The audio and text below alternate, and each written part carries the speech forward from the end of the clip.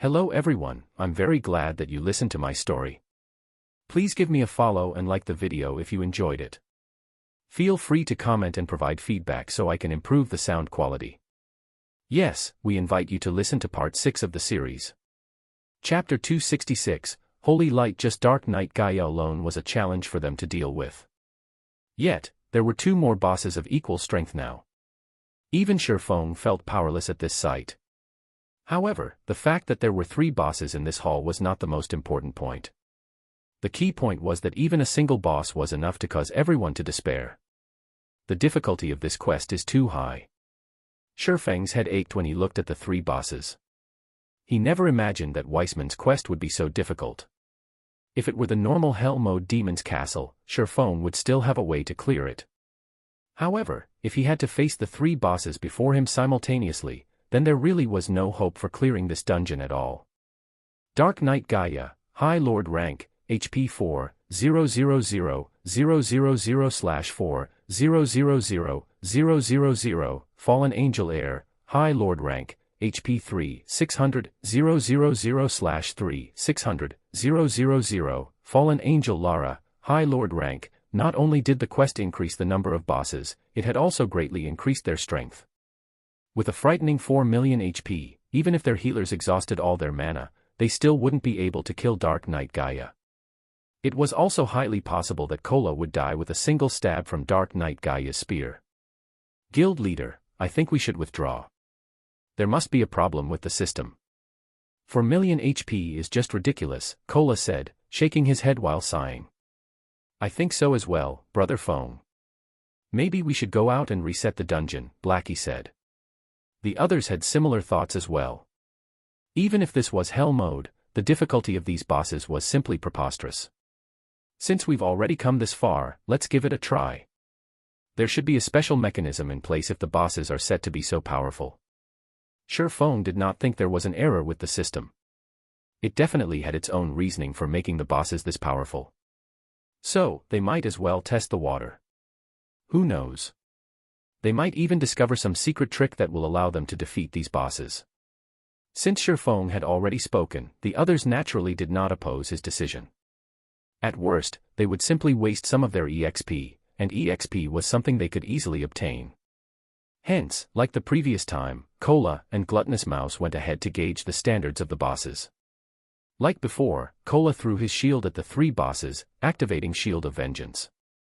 Yet, the moment Kola's shield struck the 3 bosses, everyone in the team was stunned by what they saw. 1. Only 1 point of damage appeared above each of the 3 bosses. Their frightening defense rendered everyone in the team speechless.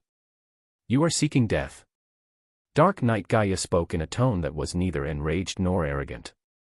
Rather, his voice was only filled with coldness and indifference. He spoke just like a machine, emotionless. Gaia then slowly got up from his throne. He did not rush to attack Kola, instead choosing to abruptly focus his eyes on Kola.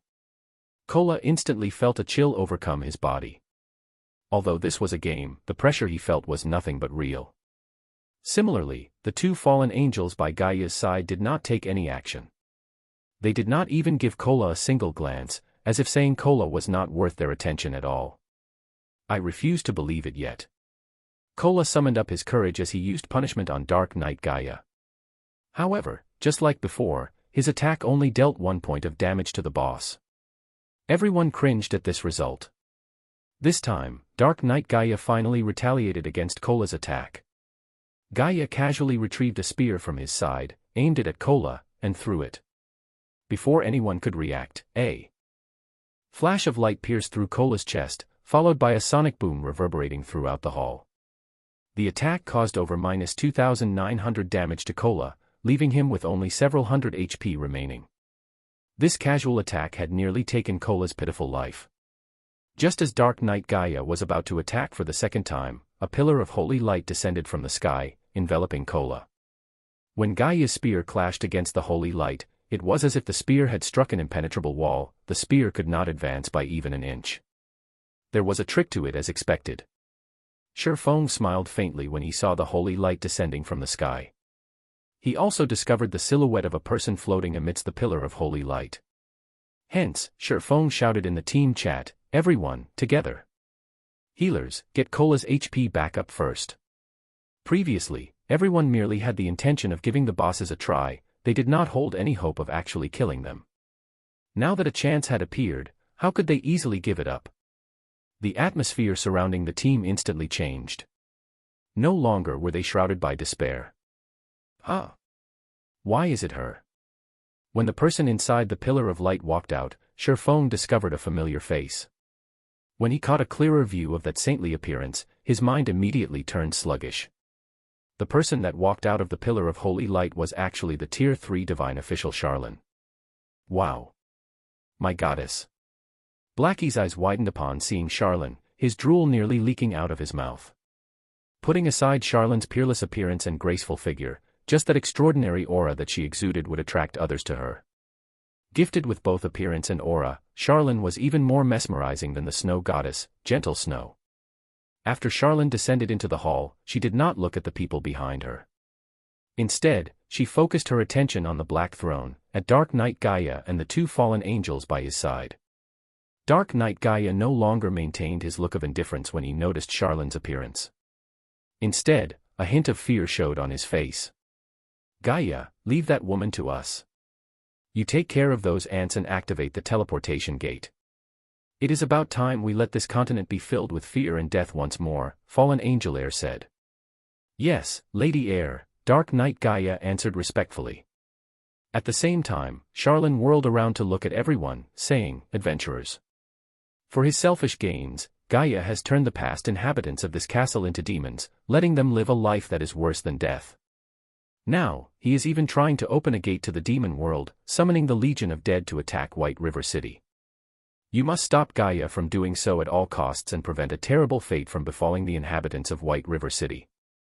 Finished speaking, Charlene immediately chanted some divine incantations. She then pointed a finger at the players before her. Suddenly, everyone in the team received a buff. Blessing of Holy Light increases all attributes by 200 points. This blessing is insane. My magic damage is over 1,000 points. My HP is also over 5,000. This feels awesome. Blackie said in exhilaration. Everyone else shared Blackie's feelings. Their bodies felt full of power, and they felt that they could easily go back and trample the previous boss, Justin Freed. Just the HP of the ranged players had already exceeded the 5,000 threshold.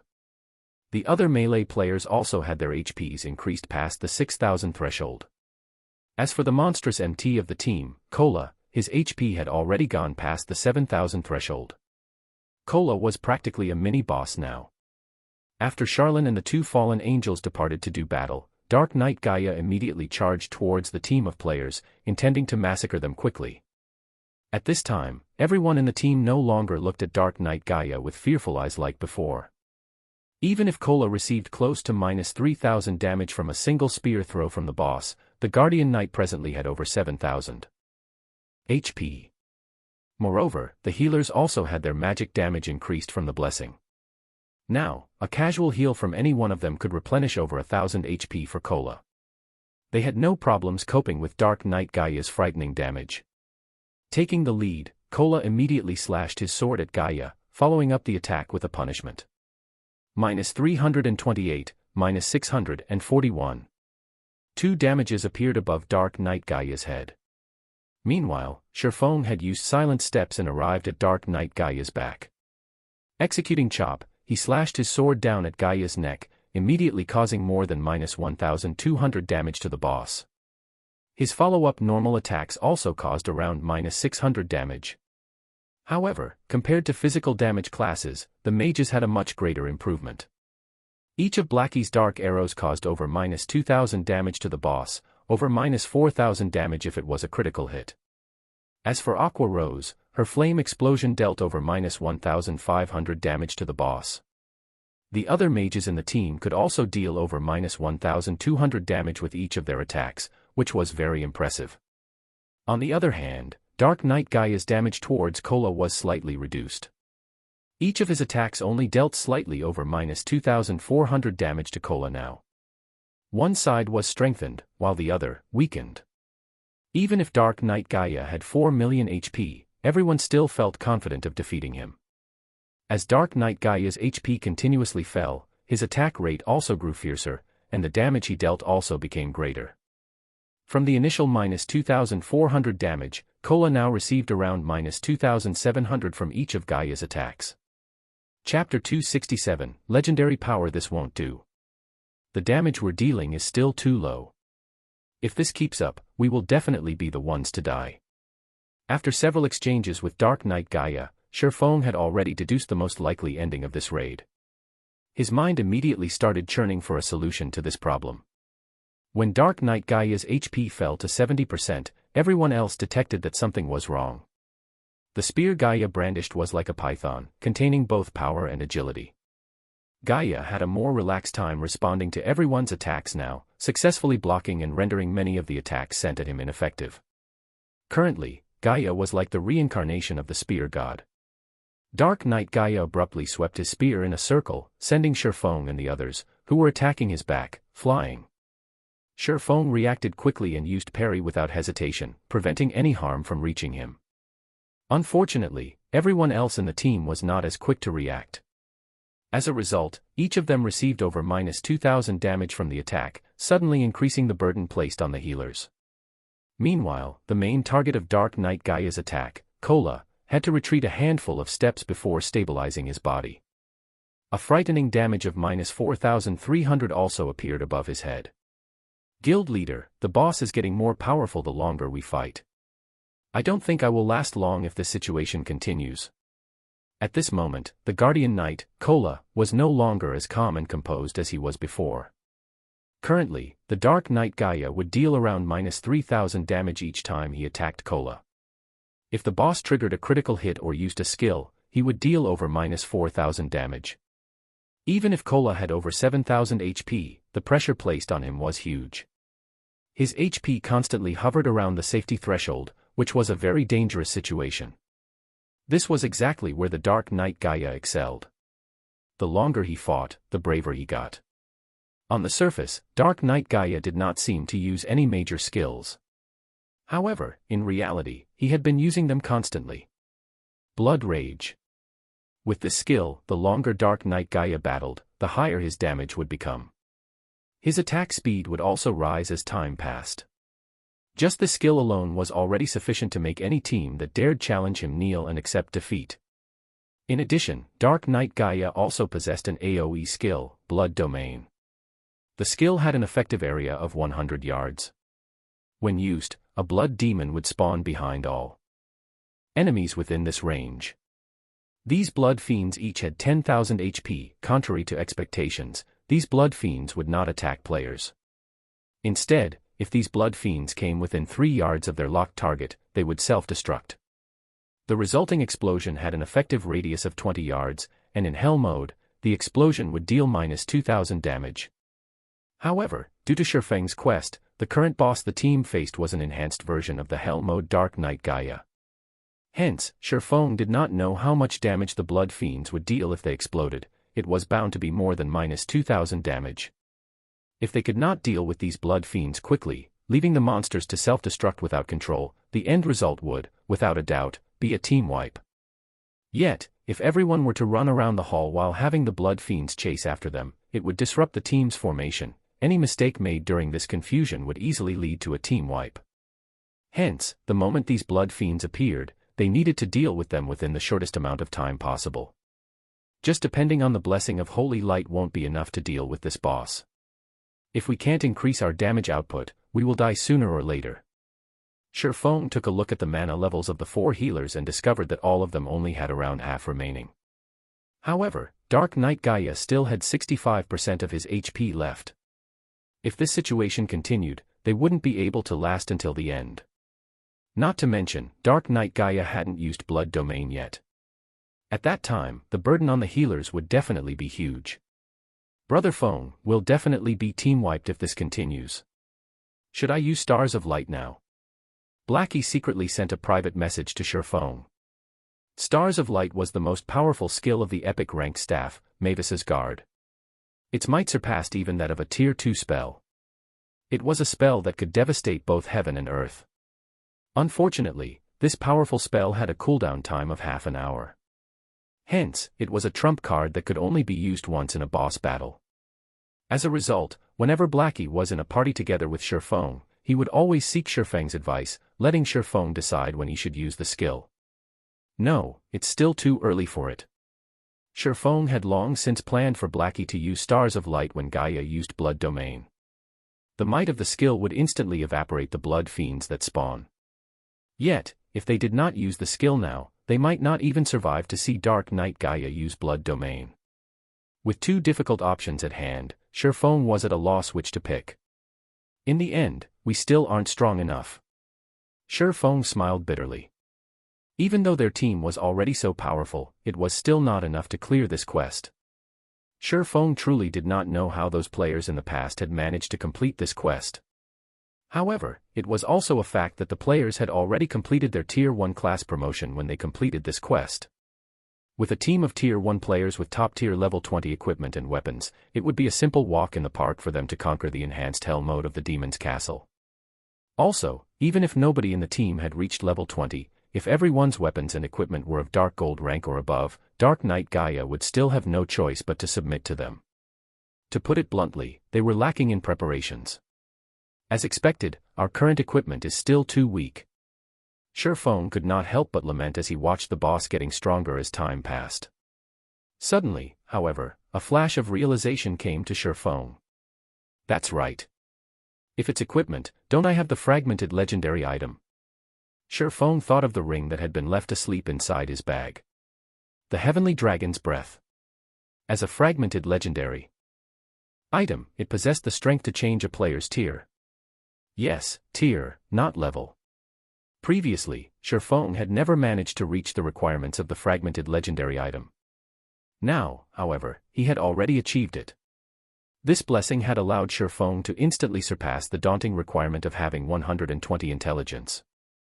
Without wasting any more time, Shifeng immediately retrieved the Heavenly Dragon's Breath from his bag. The instant he wore the ring, he immediately felt it transmit a boundless power into his body.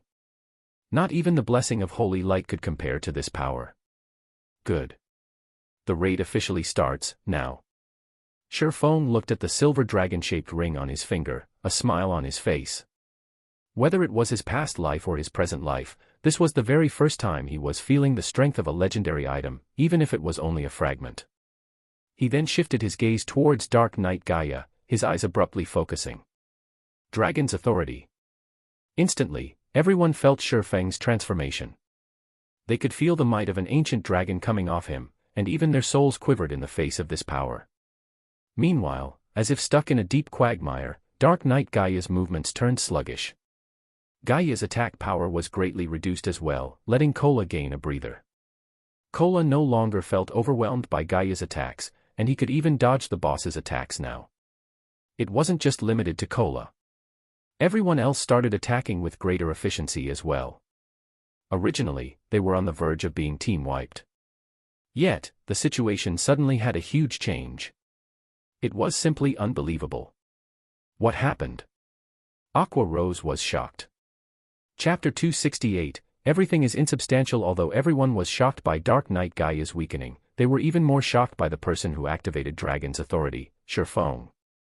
Currently, raging winds surrounded Shifeng's body, swirling in all directions and creating a dazzling sight. Shifeng had now become the focus of this hall. When Shifeng took a step forward, his body instantly disappeared and reappeared in front of Dark Knight Gaia.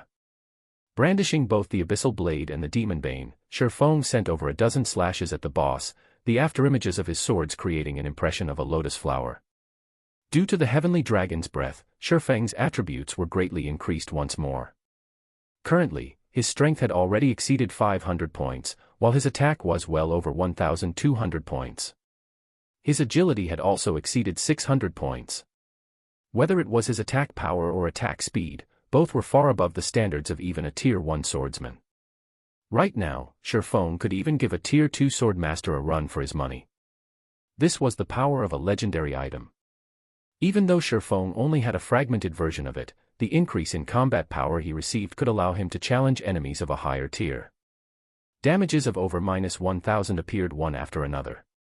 Some of his attacks had even dealt over -2,000 and -3,000 damage.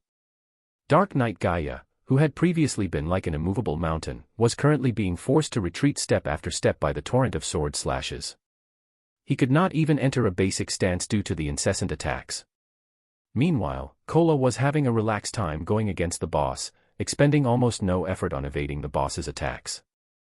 However, Shifeng's onslaught had yet to end. Every skill dealt over -2,000 damage. Of them, the level 8 Thunder Flame Explosion had even achieved a critical hit, dealing over -6,000 damage to the boss. Shifeng's damage far surpassed even that of Blackie now. Guild leader, what sort of potion did you take? How did you suddenly become so awesome? Kola was extremely curious about Shifeng's sudden transformation. Previously, Shifeng's single output damage was even below Blackie's and Aqua Rose's. Now, however, his damage had completely left that of the two in the dust. If Shifeng said it was nothing, not even a ghost would believe him. Potion. Kola, you're thinking too highly of potions. This is the trump card of our guild. Blackie said, a grin on his face. He had a fair idea of what was actually going on. After all, he had also been present when Shifeng obtained the Heavenly Dragon's breath. Brother Black is right. Kola, you're looking down on guild leader too much, Lonely Snow chimed in with a proud tone. The matter of the fragmented legendary item had always been a secret between the three of them. Shifeng had previously told them not to leak any information about it, so nobody else, other than them, knew about it. After all, just an epic ranked item alone could entice a first-rate guild to take action. If it was known that their guild possessed a fragmented legendary item, rivers of blood might start to flow in White River City. It's not a potion. Aqua Rose was also surprised. However, after she gave it a thought, their words felt right. It should not be possible for potions to provide such a powerful upgrade. Yet, if it was not a potion, what else could allow Shifeng's battle strength to increase so tremendously? Suddenly, Aqua Rose started growing more confused about the guild known as Zero Wing. It was clearly a recently established guild. It could even be described as a blank slate. Yet, shortly after she had joined the guild, she received one shock after another. Aqua Rose had even begun to suspect that Shifeng was an elder of one of those super guilds, and that he had come to White River City to play the role of a pig to devour the tiger. Only a dozen seconds passed since the battle resumed, and already, Dark Knight Gaia had lost 5% of his HP. Currently, he only had 54% of his HP remaining. If this trend continued, his life would end before 3 minutes even passed. However, Shifeng was still not satisfied with this result. The reason being, along with the passing of time, Dark Knight Gaia would grow stronger and stronger. Moreover, Dragon's authority lasted for only 1 minute. After the minute was up, Dark Knight Gaia would once again be like the reincarnation of a spear god. With Kola's equipment, he would not last long under the boss's onslaught. Just as Dark Knight Gaia was about to recover his battle strength. I wonder how well this move will perform. The abyssal blade in Shifeng's hand suddenly ignited in flames, the fire-type mana within a 30-yard radius frantically gathering around the weapon. The light from the scorching flames illuminated the dark hall, while the heat evaporated the moisture in the air. Currently, the abyssal blade in Shifeng's hand was like a miniature sun. This was none other than Shifeng's ultimate move, Flame Burst. Due to his increased attributes, the current Flame Burst was much stronger than the last time Shifeng used it. Before anyone could react, the abyssal blade turned into a shooting star, smashing into Dark Knight Gaia's chest. Gaia's previously impenetrable armor was like tofu when it met with the abyssal blade. The abyssal blade easily pierced Gaia's steel armor and body like a hot knife through butter, creating a large hole in Gaia's chest. However, this was not the end of Shifeng's attack. Shifeng then followed up with 5 more slashes, each of his slashes dealing over -6,000 damage. Some of them had even achieved a critical hit, dealing over -13,000 damage. Meanwhile, the armor on Dark Knight Gaia's body was instantly shattered, the sundered metal fragments smashing heavily against the stone pillars at the sides of the hall. These stone pillars completely collapsed at the impact of the metal fragments. Receiving these 6 continuous attacks, Dark Knight Gaia instantly lost over 60,000 HP. This scene absolutely dumbfounded everyone in the team. Right now, Shifeng looked more like the boss here with Dark Knight Gaia as the player. The situation was so shocking that Cola and everyone else in the team even forgot to attack Dark Knight Gaia. Oi! Stop daydreaming. The boss is still alive. Shifeng smiled helplessly as he received everyone's fervent gazes. After Shifeng's reminder, Cola and Yi Wumian quickly reacted and charged at the boss.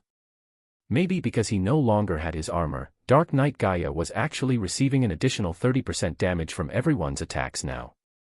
The raid progressed at a much faster rate right away. You ants have angered me. Accept the punishment of darkness. The moment Dark Knight Gaia bellowed, the entire hall turned bloody red. Immediately, 20 ferocious-looking blood fiends appeared within the hall. Meanwhile, these blood fiends each had 20,000 HP, and each of them quickly ran towards their locked targets after being summoned. Blackie. Shifeng said in the team chat. Got it. It's finally time for me to show off. Blackie chuckled as he waved his staff.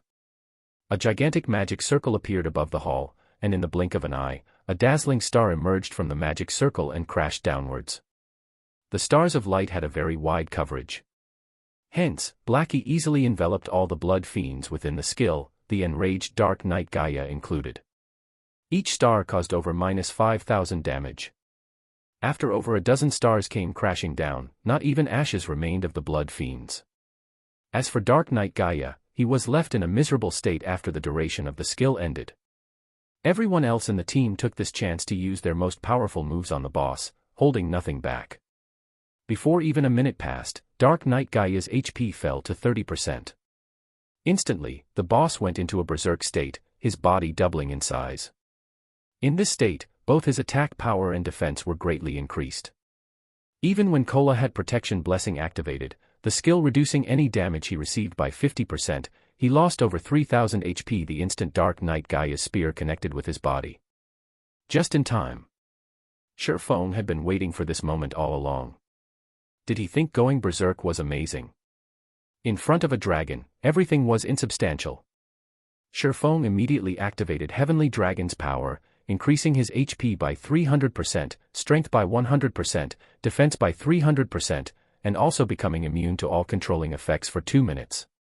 After the activation of Heavenly Dragon's power, Shifeng's body underwent a transformation. Dragon scales suddenly covered his skin, making him look as if he was wearing dragon scale armor. With the addition of these dragon scales, Shifeng's originally ordinary appearance suddenly became tyrannical. Chapter 269, Violent Conclusion. Originally, everyone was still worried about how they should deal with the berserk boss. However, Shifeng's shocking transformation immediately attracted their attention. Leaving aside Shifeng's new handsome and gorgeous appearance, just by standing there, he was already giving off an insurmountable pressure. This was no longer an oppression due to strength. Instead, this pressure was the instinctive reverence for a primordial life form. Just what is going on here? Aqua Rose asked in shock. It was a known fact that players could not transform their bodies. Yet, Shifeng had actually transformed in defiance of that notion. Moreover, that frightening pressure he was giving off was much more terrifying when compared to the berserk Dark Knight Gaia. Let alone the others, even Blackie and Lonely Snow, who knew about the fragmented legendary item, were greatly astonished by Shifeng's sudden transformation. They never thought that a player could actually become so powerful after activating the Heavenly Dragon's power. I think the guild leader can kill me in a single hit now, Lonely Snow said, a bitter smile on his face.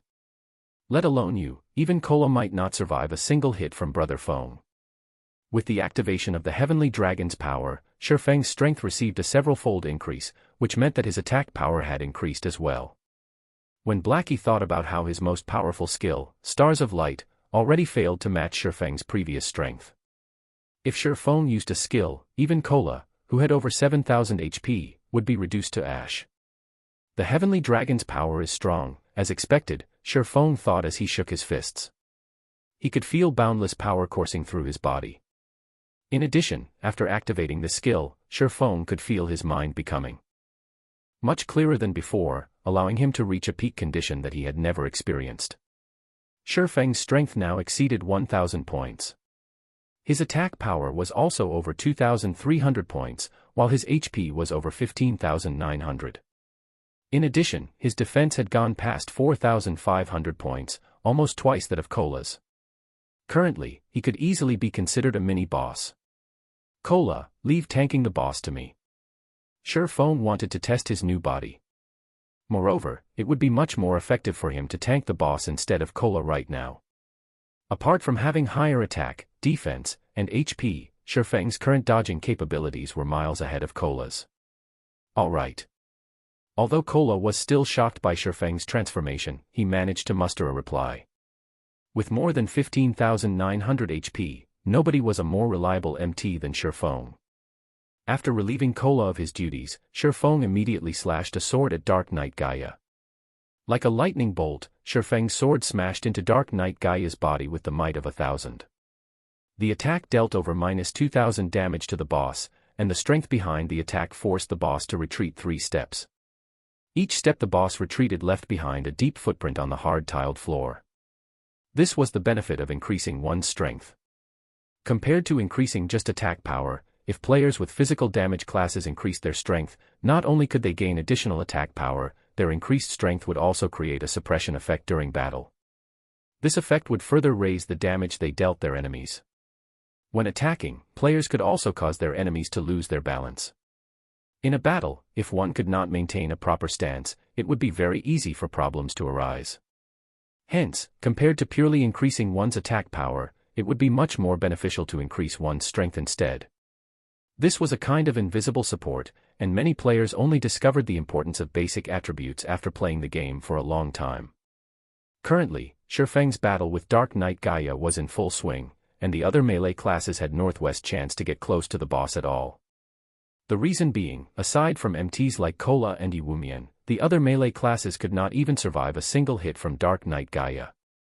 In this situation, only the ranged players could continue attacking without worry. Although Dark Knight Gaia had gone berserk, he was merely an insignificant being in the face of the Shurfeng who had the Heavenly Dragon's power activated. The battle between the two of them was just like a battle between two boss monsters. Although Shurfeng's HP was only a tiny fraction of Dark Knight Gaia's 4 million HP, in this battle, Shurfeng was the only one doing actual damage. Whenever Dark Knight Gaia attacked Shurfeng, the latter would either dodge the attack or block it. Dark Knight Gaia was unable to deal any real damage to Shurfeng.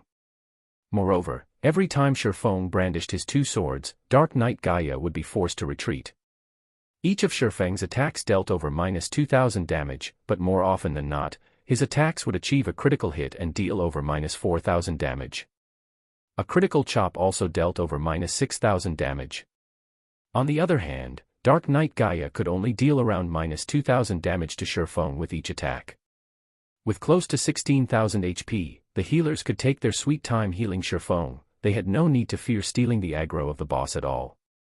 As a tank, Shurfeng was currently far stronger than the guild's number 1 MT, Cola. After the 30-second berserk period was over, Dark Knight Gaia's body shrank back to its original size. Even though he still had blood rage in effect, he no longer possessed the previous ferocity he had possessed in his berserk state. Meanwhile, the Heavenly Dragon's power had a duration of 2 minutes. There were still 90 seconds left before Shurfeng's transformation ended. Without the berserk effect, Dark Knight Gaia was like a venomous snake that lost its fangs. He could only receive a one-sided beating from Shurfeng now. Whenever Shurfeng slashed his sword, Dark Knight Gaia would have to retreat a handful of steps. The gap between the two of them simply rendered one speechless. "Throw in everything you've got. We need to end the battle as quick as possible," Shurfeng said in the team chat. Upon Shurfeng's reminder, the others who hadn't dared to approach the boss before immediately rushed up in a hurry. As a result, the damage rate to the boss instantly soared. When Dark Knight Gaia's HP fell to 15%, he used Blood Domain once more, summoning another group of Blood Fiends. However, unlike the first group of Blood Fiends, these newly summoned monsters each had 30,000 HP. As expected, even his skills have changed. Shurfeng had been afraid of something like this happening, hence why he wanted to end the battle as quickly as possible. Since the quest had altered the rating difficulty of the dungeon, a change to the skills of the boss would naturally occur. Since there wasn't much of a change in Dark Knight Gaia's blood rage, then the only skill that remained was Blood Domain. "Everyone, gather in the center," Shurfeng immediately shouted. When Blood Domain was previously used, the team had a wide-range AoE skill like the Stars of Light to depend on.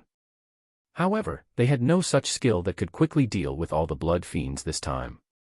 Stars of Light had a 30-minute cooldown, so there was no way of using it for the second time in this battle. Hence, they could only hope to group up and concentrate their attacks on the monsters. Everyone in the team reacted fast. Before 3 seconds had passed, all of them were already standing together. Having the shape of a demonic beast, the blood-red monsters revealed malicious expressions upon being summoned. After locking on to their respective targets, the Blood Fiends let out frenzied roars as they charged forward. By the time the Blood Fiends started moving, Aqua Rose had already finished chanting an incantation. First, she summoned an ice wall to block off all the Blood Fiends from closing in on their group. The ice wall also placed an additional debuff on the Blood Fiends, slowing the monsters' movement speeds. Right after that, Aqua Rose shot an ice sphere at the group of monsters, reducing their movement speeds even further. With the successive use of these two skills, the group of Blood Fiends now moved as slow as snails. However, Aqua Rose was still not done with her spells. She then followed up with a third spell called Blizzard. Not only could this spell deal high amounts of damage, it also had a very good movement speed reduction effect. Without staying idle, the other ranged players started throwing out attacks at the monsters as well. Blackie had also taken this chance to use the most powerful AoE skill currently available to him. Hell Flame. Pillars of dark green flames shot up from the ground, repeatedly dealing over -2000 damage to the group of Blood Fiends for 5 seconds. However, such an amount of damage was still not enough to deal with the Blood Fiends. Just as the Blood Fiends were about to close in on the team, Sherfong suddenly appeared in front of everyone, blocking the Blood Fiends' path of advance. Die! Sherfong bellowed at the group of Blood Fiends.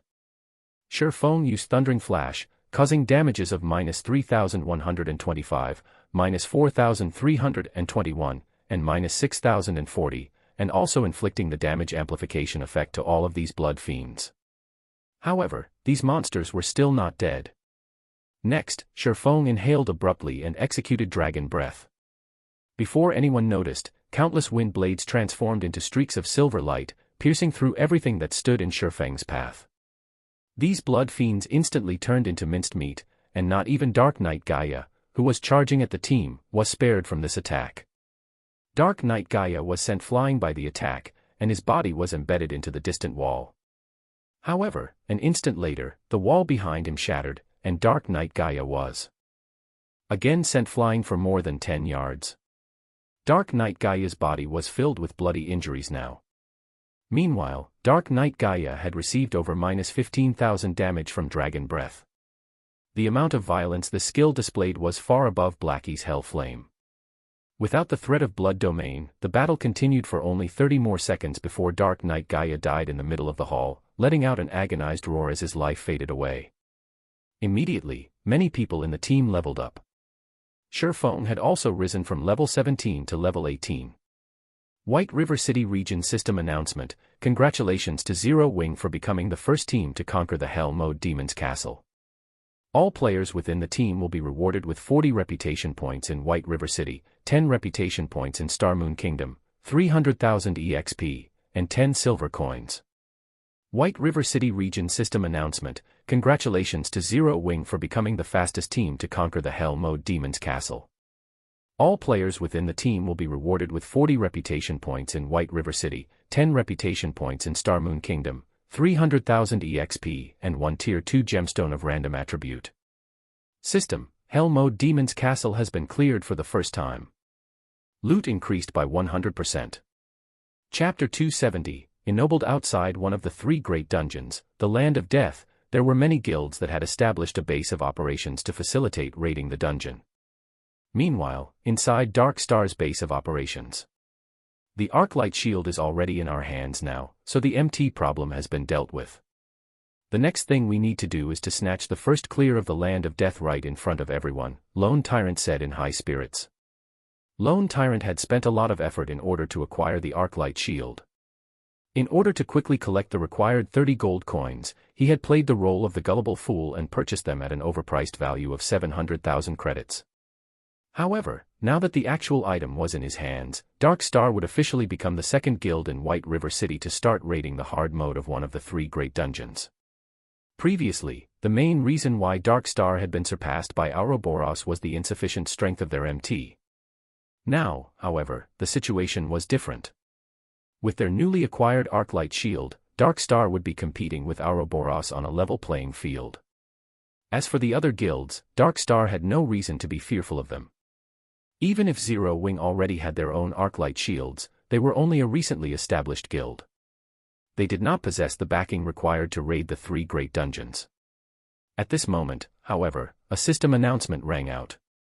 The announcement was repeated 3 times. Lone Tyrant was dumbfounded by this announcement. He was very clear about what sort of dungeon the Demon's Castle was. If not for the fact that the first clear of the 3 great dungeons was too important to them, Dark Star would have long since started raiding the Demon's Castle. However, Zero Wing had gotten the drop on them and secretly taken the first clear of the Demon's Castle. Moreover, it was the first clear of the Hell Mode Demon's Castle.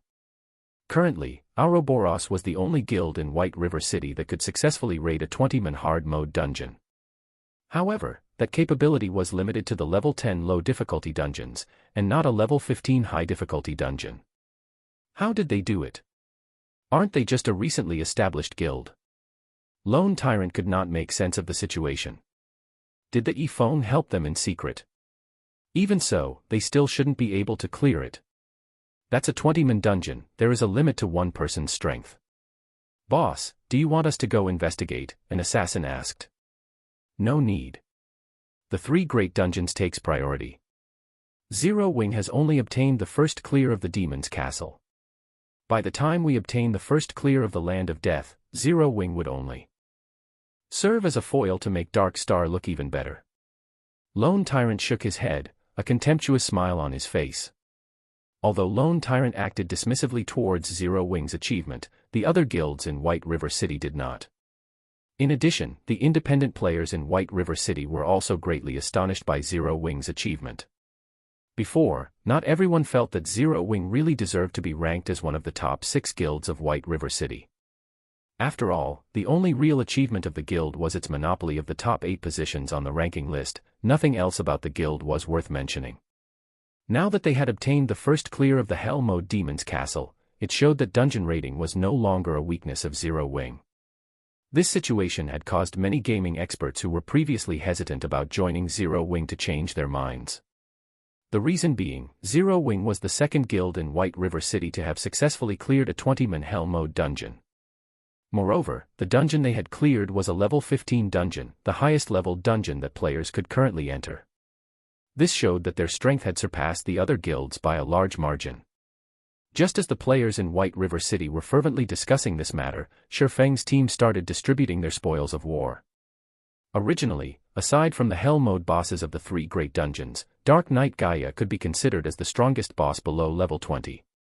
After receiving the frightening enhancement from Shifeng's quest, Dark Knight Gaia had become even stronger than the final boss of the Hell Mode of the 3 great dungeons. Hence, the loot he dropped would naturally be excellent. Dark Knight Gaia had dropped a total of 27 items, 9 weapons and equipment, 1 forging design, 1 tailoring design, 1 potion recipe, 1 cooking recipe, 3 precious production materials, 10 magic crystals, and 1 demon's heart. The last item was also Shifeng's quest item this time around. Among the 9 weapons and equipment, 5 were of dark gold rank, and all of them were items that could level up from level 15 all the way up to level 20. Of the 5 items, 1 was a staff for clerics, and 1 was a cloth armor chest piece for clerics. Both items were given to Violet Cloud. Meanwhile, Blackie received a hat for Cursemancers, Aqua Rose received shoulder guards for elementalists, and Yi Wumian received arm guards for shield warriors. The remaining 4 weapons and equipment were of fine gold rank. The leather armor chest piece and shoulder guards were both given to Fire Dance. There was also a longbow for rangers, which was given to Sentimental Memories, one of the 5 demon generals. Lastly, the Berserker, Water Buffalo, received a great sword. After having distributed all the equipment, the team's battle power greatly increased once again. With such equipment, no other team in White River City could even hope to compare to them. As for the other items, Shifeng promptly kept them for himself. We've got a good harvest this time. Sherfeng felt exhilarated when he looked at the designs and recipes in his bag. In the hands of others, these items would only be worth a small sum of money. In his hands, however, these items would be money-making machines. Most importantly, the forging design he obtained was meant to produce the gemstone buckle. This item could allow players to equip an additional gemstone onto equipment that were of bronze rank or above. Meanwhile, players could apply up to 3 gemstone buckles on their characters, meaning they could have up to 3 additional gemstones. The value of this item was no less than the advanced whetstone. As for the other recipes and designs, they were relatively valuable as well. Only, they were not as valuable as the gemstone buckle. After leaving the demon's castle, Sherfeng allowed everyone to go ahead with their own agendas while he headed to the city hall of White River City. When Sherfeng arrived at the reception room of the city hall, the Tier 4 wizard Weissman was still as leisurely as he was before. Weissman currently stood by the window, a peaceful expression on his face as he observed the plaza outside the city hall. "Young man, you're here. I've already heard about your achievements from that little girl, Charlene." Before Sherfeng had even entered the room, Weissman had already detected his presence. At this time, Weissman moved away from the window and walked towards Sherfeng. He then nodded his head, a smile on his face as he said, "Not bad. Truly not bad at all. I never imagined a day would come when this old man would misjudge somebody. Ha ha ha. Not only have you slain Gaia, you have also saved the entire White River City. I don't even know how I should reward you for your efforts.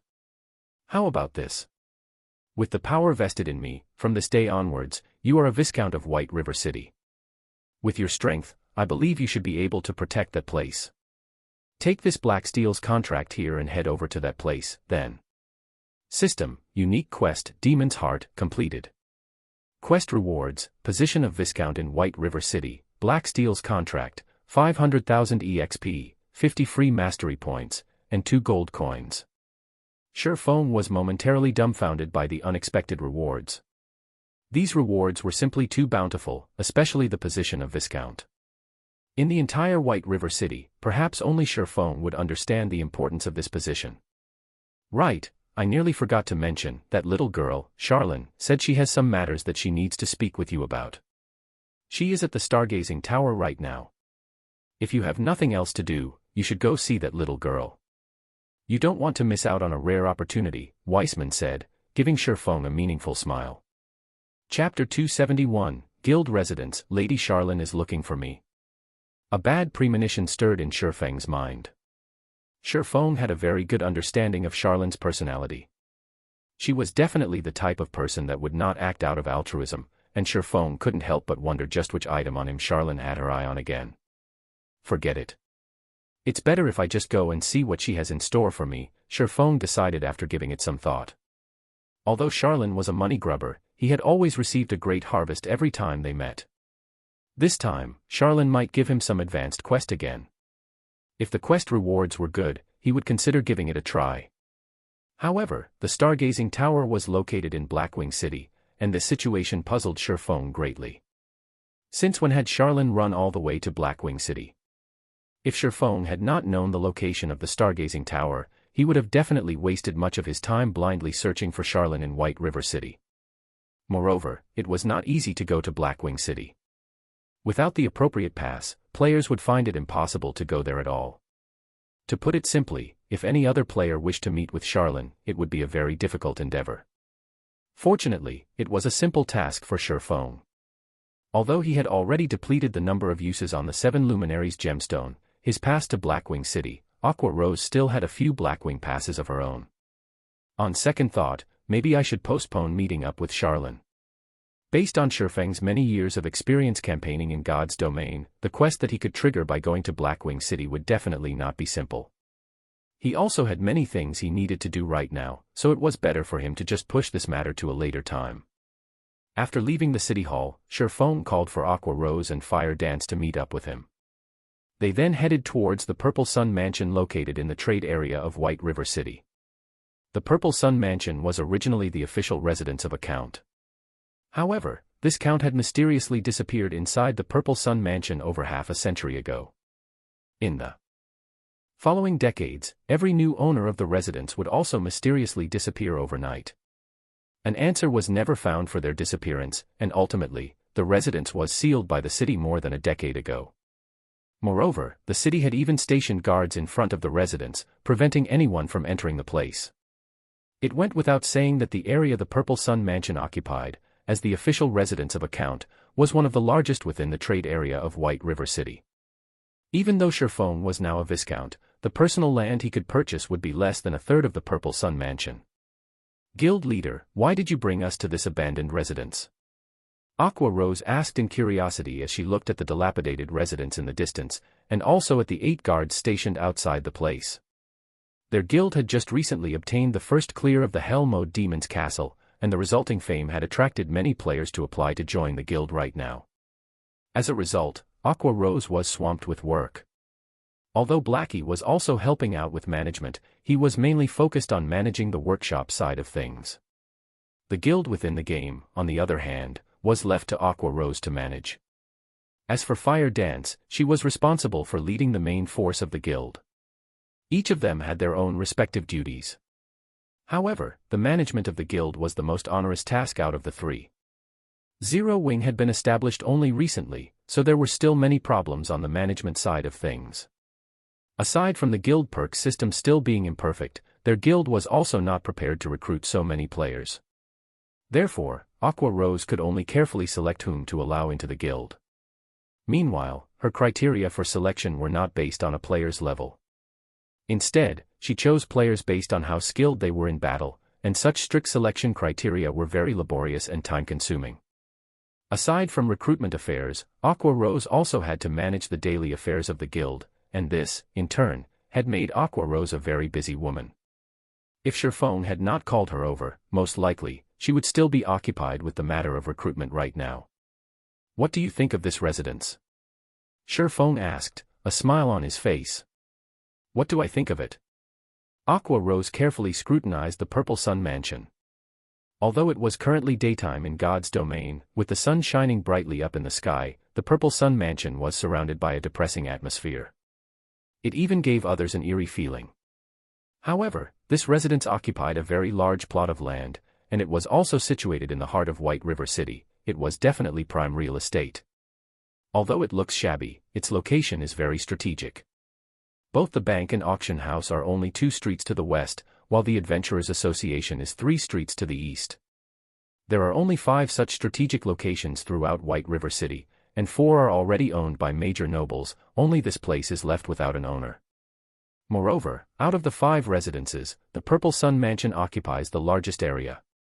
Unfortunately, it is not for sale, and it is also protected by guards. If a guild can establish a guild residence here, it would be very beneficial towards the guild's development in the future. Aqua Rose replied with eloquence. She was extremely familiar with the real estate of White River City. Her eyes were filled with yearning when she looked at this dilapidated residence. However, since they could not obtain it, there was not much point in talking about it. Not to mention owning private territory within the trade area, they did not have the power to purchase land in even the outermost sectors of the city right now. Indeed. Within White River City, the Purple Sun Mansion could be considered the best location to establish a guild residence. Sherfone nodded his head in agreement. He then said with a soft chuckle, however, from today onwards, this Purple Sun Mansion belongs to us, Zero Wing. After Sherfone finished speaking, both Aqua Rose and Fire Dance were instantly dumbfounded. They looked at Sherfone with eyes filled with disbelief. Guild leader, what did you say? Aqua Rose couldn't believe the words she just heard. This prime real estate belonged to Zero Wing from now on. No matter how she thought about this matter, it was simply impossible for it to be true.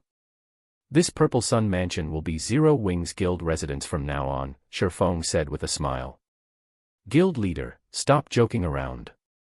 For such prime real estate, not to mention now, even if another month passed by, it would still be impossible for anyone to obtain it. Aqua Rose had a clear understanding about guild residences. Currently, not a single guild in White River City possessed a guild residence of their own. Yet, Sherfone was saying that this hot property was now under the ownership of Zero Wing. If what Sherfone said was indeed true, then it would be even more shocking than Zero Wing obtaining the first clear of one of the 3 great dungeons right this instant. It was simply unbelievable. I knew you wouldn't believe me, which is why I brought you over to take a look. Sure Feng shook his head and laughed. If Zero Wing wished to develop rapidly, a guild residence was a must. Meanwhile, Aqua Rose was the manager of the guild, so Sure Feng naturally had to bring her over to take a look at their future guild residence. It would allow Aqua Rose to better plan for the future. After all, it was one thing to obtain the land for the guild residence, actually establishing it was an entirely different matter. It would be better for them to plan ahead. Just as the 3 of them arrived in front of the steel gate of the Purple Sun Mansion, the captain of the station guards walked up to them, blocking their paths. This is a forbidden location of White River City. Those unrelated, please leave, the guard captain berated. Don't tell me even I am not allowed entry. Sure Feng revealed his title of Viscount. So it is Lord Viscount. Forgive this humble one for not recognizing my lord. However, Magistrate Weissman has personally given orders that nobody is allowed entry into this place, and even if it is you, Lord Viscount, I am afraid that I cannot allow you to enter. The guard captain suddenly grew respectful when speaking to Sure Feng. What about this? Sure Feng took out the Black Steel's contract this time. The guard captain was shocked after seeing this piece of paper. After all, this paper was the deed to the Purple Sun Mansion. In other words, from this moment onwards, the Purple Sun Mansion was the private territory of the Viscount before him. Since Lord Viscount has already become the owner of this place, of course this humble one would not stop my lord from entering, the guard captain said carefully. He then added, however, there is something very strange about this Purple Sun Mansion. If my lord is planning to enter, please exercise caution. I understand. Sure Feng nodded in reply. Following which, the 8 guards moved away from the entrance, allowing the 3 of them entry into the residence. Meanwhile, both Aqua Rose and Fire Dance were shocked by Sure Feng's revelation. He was actually a Viscount of White River City. Nobility was unlike levels. One could not get ennobled simply by wishing for it. Instead, one needed a large amount of reputation to do so. Currently, all the guilds in White River City were busy trying to raise the White River City reputation they had. Although there were already players who had become citizens, there had yet to be a single person who achieved nobility even until now. Meanwhile, nobility could be categorized into 5 tiers, which were Duke, Marquis, Count, Viscount, and Baron. Just the difficulty of becoming a Baron had made all the guilds in White River City lament over their powerlessness, not to mention obtaining the position of Viscount, which was 1 tier above Baron. Chapter 272, Spirited Away. Based on Aqua Rose's knowledge about the authority of barons, aside from being able to purchase private territory within White River City, they could also hire their own guards. A baron could hire a total of 10 NPCs to serve as guards for his own territory. However, a baron was the lowest rank of nobility. Only when one was promoted to Viscount would one be counted as one of the true nobles of the city. A Viscount could not only purchase private territory, one could recruit up to 40 NPCs as guards, as well as have 2 personal guards. Having personal guards was a special privilege available only to true nobles. The normal guards hired by players were not capable of growth, unlike personal guards. In other words, after recruitment, the levels of normal guards would not change no matter how much time passed. On the other hand, personal guards could be leveled up. They would also receive bonus attributes from leveling up, making them much stronger than normal guards. The difference between the two was like the difference between a common monster and a boss monster. Meanwhile, if their guild had these personal guards protecting their guild residents, at this stage of the game, the defense of their guild residents would definitely be foolproof. Furthermore, they could even have these personal guards participate in boss battles. Although the levels of these NPCs would be suppressed, they would still be a lot stronger than the average player. With these personal guards, Zero Wing would have a greater advantage over other guilds when contesting for field bosses.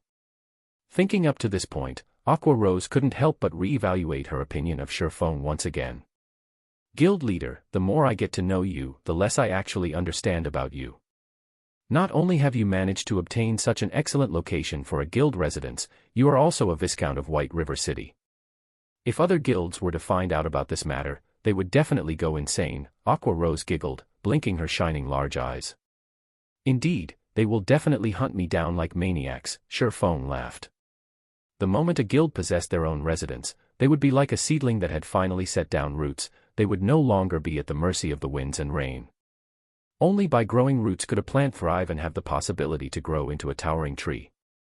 In the past, a player had once joked that a guild without their own guild residence was like a gang of mountain bandits, while a guild that had their own guild residence was like the lord of a region. The reason being, only with a guild residence could a guild gradually perfect the many benefits they provided. It was especially true for guild quests. At this stage of the game, as nobody possessed their own guild residence yet, the NPCs within the city were unable to privately publish quests to the guilds. Hence, players could only accept some daily quests from the Adventurers Association to earn guild reputation. In comparison to the individual quests that players received from the Adventurers Association, the private guild quests published by NPCs rewarded much higher guild reputation. If a guild was sufficiently powerful, there was even the possibility that a quest rewarding an epic ranked item would appear. Moreover, unlike at the Adventurers Association, the number of quests available to guild members was not just limited to 2 or 3. As long as a guild was sufficiently powerful, there would be several hundreds, even thousands of guild quests being published in the guild residence every day. With so many quests available, players would be able to level up and upgrade their equipment more efficiently than if they were limited to grinding monsters. Also, statistical analysis made by professionals in the past showed that guilds with guild residences made at least double, or even triple, the amount of money of guilds without guild residences. Moreover, only with a guild residence would a guild officially have a stable source of income. The reason being, whenever a guild member completed a guild quest, the guild would automatically collect 15% of the quest reward as processing fee. The fees collected would then be stored inside the guild bank to serve as funding for the guild. This was the reason why guild residences were so important. The location of the guild residence was also very important as this correlated to the number of guild quests a guild would receive. A newly established guild residence would be an unknown existence in White River City. To be precise, it would be unknown to the NPCs of White River City, and that anonymity would prevent many of these NPCs from commissioning quests with such newly established guild residences. If, however, a guild residence was established in a high-traffic location like the trade area, it would be easily noticed by NPCs. As a result, the number of quests the guild residence received would increase. Meanwhile, as the number of quests resolved by the guild increased, the fame of the guild among NPCs would also rise. And the number of NPCs willing to commission quests would also increase in turn. Such a snowball-like development speed would be unstoppable once it started. Hence, if the guilds in White River City were to find out about Zero Wing coming into possession of a guild residence, they would definitely hate Shifeng down to the bone. Fortunately, Zero Wing had already grown past the stage of a fledgling guild. Unrated guilds would not dare to make an enemy out of Zero Wing. Only third-rate guilds or above would pose a threat. However, once Zero Wing officially establishes its guild residence, not even third-rate guilds would dare to become its enemies. While Shifeng and Aqua Rose were having their merry discussion, the three of them arrived inside the main building of the Purple Sun Mansion. After remaining vacant for over a decade, the interior of the mansion was fully covered in a layer of dust. Weeds could even be seen growing in certain locations inside the mansion. The interior of the building looked extremely dilapidated, as if it could collapse at any moment. Not to mention people, even rats would not want to live in this place. It seems this place needs to be completely demolished and rebuilt, Shifeng said in heartache as he swept a glance at the interior of the mansion. For privately owned territories, any expenditures spent on it had to come out from the owner's own pockets. However, not to mention building a guild hall meant for an entire guild, even the cost of building an ordinary house was insanely expensive. It was a price that no normal person could afford. Only a large guild with immense wealth could afford such a price.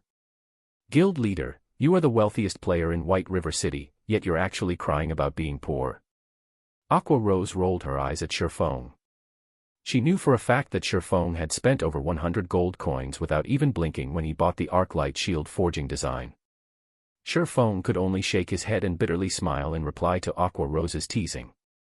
What Aqua Rose did not know was that a fee of 200 gold coins was required in order to construct even the most common guild hall. Meanwhile, such a guild hall only had a capacity of 500 players. If it were a guild hall with a capacity of 1,000 players, the construction fee would be 500 gold coins. With the area the Purple Sun Mansion occupied, Feng could build an advanced guild hall with a capacity of 3,000 players, at the very least. However, the price tag for an advanced guild hall was 3,000 gold coins. 3,000 gold was an astronomical sum for any one guild. Even though Feng indeed had the ability to construct an advanced guild hall, he still had the burden of 30,000 gold from the Gospel Project quest bearing down on him. He dared not randomly spend his money. The only reason he had spent over 100 gold for the Arclight shield forging design was because he was confident of earning back the money through sales of the shields he produced. In the case of the guild hall, however, it was a one-way expenditure. Just as Feng's group arrived at a flight of stairs, Feng suddenly felt a gust of cold wind blowing over his face. He could also hear an indistinct voice whispering by his ears, as if calling him to descend the stairs. Instantly, Feng felt all the hairs on his body stand up. Without hesitation, Feng immediately unsheathed the abyssal blade and the demon bane, raising his 5 senses to their very limits. In this moment, he was fully prepared for any enemies that would show up. Aqua Rose and Fire Dance, on the other hand, reacted a tad slower than Feng. However, they too promptly readied their weapons as they fixed their gazes at the staircase. Contrary to their expectations, however, nothing appeared from the staircase. Only a cold breeze blew up from below, causing the weeds within the mansion to quiver slightly. How can there be wind coming from inside the building? Fire Dance asked, feeling there was something very strange about the situation. The virtual world of God's domain closely resembled reality. Meanwhile, their current location was the heart of the mansion. It was an enclosed space, so it should have been impossible for any wind to be present. Likewise, Feng also felt this matter was strange. However, according to Feng's knowledge, there was indeed something very strange about this Purple Sun mansion. After all, it was a fact that every previous owner of the mansion had disappeared without a trace while staying inside the building. It was due to these disappearances that the inhabitants of White River City had nicknamed the building the Ghost Mansion. Even the Tier 4 wizard Weissman could not find the reason for the past owner's disappearances. The only solution he had was to send out a team of guards to prevent anyone from entering the mansion. Feng also had not learned anything about the Purple Sun mansion in his past life. Hence, he could only rely on himself to resolve this matter. Only, he never expected to feel such a great pressure just by standing at the entrance of the staircase. It felt as if he was standing in front of a ferocious beast. Moreover, this kind of pressure had a sense of familiarity. However, Feng could not recall where he had felt this pressure before. The cold wind seems to be coming from the basement. Let's go have a look at it for now. Feng shook his head. He decided to first discover the source of this mysterious wind before making any further decisions.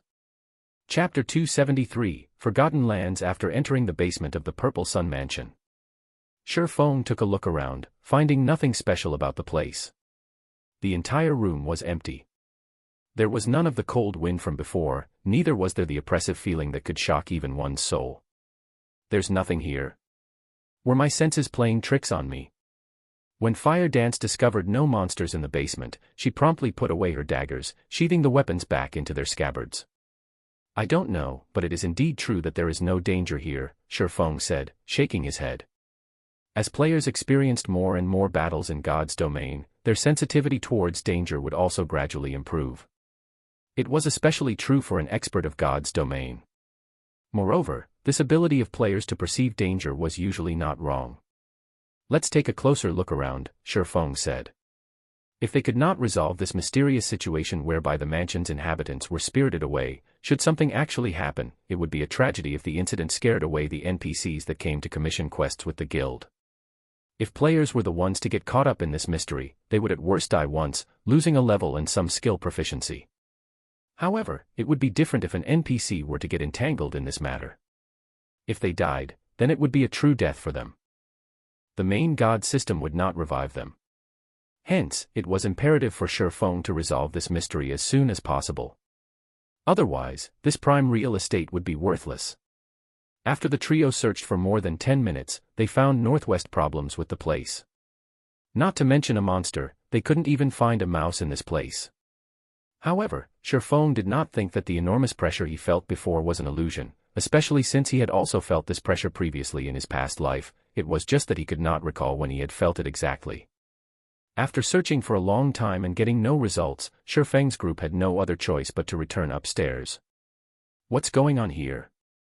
The moment the group arrived upstairs, Aqua Rose immediately called out in shock when she saw the scene before her. Aqua Rose wasn't the only person who was shocked, even Shifeng was taken aback by what he saw. They had simply returned to the hall on the first floor, yet, the scene here was completely different from before. No longer was it the empty, dilapidated hall they had seen. Instead, the sight that greeted the three after they exited the staircase was an intricate labyrinthine corridor. It was as if they had arrived at an entirely different place. It was definitely not the former Purple Sun mansion they had been in. At this moment, a notification sounded from the system. System, players have discovered the Forgotten Lands. All communications to the outside world are temporarily disabled. So it turns out to be something like this. Shifeng suddenly came to a realization. He finally knew why the previous owners of the mansion had all disappeared one after another. It turned out that all of them had been transported to this location. Guild leader, I can't use my return scroll, Fire Dance said, her eyebrows wrinkled. This is just like the time in the trial of God. It seems that this place isn't ordinary at all. Shifeng began observing his surroundings. Shifeng had encountered numerous such situations in his previous life. It was just like the Lost Lands he had encountered shortly after entering God's domain in this life. He had even obtained the Abyssal Blade from that place. Although the Forgotten Lands was different from the Lost Lands, both still had their similarities. Most likely, players trapped in this place would be released after they completed a certain quest. However, unlike the time in the Lost Lands, none of them received any notifications of having triggered a quest. Soon after, Shifeng's group of three advanced into the labyrinth and began to explore the map. Shifeng couldn't help but admit that this map was very large. Even after they had wandered around for more than 6 hours, they still hadn't finished exploring the place. In the end, the three of them decided to split up and continue their exploration. In any case, they had not met with any dangers so far, and it would be much more efficient if they explored the map separately. Unwittingly, a day passed by without anything happening. Only on the second day did Aqua Rose find something new in the region she explored. Aqua Rose discovered a large magic array. According to the speculations of Shifeng and an elementalist like Aqua Rose, it should be a magic array that was tier 5 or above. However, as to what this magic array was used for, not even Shifeng with his bountiful experience could guess. Unless there was a tier 5 wizard or a tier 6 mage god before them. Following which, after spending the rest of the day exploring the place, Fire Dance discovered a second magic array that looked exactly the same as the first one. Other than this discovery, the trio found nothing else. They did not find even a single monster throughout their exploration, nor did they receive any quest notifications. Aqua Rose entertained the thought of simply giving up on this pointless endeavor. It would be more worthwhile for her to just kill herself and return to the city. In this godforsaken place, they could not level up, neither was there any quest for them to complete. They were simply wasting their time by staying here. Moreover, she was the manager of the guild, she still had many things she needed to do. How could she afford to waste so much precious time in this place? Moreover, there was still the matter of the guild residence. However, Shifeng discouraged Aqua Rose from taking such an action. The reason being, there was no guarantee she could return to the city even if she killed herself. In the event that she could not return, she would have lost a level for nothing. Listening to Shifeng's words, Aqua Rose had no choice but to give up on this idea of hers as she continued exploring this Forgotten Lands. When the third day arrived, after exploring a majority of the Forgotten Lands, the group discovered 3 more magic arrays. In total, they had discovered 5 of such tier 5 magic arrays. Soon after, the 3 of them met up and shared their map information with each other. The moment their map information sharing was completed, a notification sounded from the system. System, unique quest, Miracles Unsealed, activated. Quest details, remove the seal on the Forgotten Lands. Remove the seal on the Forgotten Lands. The quest doesn't even tell us how to do so. What are we even supposed to do here? Fire Dance glared at the notification screen in anger. They had been exploring this place for 3 days now, yet, the only thing they got in return was this quest that provided them with no hints at all. The game was simply too despicable. It should be around here, Shifeng said, pointing on the map. To be precise, he was pointing at an area central to the 5 magic arrays. Magic arrays require mana to operate, and normally use mana crystals as a source for mana. However, although the magic arrays were functioning properly when we discovered them, there was no sign of any mana crystals on site powering them. Moreover, these 5 magic arrays seem to be an integrated structure, so there should be a place where they draw their mana from.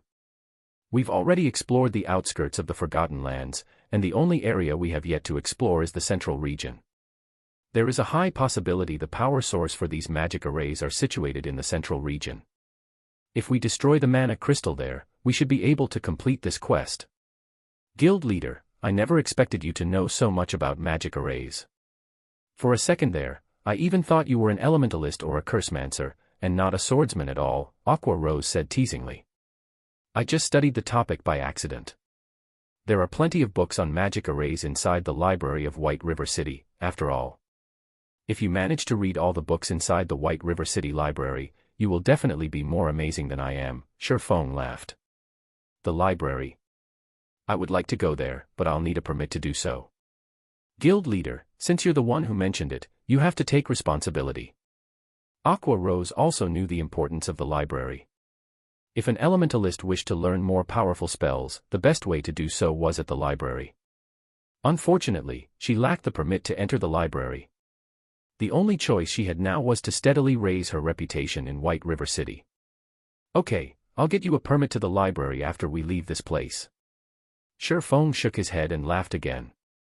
As a demon hunter, he could obtain a permit to the library anytime he wanted.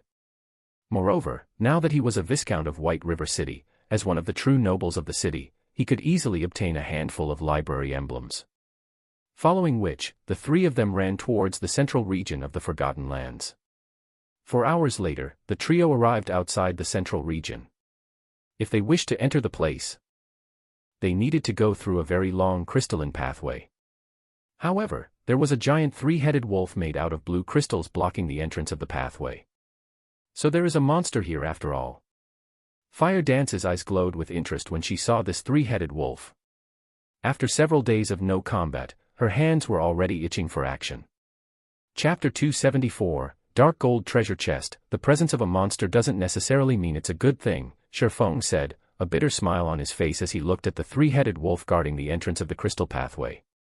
Crystal Warwolf, Lord Rank, HP 300, 000/300, 000. Compared to a dungeon boss, a field boss of the same rank was much more powerful. Moreover, in order to counter Zerg tactics, 1, God's domain had set it so that field bosses would have their combat power and HP increased in proportion to the number of players participating in the battle. Generally, the optimum number of players required to raid a Lord-ranked field boss was around 10 to 20, unless of course it was a special boss. However, judging from the appearance of the Crystal Warwolf before them, Shifeng felt that it should not be a special boss. In other words, at least 10 players were needed to raid this boss. To make matters worse, the Crystal Warwolf was a level 25 monster, while nobody in Shifeng's group had even reached level 20, the resulting level suppression would be dire. Of those present, aside from Shifeng, who had the Abyssal Blade, which allowed him to fully ignore this level suppression, only Aqua Rose possessed a piece of equipment with the Ignore Levels attribute. Even so, her equipment only allowed her to ignore up to 3 levels. Aqua Rose herself was only at level 17 right now, and a level suppression of 5 levels would not be easy for her to deal with. As for Fire Dance, there was nothing to say. Of course, every cloud had a silver lining. Since the boss guarding the crystal pathway was very strong, it meant that the things beyond the pathway was equally important. Moreover, Shifeng also discovered a treasure chest sitting beside the pathway. This treasure chest was a dark gold treasure chest, and Shifeng's heart burned with a fiery passion as he looked at it. The loot he could get from this dark gold treasure chest would be much better than the loot from the boss before him.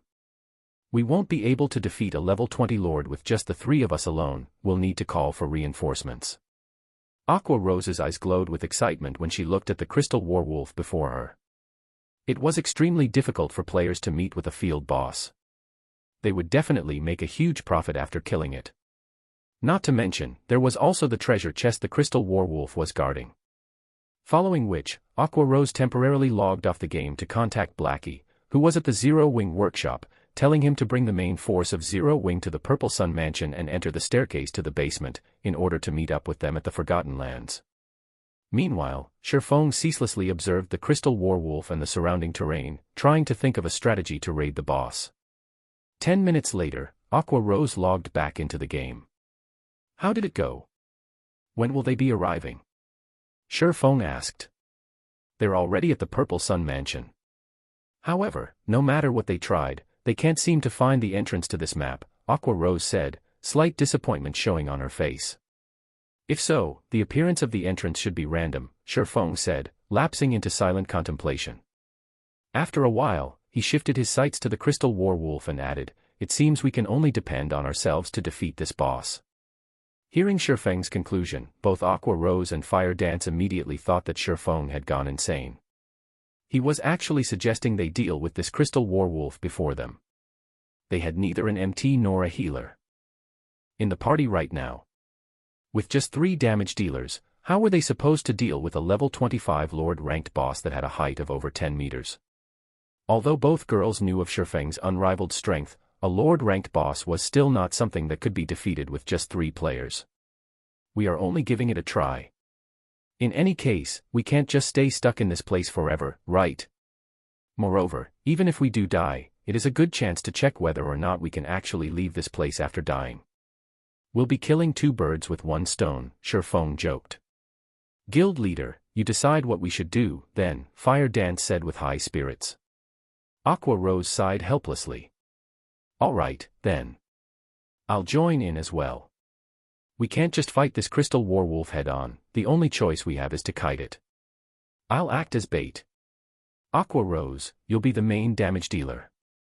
Fire Dance, you'll be responsible for restricting its movements as much as possible. After some consideration, Shifeng settled on this strategy.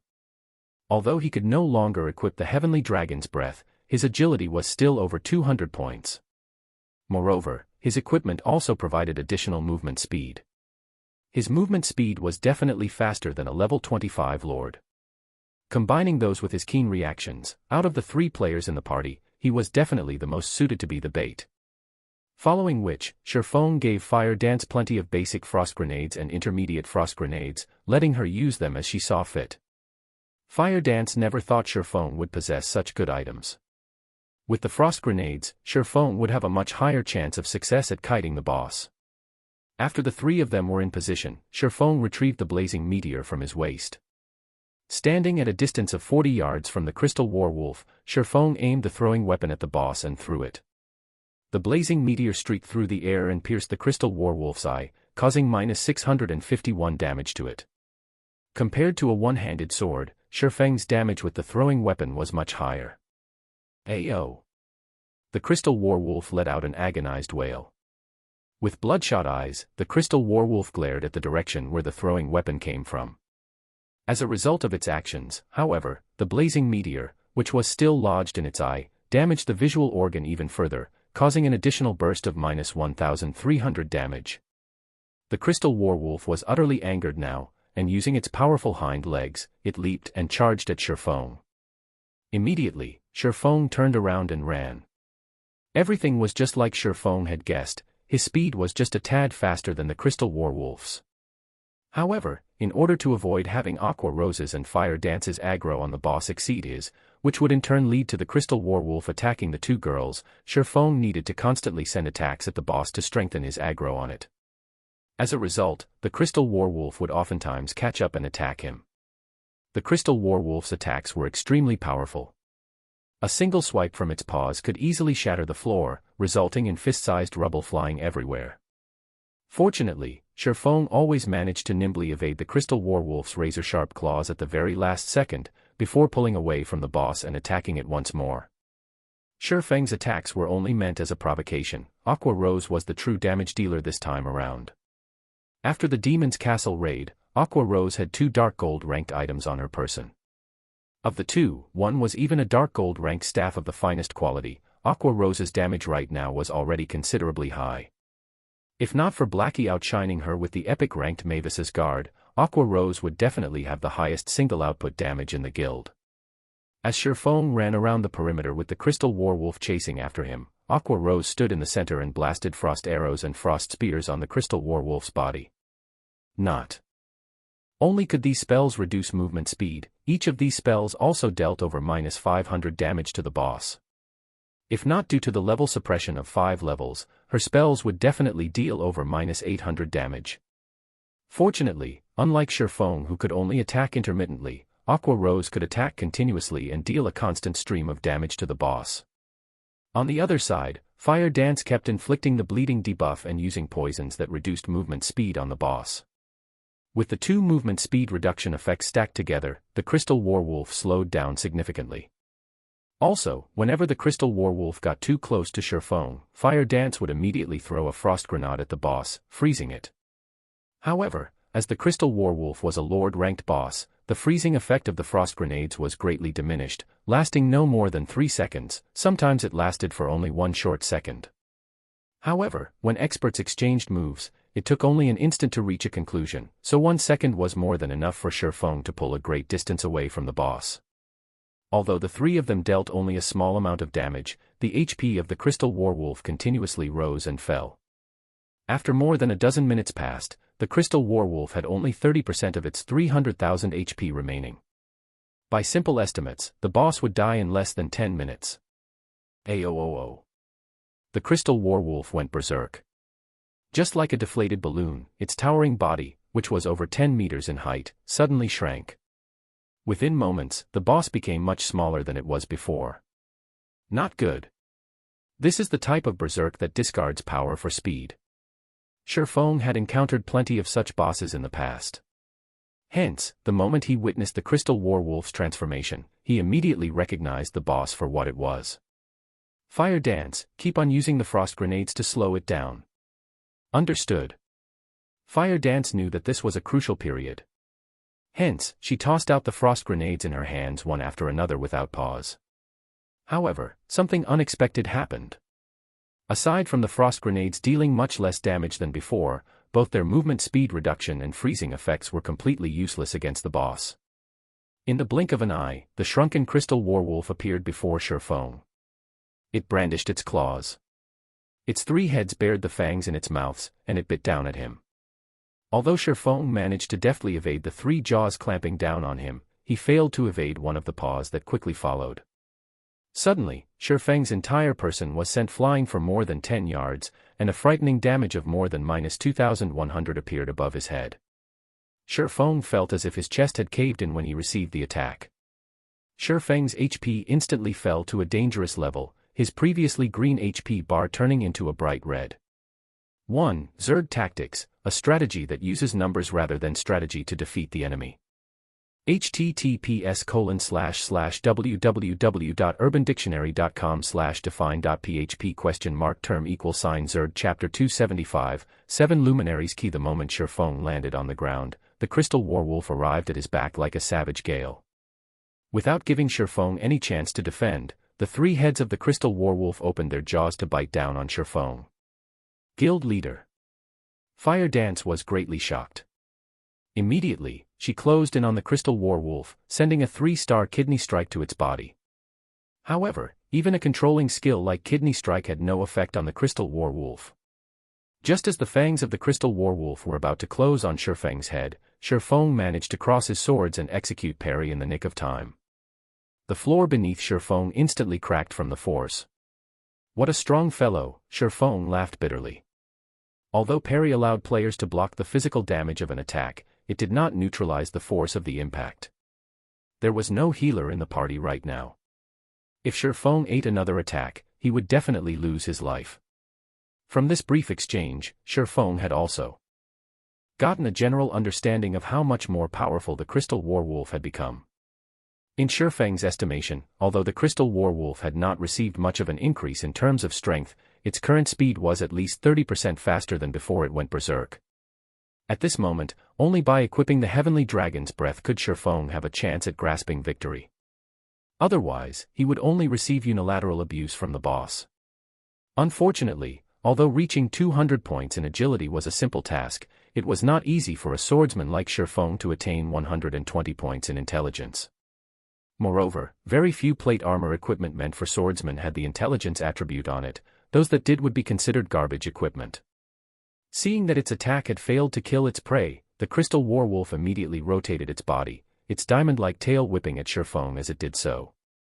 As parry was still on cooldown, Shifeng had no choice but to activate one of his life-saving skills, Defensive Blade. Defensive Blade was currently at level 4, and it protected Shifeng from 9 ranged attacks or 4 melee attacks. Defensive Blade was a skill that provided complete immunity to any attack, be it damage or the resulting impact. It was one of the must-have basic combat skills for swordsmen. As for why Shifeng had chosen to use parry first instead of Defensive Blade, it was for the sole purpose of determining the combat power of the Berserk Crystal Werewolf. Only by experiencing the force of the impact could Shifeng make the best judgment. Meanwhile, the conclusion Shifeng arrived at was to face the Crystal Werewolf head-on. If he tried to escape, he would only die faster. Following which, he raised the abyssal blade up in the air. Green electric arcs surrounded the body of the sword as it moved to meet with the snowy, sharp claws of the Crystal Werewolf. The green electric arcs pierced the Crystal Werewolf's body, causing -572, -1623, and -1204 damage to it. Although only one out of the 3 arcs achieved a critical hit, the attack also managed to trigger the curse of the abyssal blade, inflicting the doom curse on the Crystal Werewolf. Immediately, all of the Crystal Werewolf's attributes were reduced by 20%. Suddenly, the Berserk Crystal Werewolf that had its agility increased by 30% was weakened greatly. However, Shifeng was still not done with his attacks. He activated Phantom Kill right away, his doppelganger appearing beside the Crystal Werewolf. Shortly after, Shifeng's doppelganger started sending a barrage of attacks at the Crystal Werewolf as well. Although the doppelganger only had 50% of Shifeng's attributes, it had fully inherited the skills Shifeng had learned. Yet, despite having greatly reduced the Crystal Werewolf's speed, Shifeng still did not have an easy time evading its attacks. Having no other choice, Shifeng activated Gravity Liberation. Shifeng's body instantly became as light as a feather, and like a spirited monkey, he dodged the originally unavoidable attack. Immediately, Shifeng's attack speed increased even further. Skills blasted on the Crystal Werewolf one after another, each dealing over -1000 damage. Although the Crystal Werewolf's attacks became stronger and its speed much faster after going berserk, these improvements came at the price of its defense being weakened. Combined with the 20% damage amplification effect of Thundering Flash, the damage the Crystal Werewolf received became a lot higher than before. Fire Dance's and Aqua Rose's attacks also landed at this point, so the Crystal Werewolf's HP fell sharply. By the time the 30-second duration of Gravity Liberation was almost over, the Crystal Werewolf only had 10% of its HP remaining. Just as the effect of Gravity Liberation was about to end, Shifeng executed 9 Dragon's Slash. 9 phantoms of the Abyssal Blade appeared behind Shifeng, and all of them shot towards the Crystal Werewolf. Meanwhile, just as an attack from the Crystal Werewolf was about to land on Shifeng swapped positions with his doppelganger. Upon being relocated, the doppelganger immediately used parry and defensive blade to repel the Crystal Werewolf's attacks. Each phantom of the Abyssal Blade had high attack power, and each of them could deal over -150 damage every time they struck at the Crystal Werewolf. In total, the 9 phantoms dealt over -1300 damage to the Crystal Werewolf every second. Meanwhile, there were 28 seconds before the effect of 9 Dragon's Slash ended. After having used up both of its life-saving skills, parry and defensive blade, the doppelganger received a direct hit from the Crystal Werewolf's claws. Alas, the doppelganger only had 50% of Shifeng's attributes, so it died on the spot. However, the doppelganger had earned a lot of time for Shifeng. With the doppelganger gone, the Crystal Werewolf shifted its attention back to Shifeng's actual body. Shifeng activated Wind Walk again without hesitation. He then whirled around and ran. Fortunately, with his movement speed increased by 30%, Shifeng was still a tad faster than the Crystal Werewolf, which was still under the 20% attribute reduction effect of the Doom Curse. Thus, the kiting strategy began once more. Under Aqua Rose's and Fire Dance's constant barrage, the Crystal Werewolf's HP fell lower and lower. 9%. 8%. 7%. By the time the effect of Shifeng's Windwalk was about to end, the Crystal Werewolf only had 3% of its HP remaining. It should be about time. At this moment, Shifeng stopped running. He then turned to face the crystal werewolf, pointing the abyssal blade at the monster. 9 snake-like chains suddenly surfaced from the floor, instantly binding the crystal werewolf. Although the crystal werewolf had been immune to the control skills used on it before, its movements were still bound by the pitch-black chains. In God's domain, the so-called immunity to control skills did not necessarily make one immune to all control skills. Instead, it simply made one immune to control skills that were below a certain tier. Skills such as Frost Arrow, Ice Sphere, and Kidney Strike were all considered basic skills. In other words, they were Tier 0 skills. As these skills were of the lowest tier, the Crystal Werewolf was completely immune to their effects. As a level 25 Lord, the Crystal Werewolf was immune to any control skills that was below Tier 2. However, Tier 2 or Tier 3 control skills could still restrain it. Although Shifeng did not know which tier the Abyssal Bind belonged to, it was a skill attached to a magic weapon. In Shifeng's estimation, it should be at least Tier 3 or above, meaning that it would be effective against all bosses that could possibly appear at this stage of the game. With the Crystal Werewolf completely restrained, Shifeng took a step forward as he activated his ultimate skill, Flame Burst, which could only be used around once every 4 minutes. Shifeng's 2 swords were just like miniature suns with the activation of Flame Burst. In the blink of an eye, Shifeng slashed the Crystal Werewolf's body 6 times with his swords. -2238, -4452, -2198, -2212, -4408, -216.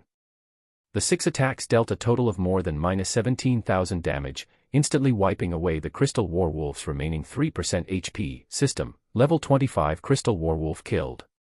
Level difference of 7. EXP obtained increased by 700%.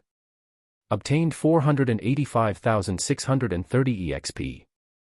The experience bars of all 3 of them instantly increased by a large chunk. Aqua Rose even advanced to level 18. As for Shifeng, he had only recently reached level 18, so he was still at level 18 even after killing the Crystal Werewolf. If he could kill several more of such Lord rank bosses, he would definitely level up very quickly. I never thought a Lord ranked boss could be killed in such a way as well. This battle was an eye-opener for Aqua Rose. In truth, however, if not for Shifeng being capable of holding a stable aggro on the Crystal Werewolf, in addition to consistently evading its multitude of attacks, they definitely could not have killed it. Guild Leader, quickly check the loot. As a huge fan of Shifeng, Fire Dance was not surprised by Shifeng's ingenuity. She had always believed Shifeng could lead them to victory. Moreover, Fire Dance was hoping to reach Shifeng's standards one day. How could she allow herself to falter when faced with a Lord-ranked boss? Shifeng nodded in reply, promptly going ahead and checking the loot left behind by the Crystal Werewolf. It can't be, right? How could this boss be so cheap? How could it drop only 1 key and 1 piece of equipment? Aqua Rose immediately grew unhappy when she saw the information shared by Shifeng. What was even more annoying was that the equipment dropped was only a level 20 fine gold ranked plate armor wrist guard. It wasn't even dark gold rank. Not bad. Don't forget that this 7 luminaries key can be used up to 3 times to open a dark gold treasure chest. Isn't there a dark gold treasure chest right before us? Shifeng laughed. After Aqua Rose had followed Shifeng for some time, unconsciously, her standard for judging items became much higher than before. If it was in the past, Aqua Rose would definitely have forgotten herself in joy if she saw a fine gold equipment. Now, however, unless an item was of dark gold rank, it would not even pique her interest. That's right. Aqua Rose shifted her sights towards the distant treasure chest. After the arduous battle, the existence of this dark gold treasure chest had completely slipped her mind. They could get a dark gold equipment at the very minimum if they opened this treasure chest. There was also a small chance for them to obtain an epic ranked item. Epic ranked items. Aqua Rose did not dare to even hope for one. Chapter 276, Dragon Scale Set Equipment. It's locked, as expected. No matter how hard Shifeng tried, he could not open the dark gold treasure chest. Hence, he retrieved the key he had just obtained from his bag. Kachak. The lid of the purple gold-colored treasure chest popped open slightly. Multicolored lights escaped between the gap, the lights illuminating even areas that were several hundred yards away. If this treasure chest had been opened out in the fields, it would definitely cause a huge commotion and attract many players to come and snatch it. Fortunately, there was only Shifeng's group of 3 in the Forgotten Lands. After the multicolored lights faded away, Shifeng reached into the treasure chest. However, he quickly discovered there were only very few items inside it. The treasure chest contained a total of 3 items.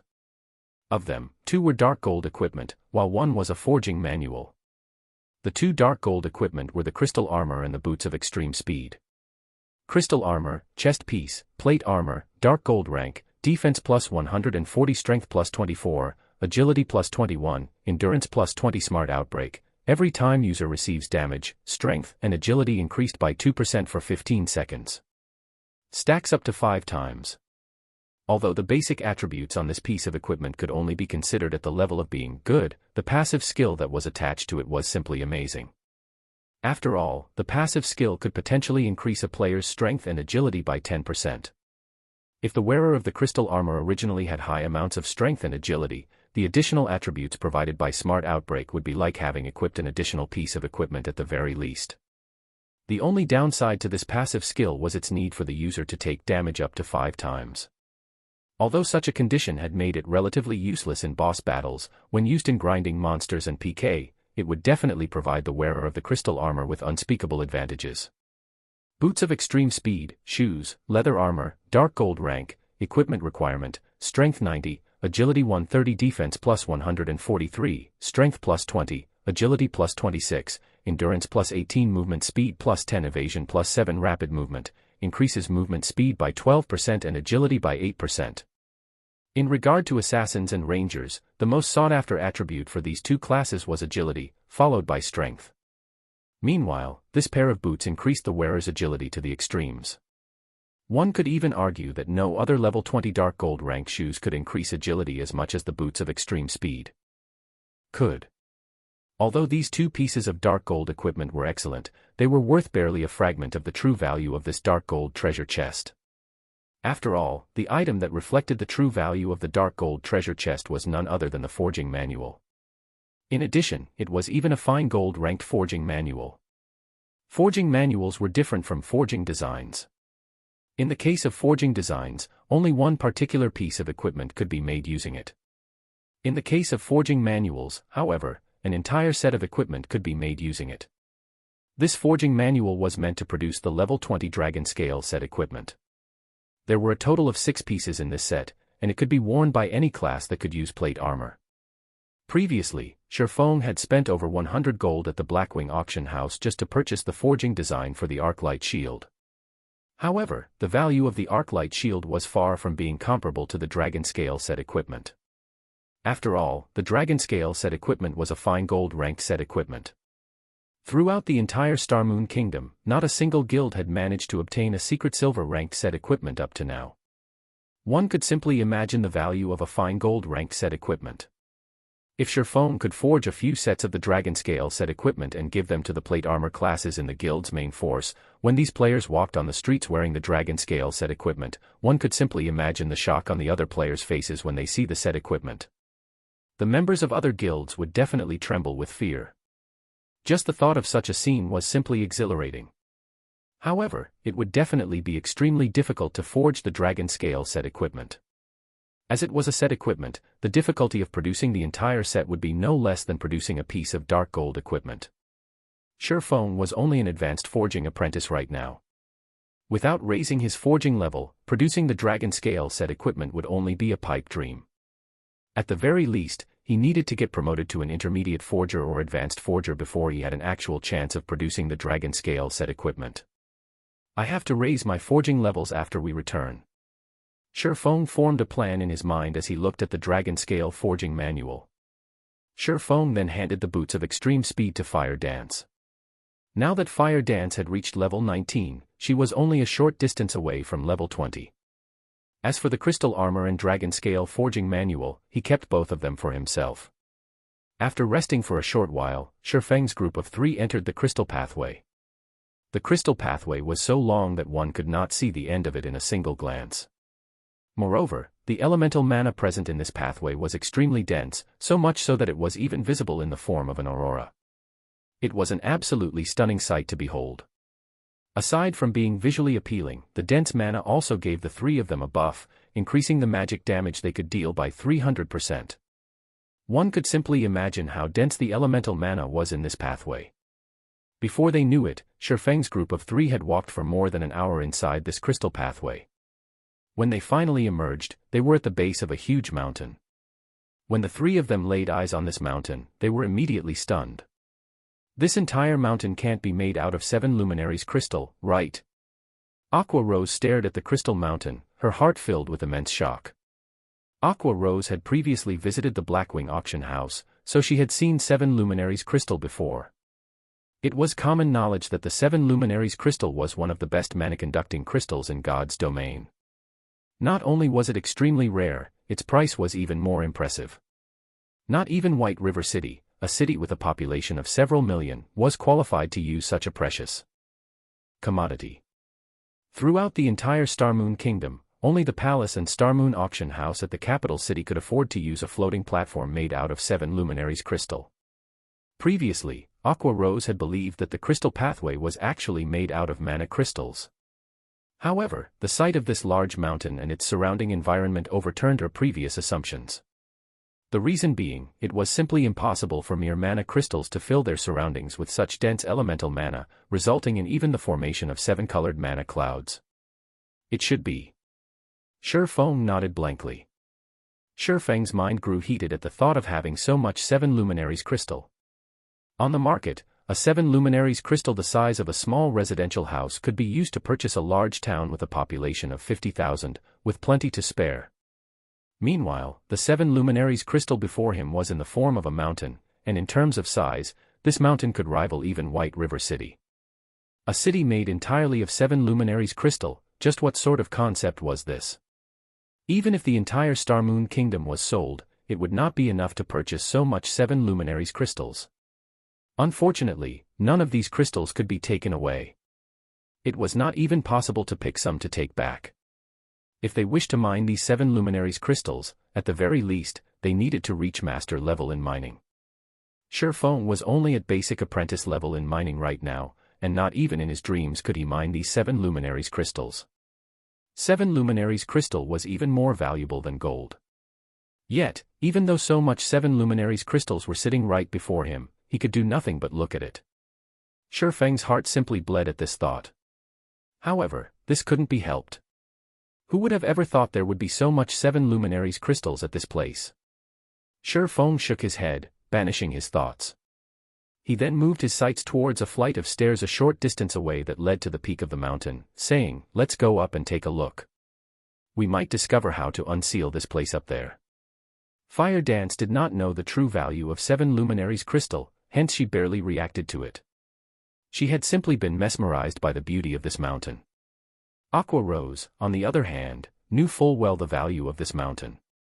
If Fire Dance had not given her a shove, rousing her from her stupor, Aqua Rose would definitely still be immersed in her shock. After all, this entire mountain was a mountain of money. If she could nick even a tiny piece of this mountain, the coins converted from it would be enough to sustain even a first-rate guild for a long time. As the trio traversed the stairs up the mountain, Shifeng suddenly felt an oppressive pressure bearing down on him. Moreover, this pressure was exactly the same as what he had felt at the Purple Sun Mansion, only a lot more powerful.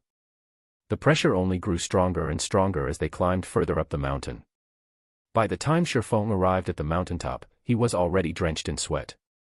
His body also felt extremely heavy, as if it were made out of lead.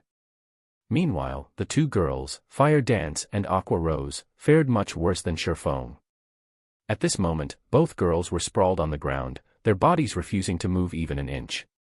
Unable to help his teammates, Shifeng decided to walk towards a monolith visible at a distance by himself. Just by looking at this semi-transparent sky-blue monolith, Shifeng could immediately sense that it was the heart of this land. It was obvious that this standing stone was the thing that filled the surrounding environment with such dense elemental mana, and not the mountain-sized 7 luminaries crystal. Arriving before the monolith, Shifeng discovered many golden divine runes engraved on the bottom of the standing stone. They were by far the most complicated divine runes Shifeng had ever seen. Also, Shifeng had actually discovered a figure flickering in and out of existence within the semi-transparent monolith. When Shifeng took a closer look at this figure, his eyes immediately widened in shock. He simply couldn't believe what he was seeing was real. The reason being, Shifeng had seen the figure inside the stone before. However, Shifeng was confused. Why would this person appear here? Chapter 277, A God's Grave. While Shifeng was still in a daze, Fire Dance and Aqua Rose caught up with him, having recovered from their exhaustion. Guild leader, did you find anything? Fire Dance asked out of curiosity when she saw Shifeng lost in thought. Aqua Rose, on the other hand, did not notice any difference in Shifeng's demeanor, because the moment she arrived before the monolith, her attention was completely caught by something else. As an elementalist, she was much more sensitive to magic power than players of other classes. The frightening magic power radiating from the monolith was definitely the purest form of magic power Aqua Rose had ever felt, as if it was the master of all elemental mana. When Aqua Rose noticed the figure inside the monolith, she, too, froze on the spot. How is it possible? Aqua Rose could not believe what she saw. She rubbed her eyes, thinking they were playing tricks on her. Aqua Rose's reaction baffled Fire Dance. What has gotten into the two of you? Fire Dance looked at Aqua Rose, then at Shifeng, confused by their reactions. You'll understand after taking a look inside the monolith, Shifeng said slowly, pointing towards the figure in the monolith. Fire Dance then transferred her gaze to the monolith. How could she be here? Fire Dance asked in shock. Fire Dance knew the figure in the monolith. Moreover, she had met this person only recently. This person was none other than Charlene, the divine official who faced off against the two fallen angels back at the demon's castle.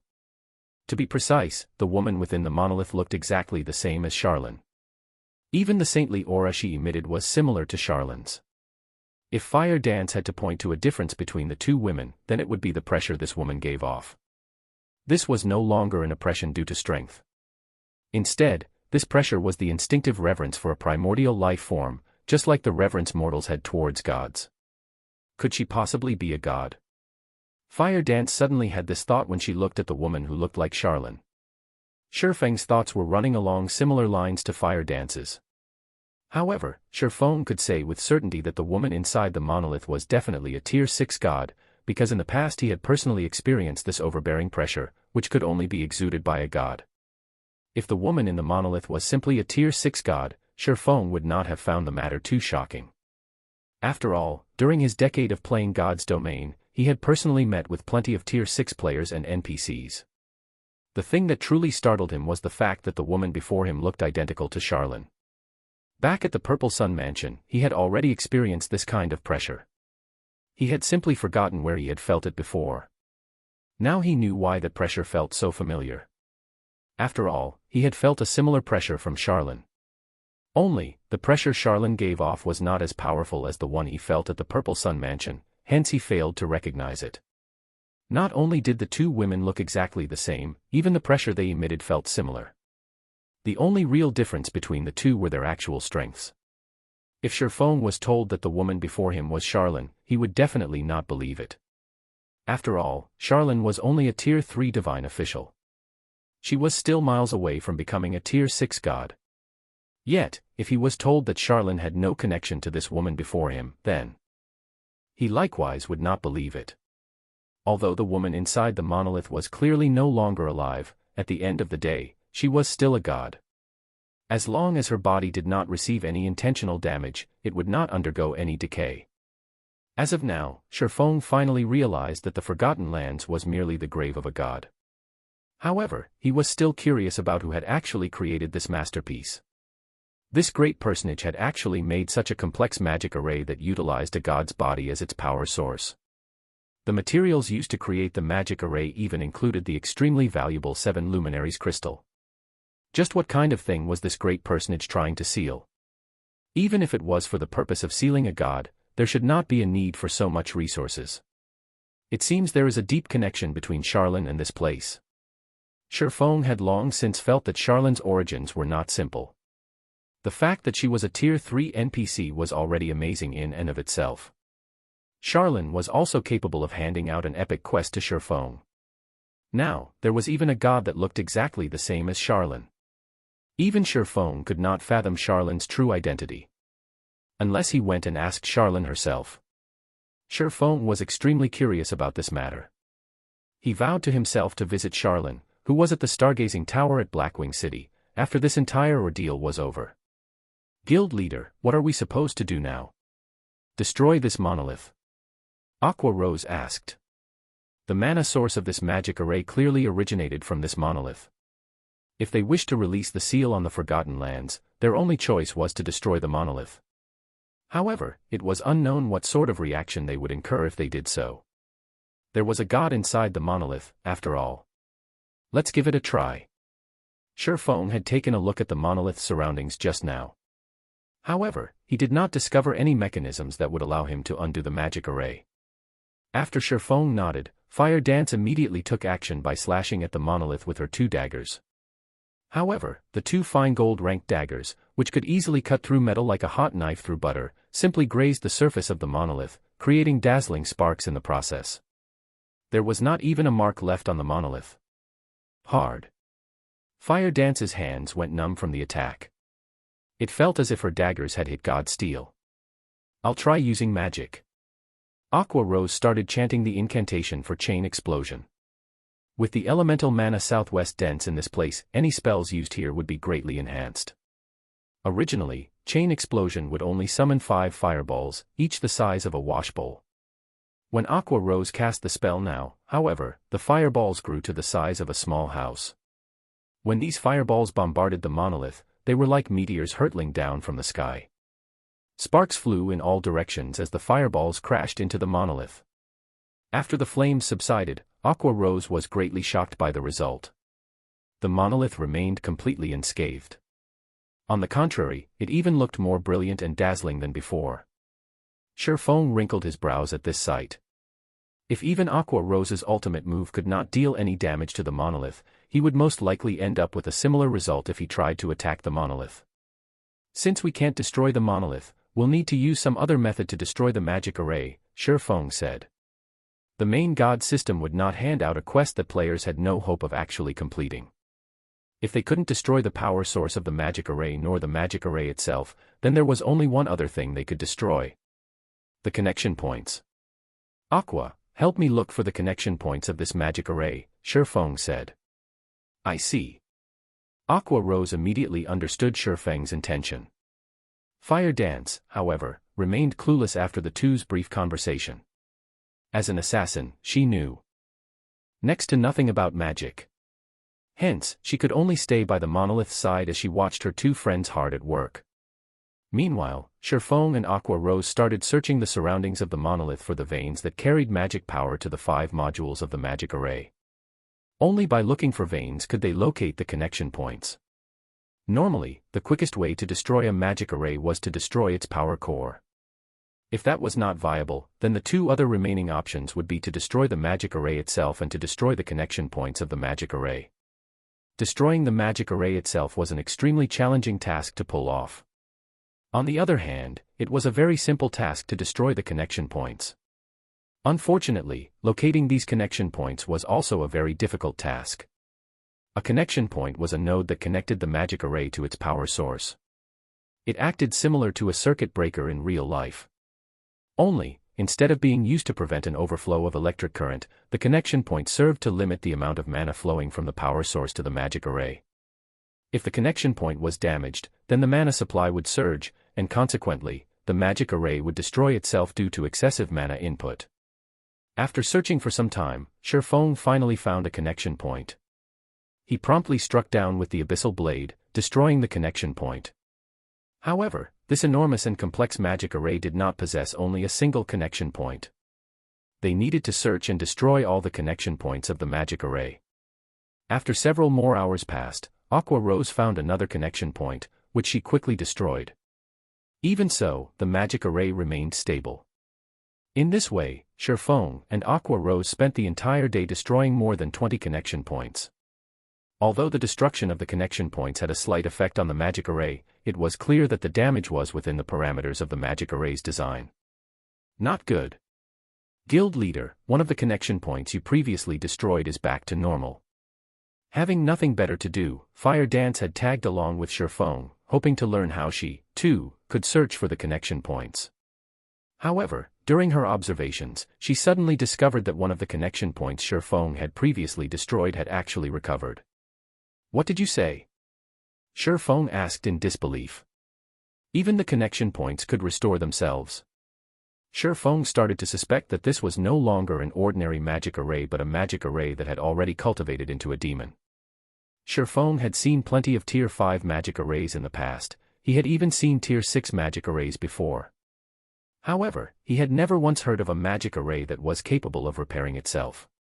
Chapter 278, The Great Catastrophe. By no means can we continue like this. There might be hundreds of connection points in this magic array. By the time we locate the ones remaining, the other connection points might have repaired themselves already, Shifeng said, his head aching. A magic array that was capable of self-repair was simply unheard of. If they did not have a dozen or so players moving separately to destroy the connection points, it was simply impossible to destroy every single connection point in this magic array. Destroying the connection points suddenly became a much harder task than Shifeng had imagined it to be. Guild leader, I found something here. Come over and take a look, Aqua Rose said through the party chat. Hearing that there was a new discovery, Shifeng immediately hurried over to Aqua Rose's location. Aqua Rose was currently situated in the middle of the Seven Luminaries mountain, inside an extremely obscure cave. If not for the indicator provided by the system map, Shifeng could not have found the cave Aqua Rose was in. After entering the cave, Shifeng immediately observed his surroundings. He discovered that the walls of the cave were covered with engravings of divine runes, the golden glow. These divine runes were giving off brightly, illuminating the interior of the cave. Looking at the cave's central crystal pillar, Shifeng noticed a blood-red stone embedded in it. This piece of stone was just like a beating heart, only, instead of bright red liquid, an endless amount of mana passed through it. Meanwhile, the mana that passed through this blood-red stone became much purer in quality. Aqua, how did you manage to find this place? Shifeng asked, astonished by this scene before him. I just happened to discover a particularly thick mana vein and followed it here. Aqua Rose beamed a proud smile at Shifeng. If they demolished this place, then the magic array would definitely be finished. Guild leader, I'll start destroying this place, all right. Aqua Rose could wait no longer. She had been trapped in this godforsaken place for so many days now. During this period of time, she had no option but to keep contact with her subordinates through the phone in order to make arrangements for the daily affairs of the guild. She had also instructed them to prepare for the establishment of their guild residence. Currently, most of the average players in White River City were already around level 14 to level 15, while the elite players of the various guilds were already at level 17. The intensity of the competition for the three great dungeons had also reached its peak by now. Out of all the guilds in White River City, Ouroboros shone the brightest. They had already managed to take down the second boss of the hard mode Land of Death, and they were currently in the midst of challenging the third boss of the dungeon. Meanwhile, Dark Star, which ranked after Ouroboros, was still attempting to raid the second boss. As for the other guilds, they had also passed through normal mode, and were currently preparing to raid hard mode. Furthermore, as players started raiding the hard mode bosses of the three great dungeons, they soon discovered the astonishing benefits they could obtain. Aside from dropping level 15 secret silver rank set equipment, the bosses also dropped plenty of recipes and designs. Players could also obtain the guild task order that could not be obtained from 20-man team dungeons or lower. These guild task orders could be used to accelerate the promotion of a guild. Otherwise, it would take ages for guilds to get promoted if they simply relied on the meager guild reputation their members obtained by completing daily quests. Yet, as one of the top 6 guilds in White River City, Zero Wing had actually remained inactive all this time. Not only had it accomplished nothing during this period of time, it did not even set foot in any of the three great dungeons. It had simply focused its attention on raiding level 15, 10, and 20-man dungeons, and its decision to do so had greatly confused the masses. Even though Zero Wing clearly had the strength to challenge the three great dungeons, it had chosen not to take action instead. The guild's behavior had caused many of the new members to grow dissatisfied, and a majority of these players had chosen to leave the guild one after another. Very quickly, Zero Wing's member count that had originally exceeded 8,000 had quickly dwindled down to just slightly more than 6,000. This situation had panicked Aqua Rose somewhat. In reply to Aqua Rose's panic, Shifeng had simply said, "If they wish to leave, then let them leave. You don't need to stop them. The guild is too bloated right now, so this is a good chance to rid ourselves of those that joined solely with the intention of taking advantage of us. The guild would become much purer after those players are gone." Hearing Shifeng saying so, Aqua Rose had no choice but to turn a blind eye to all the players withdrawing from the guild. However, she did make sure to record the names of those who left. In the future, they would no longer be welcomed into the guild. Meanwhile, the players that withdrew from the guild simply reacted with contempt at Aqua Rose's actions. They had even made a mockery of Zero Wing, declaring that they would never rejoin a lousy guild like Zero Wing. Moreover, as if to rub salt into the wound, Dark Star had also been secretly killing many players from Zero Wing, causing even more players to withdraw from the guild. As of this moment, there were only around 4,000 members remaining in Zero Wing. Not to mention a third-rate guild, they were not even comparable to a large unrated guild right now. Hence, Aqua Rose was in a rush to break out of this place. She wanted to quickly return and rectify the guild. "Hold on a minute," Shifeng hurriedly said when he noticed a large fireball already appearing in Aqua Rose's hand. "We don't really need to destroy it." "But, how are we supposed to leave this place if we don't destroy it, then?" Aqua Rose asked. "I have my own ways." Shifeng revealed a faint smile as he looked at the blood-red stone embedded inside the crystal pillar. Shifeng truly had not expected to find this piece of blood-red stone here. Instead of calling it a blood-red stone, it would be more appropriate to refer to it as the Philosopher's Stone. Previously, Shifeng had obtained a fragment of the Philosopher's Stone back at the Sun Temple. Now, he had stumbled upon another fragment. The Philosopher's Stone was an alchemy treasure. Despite being fragmented into 5 pieces, each of these individual pieces still contained the strength of an epic ranked item. Also, when Shifeng discovered the Philosopher's Stone at this place, he quickly understood just how the connection points of the magic array had managed to repair themselves. It turned out it was all because of the Philosopher's Stone. Although I can't take away any of these 7 luminaries crystals, it is still not bad if I can return with this piece of the Philosopher's Stone. Shifeng arrived before the crystal pillar. He then inserted the tip of the abyssal blade into the crevice in the crystal pillar where the Philosopher's Stone was set. With a light tap on the pommel of the abyssal blade, the Philosopher's Stone easily popped out from the crystal pillar. Shifeng promptly retrieved the item and stored it in his bag. Shortly after the Philosopher's Stone was removed from the crystal pillar, the cave started fading away. Moreover, the rate at which it disappeared was visible to the naked eye. The dense elemental mana that filled the air and land also gradually dispersed, becoming thinner and thinner. As for the incomparably hard 7 luminaries crystals, they, too, had began turning into ash. Not good. This place is about to collapse. We need to leave immediately. Shifeng shouted through the party chat as soon as he noticed this change. Shifeng's group of 3 rushed down the 7 luminaries mountain, and before long the entire mountain started imploding. The magic array that sealed the Forgotten Lands also lost its effectiveness. As for the monolith that had previously been standing on the mountaintop, it remained floating high up in the sky. Gradually, the monolith rose higher and higher, before suddenly releasing a rainbow brilliance. The monolith was like a miniature sun at this moment. Soon after, the dazzling glow disappeared, along with the gigantic monolith itself. After the 7 luminaries mountain collapsed, a bottomless pit appeared in its place. The pit was just like a black hole, devouring everything that entered it. At the deepest reaches of this bottomless pit, there was actually a boundless aura of destruction, and any object that came into contact with this pressure instantly turned into ash. Surprisingly, Shifeng felt signs of life at the very bottom of this immeasurably deep pit, and his entire body instinctively shuddered at this discovery. "Guild leader, did we do something bad?" Fire Dance asked Shifeng in a careful tone. She, too, could feel the immensely frightening pressure that came from the bottomless pit. "I don't know, either," Shifeng said, a bitter smile on his face. At this moment, a notification from the system sounded. System, unique quest, Miracles Unsealed, completed. Quest rewards: 1 million EXP, 40 free attribute points, and 40 free mastery points. System: the Endless Abyss has come into existence. Activating new expansion pack, The Great Catastrophe. System: legendary ranked main storyline quest, 7 treasures, activated. Quest details: the Endless Abyss has already opened. You are required to immediately notify the War God's Temple in order to have them reseal the Endless Abyss. After reading these notifications, Shifeng finally had an inkling of what was going on.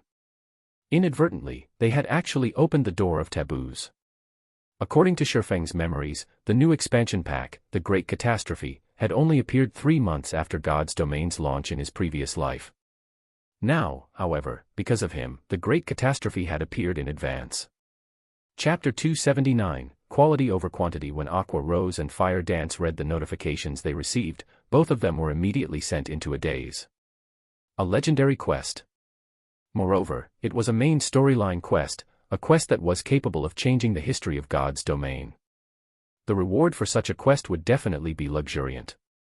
According to rumors, the minimum reward for completing an epic quest was an epic ranked item, or an item of equivalent value. In other words, if they completed a legendary quest, then the minimum reward they could obtain would be a legendary ranked item. They had never even seen an epic ranked item before, much less a legendary ranked item. It could definitely become the symbol of the guild. However, when the two of them thought about how they were required to seal this endless abyss, they sank into deep despair.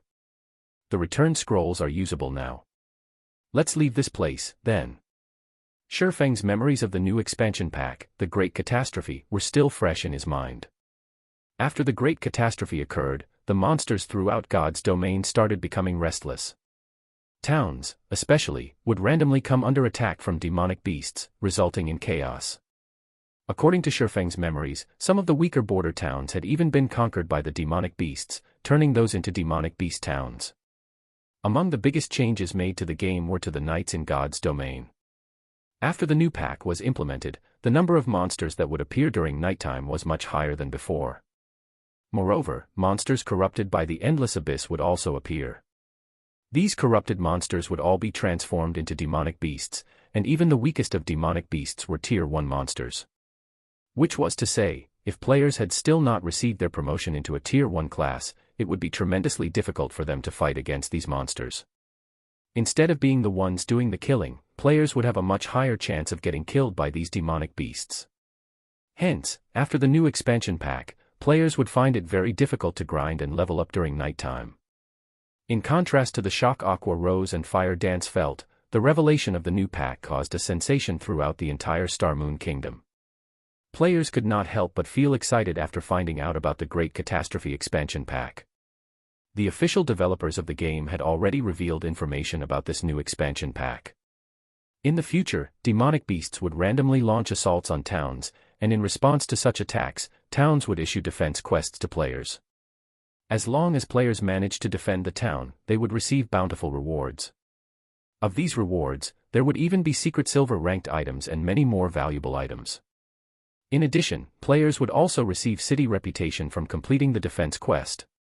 These defense quests would undeniably allow average players to quickly improve themselves, hence the excitement of many of the average players over the arrival of this new expansion pack. Meanwhile, the atmosphere in White River City had also suddenly cooled down, as many players had chosen to head out to the towns instead. They intended to grind for some levels while they awaited for a demonic beast assault to occur. If luck would have it, they might even happen upon a demonic beast assault, making a huge profit from completing the resultant defense quest. Guild leader, should we arrange for a few members to head towards various towns and keep an eye out for a demonic beast assault? Aqua Rose suggested, her brows wrinkled slightly when she looked at the deserted streets of White River City. The other guilds were currently busying themselves with raiding the 3 great dungeons. They definitely would not have the time to pay attention to these demonic beast assaults. Hence, this was a good chance for Zero Wing to shine. Let's not participate in the demonic beast assaults. Focus on leveling up. Level 20 is the time when our guild will shine. Shifeng shook his head, a knowing smile on his face. In the past, Shifeng had experienced many assaults launched by demonic beasts. Hence, he knew very well how difficult it was to actually receive the reward of a defense quest. The reason being, even the weakest demonic beast was a Tier 1 monster, they would all be level 30 or above. Feng had even once encountered a Tier 3 demonic beast during an assault. If they were to try and defend a town right now, it would simply be suicide. Naturally, Feng would not let the members of his guild die a pointless death. One could say that towns were extremely dangerous locations right now. If players were to truly meet with a demonic beast assault, then it was not luck but fate. Currently, the safest places in God's domain were cities, since there would be high-tier NPCs guarding them. Take White River City for example. There were 3 Tier 4 NPCs guarding it, so demonic beasts would not dare to casually approach the city itself. If we don't participate and make some achievements, many more of the remaining members might choose to withdraw from the guild. Aqua Rose could not understand what was going through Feng's mind. Before, they had given up on competing over the 3 great dungeons. Now, they were also going to give up such a good chance to earn precious equipment and reputation. Just what were they supposed to do? Let them leave, then. Our guild is only capable of handling 3,000 members right now, and we are still well above that number. It would be even better if they do leave. Feng smiled without care. What Feng was trying to pursue was quality, not quantity. God's domain was a game, and the resources available to players were limited. Meanwhile, the more members they had in the guild, the more resources the guild needed to spend. However, if the resources available in the guild only amounted to so much, having more members in the guild would mean that each member would receive less resources. As a result, their development speed would also fall. In the past, Shadow had conducted a mass recruitment of players, recruiting all kinds of players into the guild. In the end, the guild had bitten off more than it could chew, causing its development to slow to a crawl. In this life, Feng would not repeat the same mistakes Shadow made in the past. The members in the guild could just leave for all he cared. He definitely would not try to stop them from leaving. Talent was very important if one wished to become an expert in God's domain. However, truly talented people were limited. In the past, a majority of the experts in God's domain had participated in one battle after another, gradually learning and accumulating the experience needed to become an expert, instead of relying on talent. Instead of cultivating some two-faced talented guild members, Feng would rather invest his resources in nurturing normal, but loyal, guild members. In the past, a super guild called Black Tower had sent over 200,000 of their members to attack a second-rate guild called Solitary Rulers. Meanwhile, Solitary Rulers had less than 80,000 members in total. The guild was believed to have the fewest members among all second-rate guilds. Before the battle between the two guilds had even started, everyone had already expected Black Tower to easily obtain victory. However, the end result was far from what others had imagined it to be. Although both guilds clashed tens of times, Black Tower hadn't succeeded in destroying the city governed by Solitary Rulers. While more than 30,000 members of Solitary Rulers had died in that battle, Black Tower had lost more than 3 times that number, with over 100,000 members of Black Tower dying. Black Tower suffered a tremendous loss after that battle, greatly shocking the other guilds that were watching from the sidelines. In the end, Black Tower had no choice but to mobilize its 7 Tier 5 Saint rank players and one of its Tier 6 God rank players to destroy Solitary Rulers. However, every member of Solitary Rulers still fought to the bloody end, fighting tooth and nail against their eventual demise. Before they lost their city, they had even managed to kill 2 of the Saint rank players and another 100,000 or so Black Tower members. In the subsequent clashes between the two guilds, Solitary Rulers had suffered one defeat after another.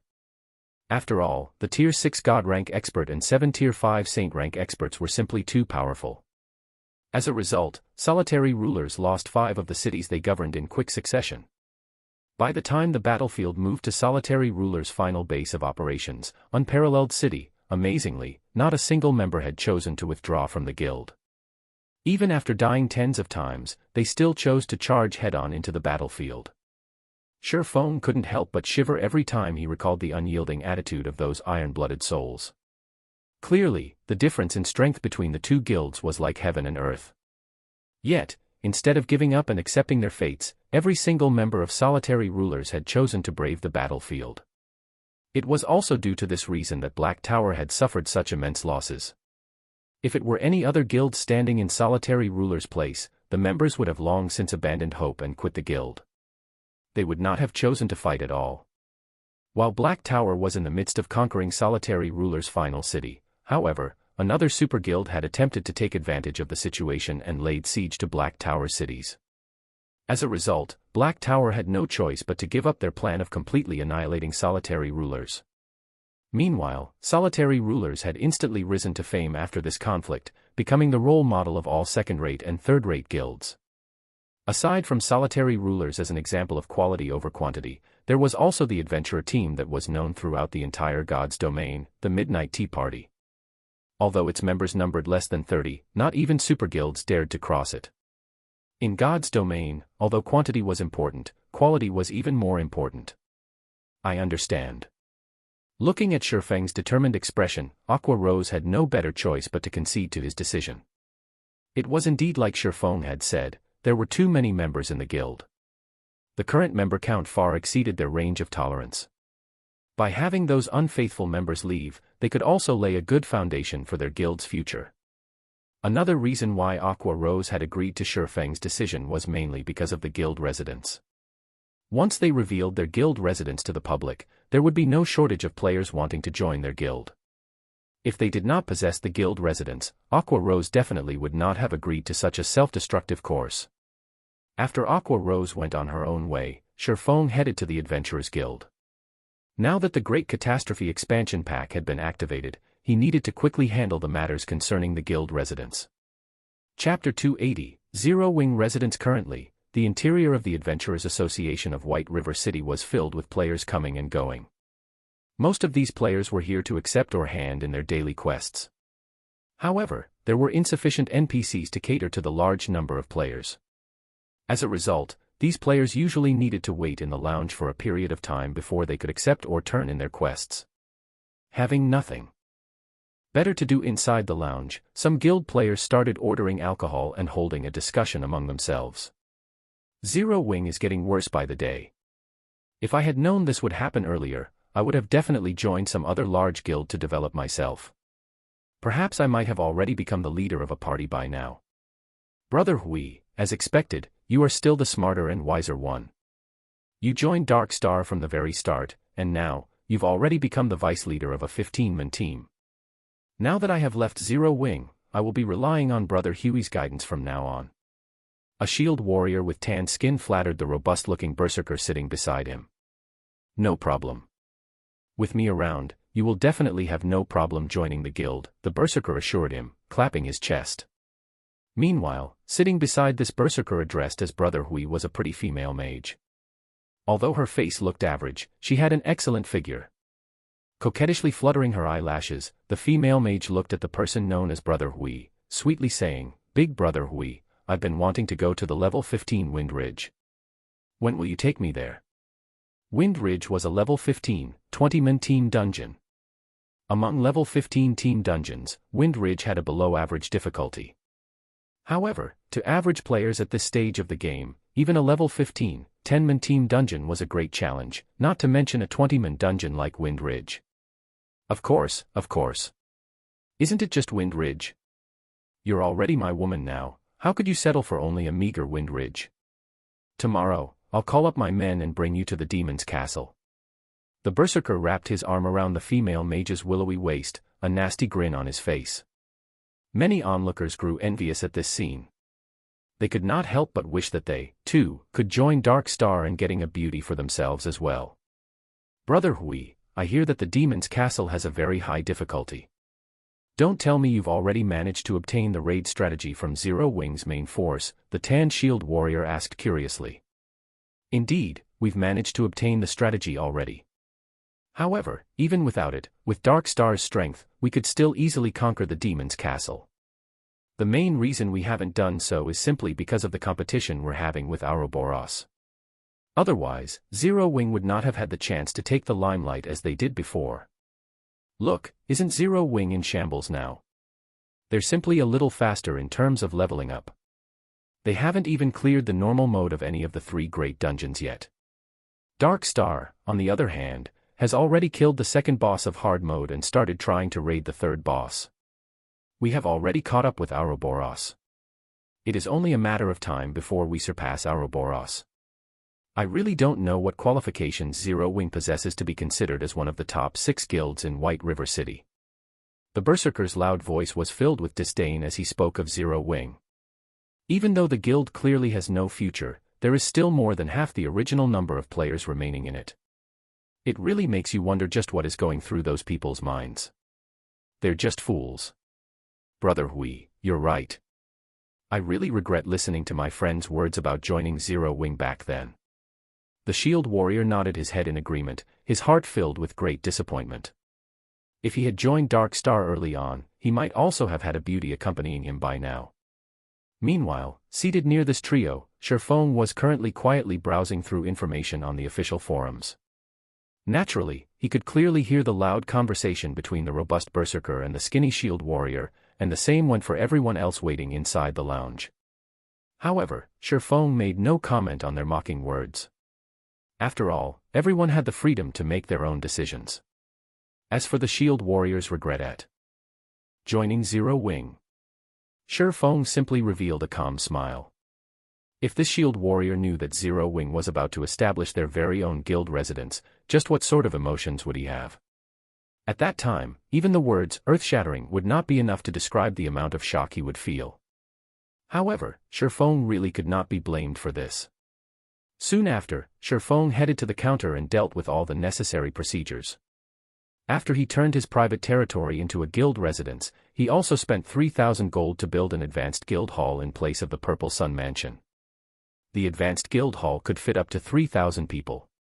As for the other facilities of the guild residence, those would only be obtainable from large-scale team dungeons that were level 25 or above. Some time was needed before the construction of the advanced guild hall could be completed. After Sherfong completed all the necessary procedures, his remaining task was to head to the War God's Temple and report the matter of the Endless Abyss. Just as Sherfong was about to leave the Adventurers Association, the system notification sounded. Moreover, this wasn't just any normal notification. Instead, it was a notification sent to the entire Star Moon Kingdom.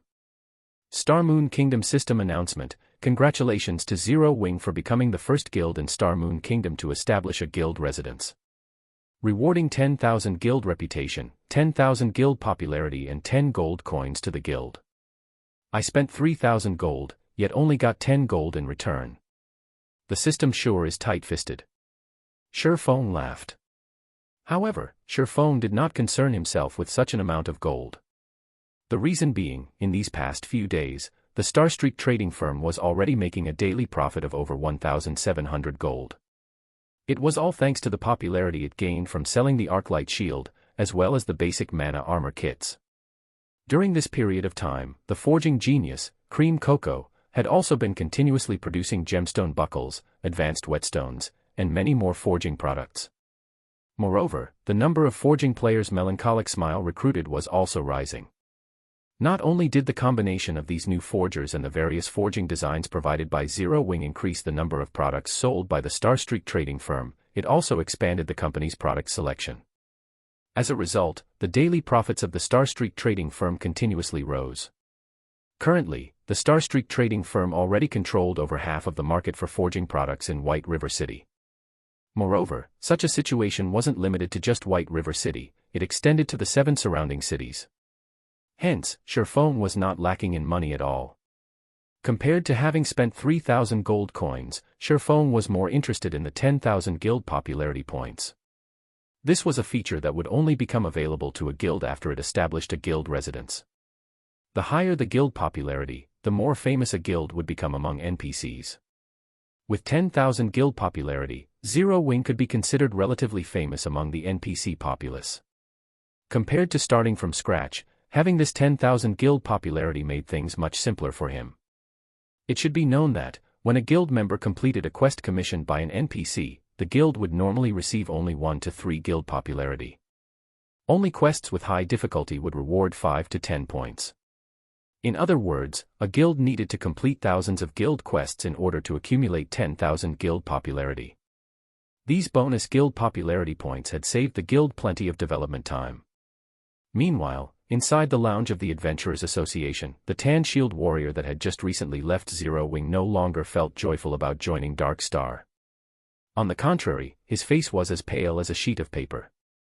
Inside the Land of Death, one of the 3 great dungeons. Dark Star's main team was currently battling against a white-boned giant elephant, which was over 20 meters in height.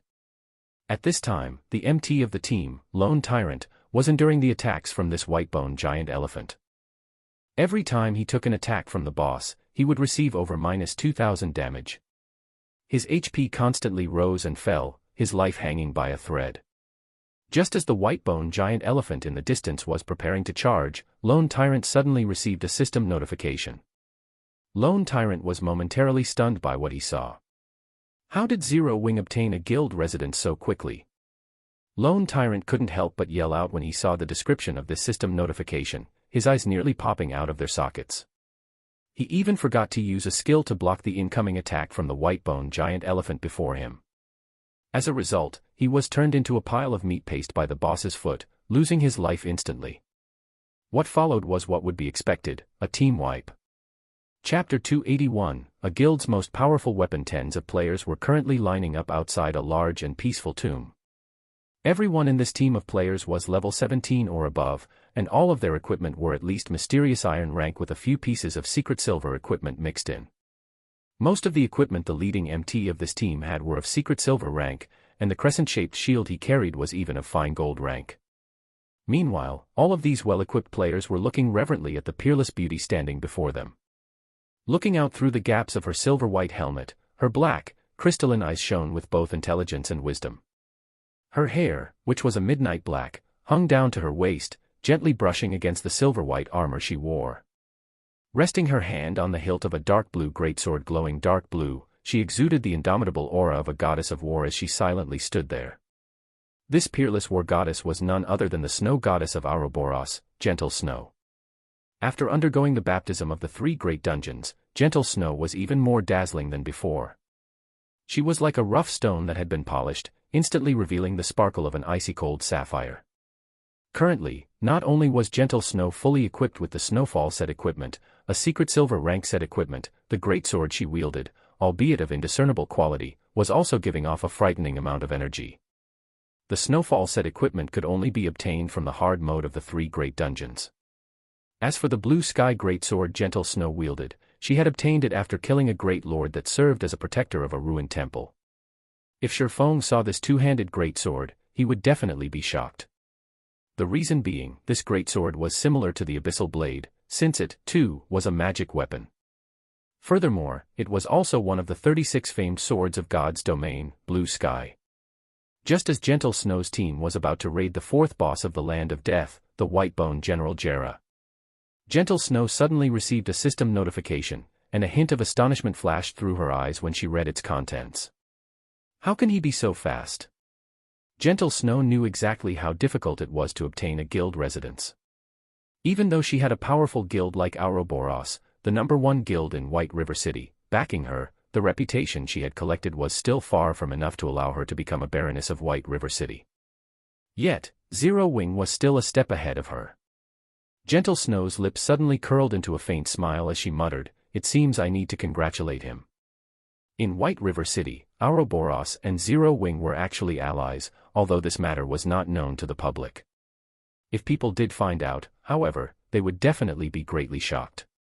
After all, who would ever imagine that White River City's #1 guild would actually be willing to form an alliance with Zero Wing, a guild that was declining by the day? However, Gentle Snow had indeed done such a thing. Although Ouroboros was the #1 guild in White River City, they were still far from being considered an unshakable existence. Just the fact that Dark Star was close to surpassing them showed how vulnerable Ouroboros was. Moreover, Dark Star also had some hidden connections with world dominators, which was also a first-rate guild like Ouroboros. If these two powerful guilds joined hands to wage war against Ouroboros, then Ouroboros would definitely suffer a huge loss. Hence, Ouroboros itself needed allies. Setting aside Dark Star and world dominators, there were still 3 others among the top 6 guilds in White River City. Of the 3, the most powerful would be Emperor's Light, a first-rate guild, while coming in second would be the Assassin's Alliance, a second-rate guild. As for Zero Wing, they were considered the weakest of the top 6 guilds in White River City. Yet in defiance of all logic, Gentle Snow had chosen to ally herself with the recently established Zero Wing, out of these 3 guilds. The reason for her decision was her optimism for Zero Wing. Setting aside the mysterious, elusive, and heaven-defyingly powerful Yifeng, just the fact that Zero Wing had Black Flame in its midst had already solidified Gentle Snow's conviction. Not only was Black Flame the publicly acknowledged chief forger of Star Moon Kingdom, his personal combat strength was also frighteningly great. In addition, he had a mysterious organization supporting him from behind the scenes, not to mention a deep connection with the Starstreak trading firm. Black Flame's shocking financial power put even Gentle Snow herself to shame. Although she could not make head or tail of the connection between Yifeng and Black Flame, she knew for a fact that both of them possessed immeasurable strength. Yet, despite being so powerful, neither of them chose to reveal that strength to the public, and such an action greatly confused Gentle Snow. Just the thought of the two of them working together had sent chills down Gentle Snow's spine. As if to put icing on the cake, the person named Aqua Rose had also appeared in Zero Wing out of nowhere. Aqua Rose used to be an honorary elder of Twilight Echo. Although her fame was less than Gentle Snow's, that was only because Gentle Snow had appeared in many advertisements before, raising her profile in the public eye. Gentle Snow had never personally fought against Aqua Rose. However, based on the video recordings of Aqua Rose's battles, in terms of combat techniques, should they ever have a fight between themselves, Gentle Snow felt she only had a 50% chance of emerging victorious. In any case, just the presence of these three powerhouses in Zero Wing made it worthwhile for Gentle Snow to ally herself with them. Not to mention, Zero Wing still had many other experts within their ranks. Their true strength and potential were simply unfathomable. In the eyes of the public, Zero Wing would sooner or later vanish from existence. However, Gentle Snow knew very clearly. Zero Wing's current calm was merely the prelude to their next breakout. The situation right now would be the best example. Against all expectations, Zero Wing had suddenly become the first guild in Star Moon Kingdom to obtain its own guild residence, miles ahead of the other guilds. Within moments, Zero Wing had become the focal point of all players throughout Star Moon Kingdom. Shortly after the appearance of the system notification, Zero Wing's recruitment point was overrun by a stampede of players. Although Aqua Rose had long since prepared for such a reaction, the sea of players desperately trying to join the guild still left her breathless. Meanwhile, the players who had previously withdrawn from Zero Wing presently had regret filling up their intestines. If they had not acted so impulsively and had waited just a few more days, they would have been able to enjoy the various benefits offered by a guild residence. Now, unless they deleted their game accounts and started over with a new name, it was impossible for them to join Zero Wing anymore. However, who would have the courage to actually delete their account and start all over again? As for the players that had chosen to remain in Zero Wing, currently, they were extremely happy about their wise decision. Now that Zero Wing had a guild residence, not to mention being able to receive more quests, they could save a lot of money, thanks to the equipment and weapons repair facility of the guild residence. Neither would they need to spend money to recover their stamina at hotels, they could simply do so at the guild residence. Furthermore, they could also obtain a double EXP buff just by resting inside the guild residence. With this buff, they could grind and level up with much greater efficiency than before. In addition, guild residences could also provide private rooms. This was also the greatest benefit of having a guild residence. In God's domain, every player would wish to possess their very own private room or house. As long as players logged off inside their own rooms, they could still accumulate the double EXP buff, and with much greater efficiency than in the guild lounge to boot, even though they weren't personally within the game. Normally, when guild members rested within the guild residence's guild lounge for 48 hours, they could accumulate 20% double EXP, and they could accumulate up to 1 level's worth of double EXP. In the case of a private room, however, players only needed to rest for 24 hours in order to accumulate 20% double EXP, and they could likewise accumulate up to 1 level's worth of double EXP. Although the maximum capacity of the buff was the same, the accumulation speed inside a private room was double that of the guild lounge. Of course, this was only in the case of a 1-star private housing. In God's domain, housing was also categorized into different levels. Meanwhile, the higher the level, the greater the benefits a player could enjoy. The lowest level housing was 1 star, while the highest was 10 star. Each increase in level required a huge sum of money, and also certain special materials. It would not be easy for players to upgrade their private housings. For a 1-star private housing, every 24 hours, players could accumulate 20% double EXP, up to a maximum of 1 level's worth of double EXP. For a 2-star private housing, every 24 hours, players could accumulate 25% double EXP, up to a maximum of 1 level's worth of double EXP. For a 7-star private housing, every 24 hours, players could accumulate 50% double EXP, up to a maximum of 1 level's worth of double EXP. In addition, players would also receive a vigor increased buff, increasing all attributes by 5% for 2 hours. For a 8-star private housing, every 24 hours, players could accumulate 50% triple EXP, up to a maximum of 1.5 levels worth of triple EXP. In addition, players would also receive a vigor increased buff, increasing all attributes by 5% for 3 hours. For a 9-star private housing, every 24 hours, players could accumulate 50% triple EXP, up to a maximum of 2 levels worth of triple EXP. In addition, players would also receive a vigor increased buff, increasing all attributes by 8% for 3 hours. For a 10-star private housing, every 24 hours, players could accumulate 50% triple EXP, up to a maximum of 3 levels worth of triple EXP. In addition, players would also receive a vigor increased buff, increasing all attributes by 10% for 4 hours. However, it was simply too difficult for players to obtain their own houses in White River City. Yet, buying a house in a town would not be convenient for them.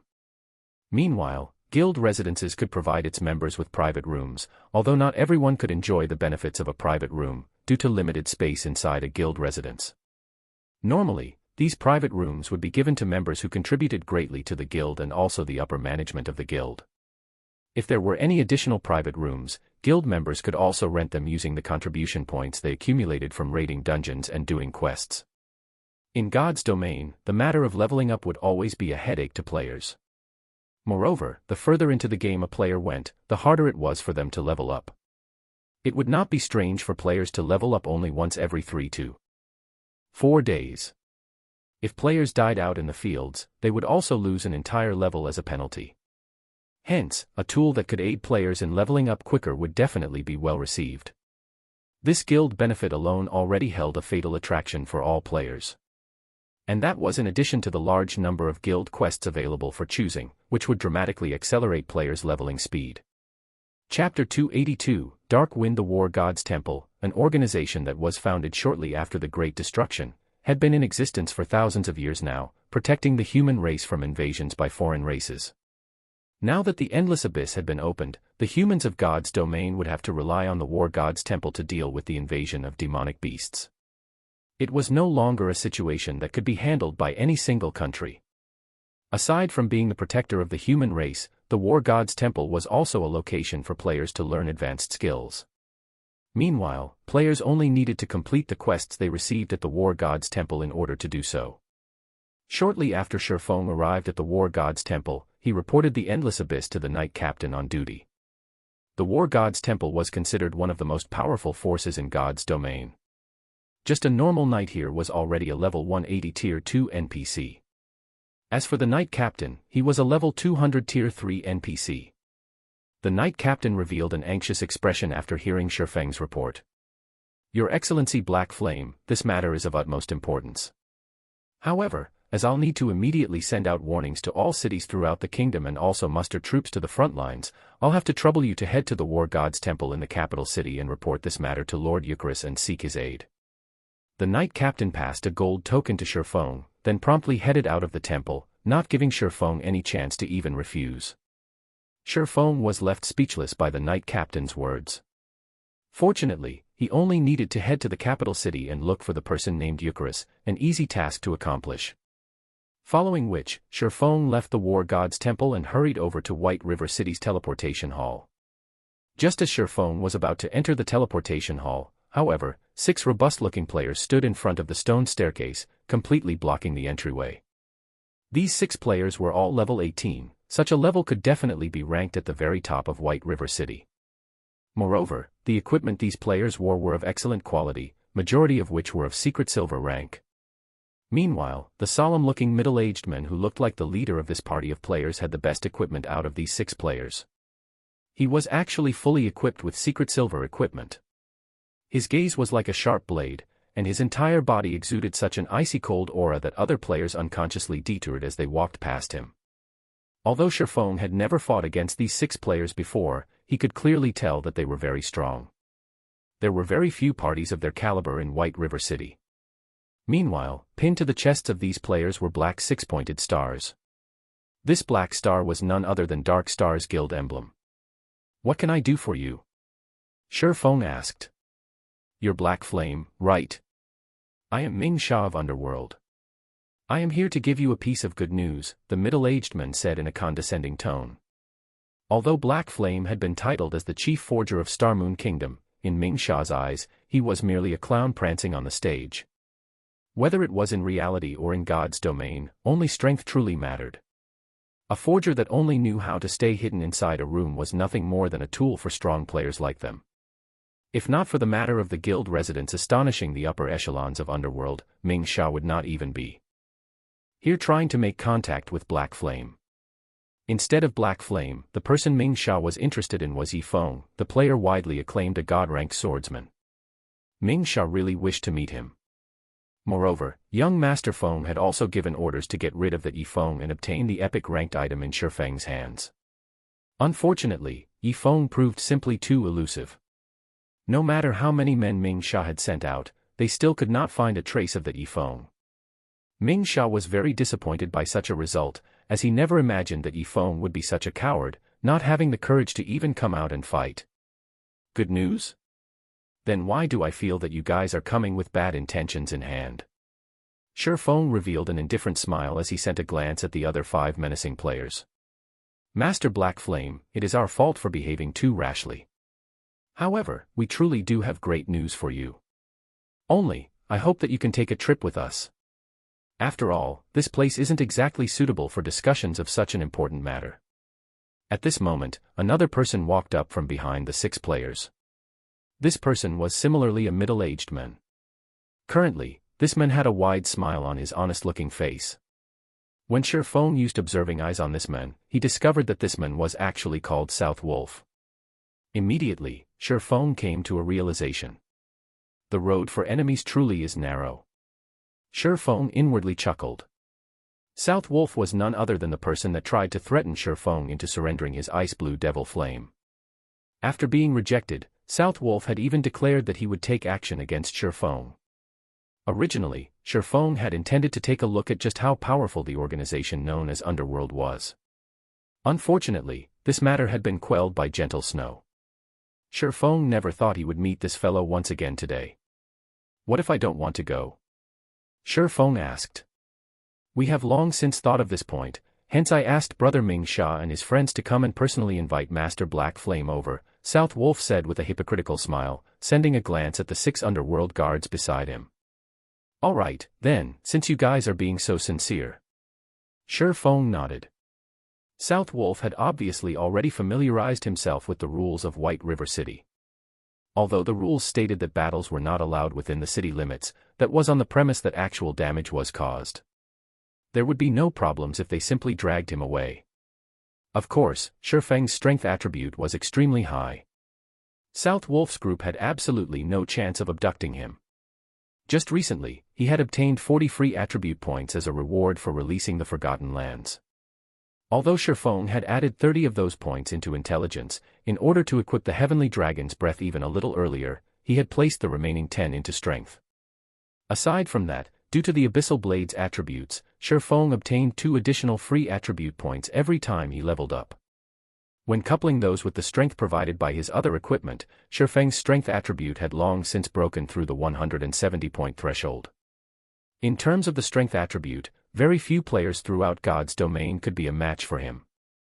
However, it seemed that someone from the mysterious upper echelon of Underworld wanted to meet him, and Shifeng was curious enough to agree.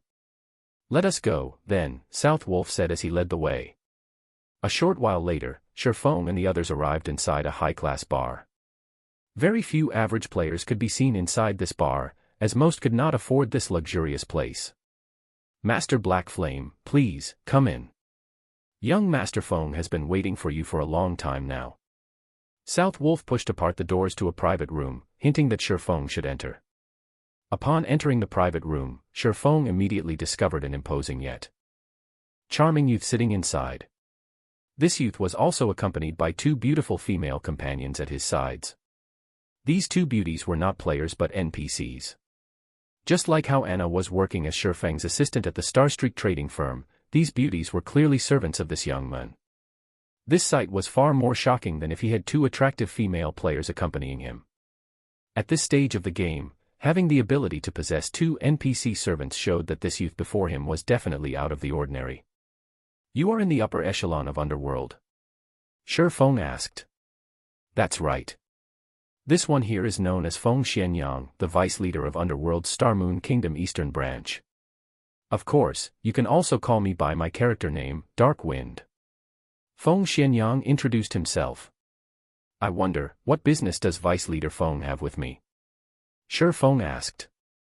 Judging from Feng Xianyang's tone, Shifeng had already made a rough guess as to Underworld's strength. Although he had long since deduced that Underworld had a great deal of power and that their influence covered more than just a single kingdom, Shifeng still could not help but feel shocked after having his conclusions confirmed. It was no wonder even that Gentle Snow was wary of them. Star Moon Kingdom could be categorized into 5 separate regions: North, South, East, West, and Center.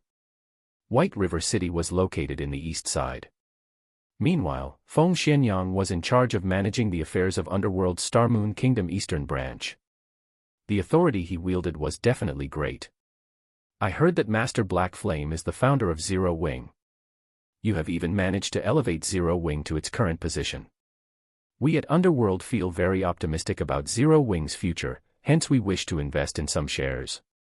Feng Xianyang then pointed towards Ming Sha, who was currently standing by the door, saying, "You've already seen for yourself the strength of Underworld. Because of us, even the previously insignificant third-rate guild Dark Star has instantly become a powerhouse in White River City. If Master Black Flame is willing, Underworld can similarly make Zero Wing grow rapidly. Not only could you become the overlord of White River City, you could even become the #1 guild in the entire eastern region of Star Moon Kingdom. I wonder if Master Black Flame might be interested." Chapter 283, Arrogance. Feng Xianyang's words dripped with temptation. Just the prestige of being the #1 guild in the entire eastern region of Star Moon Kingdom would cause many to fight over it. These exact same words might have been used to attract Lone Tyrant into cooperating with Underworld back then. Under the banner of the #1 player on the ranking list, in addition to Underworld's covert support, Dark Star had managed to rocket to fame, becoming a guild capable of rivaling even the powerful Ouroboros. So that's how it is. Shifeng suddenly came to a realization.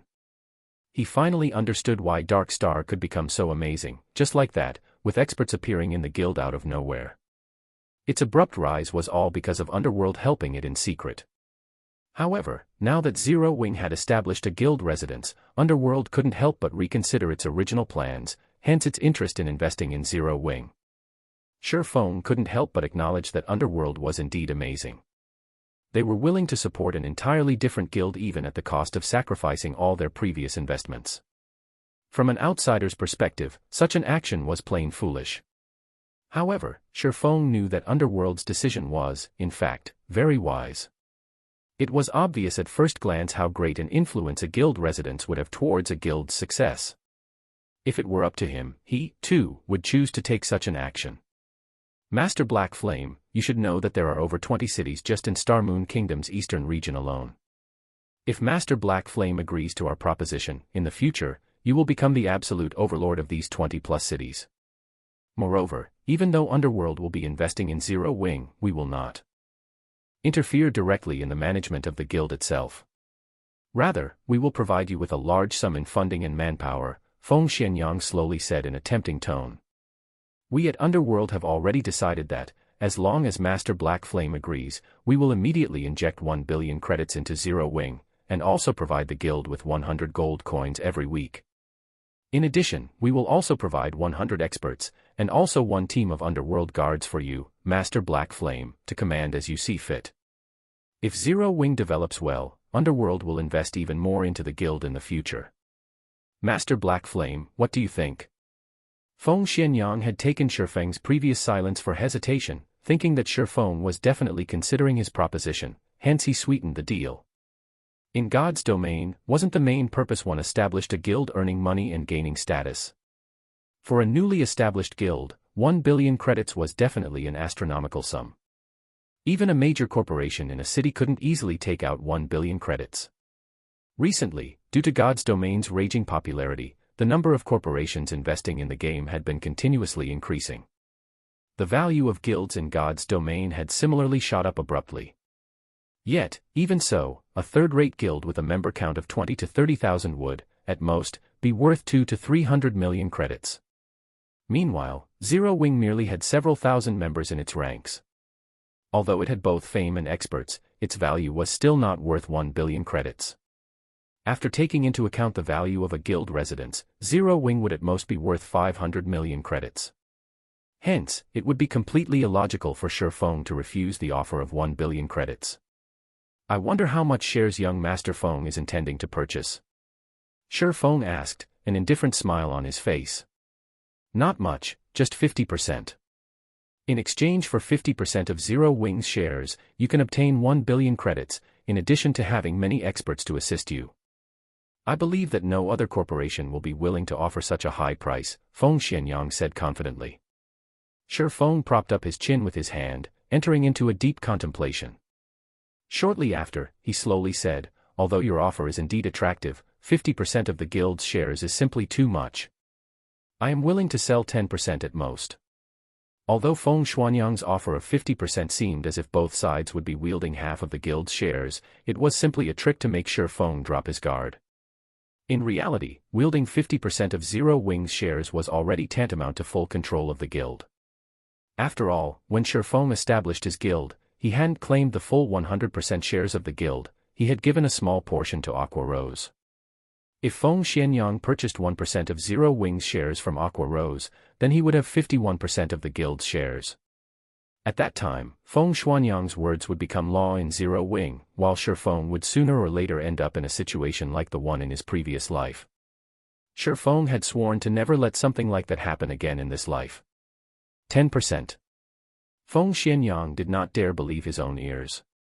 He was going to spend 1 billion credits on Zero Wing, yet, all he would get in return was 10% of its shares. Did Shi Feng really take Zero Wing for the #1 guild in Star Moon Kingdom? Vice Leader Feng, you must think that the amount I'm offering is too low, right? Shi Feng asked, his indifferent smile still on his face. It's only normal that you would think so. However, what I'm trying to say is that 1 billion credits really isn't a big sum of money. I'm already giving young Master Feng a lot of face by offering you 10% of Zero Wing's shares. If it were anyone else here today, I would only offer them 1% at most. In fact, Shi Feng was not speaking conceited nonsense at all. Just the gold coins he had on hand right now already exceeded 10,000. If he converted them into credits, they would be worth at least 200 million credits. His daily income was also continuously rising day after day. Just the benefits he could obtain from the Star Street trading firm had already far exceeded 1 billion credits. Not to mention, Zero Wing's guild residence was also built on a strategic location like the Purple Sun Mansion. The Purple Sun Mansion was the best location for players to establish a guild residence in White River City. It also occupied a broad tract of land, larger than even a football field, which could contain 50,000 people. Not to mention the current state of White River City, where every square inch of land was worth its inch in gold. Even after a decade passed since God's Domain's official launch, the land of the Purple Sun Mansion would still be worth more than 10 billion credits. Although 1 billion credits was indeed an astronomical sum, it was truly not worth 10% of Zero Wing's shares. Even 1% was an overestimation, not to mention 10%. Master Black Flame, there has to be a limit even to jokes. By toying around with me like this, do you take me for someone easily bullied? Feng Xuanyang's expression suddenly changed, his tone turned cold as well. Vice Leader Feng, what I speak is the truth. If Vice Leader Feng feels wronged, then let's just forget about this matter entirely. Shi Feng shook his head and laughed. After this meeting, he, too, started thinking of looking for an investment partner. The falling flowers are yearning for love, but the heartless brook ripples on. 1. If Shifeng had rejected Feng Xuanyang's investment proposal from the very beginning, or had argued that Feng Xianyang was asking for too high a percentage of Zero Wings shares, Feng Xianyang might still have accepted Shifeng's answer with a smile. This was the atrocity of the truth, hence people would often prefer to hear a lie than the truth. The reason being, the truth was much crueler than a lie. If Aqua Rose were here right now, she would definitely scold Shifeng for speaking the truth. Soon after, Shifeng departed from the private room, leaving behind a thoroughly incensed Feng Xianyang. "South Wolf, get in here!" Feng Xianyang roared. South Wolf hurriedly entered the private room, asking, "Young Master Feng, why are you so angry? Did that brat Black Flame fail to appreciate your kindness? Tell Lone Tyrant that he can take action immediately. I don't wish to see the guild called Zero Wing in White River City anymore." Feng Xianyang no longer had his elegant appearance from before. Instead, he revealed his sinister nature, saying, "Since he isn't willing to cooperate with Underworld, then we will just remove him, one way or another. White River City does not need a guild that Underworld cannot control." "Yes, I'll notify Lone Tyrant immediately," South Wolf said with excitement as he licked his lips. After Shifeng departed from the high-class bar, he immediately headed towards the teleportation hall. Spending 32 silver coins, he quickly arrived at Star Moon City, Star Moon Kingdom's most affluent city. Compared to White River City, the competition at Star Moon City was much more intense. Just the number of first-rate guilds present in the city already surpassed 5. The second- and third-rate guilds were even more numerous. Meanwhile, the player population at Star Moon City was over 3 million. Such a number could easily match the total number of players in White River City and its neighboring 7 cities. One could say that Star Moon City was a location that every guild needed to compete for in the future.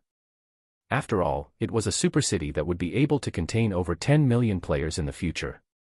Meanwhile, the resources available in the surroundings of Star Moon City were even more abundant.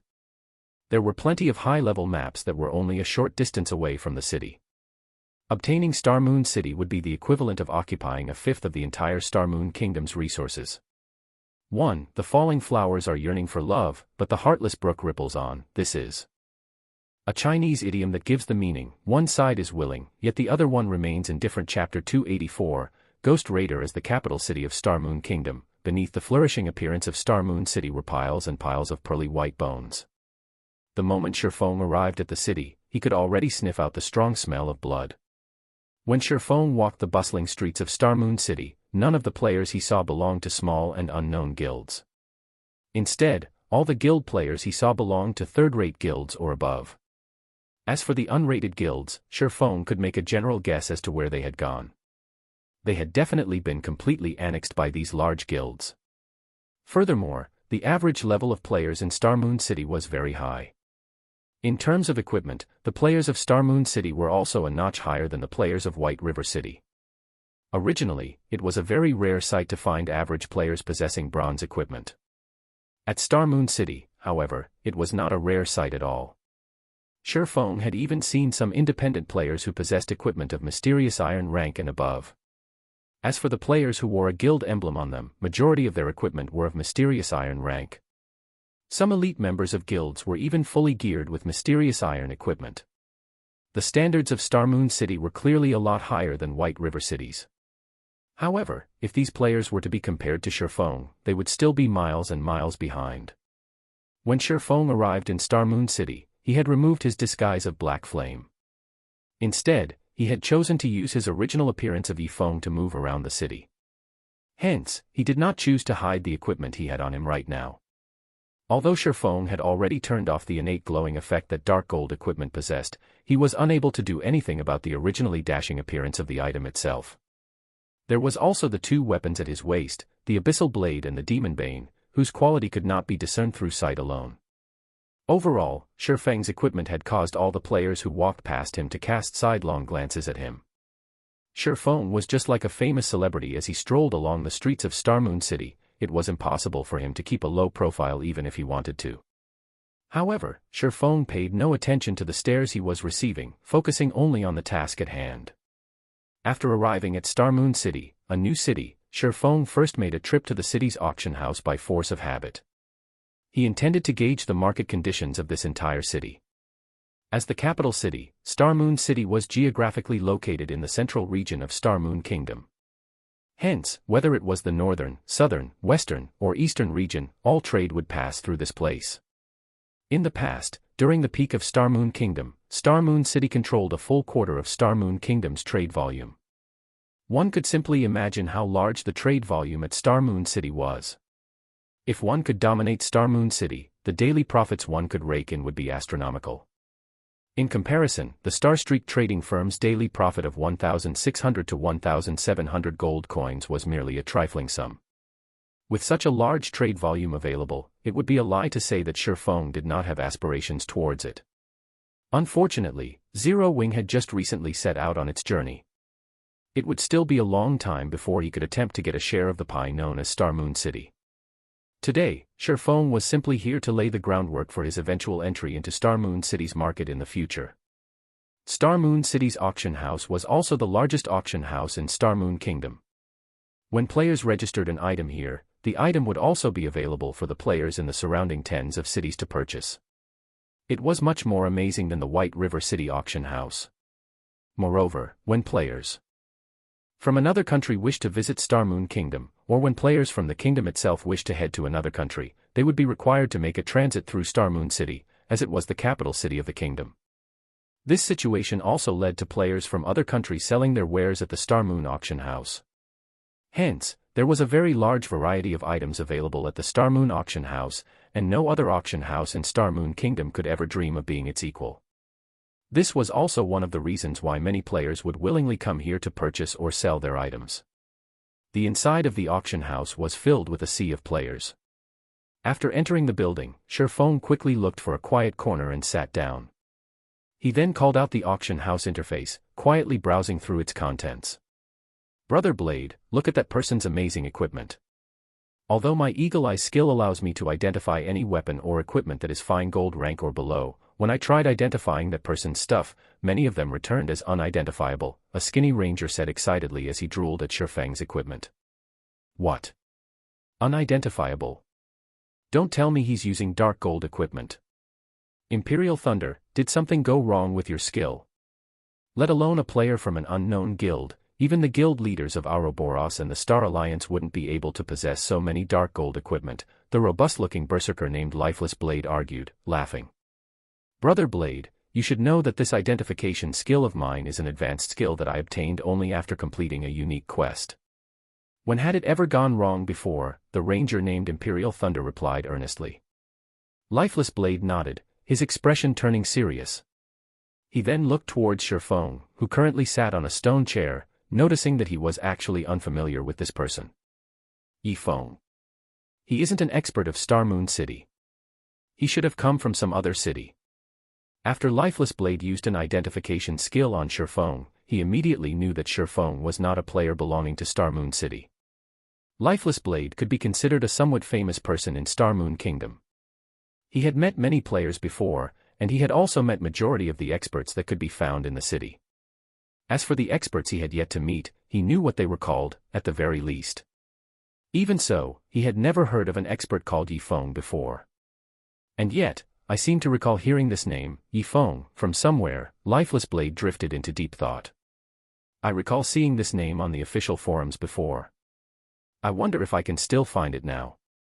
Thinking so, Lifeless Blade opened the official forums and started searching for information relating to a player called Yifeng. At this moment, Imperial Thunder used eagle eyes on the guild emblem hanging on Shifeng's chest. Instantly, a shocked expression surfaced on his face. Yet, immediately after, that shock turned into great excitement. "Imperial Thunder, what happened to you?" Lifeless Blade asked curiously. It was his first time seeing Imperial Thunder produce such an expression. In the past, Imperial Thunder did not react with such intensity even when he saw a Lord-ranked field boss. "Brother Blade, he's a member of Zero Wing," Imperial Thunder said excitedly. "Zero Wing? Why would they be here?" Lifeless Blade asked curiously. Nobody in Star Moon Kingdom had not heard of Zero Wing at this point. After all, it was the first guild in Star Moon Kingdom to possess its own guild residence. Moreover, there were plenty of experts in its midst. Even the top-ranking player in Star Moon Kingdom was a member of Zero Wing. Not only was this guild extremely mysterious, it also had Star Moon Kingdom's chief forger providing them with equipment. Countless players wished to join Zero Wing. Unfortunately, the guild was only recruiting members in White River City. Unless players from other cities migrated there, they would have no chance of joining it at all. At this moment, Lifeless Blade had also found some information relating to Yifeng on the forums. Aside from finding out that Yifeng was the author of the White River City guidebook, Lifeless Blade had also found some video recordings of Yifeng's battles. Of them, the video showing Yifeng's one-man battle against hundreds of Martial Union members was still ranked within the top 30 most viewed videos. The video had even been titled God-Ranked Swordsman's Instructional Video. So he is that God-Ranked expert, Yifeng. Lifeless Blade felt greatly surprised at this moment. He never imagined he would get the chance to meet such a great expert. While Lifeless Blade and Imperial Thunder were watching Shifeng, with his extraordinary 5 senses, had long since noticed his 2 observers. The interest these 2 players emitted was very strong. In addition, the fervor in their gazes made it hard for Shifeng not to notice them, even if he wasn't trying. And here I was, wondering who was spying on me. It turned out that it was Lifeless Blade and Imperial Thunder. Shifeng glanced at his 2 admirers, sending a faint smile at them.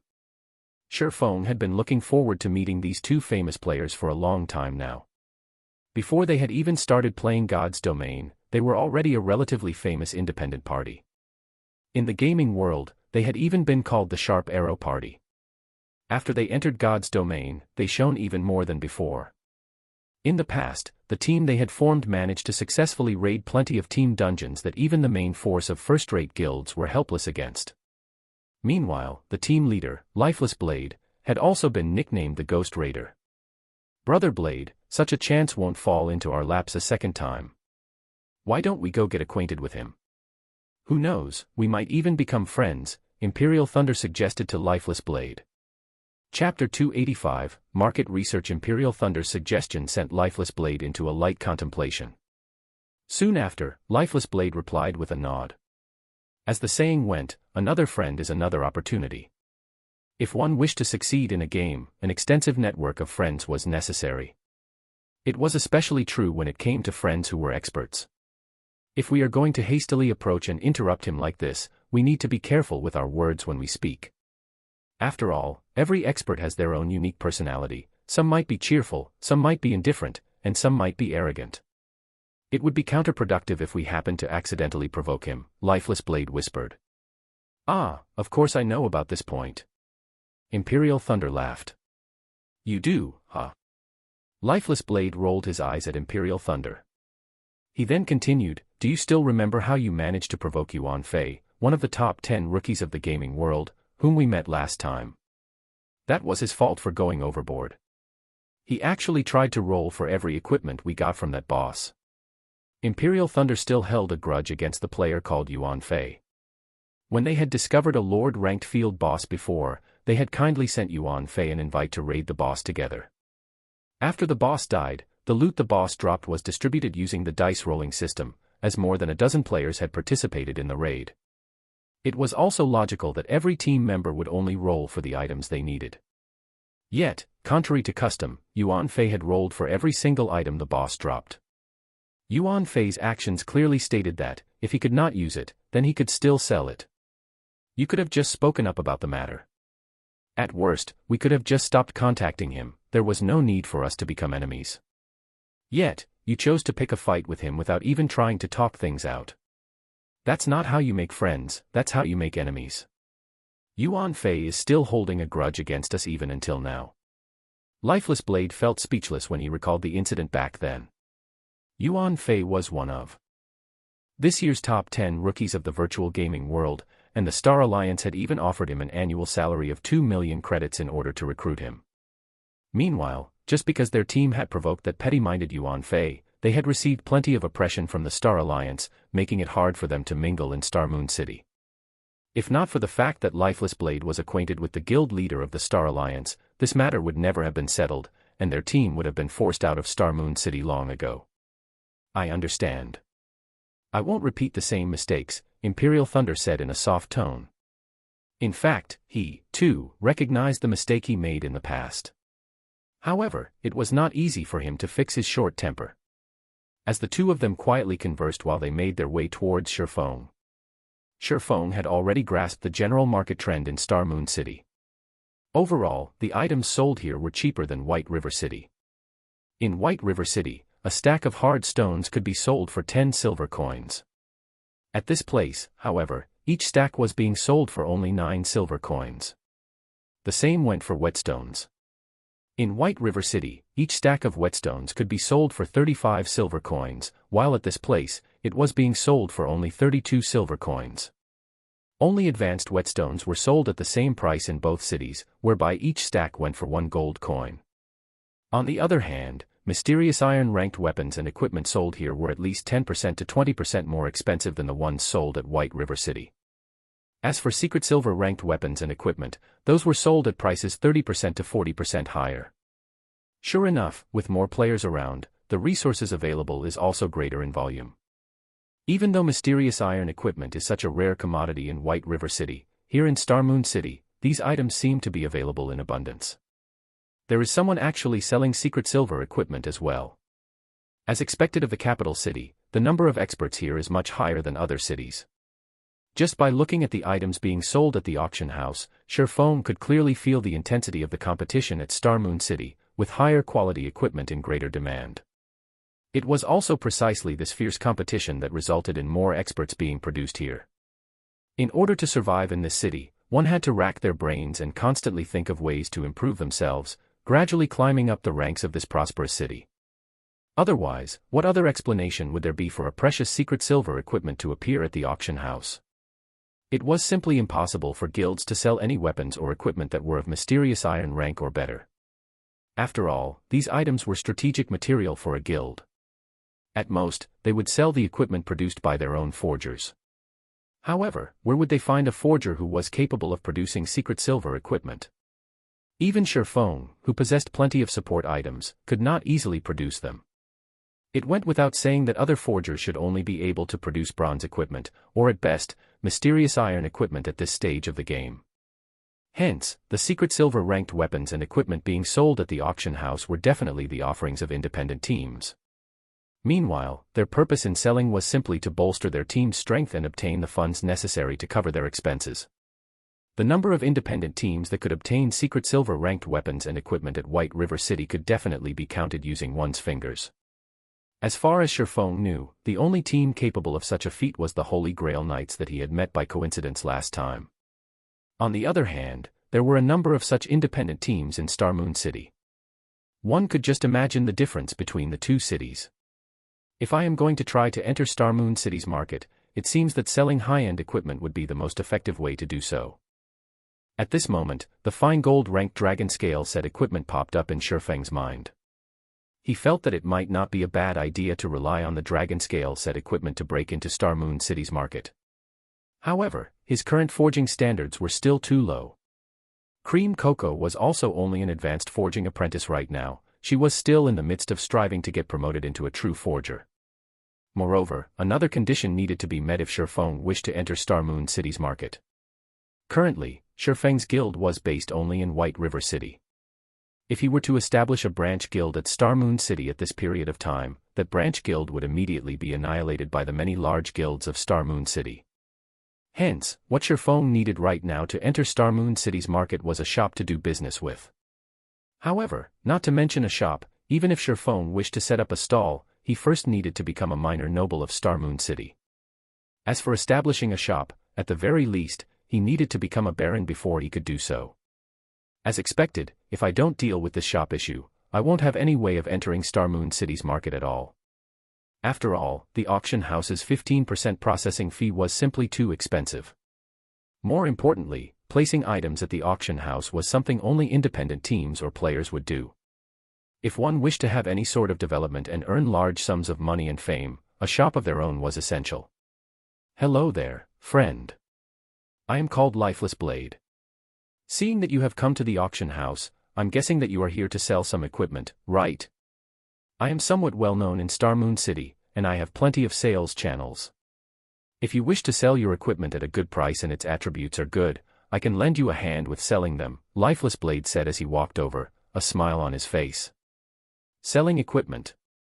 Shifeng took a look at his own getup, discovering that the weapons and equipment he had on him were far better than what anyone else present inside the auction house had. From an observer's point of view, he definitely would not have any demands for the items sold at the auction house. In which case, the possibility of him coming to the auction house to sell some of his unwanted equipment was very high. After all, with so many good equipment on hand, there were bound to be some obsolete equipment that he needed to dispose of. Immediately, Shifeng shook his head, saying, "No, you misunderstand. I'm just here to take a look." "Sorry, it's my fault for misunderstanding," Lifeless Blade quickly said in embarrassment when he realized that he had acted too rashly. "In truth, I'm not trying to earn some middleman's fees. I'm just trying to make your acquaintance. This here is a brother of mine, Imperial Thunder." Imperial Thunder nodded in reply, his mind still slightly dazed, completely mesmerized by the elegant appearance of the Abyssal Blade and the Demon Bane when seen at such a close distance. Dark gold weapons. Even the guild leader of the Star Alliance, a first-rate guild, did not possess such powerful weapons. Imperial Thunder wondered just what kind of attributes such weapons could possess. Just how much did they surpass the secret silver weapon he wielded? Seeing his companion constantly staring at the weapons hanging at Shifeng's waist, the drool in Imperial Thunder's mouth nearly overflowing, Lifeless Blade immediately clapped Imperial Thunder's back. He then let out an awkward laugh as he said to Shifeng, "Please excuse him. He doesn't normally act this way." Shifeng had been playing God's Domain for many years now, and his eye for people was still quite accurate. Naturally, he could tell that the two players before him did not harbor any evil intentions in their hearts, they were really just trying to get acquainted with him. Furthermore, from the stories he'd heard about Lifeless Blade and Imperial Thunder in the past, he had quite a good grasp on the two's personalities. They were definitely not sinister, villainous people. Lifeless Blade was the calm and silent type. As for Imperial Thunder, although he was brash, he was a man of integrity. "No problem. I can tell that Brother Imperial is a straightforward man." Shifeng waved his hand, laughing. "Since Brother Blade wishes to become friends, it would be my honor to oblige." Lifeless Blade's eyes immediately glowed. He hadn't expected Shifeng to be so easy to get along with, having such an easygoing attitude. Hence, the two quickly started a conversation between themselves. When they touched on the topic of combat techniques, Shifeng thoroughly shocked Lifeless Blade with his words. Meanwhile, Lifeless Blade finally understood why the public would acclaim Shifeng a god-ranked expert. After conversing for more than half an hour, Shifeng managed to obtain a more detailed understanding of the situation at Star Moon City, thanks to Lifeless Blade. "I've gained plenty from this discussion of ours. If not for Brother Yifeng, I'm afraid I wouldn't even know such a combat technique existed. This knowledge is simply priceless for dungeon raiding," Lifeless Blade said earnestly. He then retrieved a special tool from his back and presented it to Shifeng, saying, "This ring is the only item I can offer you as thanks. Brother Yifeng, please accept it. Otherwise, my conscience won't let me rest." Chapter 286, The Eternal Throne. Shifeng had not expected Lifeless Blade to be such a forthright person. Although Lifeless Blade had only taken out an ordinary-looking silver ring, Shifeng knew exactly how precious this item was. The reason being, not only had he seen this ring in the past, he had even owned one before. The ring was a space ring, it was a storage item. One could not judge it simply based on its mysterious iron rank. The space ring could store up to 200 slots of items, it was a very significant amount. It also did not impart any additional weight to the user, regardless of the number of items stored in it. However, this was still not the most important point about this ring. Instead, the space ring excelled the most when used during battle. Although it did not have many uses in a normal battle, when used in a fight between experts, a battlefield, or a boss battle, it could bring about game-changing effects. For example, if players wished to use magic scrolls or support items during a battle, they needed to first place their hands into their bags and search for their items before pulling those out. This entire process would waste much time. However, it was a different story if players possessed the space ring. With a simple thought, the item specified would instantly appear within the player's hands. The space ring was much more convenient than a bag. In reply to Lifeless Blade's offer, however, Shifeng shook his head and said, "This item is too valuable. I cannot accept it. Brother Yifeng, I am a man who never takes advantage of his friends, I'll feel extremely guilty if you don't accept it. Moreover, this ring is merely a storage item. It's not particularly valuable, so please accept it, Lifeless Blade said. Well, how about this? I have a favor to ask of Brother Blade. I wonder, how many reputation points does Brother Blade have at Star Moon City right now? Shifeng whispered, sighing. Lifeless Blade grew confused at Shifeng's question, failing to understand why Shifeng would ask him such a thing. However, he still chose to answer honestly. I'm only 30 points away from becoming a minor noble of Star Moon City. As the capital city of Star Moon Kingdom, the reputation points of Star Moon City was the most difficult to earn out of all the cities in the kingdom. Even if Lifeless Blade and his team were amazing, they were still a distance away from becoming nobles of the city. 30 points. Shifeng sank into deep contemplation. He thought to himself, that's not a lot, I guess. If he completes those several quests, he should be able to get those points. Must your favor require a noble to accomplish, Brother Yifeng? Lifeless Blade asked. Yeah. Shifeng nodded. Only by becoming a noble could one purchase a stall in Star Moon City. Also, exchanging of stalls could only be conducted between nobles of Star Moon City, in order to prevent players from taking advantage of any loopholes. However, Shifeng was a demon hunter. No matter where he went, he would still be treated like a noble. Hence, after Lifeless Blade purchased the stall, there would be no problems if he simply transferred ownership of the stall to Shifeng. In this way, Shifeng would have a stall in Star Moon City to officially sell his items. Originally, Shifeng had thought to complete a few quests in Star Moon City to increase his reputation here. However, it would not be easy to obtain 100 Star Moon City reputation points, he needed to invest plenty of time to do so. Meanwhile, Lifeless Blade had a trustworthy character, and it would be much faster to earn just 30 reputation points than to earn 100 reputation points. At first, Lifeless Blade felt ashamed for being unable to be of any help to Shifeng.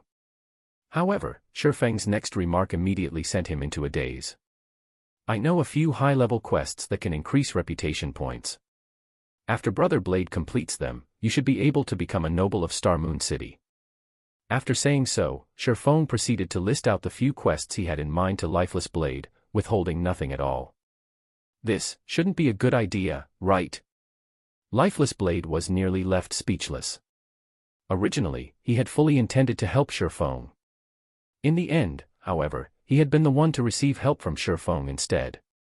Currently, the many guilds in Star Moon City were desperately searching for quests that could increase one's reputation, holding back nothing to do so. However, even when they offered a huge reward for any related information, they still had no luck in finding any. Yet, Shifeng had just casually revealed to him 4 high-level quests that rewarded reputation points, his casual remarks making it seem as if these quests were plain cabbages that could be found anywhere. Is the difficulty of these quests too hard for you to manage? Shifeng suddenly came to a realization when he saw Lifeless Blade's troubled expression. I still know a few quests that reward reputation. However, as their difficulty is much lower, the reputation points rewarded is similarly low. You'll have to complete at least 7 or 8 of them in order to accumulate 30 points. Lifeless Blade's mind was an utter mess now. He even started to suspect Shifeng was a GM, to actually know of so many reputation quests in Star Moon City. However, Lifeless Blade quickly dispelled this notion from his mind. After all, God's domain was controlled by the main God system, nobody else was allowed to interfere with the game. Hence, the quests in the game were auto-generated by the system, and nobody should know about them in advance. Of course, if there was an exception to this point, then that would be the extremely mysterious beta testers. However, after God's domain was officially released, many settings and quests in the game were changed. In theory, the quests that were originally present during the beta test should no longer exist. Thinking up to this point, Lifeless Blade was thoroughly confused by Shifeng's identity. Just how was he able to know so many things? Are you wondering why I know so much? Naturally, Shifeng could discern Lifeless Blade's doubts. Ah. Lifeless Blade silently nodded his head, making no attempt to hide his thoughts.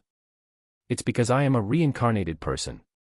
I returned to this time from 10 years into the future, hence I know about all these quests, Shifeng said in full honesty. Brother Yifeng sure knows how to joke. Lifeless Blade abruptly burst into laughter.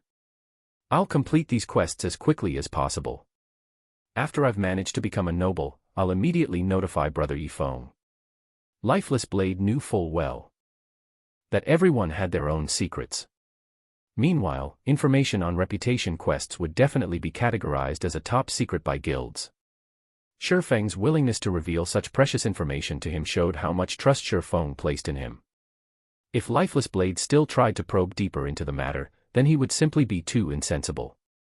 I'm telling the truth, Shifeng laughed bitterly. Ah, I know. Lifeless Blade nodded his head repeatedly, the smile on his face seemingly saying, I understand. Shifeng was left completely speechless. Although he had long since grown familiar with such a behavior, he still could not help but feel helpless every time he was faced with it. Why wouldn't anybody believe him even though he was telling the truth? Why must the world make an honest man like him tell a lie before somebody was willing to believe him? Shifeng was no longer able to make sense of this world. Soon after, Lifeless Blade added Shifeng as a friend before hurrying off to complete the quests. Meanwhile, thanks to Lifeless Blade, Shifeng now had a better understanding of Starmoon City's situation. After Lifeless Blade's departure, Shifeng hailed a horse carriage and headed to the War God's Temple of Starmoon City. He intended to continue carrying out his legendary ranked main storyline quest. The War God's Temple of Starmoon City was built beside the palace. From the outside, the building looked like a magnificent and majestic pyramid, and at the summit of this pyramid was a house-sized sunstone, which exuded a divine light. Be it day or night, this sunstone would shine brilliantly on the entire War God's Temple, and one couldn't help but admire this dazzling construction when seeing it. As the main branch of the War God's Temple, it had Tier 3 NPCs roaming around outside the temple itself, and even a Tier 5 Shadow Saint would not be able to penetrate the tight security here. Although this was not Shifeng's first time visiting this War God's Temple, it was still his first time coming to the 9th floor of the temple. The Eternal Throne. Just the NPC guiding Shifeng to this place was already a Tier 4 Glory Knight. In other cities, such an NPC would be an overlord-like existence that could cause others to tremble in fear. However, in this place, this NPC simply amounted to a guide. After entering the Eternal Throne, Shifeng immediately discovered 1 purple throne and 9 golden thrones suspended in the center of the room. On the sides were 50 silver thrones. Aside from the empty purple throne, every other throne was occupied by a person. Moreover, these people were all apex powerhouses of God's domain. A single step of theirs could send tremors throughout the entire continent. However, among all these people, only one of them had a real body, the others were simply phantoms. Sitting in their thrones, these powerhouses quietly observed Shifeng.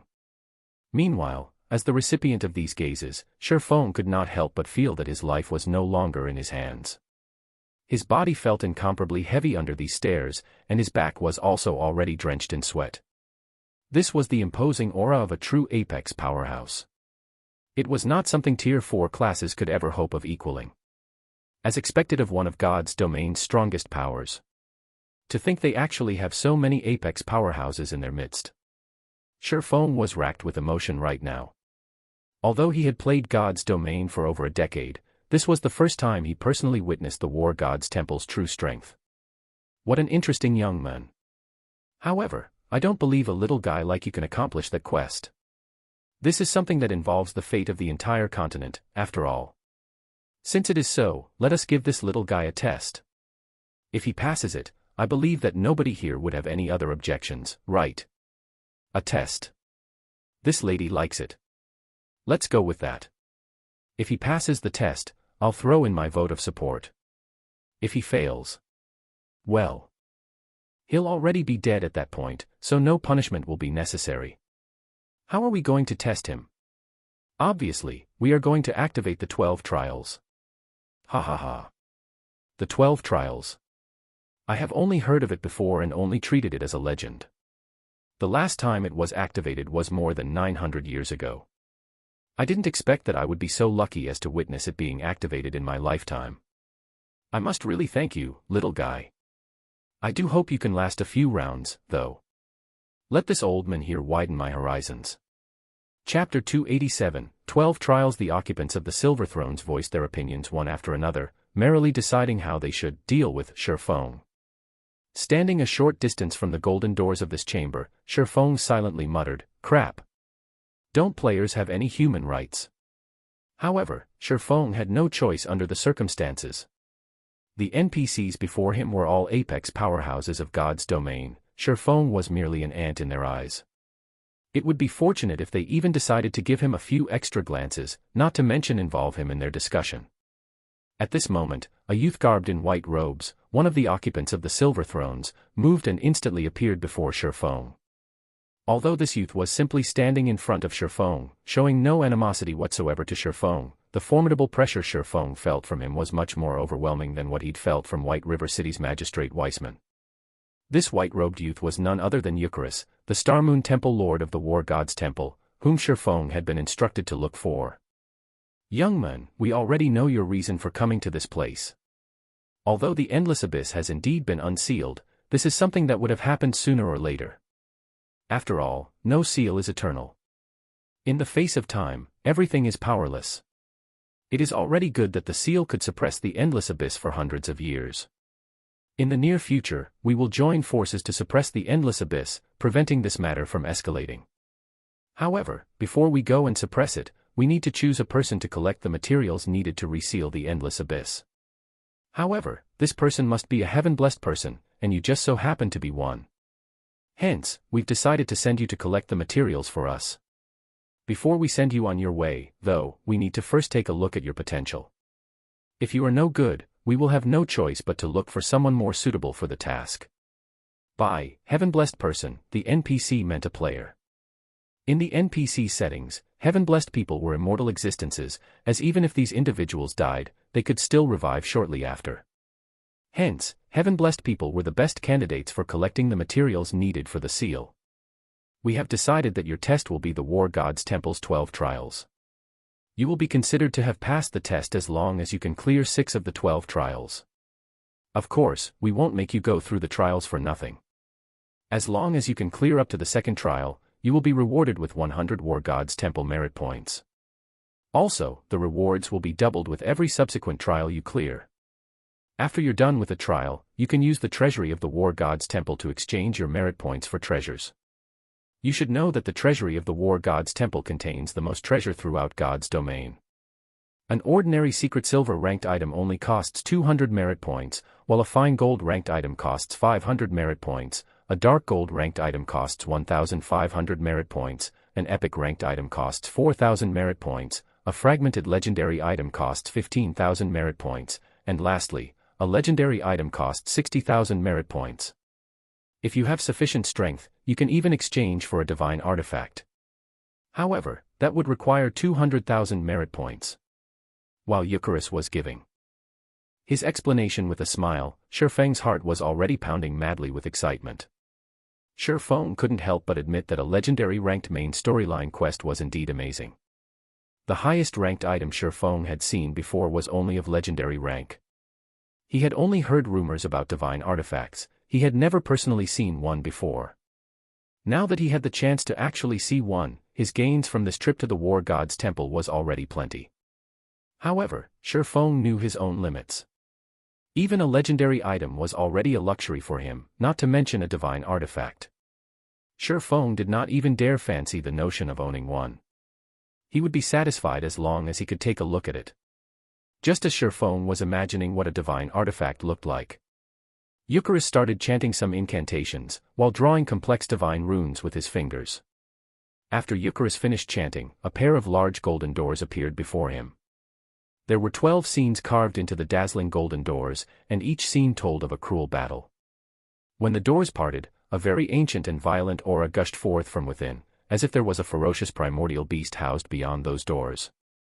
"Young man, the 12 trials lies beyond these gates. Go ahead," Eucharis said slowly as he pointed towards the golden doors. Shifeng nodded in reply. Step by step, he slowly walked towards and beyond the doors, soon vanishing from the eternal throne. Ha ha ha. That little guy sure is brave. Doesn't he know that the 12 trials is the cruelest trial of the War God's Temple? Eucharis, you're a devious bastard yourself as well. You actually used such a temptation against that little guy. Moreover, You've only mentioned the abundant rewards he could gain, but not the penalty for death. The merit points needed for the divine artifact. Even after saving for an entire lifetime, this old man still hasn't collected the necessary amount.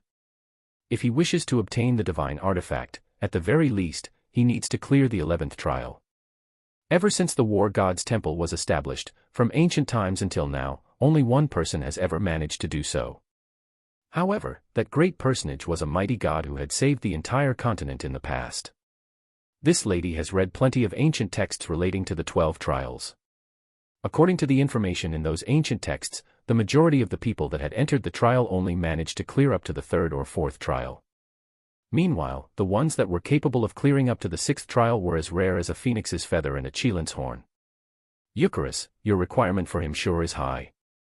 Collecting the 7 treasures is a matter of great importance. Without sufficient strength, how can he expect to gather all of them? Besides, we can't afford to waste any energy on a weak little ant.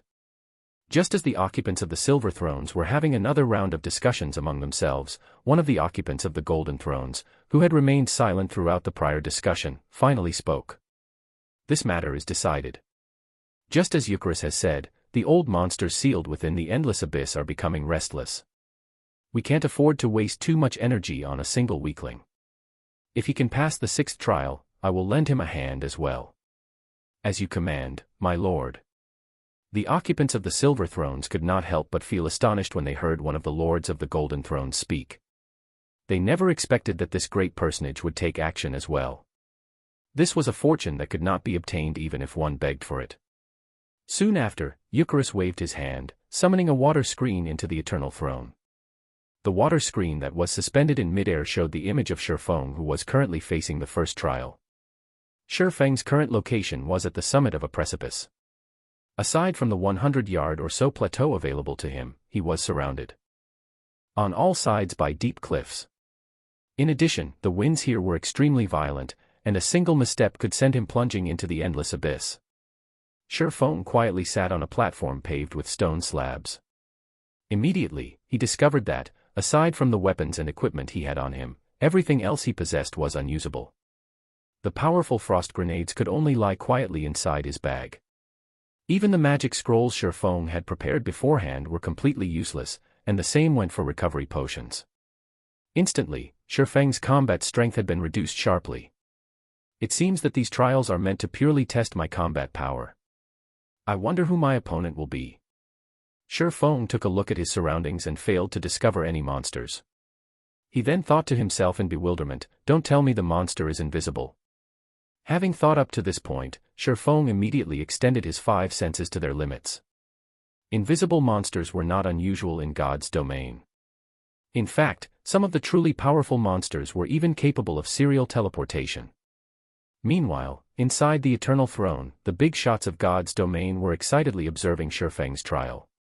After all, it had been close to a millennium since the 12 trials had last been activated. None of the occupants of the silver thrones were that old yet, so they were naturally very curious about the 12 trials. I wonder who will be his first opponent. Though there are no records about it in the ancient texts, I did hear that the creatures inside the 12 trials are all primordial beasts that are extremely ferocious. However, this is only the 1st trial. That little guy isn't even a Tier 1 swordsman yet, so the monster's strength should be barely within the Tier 1 realm. Look, something's flying over. Chapter 288, Continuous Clearance Primordial Beasts. In the God's domain of today, these creatures were either extremely rare, or had long since gone extinct. They were beings that one would not normally see. Now that the 12 trials had been activated, Shifeng would also have the fortune of meeting one. If he were at any other location, it would be extremely hard for him to meet a primordial beast. Above the stage of the 1st trial, a blurred figure slowly descended from the skies, remaining unperturbed even in the face of the turbulent winds of this realm. This gigantic figure landed at the center of the stage, towering over the tiny Shifeng. With the upper body of an eagle and the lower body of a lion, this monster was none other than the king of the skies, a griffin. Griffin, elite rank, HP 30, 000/30, 000. I didn't expect a griffin would be so big. Just its wingspan alone is over 20 meters. Shifeng did not hurry into action. Instead, he took his time carefully observing the griffin. he was currently within a trial. The monsters in here were completely different from their counterparts in the outside world. Not only would the monsters inside a trial possess a large variety of skills, their basic attributes would also be much higher. Most importantly, their intelligence would also be higher. They would not follow a set pattern when they fought. However, the griffin did not provide Sherfong with too much time to think. With a piercing cry, the griffin flapped its wings, generating a violent gale. Instantly, 2 tornadoes over 3 meters in height swept towards Sherfong, and where the blades of wind passed, everything shattered. Using a skill right off the bat. As expected, this griffin isn't an ordinary monster. Revealing a faint smile, Sherfeng's figure flashed, swiftly withdrawing from the attack range of the 2 tornadoes. Following which, he activated silent steps, instantly appearing behind the griffin. Before the King of the Skies could react, the pitch-black abyssal blade turned into multiple streaks of black, slashing down at the griffin's wings. Like snowflakes, the griffin's snowy white feathers fluttered onto the now blood-stained ground. The griffin let out an agonized roar, damages of over -400 points appearing above its head, one after another. The attacks that achieved a critical hit had even dealt over -800 damage. Immediately afterward, Sherfong followed up with a level 10 chop, his sword slicing off a large chunk from one of the griffin's wings, completely crippling it. Meanwhile, the griffin instantly lost over 1,900 HP from the attack. From this short exchange, the griffin had already lost 16% of its total HP. Furthermore, with one of its wings now crippled, it could not fly even if it wanted to. The gap in strength was obvious in a single glance. Against a Sherfong who had over 200 points in agility, a flightless griffin would only amount to a sitting duck. Following which, Sherfong constantly shuttled around the griffin, sending streak after streak of black radiance stabbing into the griffin's body. However, Sherfong only used basic attacks throughout all this. This way he would not be affected by the awkward movements consequent to using a skill, which would hinder his ability to dodge. Moreover, Sherfeng's attacks were extremely accurate. Every one of his attacks would land either on a vital point of the griffin or at a joint that would affect the griffin's movements, making it even harder for the griffin to strike him. Although every hit Sherfong landed only caused around -400 damage, after a dozen or so seconds passed, the ferocious griffin fell. System: Griffin defeated. First trial completed. Rewarding 100,000 EXP and 5 free mastery points. Proficiency of all skills increased by 50 points. System: First trial cleared. Do you wish to start the next trial? The trial even rewards free mastery points. How wonderful! When Sherfong saw the rewards he received, a faint smile appeared on his face. After sheathing the abyssal blade and the demon bane back into their scabbards, he clicked yes to start the next trial. Although the monsters of the trial were indeed powerful, they were barely worth mentioning when compared to Sherfeng's attributes and equipment. He cleared it, and with such ease as well. Not bad. Although he hasn't yet officially become a Tier 1 swordsman, his combat power is already at that tier. It is only natural that he is able to kill the griffin. If this continues, he should be able to get through the first 3 trials without any problems. From the 4th trial onwards, however, things won't be as easy anymore. That's right. The 12 trials would undergo a change in level once every 3 trials. The monsters would also receive a huge increase in combat power between levels. The 1st to 3rd trials will be basic level, while the 4th to 6th trials will be intermediate level, the 7th to 9th trials will be the advanced level, and the 10th to 12th trials will be the peak level. My bet is that the kid will hit his limit once he reaches the 5th trial. The people within the Eternal Throne were all apex powerhouses, and their eyes were well tempered by experience. After watching only one of Sherfeng's battles, they could already make a relatively clear judgment. Indeed, just like the big shots of the War God's Temple had guessed. The stage for the 2nd trial was a sylvan setting, and Sherfeng's opponent this time was the moon-howling silver wolf. Inside a forest, this monster was an alpha predator. Similar to the griffin, the moon-howling silver wolf was a level 20 elite monster with 30,000 HP. Although it, too, was a Tier 1 primordial beast, unlike the griffin, the moon-howling silver wolf was much stronger on land. Its physical attacks were much more powerful, and its reaction speed was also much faster than the griffin's. However, as if to replicate the scene from the first trial, Feng immediately activated silent steps and arrived at the hind leg of the moon-howling silver wolf. Again, similar to the time with the griffin, Feng slashed his swords down at the wolf's hind legs, crippling them and greatly reducing the monster's movement speed. Following which, Feng simply kite the moon-howling silver wolf with the blazing meteor. Before 30 seconds had passed, the moon-howling silver wolf fell. System: Moon-howling silver wolf defeated. Second trial completed. Rewarding 300,000 EXP and 10 free mastery points. Proficiency of all skills increased by 50 points. System: Second trial cleared. Do you wish to start the next trial? Immediately after, a golden glow surrounded Feng's body, signifying his rise to level 19. Feng then placed all 6 of his newly obtained free attribute points into strength, increasing the attribute to 180 points and activating basic destructive power, the hidden passive skill for strength. Now, Feng's bare hands were capable of destroying a bronze-ranked item.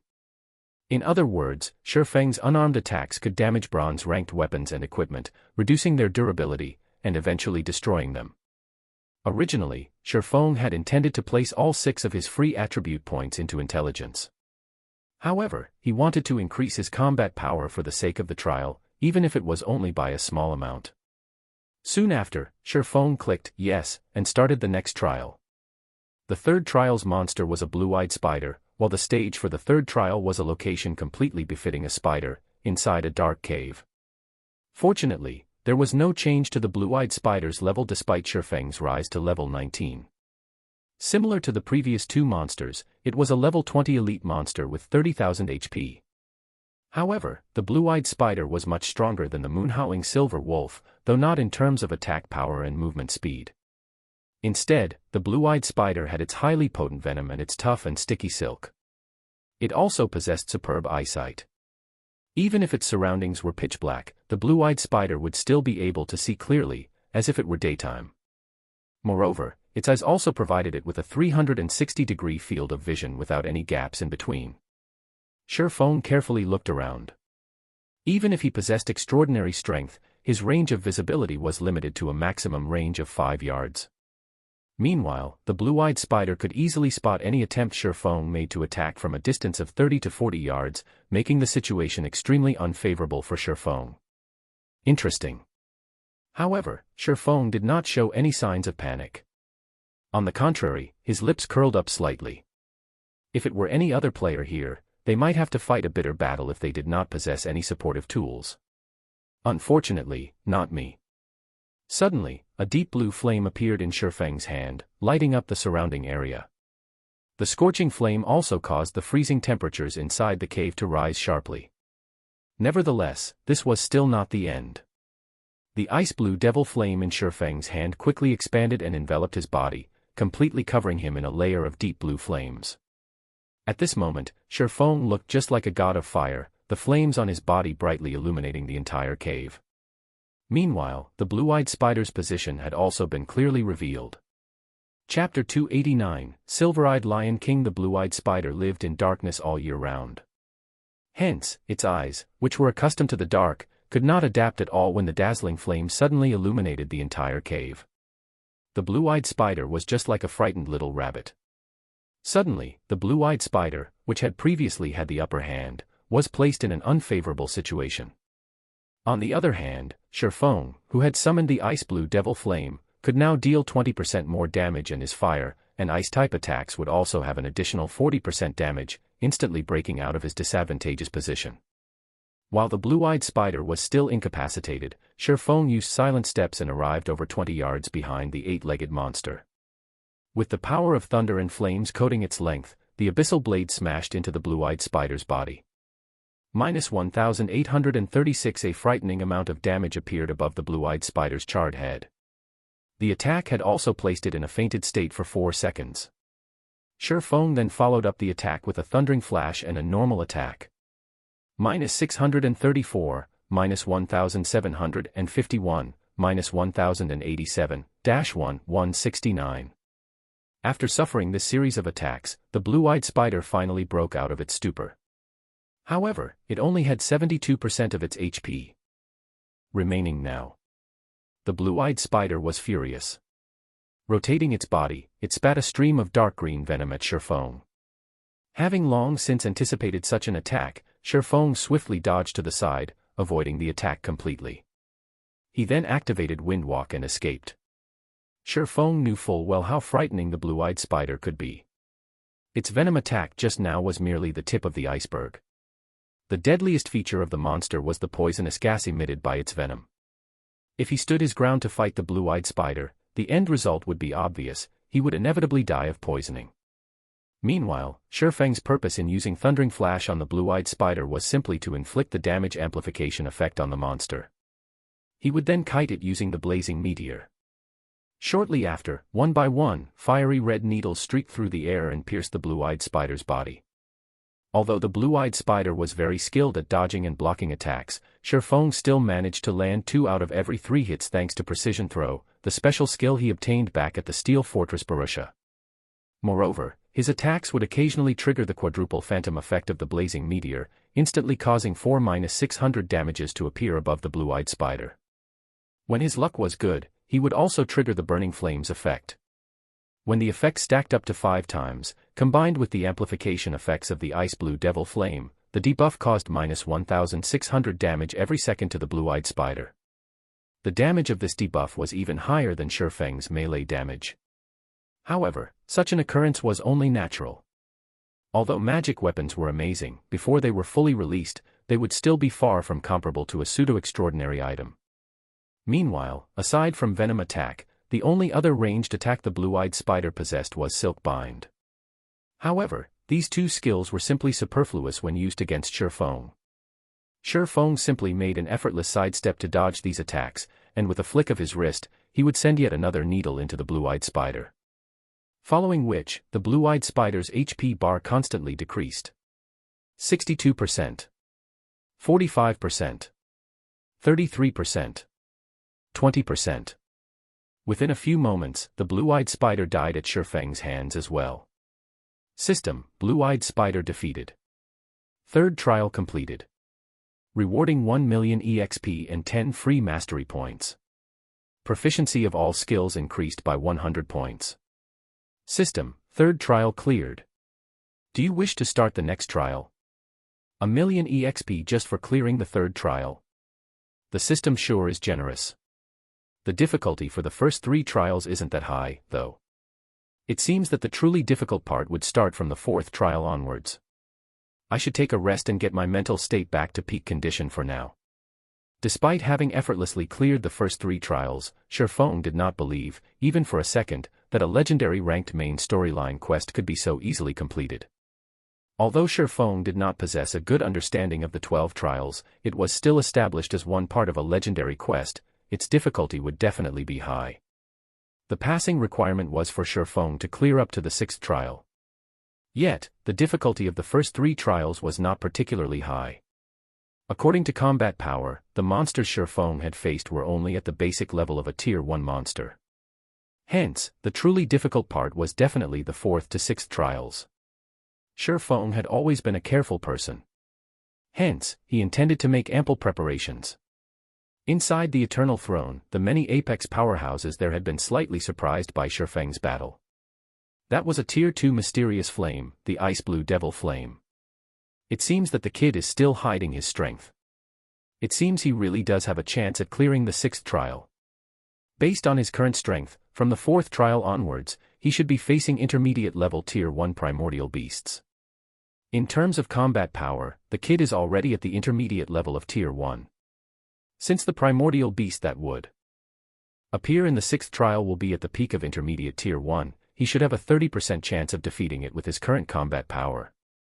The big shots sitting in the Silver Thrones unanimously acknowledged Shifeng's potential. After resting for more than 10 minutes, Shifeng discovered an interesting matter. Although he could not use any potions or magic scrolls, he could still eat food made from cooking to boost his attributes. It was a good choice to let Violet Cloud continue pursuing the chef subclass. Shifeng smiled. After Zero Wings Workshop was established, Shifeng had given Violet Cloud a very high salary. The salary was much higher than what Violet Cloud earned from selling her cooking products. There was no need for her to continue on the path of a chef. However, Violet Cloud had chosen to continue cooking, giving the reason that it had already become a habit of sorts. Moreover, Violet Cloud herself loved cooking, and currently, she was already an advanced chef. She was not far away from being promoted to a master chef. Now, not only could the delicious steaks she cooked increase the consumer's HP regeneration rate while in a non-combat state, it could also provide an additional buff that increased the consumer's strength by 10% for 10 minutes. To others, a 10% increase in the strength attribute might not amount to much. However, to Shifeng, who currently had 180 points in strength, that would mean an additional 18 points in strength, which was also equivalent to an additional 36 points in attack power. Overall, the effect of the delicious steak provided Shifeng with a significant increase in combat power. After Shifeng was rested, he clicked yes to start the fourth trial. Soon after, Shifeng was teleported to a grassy plain. Taking a look at his surroundings, Shifeng quickly discovered a lion with a golden mane lazily sprawled across a large boulder, its stout tail swishing around in a leisurely manner. However, Shifeng's arrival had obviously alerted it. When this golden-maned lion stood up, its height exceeded 5 meters. A chill flashed in the lion's silver eyes as it raised its eyelids. In the next moment, the lush, green grass beneath its paws was frozen solid.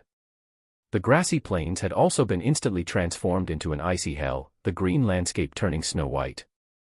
Silver-eyed Lion King, Special Elite, the difficulty of the fourth trial was clearly much greater than the third trial. Amazing. As expected of the primordial beast of the fourth trial. It is actually capable of affecting its surroundings, transforming its environment into the ideal territory for it to fight in. Shifeng couldn't help but be shocked. Even with his 10 years of experience playing God's Domain, Shifeng had very rarely encountered such a monster. However, the icy hell had minimal effect on Shifeng. After activating the ice blue devil flame, the icy hell instantly returned to its original state. Just like that, the silver-eyed lion's environmental advantage was easily vanquished by Shifeng. Although the silver-eyed lion had lost its advantage, its innate strength and destructive power was still high. With a swipe of its paws, a large pit was formed in the grassland and gravel flew all over the place. Before Shifeng could get a good grasp of the situation, he was hit by the shockwave ensuing from the impact of its claws and instantly lost 621 HP. What terrifying strength! Just the shockwave of its attack could already deal over -600 damage to me. If I received a direct hit from its claws, the damage will definitely be in the thousands. Although Shifeng had been caught off guard by the silver-eyed lion, he did not freeze in place. Immediately, he activated Windwalk and escaped. If he fought a direct battle against the silver-eyed lion, there was no question that he would die. Although Shifeng could avoid the silver-eyed lion's claws in a head-on confrontation, if its claws battered the ground just like before, the resulting shockwave would propagate over at least an 8-yard radius. Shifeng would have no way of dodging the shockwave at all. Also, Shifeng only had a little more than 2,400 HP in total, he would last only a few hits at best. Chapter 290, Simultaneous Advancement. The silver-eyed Lion King roared furiously when it saw Shifeng running away. Focusing its eyes on Shifeng, the silver-eyed Lion King abruptly pushed against the ground with its robust and powerful legs. Like a violent gale, its body shot forth directly at Shifeng. Unfortunately for it, in terms of speed, Shifeng had a clear advantage over the silver-eyed Lion King. The distance between Shifeng and the silver-eyed Lion King gradually grew as the chase continued. However, if Shifeng started his kiting maneuver, the silver-eyed Lion King would quickly close this distance. Under a situation where he was not allowed to use potions to recover his HP, Shifeng's only recovery method was his innate battle recovery. However, he would only recover 1% of his HP every 5 seconds. Based on Shifeng's total HP, he would only recover around 24 HP every 5 seconds.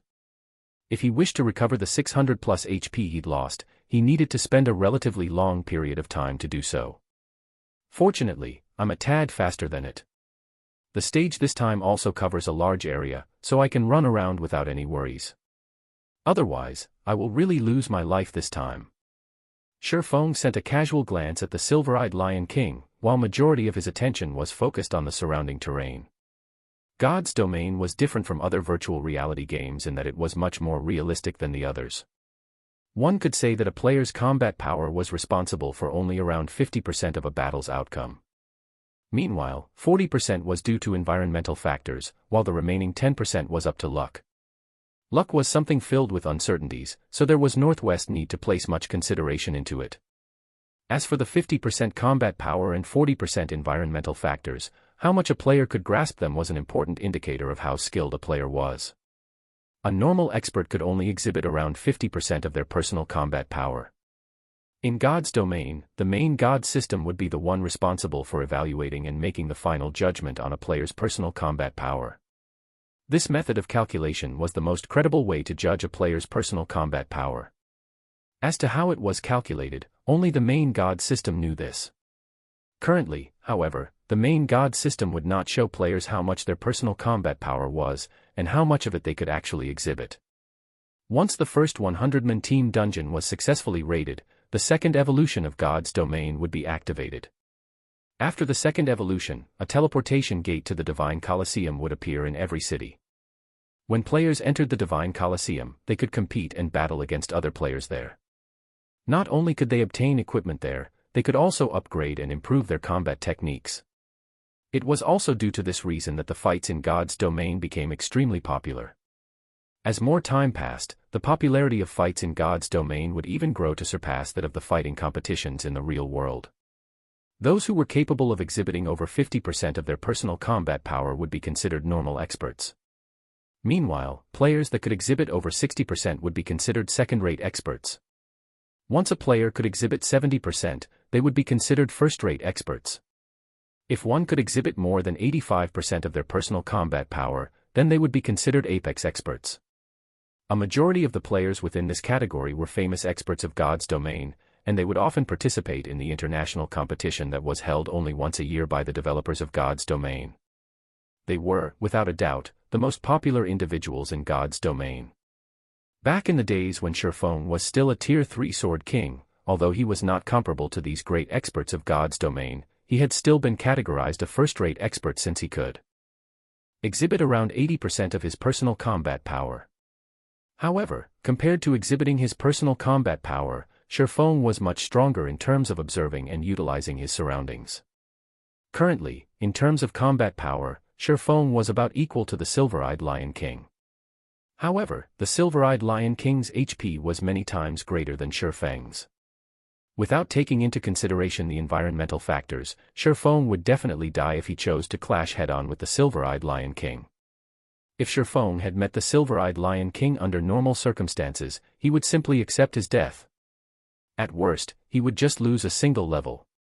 However, the current situation he was in did not allow him to do so. This was a trial given by his quest, there was no second chance for him, and his death would also signify the end of the quest. Hence, he absolutely could not die right now. After running for over a dozen minutes, Shurfong arrived at a hill. As for the Silver-Eyed Lion King, it was still far from catching up to Shurfong. Shurfong wandered around this hill for a while and eventually discovered a cliff. Immediately, Shurfeng's eyes glowed and his lips curled up in a smile. At last, I've found the key to victory. Shurfong chuckled lightly. He then activated Windwalk, dashing towards the edge of the cliff. Originally, Shurfong could have used this period of time to increase the gap between him and the Silver-Eyed Lion King even further. However, Shurfong chose not to do so because he wanted to find a favorable terrain to deal with the Silver-Eyed Lion King. A minute later, Shurfong stood at the edge of the cliff. Below him was a large gorge. This height should be sufficient. Shurfong made some mental calculations and felt that his plan was feasible. After several more seconds passed, the Silver-Eyed Lion King finally caught up. Just as the Silver-Eyed Lion King leapt into the air, its razor-sharp claws about to slash Shurfeng's head, Shurfong jumped, dodging the attack completely. In the next moment, the Silver-Eyed Lion King's paws smashed into the cliff. The ground beneath Shurfong and the Silver-Eyed Lion King was destroyed, both man and beast plunging towards the very bottom of the cliff. Just as Shurfeng's body was about to hit the ground, he activated gravity liberation, his body instantly becoming as light as a feather. Immediately, Shurfeng's rate of descent dropped sharply. The Silver-Eyed Lion King, on the other hand, was not as fortunate. When its body hit the ground, a large crater was formed from the impact. Still not dead. You're quite durable, aren't you? Feng commented as he looked at the silver-eyed Lion King that was embedded into the ground. Right now, the silver-eyed Lion King only had a thread of its HP left. You've already dug your own grave, so you might as well stay in it. Feng unceremoniously sent a thundering flash at the monster. 3 arcs of lightning streaked into the silver-eyed Lion King, taking away its remaining 1,000 or so HP. Before, if Feng had chosen to jump down the cliff first, the silver-eyed Lion King definitely wouldn't have followed suit. Its intelligence was not that low, after all. Instead, it would simply have taken a detour down the cliff. Hence, Feng had chosen to borrow the silver-eyed Lion King's immense destructive power to destroy the edge of the cliff. That way, there was no doubt the silver-eyed Lion King would be caught unawares. System: Silver-eyed Lion King defeated. 4th trial completed. Rewarding 3 million EXP, 20 free mastery points, and 10 gold coins. Proficiency of all skills increased by 300 points. System: 4th trial cleared. Do you wish to start the next trial? 3 million EXP. Isn't this reward a little too lavish? Feng was immediately shocked by the system's reward. He had only recently risen to level 19. Yet, now, he was already close to welcoming level 20. Moreover, after the 4th trial, Feng's War God's Temple merit points were already at 700 points. He could now afford to exchange for 1 fine gold ranked item and 1 secret silver ranked item. And as long as he cleared the 5th trial, he could obtain another 800 merit points. The points in that round alone trumped those from all the previous rounds combined. He would then be able to afford to exchange for either 1 dark gold ranked item or 3 fine gold ranked items. After a short rest, Feng clicked yes again and started the 5th trial. The stage of the 5th trial was set in a desert. Meanwhile, the primordial beast that would serve as his opponent in this trial was a monstrosity that had the head of a lion, the body of a goat, and a snake as its tail. The moment this monster noticed Feng's entry into its territory, its crimson red eyes immediately squinted, a hint of excitement leaking out from them. Chimera. Feng was surprised. Without even needing to use observing eyes on the monster before him, Feng already knew what it was. After all, he had fought this monster countless times in the past. A chimera was the final boss of a 100-man team dungeon. In the past, Feng and the team he led had suffered defeat after defeat under the hands of the chimera. Only after experiencing innumerable team wipes did they manage to finally kill it. Hence, Feng had a very deep impression of chimeras.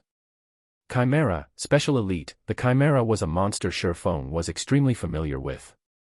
Feng knew both the strengths and weaknesses of a chimera like the back of his hand. A chimera could spit fire from its mouth, and its strength was comparable to the silver-eyed Lion King. Meanwhile, the snake that acted as the chimera's tail was equivalent to another monster entirely. The snake boasted powerful venom attacks. If players were struck by the chimera's flames after being poisoned by its tail, they would die with 100% certainty.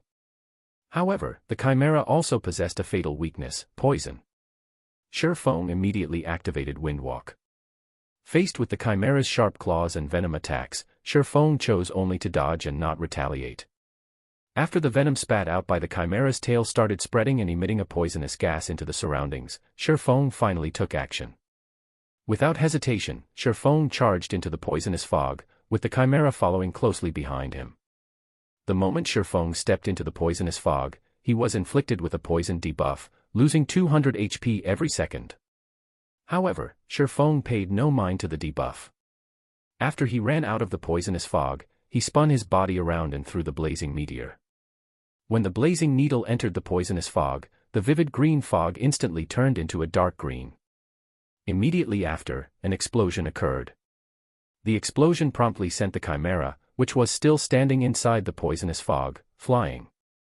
The monster lost over 10,000 HP from the explosion, and it was placed in a momentary crippled state. Taking advantage of this change, Feng launched a barrage of attacks at the chimera. By the time the chimera had recovered from its crippled state, Feng had already taken an additional 6,000 or so HP away from it. Furious, the chimera charged at Feng, while the latter started evading the chimera's attacks once more, biding his time while he waited for the next poisonous fog to form. After repeating this process several times, the battle finally came to an end. Although Shifeng had only around 400 HP remaining, the Chimera had already fallen at his feet. System: Chimera defeated. 5th trial completed. Rewarding 6 million EXP, 20 free mastery points, and 10 gold coins. Proficiency of all skills increased by 300 points. System: 5th trial cleared. Do you wish to start the next trial? Immediately, Shifeng's experience bar rose to 62% of level 20. He was not far away from reaching level 21. Although Shifeng was slightly stronger now after allocating his free attribute points, he still felt that the next trial would be extremely dangerous. If not for the fact that Shifeng was familiar with the Chimera's habits, he would have definitely died in the 5th trial. Meanwhile, the monster in the 6th trial would definitely be much stronger than the Chimera. It would be fortunate if the monster that appeared in the 6th trial was something Shifeng was familiar with. However, what would he do if it was a monster he had never seen before? Most likely, death would be his only ending. Shifeng would not rely on luck to decide such an important matter for him. Hence, Shifeng did not immediately start the 6th trial after he was rested this time. Instead, he called out his attribute panel, choosing to use the free mastery points he had reserved all this time. One-handed sword mastery, intermediate apprentice swordsman, mastery points required, 50 damage when using a one-handed weapon increased by 15%. Advanced apprentice swordsman, mastery points required, 100 damage when using a one-handed weapon increased by 20%. Basic swordsman, mastery points required, 150 damage when using a one-handed weapon increased by 30%. There is a 5% chance for a qualitative change to occur. Intermediate swordsman, mastery points required, 200 damage when using a one-handed weapon increased by 40%. There is a 10% chance for a qualitative change to occur. Normally, even after players were promoted into a Tier 1 swordsman, their one-handed sword or two-handed sword mastery would only be at the intermediate apprentice swordsman rank. Meanwhile, Shifeng had received a total of 65 free mastery points from clearing the first 5 trials. In addition to the points he had received from completing quests and the points that were rewarded once every 5 levels, he now had a total of 168 unused free mastery points. After Shifeng used up all his free mastery points, his one-handed sword mastery had reached the rank of a basic swordsman, following which, he retrieved the level 20 dark gold ranked Purgatory Shadow, which he had previously bought at the Blackwing auction house, from his bag and swapped out the level 15 Demon Bane. Let's start the devouring process, then. Shifeng looked at the pitch-black abyssal blade in his hand. He then offered the 10 level 15 mysterious iron weapons, which he had prepared at an earlier date, and the level 15 Demon Bane as sacrifices to upgrade the abyssal blade. Although it was unfortunate that he did not possess 10 level 15 secret silver weapons to use as a sacrifice, the legendary quest was of utmost importance. He could not afford even the slightest misstep, and it was necessary for him to utilize all available avenues. 1. There are some inconsistencies with the following 2 paragraphs. Meanwhile, Shifeng had received a total of 65 free mastery points from clearing the first 5 trials. In addition to the points he had received from completing quests and the points that were rewarded once every 5 levels, he now had a total of 168 unused free mastery points. After Shifeng used up all his free mastery points, his one-handed sword mastery had reached the rank of a basic swordsman. After calculating the free mastery points Shifeng received from quests, leveling up, and the 5 trials, he should have around 194 free mastery points remaining. This doesn't include the 50 points he has already allocated back in Chapter 88. In theory, he should be able to reach intermediate swordsman if he used up all his points. Remaining free mastery points at CH88, 15 points Demon's Heart Quest, CH270 50 points Miracles Unsealed Quest, CH278 40 points Level 10, 15, 20, 3 by 8 points equals 24 points 5 trials, 5 plus 10 plus 10 plus 20 plus 20 is equal to 65 points total, 194 points. Note, the points for one-handed sword mastery are cumulative, so it's not 50 plus 100 plus 150 plus 200 etc. Instead, it's like, one-handed sword mastery, 50 points, intermediate apprentice swordsman, one-handed sword mastery, 100 points, advanced apprentice swordsman. After all's said and done, however, please assume that Shifeng only has 168 free mastery points at the moment, and after using them up, he's only at the basic swordsman rank. 2. Also, important note. Chapter 88, Basic Swordsman, Basic Apprentice Swordsman, Intermediate Swordsman, Intermediate Apprentice Swordsman, Basic Mastery, Basic Apprentice Mastery, Intermediate Mastery, Intermediate Apprentice Mastery.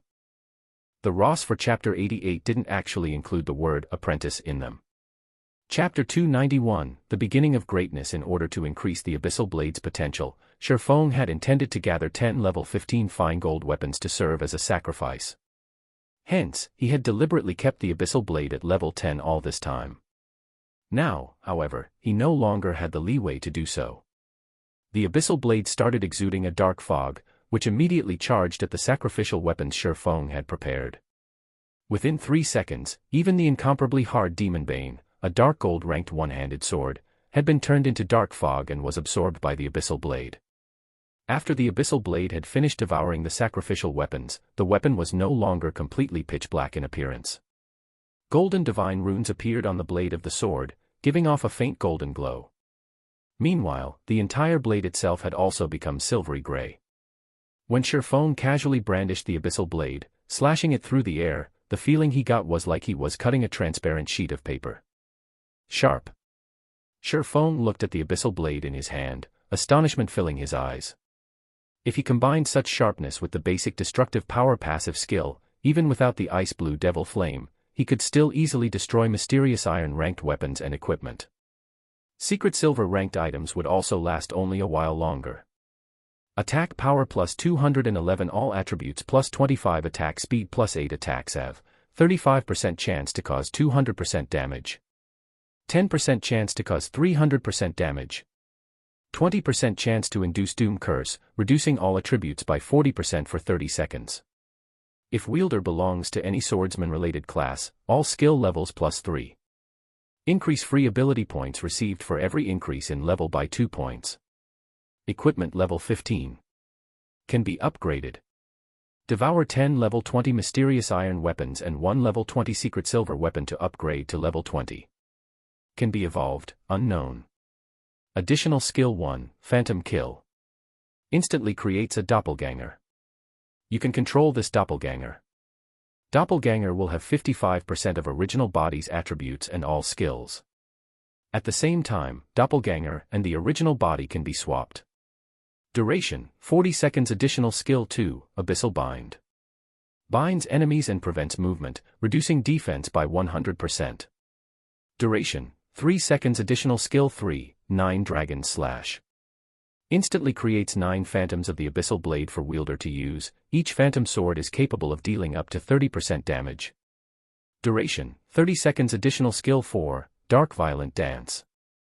45% of the total damage dealt to the target spreads in a cone-shaped area towards targets within a distance of 12 yards. As expected of a magic weapon. Even though only 10 mysterious iron weapons and 1 dark gold weapon were used as its sacrifice, its new attack power is even higher than a dark gold weapon of the same level. This attack power could already rival a dark gold ranked two-handed sword. Shifeng smiled in satisfaction. The level 15 dark gold ranked Demon Bane only had 183 attack power. Meanwhile, the Abyssal Blade had 211 attack power. It was far stronger than the Demon Bane. Not to mention, the other attributes and skills of the Abyssal Blade had also received a significant improvement from the upgrade this time around. Unfortunately, the Abyssal Blade was still far from being a match for the Purgatory Shadow, a level 20 dark gold ranked one-handed sword. Attack power plus 273 attacks have, however, this could not be helped. Level 20 weapons and equipment were essentially more powerful than level 15 ones. At level 20, players could take the promotion to become a Tier 1 class. Hence, level 20 weapons and equipment would all be significantly stronger. Although the attack power has improved greatly, it won't be enough to get me through the 6th trial. Shifeng knew that a player's combat power could not simply be measured through their attack power alone. An increase in attack power only meant that the damage players dealt would be higher than before. Meanwhile, combat power was the synthesis of various other factors such as strength, agility, endurance, and other basic attributes. Skill level was also a factor to consider. Even if Shifeng multiplied his current attack power by 3 to 4 times, his HP would still be tens of times lower than the monster in the 6th trial. If he could not dodge the monster's attacks, he would still lose his life after taking a few hits. So, an increase in attack power would not bring too great an increase to his overall combat power. A player was just like a wooden bucket that was used to collect water. 1. How strong they were depended not on their strengths but their weaknesses. Feng called out the system interface. As Eucharis had already opened up the exchange system of the War God's Temple's treasury for Feng, he could now directly exchange his merit points through the system. Feng immediately used 1,500 merit points to exchange for a level 20 dark gold weapon. He then took out another 10 level 20 mysterious iron weapons from his bag. There were plenty of mysterious iron weapons stored inside the guild warehouse. Moreover, during the past few days, while Feng, Aqua Rose, and Fire Dance were trapped within the Forgotten Lands, Blackie and the others had kept themselves busy raiding level 20, 5-man party dungeons to level up and obtain materials and equipment. They were making preparations to challenge the level 20, 10-man Great Dungeon. During this process, they had obtained plenty of level 20 mysterious iron-ranked weapons and equipment. Currently, Zero Wing possessed the most level 20 weapons and equipment out of all the guilds in White River City. With such a large supply, Feng had set aside some of the level 20 mysterious iron-ranked weapons and equipment with the weakest performance for future use. However, he had never thought he would get to put them to good use so quickly. Following which, Feng chose to upgrade the Abyssal Blade once more. In God's domain, level 20 was considered a large threshold. Just like the time the Abyssal Blade had risen to level 10, it would receive a large improvement when it was upgraded to level 20. Now, whether or not Feng could clear the next trial would rely solely on the performance of the level 20 Abyssal Blade. The devouring process this time was clearly different from when the Abyssal Blade got upgraded to level 15. After devouring the offerings, the Abyssal Blade erupted and let loose a dragon's roar. The sky and earth trembled in the face of this mighty roar. Immediately after, the Abyssal Blade broke free from Feng's grasp and floated in midair. The Abyssal Blade exploded, transforming into a black tornado. The surroundings went deathly still as if with bated breath. As the black tornado dissipated, a gigantic figure emerged in its place. This figure was none other than the phantom of the Black Dragon King that Feng had previously seen. However, compared to the first time Feng had seen it, the phantom that appeared this time was much more vivid. Moreover, the destructive aura it emitted was far stronger than before. Even when he was faced with the apex powerhouses back at the Eternal Throne, Feng had not been so scared. Of course, this disparity was also due to the fact that those big shots had been intentionally suppressing their auras. At this moment, the Black Dragon King's phantom, which was several hundred meters in height, actually turned to look at Feng and revealed a human-like sneer. Soon after, the phantom dissipated and transformed back into the Abyssal Blade. As the sword landed, its blade stabbed deep into the earth before Feng, with only its hilt remaining above ground. Some time passed before Feng gradually recovered from his stupor. He then slowly extended his hand and pulled out the Abyssal Blade. The appearance of the Abyssal Blade had greatly changed after being upgraded. The entire sword was now silvery gray in color, and it exuded a faint, black aura of death. The image of a black dragon could also be seen fading in and out of existence on the blade of the sword. Meanwhile, the image of a dragon had also been carved out of the hilt of the Abyssal Blade. There were small black chains wrapped around the hilt as well, seemingly acting as a seal for the dragon. Have I just done something I shouldn't have? Feng wondered, laughing bitterly as he looked at the lifelike dragon sculpture. Everything was playing out just as Faust, the legendary character Feng had met back at the Star River Valley, had said. A magic weapon was a double-edged sword. As one allowed the magic weapon to grow in strength, the curse contained within it would also grow stronger. Meanwhile, the wielder would sooner or later be devoured by the strength of the magic weapon. 1. This is the bucket that's being used as description. https://gsspd.c/v.d/c/c%d/c%c%c%c/c/c/cbda7a2ca2/c/deda7bccfdca7a2ca2/c/deda7bccbdd.ft. How much water the bucket can hold relies not on the longest plank used to make the bucket, but the shortest plank instead. Chapter 292, Black Emperor. Extraordinary strength comes from an extraordinary will. This was the only advice Faust had given Feng. After Feng grasped the Abyssal Blade, which had undergone a huge change in its appearance, he could fully feel the terrifying strength contained within the sword itself. It was like the sword was alive. Feng could even feel pulsations when he gripped the hilt of the abyssal blade. It felt as if the Black Dragon King was roaring inside the abyssal blade and likely to break through its seals at any given time. Such powerful attributes.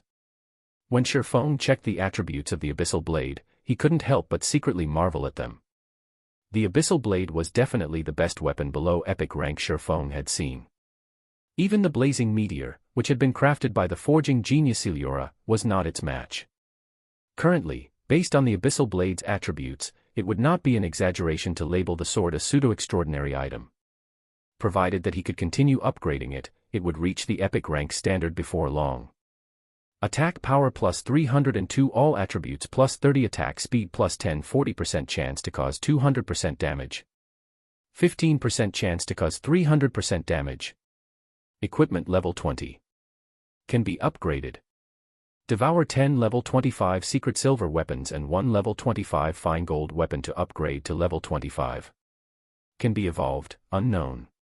Additional skill 1, Phantom Kill. Instantly creates a doppelganger. You can control this doppelganger.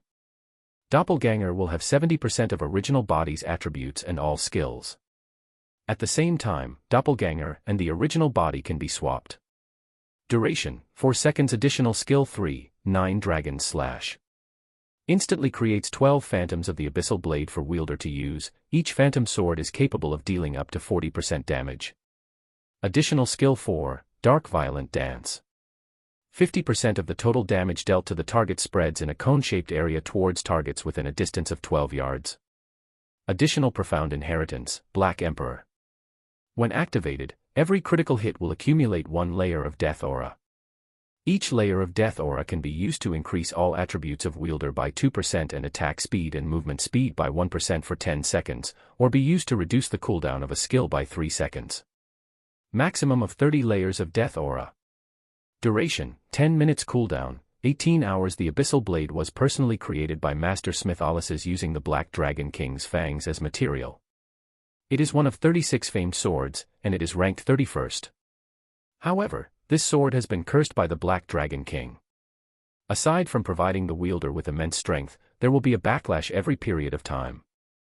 However, after being remodeled by Jack using a star crystal, the strength of the backlash has been greatly reduced.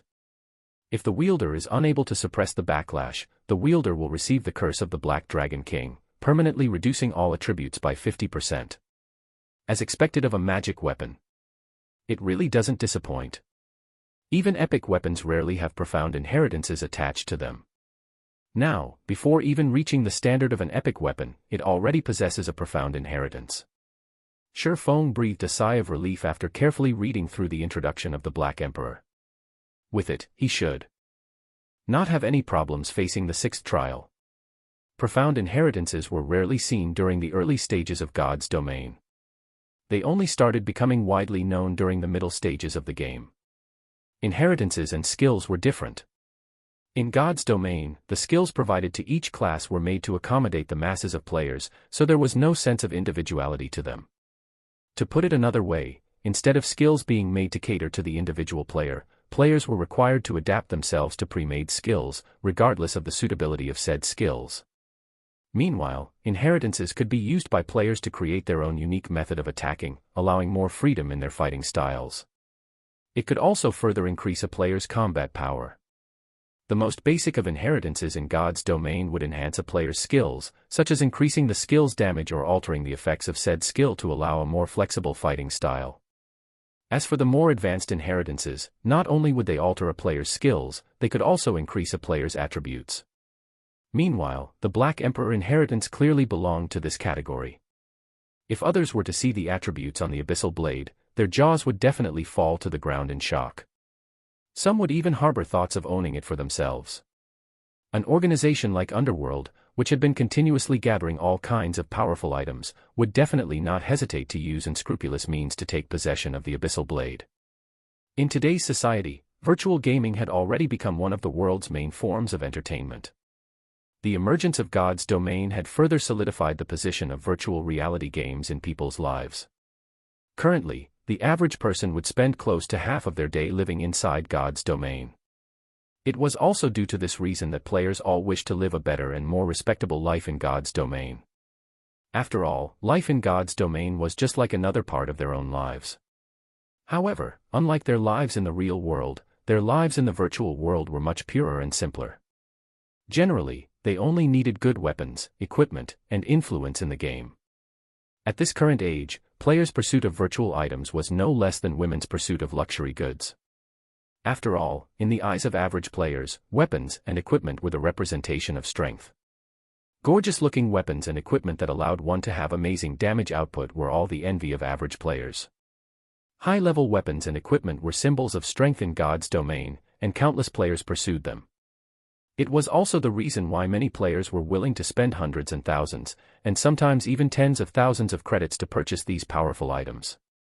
Some wealthy youths that were born with a golden spoon would even spend several millions without blinking just to obtain a powerful item. These people were willing to go to such lengths because, with powerful weapons and equipment, they could experience the pleasure of being superior to others. In the case of a magic weapon like the Abyssal Blade, it wouldn't be impossible for it to sell for an astronomical price of several tens of millions. Sherfong recalled that 1 year after God's Domain's official launch in the past, a legendary item had appeared in the world auction, which was held in the real world. At that time, the legendary item had been sold off for 60 million credits. The price had thoroughly shocked the entire world. Shortly after the auction, however, the person who sold the legendary item immediately regretted that decision. There was only a limited number of legendary items throughout the entire God's Domain, and every single one of them was considered a strategic weapon by guilds. Just by owning one, a player could easily get through their Tier 4 or even Tier 5 class promotions. Meanwhile, the value of a Tier 5 powerhouse could reach up to tens of billions of credits. The reason being, when a guild gave birth to a Tier 5 powerhouse, the guild would have the ability to conquer 2 or 3 additional cities that could each hold a population of several million people. Of course, the Abyssal Blade was still incapable of rivaling a legendary weapon at present. It wasn't even at the level of an epic weapon yet. However, it was what Sherfong currently needed the most. For Sherfong, several hundred points of additional attributes weren't as beneficial a powerful skill. And the Black Emperor inheritance just happened to fit the bill. Sherfong had learned many powerful skills. However, all of them possessed the same fatal weakness. All of them possessed explosive power, but none of them possessed any staying power. Maybe this weakness wouldn't be a problem when these skills were used inside a dungeon or against players with poor equipment. After all, when going against players with poor equipment, Sherfong did not even need to use up all the skills in his arsenal to finish them off. He could simply overwhelm them with superior attributes, and not even techniques would be required.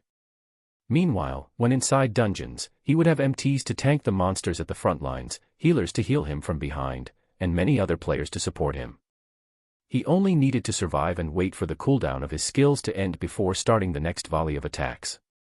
But when fighting against monsters or players that were equal in strength with him, just a short burst of damage would not carry him to victory.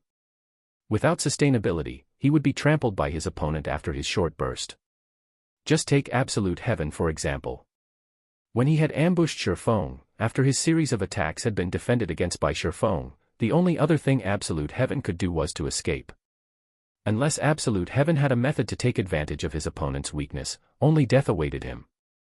Following the upgrade of the Abyssal Blade, Sherfong sank into deep contemplation for more than 2 hours, thinking of ways to incorporate the Black Emperor inheritance into his fighting style.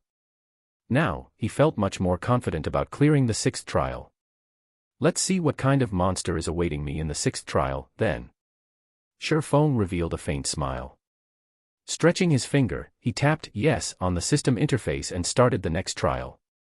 Chapter 293, Balrog Serpent inside the Eternal Throne. The apex powerhouses of the War God's Temple were currently observing the situation inside the 12 trials, and they were all very shocked to discover that Sherfong actually wielded a magic weapon. What an amazing little guy. He isn't even a Tier 1 swordsman, yet he is actually able to master a magic weapon. Moreover, he has even released its power to such a degree.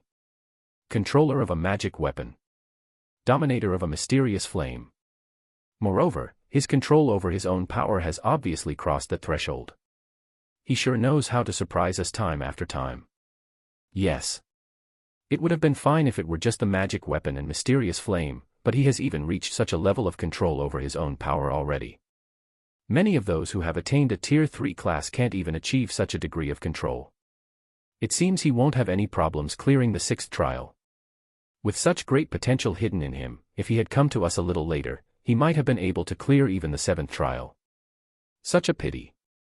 The threshold these NPC big shots were referring to was simply one's ability to display 50% of one's own combat power. However, none of these NPCs knew that, in the past, Shifeng had once been a Tier 3 Sword King. Back then, Shifeng was capable of displaying up to 80% of his personal combat power. If not for his weak physique limiting his brain's development potential and also the quality of his own equipment being a problem, Shifeng would have long since been promoted to a Tier 4 Sword Emperor. This can't be helped. Who would have known the Endless Abyss would break the seal so quickly? There is no point feeling pity over the matter. We old folks should make some preparations for when the trial ends as well. Otherwise, we'll break our backs from overwork later. The Lords of the Silver Thrones unanimously acknowledged Shifeng's potential. However, in regard to Shifeng's managing to clear the 7th trial, they held no hope towards it at all. The reason being, it had been over a millennium since the 7th trial had been cleared. Inside the 12 trials, the stage for the 6th trial was a cave of lava similar to the Flame God's Cave. However, the fire-type mana here was far purer than in the Flame God's Cave. Shifeng currently stood inside this cave, and the molten hot lava around him was making bubbling sounds as it flowed through the cave. If Shifeng did not possess 20 points in fire resistance, allowing him a certain degree of immunity to heat, he would have long since been cooked by the scalding hot temperatures. Any average player that came here might already be half dead before they even started battling. Before Shifeng could fully observe the terrain inside the cave, a gigantic flame-covered snake over 20 meters long emerged from the molten lava. Balrog Serpent, Special Elite, HP 150,000/150,000. Even if Shifeng did not know exactly how powerful this Balrog Serpent was, he had no doubt whatsoever that this serpent had a very high resistance towards fire-type attacks. Let's use you as a test for my new weapons. Shifeng revealed a faint smile as he unsheathed the Abyssal Blade and the Purgatory Shadow. However, he did not directly charge at the Balrog Serpent, as that was something only an idiot would do. Before charging into battle, experts would first try to understand as much as they could about their opponent. Hence, Shifeng simply stood still and calmly observed the Balrog Serpent's every action, familiarizing himself with the giant serpent's movement patterns. The Balrog Serpent was also no idiot itself. It obviously knew that it was much stronger than Shifeng and that its HP was tens of times higher than Shifeng's as well. So, instead of giving Shifeng time to study it, the Balrog Serpent immediately widened its mouth and sent fireballs flying one after another at Shifeng. Shifeng's feet moved, his body instantly reacting and leaving behind an afterimage as he effortlessly dodged these incoming fireballs. Not giving up, the Balrog Serpent continued bombarding Shifeng with a stream of fireballs. If 3 were not enough, then 5. If 5 were not enough, then 10. Soon, the space within the cave was packed with fireballs. By attacking in such a way, not only could the Balrog Serpent damage its enemies, it could also prevent them from closing in on it. Faced with such a method of attack that combined both offense and defense, average players would definitely grow helpless and suffer the bombardment of these dozens of fireballs. Shifeng, however, was no average player. In the face of all these fireballs, instead of retreating, he chose to advance without the slightest shred of hesitation. Yet, contrary to expectations, Shifeng did not end up suffering a tragic end at the hands of the fireballs. Instead, he looked as if he was dancing as he weaved through the rain of fire, his actions seemingly easy and enjoyable. However, when the distance between him and the Balrog Serpent shortened to 20 yards, he could no longer rely solely on evading the fireballs to move forward. I've mostly grasped its attack timing. Now, it's time to have a look at how amazing my new weapons are. Shifeng inwardly smiled as he looked at the Balrog Serpent that was constantly spitting out fireballs. Shifeng activated the ice blue devil flame, and deep blue flames immediately wrapped around his body. He then used silent steps to appear right behind the Balrog Serpent's head. The first thing he did when he arrived was to send a vertical slash down on the Balrog Serpent's head, causing -372 damage to the monster. Such strong defense. Shifeng looked at the resulting damage, disbelief filling his eyes. The Abyssal Blade itself already possessed 302 attack power. If Shifeng's strength were taken into account, his total attack power should be well over 700 points. Moreover, the Ice Blue Devil Flame had also increased the damage he dealt by 20%. Yet, he had managed to cause only -372 damage to the monster. The Balrog Serpent's defense could already rival a Lord-ranked monster of the same level. If Shifeng had not upgraded the Abyssal Blade to level 20 nor equipped the Dark Gold-ranked Purgatory's Shadow, Shifeng might not even be able to deal -150 damage to the Balrog Serpent right now. At this moment, Shifeng felt fortunate that he had not rushed before to start the 6th trial. Otherwise, his chances of victory would have been lower than 20%. However, although Shifeng had allowed this thought to linger in his mind for a moment, his attacks on the Balrog Serpent never stopped. Immediately after his first sword strike, Shifeng followed up by using Thundering Flash. 3 electric arcs dove into the flaming Balrog Serpent, piercing its gigantic body and causing damages of -554, -1,528, and -1,125. The damage he dealt was much higher than before. Simultaneously, he had also inflicted a damage amplification debuff that lasted 20 seconds on the Balrog Serpent. Following which, Shifeng continued with a chop, the attack achieving a critical hit and dealing close to -2,000 damage. When Shifeng landed on the ground, he immediately followed up with a flurry of sword slashes. The Abyssal Blade now had a 40% chance to deal a critical hit, so Shifeng could deal a critical hit with almost every other attack. From this series of attacks, the Balrog Serpent had lost over 7,000 HP. However, the Giant Serpent had 150,000 HP. Shifeng would need to repeat such a burst of attacks at least 20 more times in order to completely kill it. Originally, Shifeng felt quite happy with the damage he was dealing. At this rate, even if he did not activate Black Emperor, he still possessed a very high chance of killing the Balrog Serpent. Unfortunately, that happiness was short-lived. The reason being, Shifeng soon discovered that the Balrog Serpent's HP was rapidly returning to full. It was actually recovering 500 HP every second. That amount was even higher than a single one of Shifeng's normal attacks. If Shifeng remained idle, the Balrog Serpent would fully recover in less than 20 seconds. Meanwhile, the Balrog Serpent immediately sent its tail swiping at Shifeng, finally reacting to Shifeng's attacks. Shifeng hurriedly used parry to block the attack. Although he suffered no damage from the Balrog Serpent's tail strike, he was forced to retreat 3 steps, with his hands growing numb from the force of the impact as well. In terms of destructive power, the Balrog Serpent was definitely superior to the Chimera. The Balrog Serpent was also much faster. Shifeng had actually been forced to use parry because he could not dodge in time.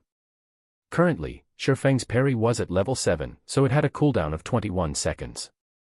Aside from parry, Shifeng also had Defensive Blade, a skill that had both offensive and defensive capabilities. Currently, Defensive Blade was at level 6, and it had a cooldown of 2 minutes. Although its cooldown was much longer than parry, it allowed Shifeng to completely block 4 melee attacks and 8 ranged attacks. He would also be immune to charge attacks. Just as the dozens of fireballs were about to hit him, Shifeng jumped into the air, dodging them completely.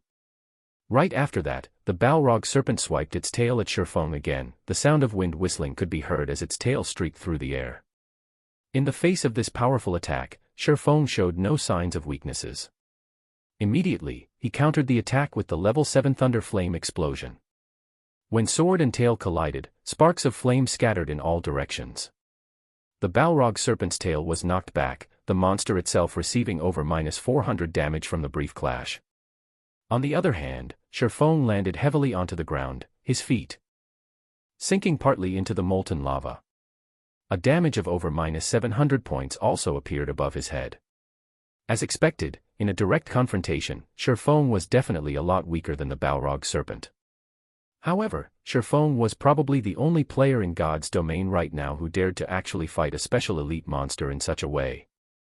Chapter 294, Storm of Swords. Although Shifeng lost against the Balrog Serpent in a direct confrontation, Thunder Flame Explosion, the skill he used, wasn't just a powerful destructive skill. It was also a control skill. However, the Balrog Serpent was a special elite monster. It possessed a degree of resistance towards control skills. Hence, the level 7 Thunder Flame explosion, which would originally place enemies hit by it in a fainted state for 5 seconds, only managed to incapacitate the Balrog Serpent for 3.5 seconds. For average players, 3.5 seconds might not seem like a long time. For Shifeng, however, it was plenty of time. Shifeng instantly arrived before the Balrog Serpent. Simultaneously, his attack speed received a 30% increase. However, Shifeng was still not satisfied with this. He then proceeded to activate the additional skill of the Purgatory Shadow, Purgatory Power. Purgatory Power, when activated, increases attack speed by 100% and damage dealt by 30% for 15 seconds. Shifeng then activated 9 Dragon's Slash. 12 phantoms of the Abyssal Blade suddenly appeared, floating around Shifeng. Each phantom was capable of dealing 40% damage for 30 seconds. However, it had a long cooldown of 5 minutes. Shifeng brandished his 2 swords using his full strength. In addition to the 12 Abyssal Blade phantoms he was controlling, a total of 14 swords surrounded and madly attacked the Balrog Serpent. Within moments, the cave was filled with sword images dancing around. 14. 28. 56. 112. Countless sword images flashed in the air, forming a storm of swords that devoured the Balrog Serpent whole. Shifeng's swords slashed at the Balrog Serpent's body one after another, each strike causing close to -500 damage. Moreover, close to half of this barrage of attacks achieved a critical hit, each dealing close to -1000 damage to the monster. Meanwhile, each of the phantoms of the Abyssal Blade had also managed to deal over -200 damage to the Balrog Serpent. The total damage of the 12 phantoms was even more frightening than that of Shifeng himself. As if the floodgates to the Balrog Serpent's 150,000 HP had been opened, the Balrog Serpent lost HP incessantly. Within a short 3.5 seconds, the Balrog Serpent's HP had already fallen to 61%. When the Balrog Serpent regained consciousness, it immediately released an enraged roar. At this moment, however, Shifeng pointed the Abyssal Blade at the Balrog Serpent. Now is still not the time for you to wake up. Shifeng cast Abyssal Bind on the Balrog Serpent right away. If he were to allow the Balrog Serpent to start retaliating, his previous efforts would all go to waste. In the blink of an eye, 9 pitch-black chains emerged from the ground, quickly wrapping around and binding the Balrog Serpent. Meanwhile, the Balrog Serpent could do nothing but roar in anger as it helplessly watched sword after sword piercing its own body, continuously reaping its HP. The Abyssal Bind had a duration of 4 seconds. Moreover, the Balrog Serpent's resistance towards control skills was completely ineffective against it. The Abyssal Bind's effective duration was not reduced in the slightest. In addition, the Abyssal Bind reduced the Balrog Serpent's defense by 100%, rendering the Balrog Serpent's innately powerful defense utterly useless. Now, each of Shifeng's sword strikes dealt over -800 damage, with the occasional triple critical hit dealing over -2500 damage. A series of splendid numbers appeared above the Balrog Serpent's head. Before the eye-catching number of -2500 disappeared, a damage of over -1700 points appeared on top of it. Practically 1 out of every 2 strikes would achieve a critical hit. Meanwhile, each of the 12 Abyssal Blade Phantoms were now dealing over -350 damage to the Balrog Serpent. For the Balrog Serpent, these 4 seconds were a complete hell. By the time the Balrog Serpent escaped from the chains binding it, it had only 19% HP remaining. However, Shifeng had long since been prepared for this moment. Disappear. Shifeng raised the silvery-gray Abyssal Blade. The dense fire-type mana in the surroundings started gathering around the Abyssal Blade, causing the sword to release a blinding glow. This was indeed Shifeng's ultimate skill, Flame Burst. Level 5, requires 4 million EXP to upgrade to level 6, gathers the power of flames to a single point and causes 420% damage to the target. Attack count, 6 times cooldown, 3 minutes 30 seconds before the Balrog Serpent could even start attacking. Shifeng had already brandished the scorching hot Abyssal Blade 6 times. All 6 sword slashes immediately sank into the Balrog Serpent's body. -3310, -3347, -6784, -6706, -3371, -6754. 6 frightening damages appeared consecutively above the Balrog serpent's head, instantly taking away the monster's remaining 28,000 HP. Soon after, the Balrog serpent's body started fading away, and only after it disappeared completely, did Sherfong release a sigh of relief. System: Balrog serpent defeated. 6th trial completed. Rewarding 9 million EXP, 20 free mastery points, and 10 gold coins. Proficiency of all skills increased by 500 points. System: 6th trial cleared. Do you wish to start the next trial? Sherfeng's experience bar immediately rose to 41% of level 21. If put on the ranking list on White River City, Sherfeng would only be beneath Violet Cloud and the others. However, he was still 2 levels behind Blackie, the current top-ranking player of White River City. Finally, I've passed the requirement. Should I try to take on the 7th trial, though? Sherfeng looked at the system interface showing the trial's prompt. Privately, Sherfeng had the notion to take the challenge. Now that he had cleared the 6th trial, it signified that his task was already over. He had no need to brave the dangers and accept the next trial at all. Moreover, if he happened to lose his life in the next trial, he would definitely suffer a heavy penalty. It absolutely wouldn't be limited to just losing a single level.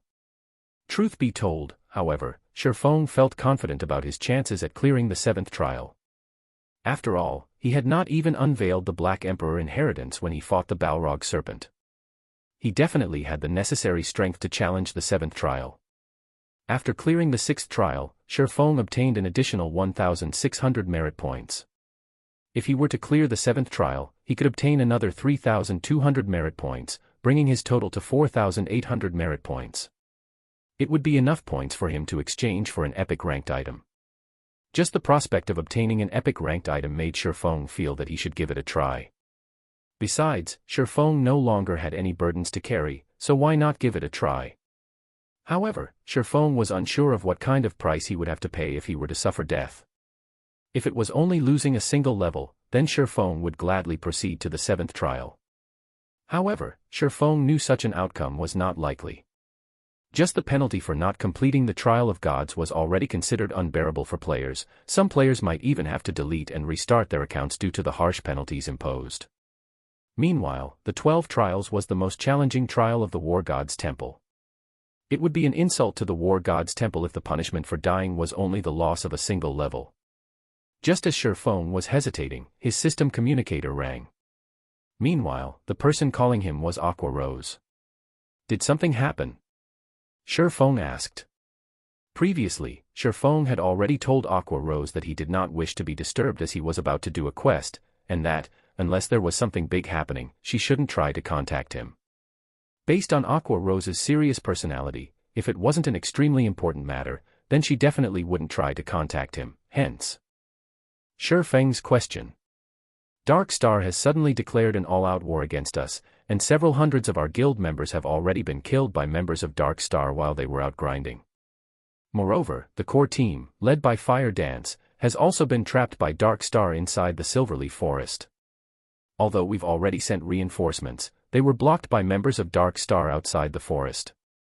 What I'm trying to say is that, guild leader, you need to immediately contact Gentle Snow and have her send some people to help contain Dark Star so that our members can take the opportunity to save Fire Dance and the others.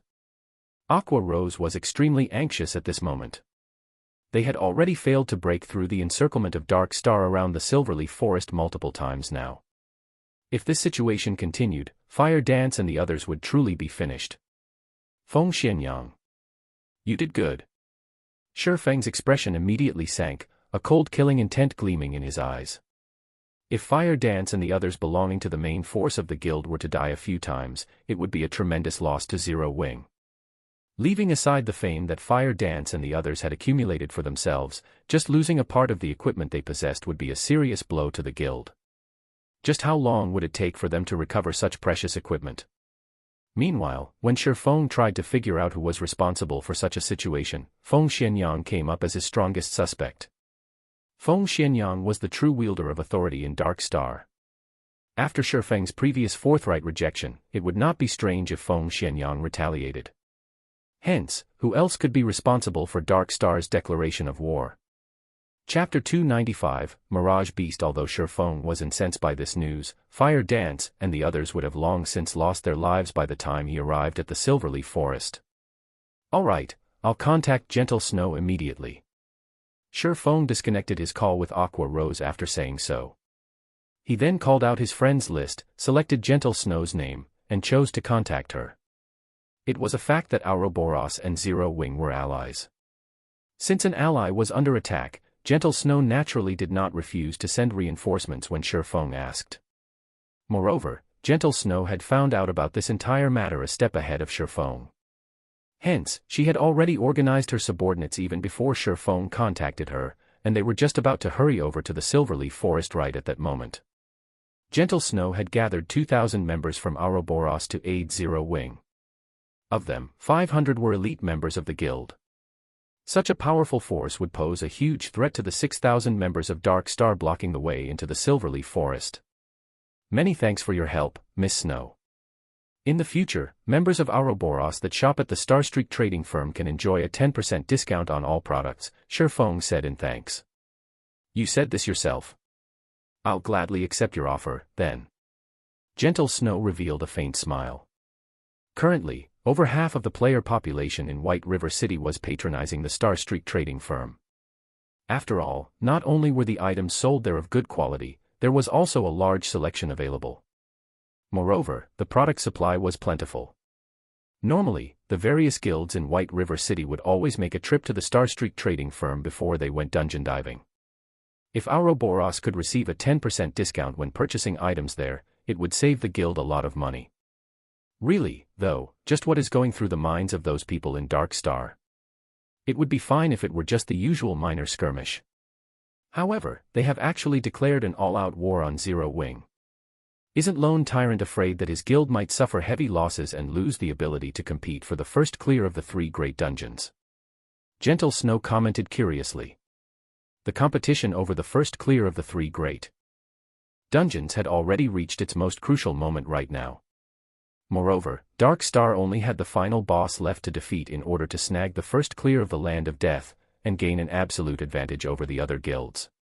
However, Dark Star had instead chosen to take action against Zero Wing at this critical junction. God's Domain had been launched just recently.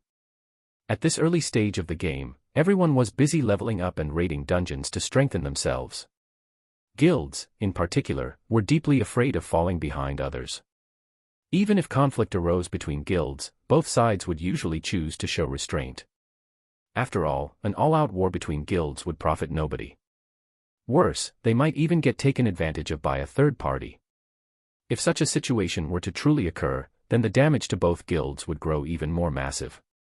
Hence, unless there was a huge disparity in strength between both sides, nobody would casually choose to start a war.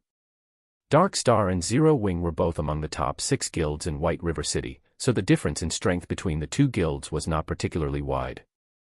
No matter how Gentle Snow looked at the situation, she could not figure out why Dark Star would choose to suddenly declare war. I am afraid that the one starting the war this time around isn't Lone Tyrant, but the organization that's backing him, Underworld, Shifeng said, laughing bitterly. Underworld. Gentle Snow couldn't help but wrinkle her eyebrows at this revelation. So that's how it is. I've been wondering how Dark Star had managed to suddenly obtain so many experts. It turns out the mysterious power supporting Dark Star is Underworld. However, how did you manage to find out about this? Even though I've planted many spies inside Dark Star, I never managed to uncover the forces hidden behind Dark Star. Feng Xianyang from Underworld came looking for me to buy some of Zero Wing's shares. However, the price he offered was simply too low. I rejected his offer, so now he is trying to get back at me by destroying Zero Wing. Shifeng revealed the truth. Gentle Snow immediately understood the situation after listening to Shifeng's words. It was no wonder Dark Star was completely unafraid of commencing an all-out war. With Underworld's background, it only needed to field a part of its forces located in the eastern region of Star Moon Kingdom to completely destroy Zero Wing. With such a large disparity in strength, it was natural for Dark Star not to fear a war. So it is Feng Xianyang. He is indeed a person who would take revenge for the slightest of offenses. However, with Underworld's financial power, his offer to buy Zero Wing, which possesses a guild residence, should not have been low. At the very least, he should have offered 500 to 600 million, right? Gentle Snow came to an abrupt realization. However, she also felt curious about this matter, as the Feng Xianyang she knew was not a tight-fisted person. 1 billion credits and several hundred experts. In addition, they would also provide 100 gold coins as support every week, Shi Feng said.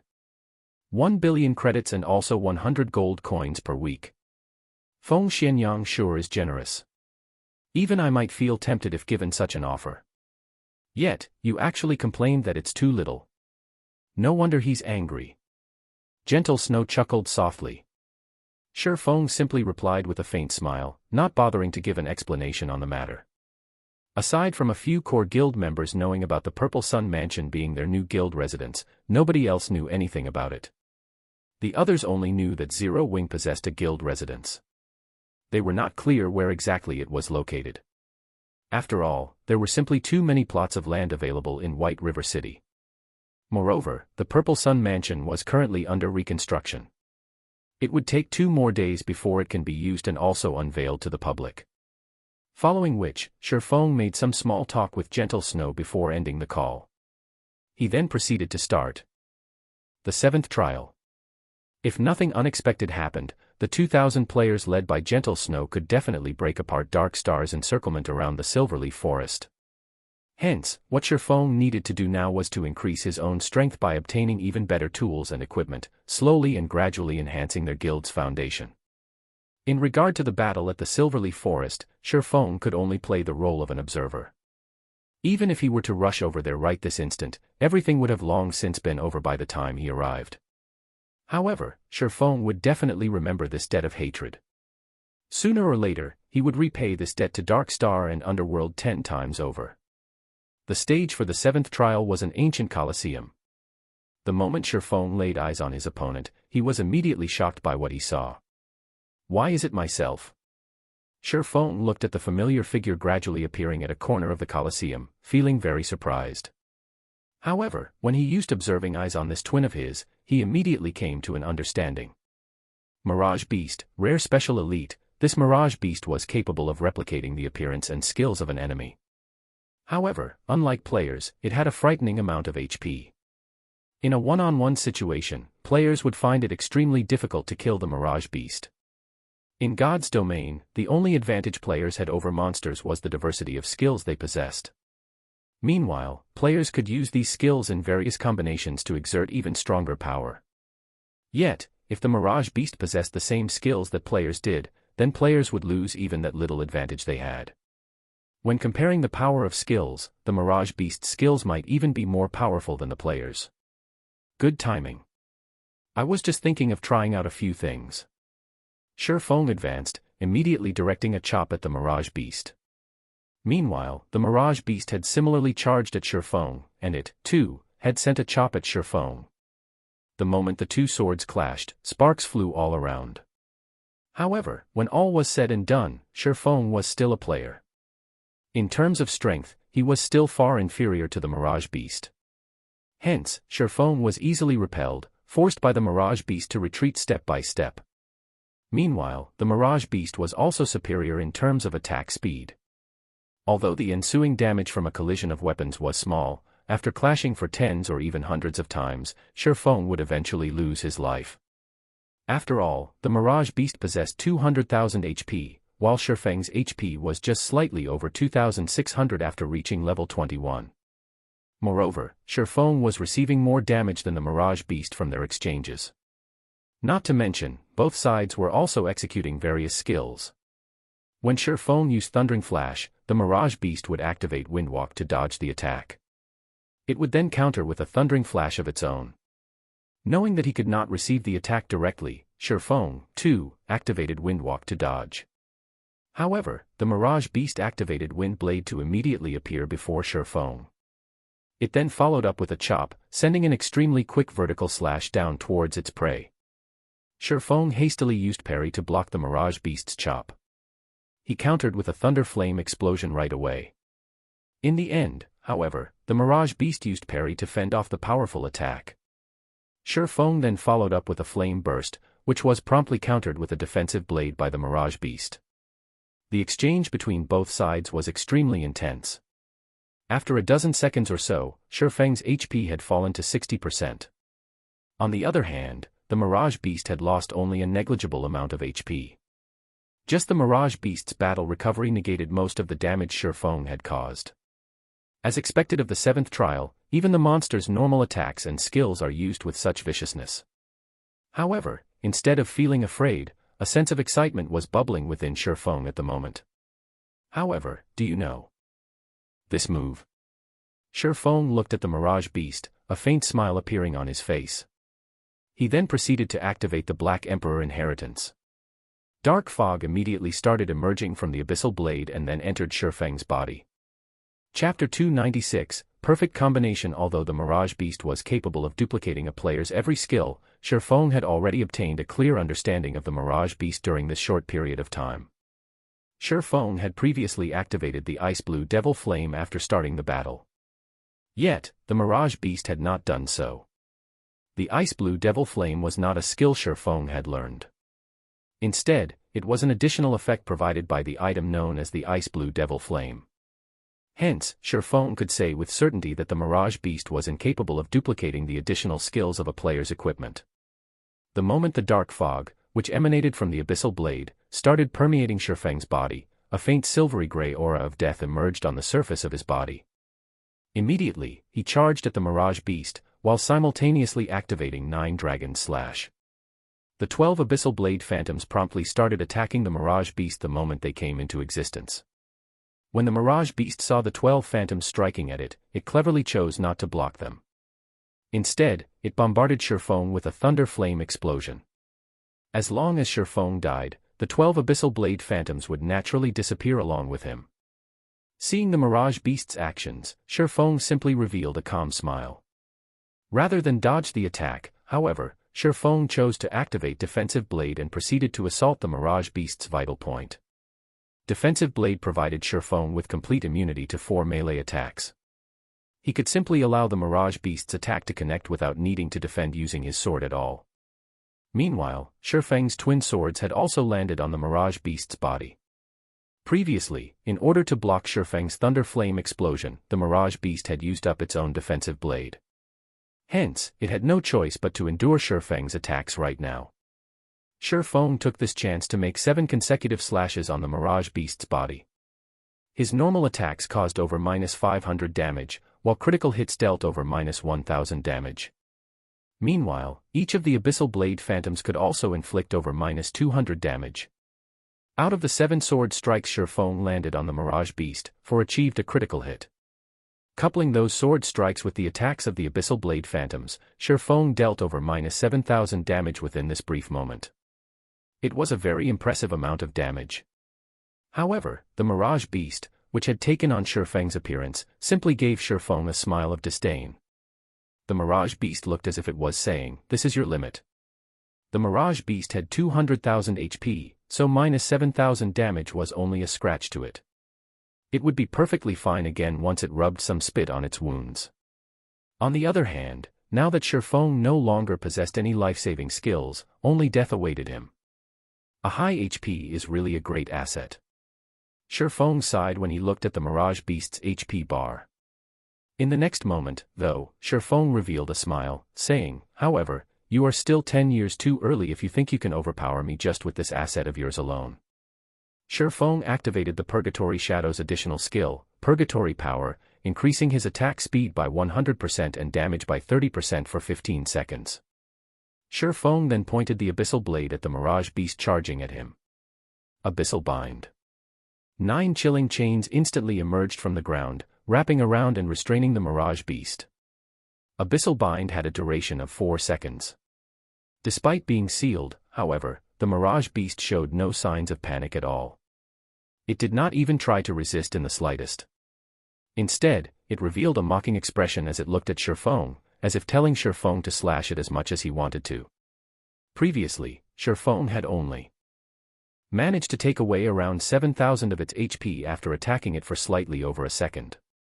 Even if the Mirage Beast allowed Feng free rein for 4 full seconds, the most it would lose was around 30,000 HP. That was not even a quarter of its total HP. Moreover, after Shifeng exhausted all his skills, he would also lose his means of dealing bursts of damage. With neither life-saving skills nor bursting skills, the end result was obvious. Hence, the Mirage Beast felt very assured of its victory. Since the very beginning, this human never had a chance of defeating it. However, the Mirage Beast quickly discovered that reality was much crueler than fantasy. The Abyssal Bind indeed had a duration of only 4 seconds. However, the skill also possessed the effect of reducing its target's defense by 100%, and this allowed Shifeng's damage to abruptly soar. Now, each of Shifeng's normal attacks could deal over -700 damage. Miraculously, one of his attacks even triggered the Doom Curse, one of the Abyssal Blade's effects. Instantly, the Mirage Beast had its attributes reduced by 30%, and its maximum HP fell from 200,000 to 140,000. Engulfed by the storm of swords, the Mirage Beast's HP fell crazily. Shifeng also achieved critical hits with his attacks one after another, stacking layer upon layer of death aura around his body. In this situation, the 9 Dragon Slash could be said to be a perfect match for the Black Emperor inheritance. After activating the 9 Dragon Slash, Shifeng would not be lacking in death auras at all. Before the 4 seconds were up, the Mirage Beast's HP had already gone below the 70% threshold. Just as the Abyssal Bind was about to lose effect, and the Mirage Beast was about to regain its freedom, Shifeng abruptly leaped into the air and switched sword techniques. Simultaneously, he used 10 of the 30 layers of death aura he had accumulated to reduce the Thunder Flame Explosion's cooldown. The level 7 Thunder Flame Explosion had a cooldown of 30 seconds. Meanwhile, each layer of death aura could reduce a skill's cooldown by 3 seconds. After using 10 layers of death aura, Thunder Flame Explosion could be used again. However, Shifeng was still not done. He then used the remaining 20 layers of death aura on himself, instantly increasing all his basic attributes by 40%, and attack speed and movement speed by 20% for 10 seconds. After receiving this new buff, Shifeng executed Thunder Flame Explosion, bombarding the Mirage Beast's head and sending sparks of flame flying all around. A damage of over -1,300 points appeared above the Mirage Beast's head, and the monster was placed into a fainted state for 3 seconds. Unless a monster was completely immune to control skills, powerful experts could usually restrain said monster continuously until death. Meanwhile, it was obvious that the monsters were not completely immune to control skills, they simply had a certain degree of resistance that would degrade the effects of control skills. Otherwise, it would truly be impossible for players to clear the 12 trials. Nevertheless, Shifeng was very clear about his own situation. Currently, as his level was still low and the number of skills he had learned was few, he only possessed explosive power but no staying power. After his short burst, if his enemy wasn't dead, the only options left for him were either to die or to flee. At present, Shifeng still had many gaps to fill in terms of the skills he had learned. However, the Black Emperor inheritance just happened to be able to fill these gaps, allowing him to create a perfect cycle with his skills. Without the Black Emperor inheritance, Shifeng would not have dared to challenge the 7th trial at all.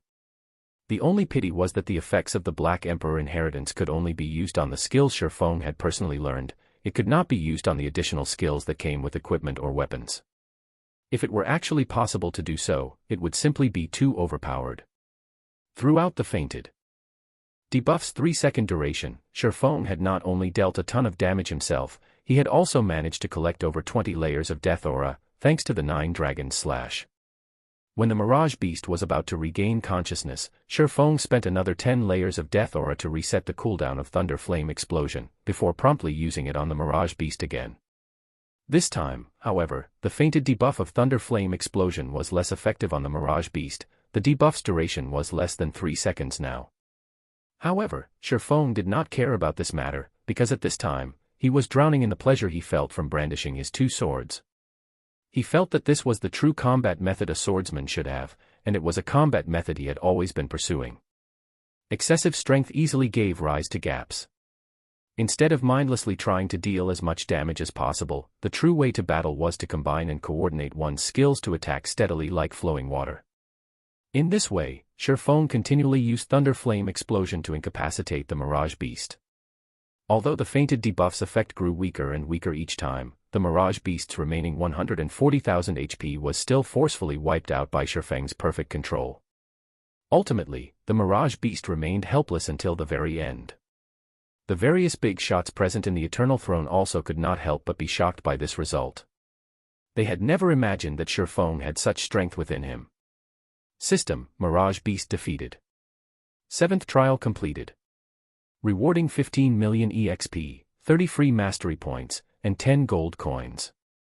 Proficiency of all skills increased by 800 points. System: 7th trial cleared. Do you wish to start the next trial? The moment Shifeng received 15 million EXP, he instantly leveled up twice to level 23. Currently, only Blackie had reached level 23 throughout the entire White River City. However, Blackie had spent several days in order to go from level 21 to level 23. On the other hand, Shifeng had taken less than 10 seconds to do so. Shifeng then looked at the system notification. Although his heart was filled with anticipation towards the 8th trial, he still shook his head, thinking to himself, one needs to know when to stop. With the points I've earned, I can already exchange for an epic ranked item. If I were to choose to continue, I would no longer be an expert but a gambler. The 12 trials was the toughest trial of the War God's Temple. The difficulty of the trials would definitely multiply several-fold the further he went. In Shifeng's estimation, the monster of the 8th trial would not be just a special elite monster. Instead, it was highly possible for it to be a chieftain-ranked monster.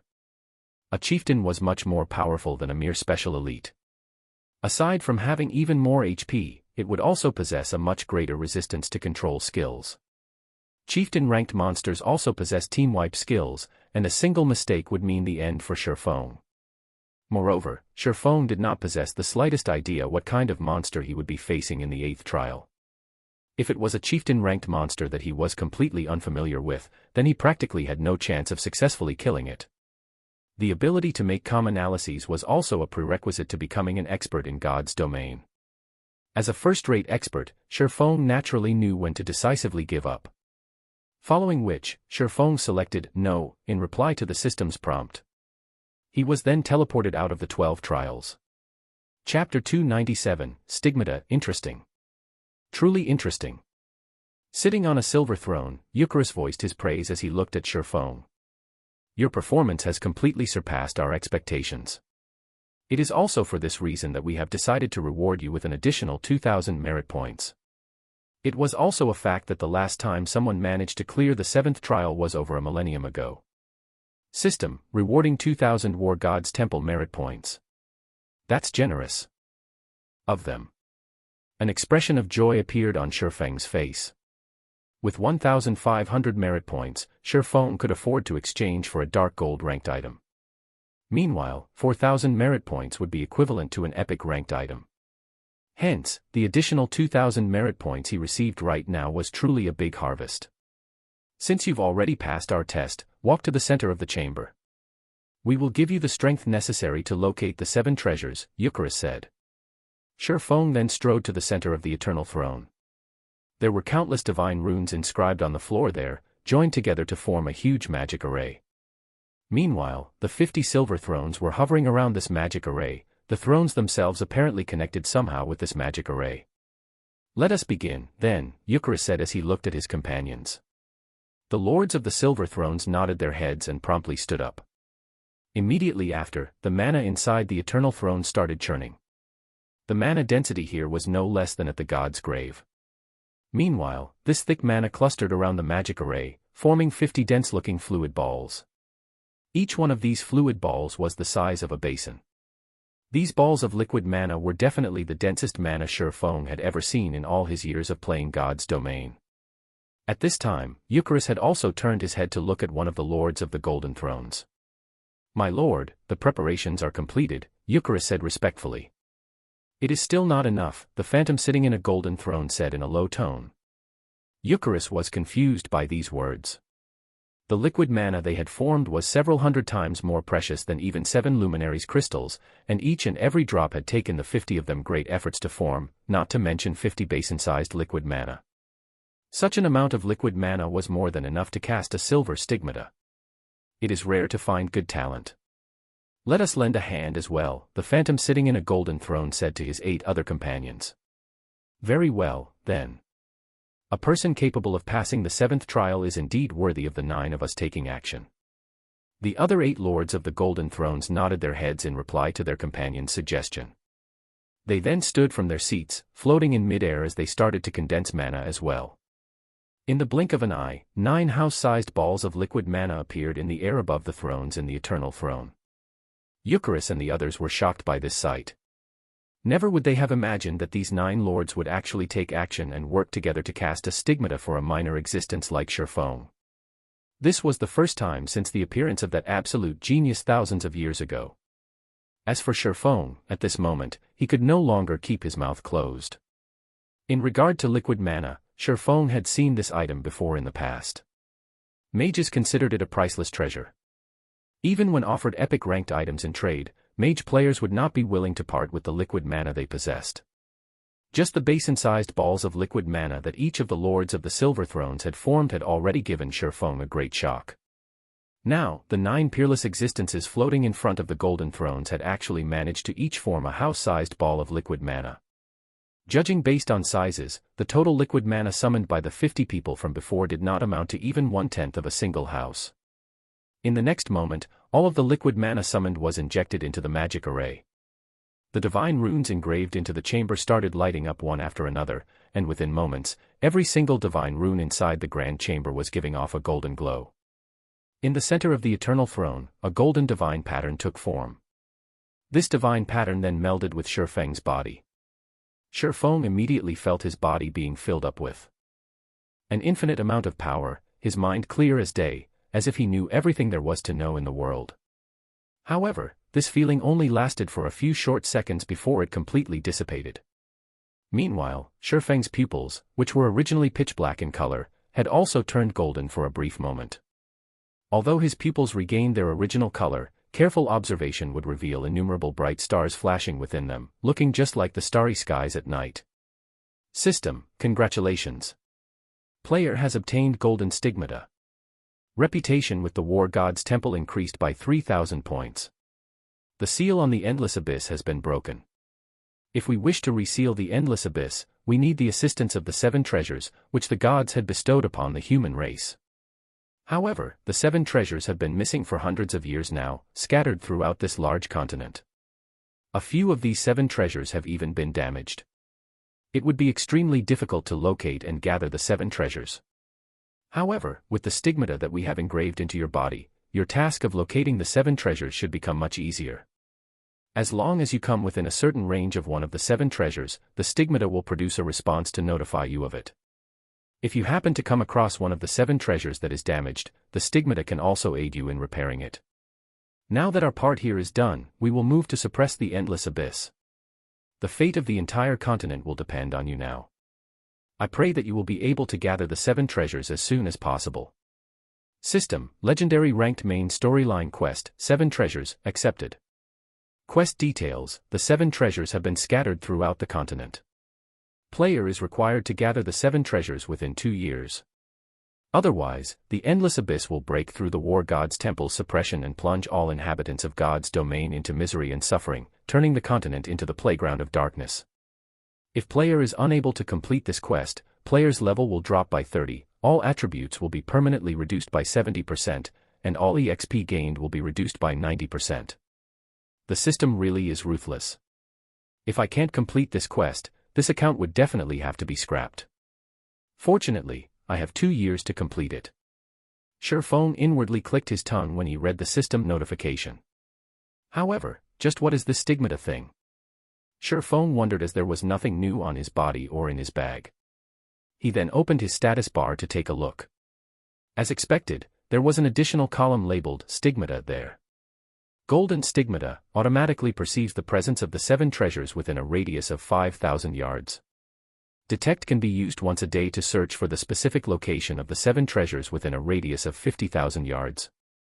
In addition, player will receive Stigmata's power, providing player with ignore levels plus 20 and all resistances plus 40. For every increase in 5 levels, all attributes of player will increase by 5 points, in addition to receiving 10 free attribute points and 10 free mastery points. Player will also receive the skill Omniscient Eyes. Omniscient Eyes, a pair of eyes that can see through everything and find out all information. Nothing is capable of hiding from the Omniscient Eyes. The Omniscient Eyes have a perception range of 100 yards. Duration, 1 minute, such amazing effects. Shifeng's excitement after looking at the effects of the golden stigmata was indescribable. For starters, the additional 40 points in all resistances meant that he could ignore most of the environmental factors of many terrains. He would also receive reduced damage from spells. When battling against magic-type monsters, he could easily take on the role of an MT. However, the most amazing part about the golden stigmata would still have to be the increase in attributes. The golden stigmata was unlike the abyssal blade, whereby Shifeng would receive 2 additional free attribute points every time he leveled up. However, the golden stigmata would provide Shifeng with an average of 7 basic attribute points per level, 2 points of which were even free attribute points. This was definitely a huge increase. Moreover, the golden stigmata also provided Shifeng with a powerful identification skill. This skill would be of significant help when used against dungeon bosses or during field battles.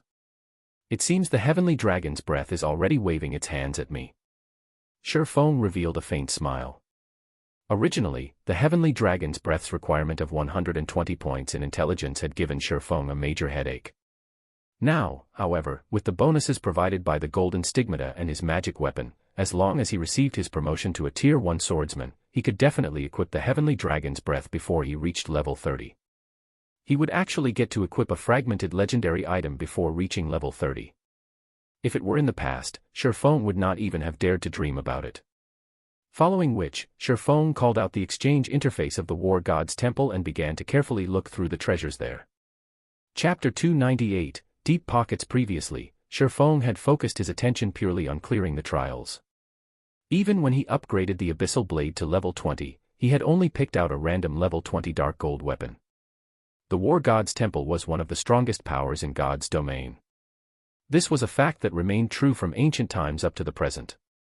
Shifeng had been able to fully experience this truth simply by seeing the various big shots in the Eternal Throne take action. Hence, one could just imagine how wealthy the War God's Temple's treasury would be. As for this War God's Temple exchange system, players would automatically activate it after obtaining the first clear on a 100-man team dungeon. However, one would already require large amounts of War God's Temple reputation even to exchange for a fine gold item. In God's domain, reputation with the War God's Temple was infamous for being extremely hard to obtain, not to mention meeting the required reputation for exchanging an epic item. If not for his quest, Shifeng would not have the chance to exchange for an epic ranked item. He would not even have the chance to lay eyes on them. He would not get the chance to see the never-before-seen divine artifacts, either. I wonder what sort of divine artifacts are in the treasury of the War God's Temple. Shifeng's heart was filled with anticipation as he filtered the exchange window to display only divine artifacts. A total of 2 divine artifacts was shown. Luminous Starlight, divine rank, 2-handed staff, equipment requirement, strength 3000, intelligence 8000 required merit points, 200,000, Skyfrost Blizzard, divine rank, 2-handed spear, equipment requirement, strength 10,000, intelligence 4000 required merit points, 250,000. Although he could not see the exact attributes of these 2 items, just the merit points demanded and the equipment requirements of these 2 divine artifacts left Shifeng utterly speechless. Can a person really equip these divine artifacts? Shifeng had his doubts. It was simply unthinkable for a person to possess 10,000 strength. Even during his prime, Shifeng had not even been close to meeting such a requirement. After having his fill of looking at the divine artifacts, Shifeng filtered the window to display only epic-ranked items.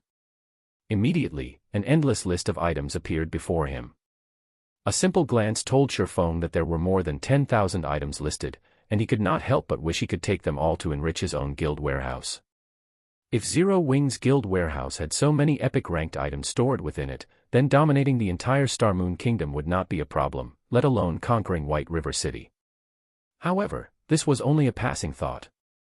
Shifeng currently had 6,800 merit points, and he could exchange for only a single epic-ranked item at most. However, it was also not a simple task to choose a suitable item for himself out of these tens of thousands of items. For starters, let's forget about weapons. Armor should be a good place to start. From, Shi Feng thought. Presently, he already possessed a magic weapon, the Abyssal Blade. The dark gold ranked Purgatory's shadow he now wielded was also sufficient for his current self. If he wished to further increase his strength, then he needed to replace some of the mysterious iron and secret silver ranked equipment he was still using. Yet, when Shi Feng looked at the long list of equipment, his mind was racked with indecision. However, Shi Feng still managed to pick out a few good breastplates that caught his fancy. Not only did these breastplates offer large amounts of strength and agility, some even provided additional intelligence, an attribute that Shi Feng was currently in need of. Meanwhile, the usage levels for these breastplates ranged between level 20 to level 80, and they all were epic equipment that could level up to level 100. One of these breastplates was called the Purple Fire Battle Armor and it required 5,000 merit points. It was a breastplate that mainly focused on the strength attribute, in addition to providing a certain amount of intelligence. The other one was called Merciless and required 5,300 merit points. It was similarly a breastplate that mainly focused on the strength attribute, and likewise it provided a certain amount of intelligence. The final breastplate that caught Shi Feng's fancy was a breastplate called the Carnage Chest Protector. It required 6,000 merit points to exchange for, and it provided a balanced amount of strength, agility, and intelligence. The design of the breastplate was also very good, and it was also Shi Feng's favorite out of the 3 breastplates. However, if he were to exchange for the Carnage Chest Protector, he would not be able to do much with his remaining merit points. Let's take a look at some other items for now. After some contemplation, Shi Feng filtered the exchange window to display ornaments that had a minimum equipment requirement of level 20. The merit points of the War God's Temple were extremely precious, so he needed to be extra careful when spending them. After browsing through the list for some time, Shi Feng suddenly discovered an item he was extremely familiar with. Space Ring. However, instead of being of mysterious iron rank, this space ring was of epic rank. It was capable of storing up to 2,000 slots of items and cost 4,500 merit points. However, it would simply be a luxury to spend 4,500 merit points on this item, and Shi Feng was definitely not willing to waste his precious merit points to purchase it. Ah! Isn't this the ring mentioned in the legends? Why is it categorized under epic ranked items? Shi Feng noticed another ring he was familiar with. 7 Luminaries Ring. Shi Feng had done his fair share of research on the history of God's domain during his past life. The 7 Luminaries Ring was a ring crafted by one of the ancient gods, the Twilight Goddess. 7 formidable powers were sealed inside this ring, and each one of these 7 powers could match the power of a god. Meanwhile, the 7 Luminaries Ring allowed the simultaneous use of these 7 powers. Even a mere mortal would have the power to destroy heaven and earth when equipped with this ring. Rumor had it that the legendary god Slayer possessed this 7 Luminaries Ring, and it was precisely because of this ring that he had the power to kill gods. Is it a replica? Shi Feng did not believe that the War God's Temple possessed the real 7 Luminaries Ring. The reason being, an epic ranked item would not be powerful enough to decimate heaven and earth. Even a divine artifact did not have that strength. According to Shi Feng's understanding, the 7 Luminaries Ring was a true godly relic. However, even a replica was an extremely rare find. To put it bluntly, replicas were weaker copies of the real deal. Although the replica 7 Luminaries Ring would not possess the power to decimate heaven and earth, at the very least, it could still be used to beat some tigers and kill some wolves. It should still have the original features, albeit greatly watered-down versions of them. Shi Feng then looked at the merit points required, discovering that the ring actually cost 8,000 merit points. It was worth almost half of a fragmented legendary item. Are you kidding me? Is this the brand effect? Shi Feng couldn't help but inwardly curse the War God's Temple. It was simply a replica. The other epic ranked rings only cost 6,000 points, at most, so on what basis would a replica be worth 8,000 points? 8,000 merit points. It seems I won't be able to exchange for it, Shi Feng sighed. Although he coveted the 7 Luminaries Ring greatly, he had only 6,800 merit points. Following which, after taking his time looking through the myriad items, he still did not find anything that he fancied. Ultimately, he ended up choosing the Carnage Chest Protector. As for the 7 Luminaries Ring, he could only slowly accumulate merit points and exchange for it in the future. System: 6,000 merit points are required to exchange for the Carnage Chest Protector. Current merit points in possession, 6,800. Do you wish to exchange? Shifeng immediately clicked yes. System, player's reputation with the War God's Temple has reached 3,000 points. Player is allowed to pay 20% of the required merit points using gold coins. Do you wish to pay using gold coins? It can't be, right? I can also pay using gold coins. Shifeng grew ecstatic. He had hope of obtaining the 7 Luminaries ring now. Currently, he needed to pay 1,800 gold coins for 1,200 merit points. This meant that each merit point was equivalent to 1 gold 50 silvers. Such a price was much more expensive than just simply buying epic ranked items on the market, where one epic ranked item was worth only around 1,000 gold. If 6,000 merit points were converted to gold coins, that would be a total of 9,000 gold. This price was at least 8 to 9 times more expensive than the markets. The system was truly blackheart. However, this was a rare chance for Shifeng. If he could pay a portion of the merit points required using gold coins, he would be more than willing to do so. Following which, Shifeng chose to exchange for the 7 Luminaries ring instead. 20% of 8,000 merit points would be 1,600 points, which would be 2,400 gold coins. At this stage of the game, average players would be glad just to have a few extra silver coins to spend, and spending 20 to 30 silver coins at once would be considered an extravagance. As for gold coins, average players might not even know what these things looked like. Currently, 1 gold coin could be sold for 11,000 credits. Meanwhile, 2,400 gold coins would be worth over 25 million credits. Even a first-rate guild would not spend so much money just to obtain an epic ranked item, not to mention spending 2,400 gold coins. If Aqua Rose were to find out about this matter, she would definitely label Shifeng a spendthrift. However, Shifeng chose to pay the 2,400 gold coins without hesitation. He had 5,000 gold on his person at this time, having originally intended to use this money to purchase a stall in Star Moon City. Now, though, doing so was no longer possible. After completing the exchange, a purple gold crystal ring appeared on Shifeng's palm. There were 7 different gems inlaid into the ring, and the entire ring itself exuded a faint purple aura. It looked absolutely luxurious and fascinating. Chapter 299, one word. Chapter 299, one word. When Shifeng received the ring, he could not help but grow excited. In the past, a legendary item had been sold for tens of millions of credits at the world auction. At that time, the news had thoroughly shocked the entire world. Many people felt that the person who purchased the legendary item was a complete fool. After all, it was simply an item inside a virtual world. It was nothing more than a data-generated item. Only a person whose head was caught in the door would spend so much money to purchase it. Now, if Shifeng converted the War God's Temple merit points and gold coins he had spent into credits, the total amount would be even higher than the price of the auctioned legendary item. More importantly, he had spent such a large sum just to obtain an epic item, which was 2 ranks lower than a legendary item. However, even if Shifeng were called a fool several hundred times over, he would still be willing to do what he had done without hesitation. He was only afraid that he would not get such a chance. Back then, countless people had ridiculed the person who purchased the legendary item as a big fool. Later on, however, that person became the guild leader of King's Return, Odin. King's Return was a super guild, and the territories it occupied surpassed even an empire. Meanwhile, as the guild leader of such an amazing guild, Odin was an existence that made everyone feel fear and respect. The wealth and status he possessed was simply unimaginable. Did anyone laugh at him after that? The answer was, no. Instead, the target of people's ridicule shifted to the fool who had sold the legendary item in the first place. At that time, not to mention several tens of million, even if traded using a city with a population of several millions, it would still have been a losing transaction. Meanwhile, the 7 Luminaries ring was a godly relic mentioned in legends. Although the one Shifeng had was only a replica, replicas could still be divided into different categories.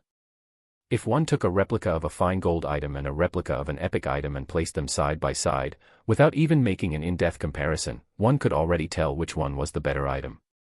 After all, there was already a huge gap between the calibers of the 2 items. Moreover, the higher the quality of the target of replication, the greater the difficulty in replicating it. One could not produce a replica simply by wishing for it. The difficulty of producing an epic item that was the replica of a godly relic was much higher than simply producing a normal epic item. The difficulty of doing so might even rival the difficulty of producing a legendary item. The person who produced this ring must be a truly amazing forging sage.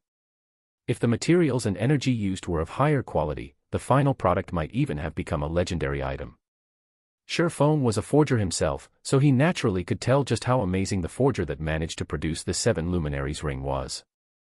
The replica of a godly relic would definitely not have been easy to produce. Even a grandmaster forger would not be able to produce one. It would only be possible for a forging sage. 7 luminaries ring, replica, ring, epic rank, level 20, level 80, current level, 23, equipment requirement, strength 200 attributes will be adjusted according to user's level.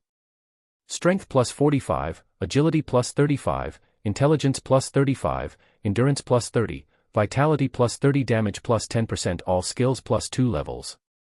All items level requirement reduced by 5 levels. 7 luminaries aura, there are 7 different auras: earth, water, wind, fire, time, illusion, and space. Only one aura can be used each time, and there will be a cooldown of 1 minute when changing between auras. Aura of Earth, level 1, requires 1 million EXP to upgrade to level 2, defense increased by 30%. Damage taken reduced by 20%. Activatable skill, absolute defense, provides immunity to 7 attacks. Cooldown, 1 minute 30 seconds, Aura of Water, received healing increased by 30%. Cast consumption reduced by 20%. Life Bloom, heals selected target for 10% HP every second for 30 seconds. Aura of Wind, movement speed increased by 20%. Attack speed increased by 20%. Agility increased by 15%. Wind Rider, enables temporary flight and movement speed increase of 100% for 15 seconds. Aura of Fire, damage increased by 30%. Target's defense reduced by 20%. Firestorm, inflicts 500% damage within a range of 10 by 10 yards for 5 seconds. Aura of Time, level 1, requires 2 million EXP to upgrade to level 2, cooldown of all skills reduced by 20%. Enemies within a 100-yard radius will have their movement speed and attack speed reduced by 20%, and cooldown of skills increased by 20%. Absolute Time, prevents enemies within a range of 50 by 50 yards from using any skills or tools for 20 seconds. Aura of Illusion, all attributes increased by 20%. Enemies within a 100-yard radius will have all their attributes reduced by 20%. Fantasy World, immunity to all magic damage and 10% of magic damage received will be converted to healing to recover player's HP for 10 seconds. Aura of Space, immunity to all control and restricting effects. Space movement, instantly move to any location within a radius of 300,000 yards. As expected of a godly relic's replica. Even if it is only at epic rank, apart from the basic attributes it provides being inferior to a legendary item, its other aspects are much stronger. Shurfeng's surprise reached its limits after he read the attributes of the 7 luminaries ring. This was the first time Shurfeng was seeing the exact abilities of the 7 luminaries ring. At this moment, Shurfeng finally understood why the legends had said that even an ordinary mortal would have the ability to decimate heaven and earth when in possession of the genuine 7 luminaries ring. One could even kill gods with this ring.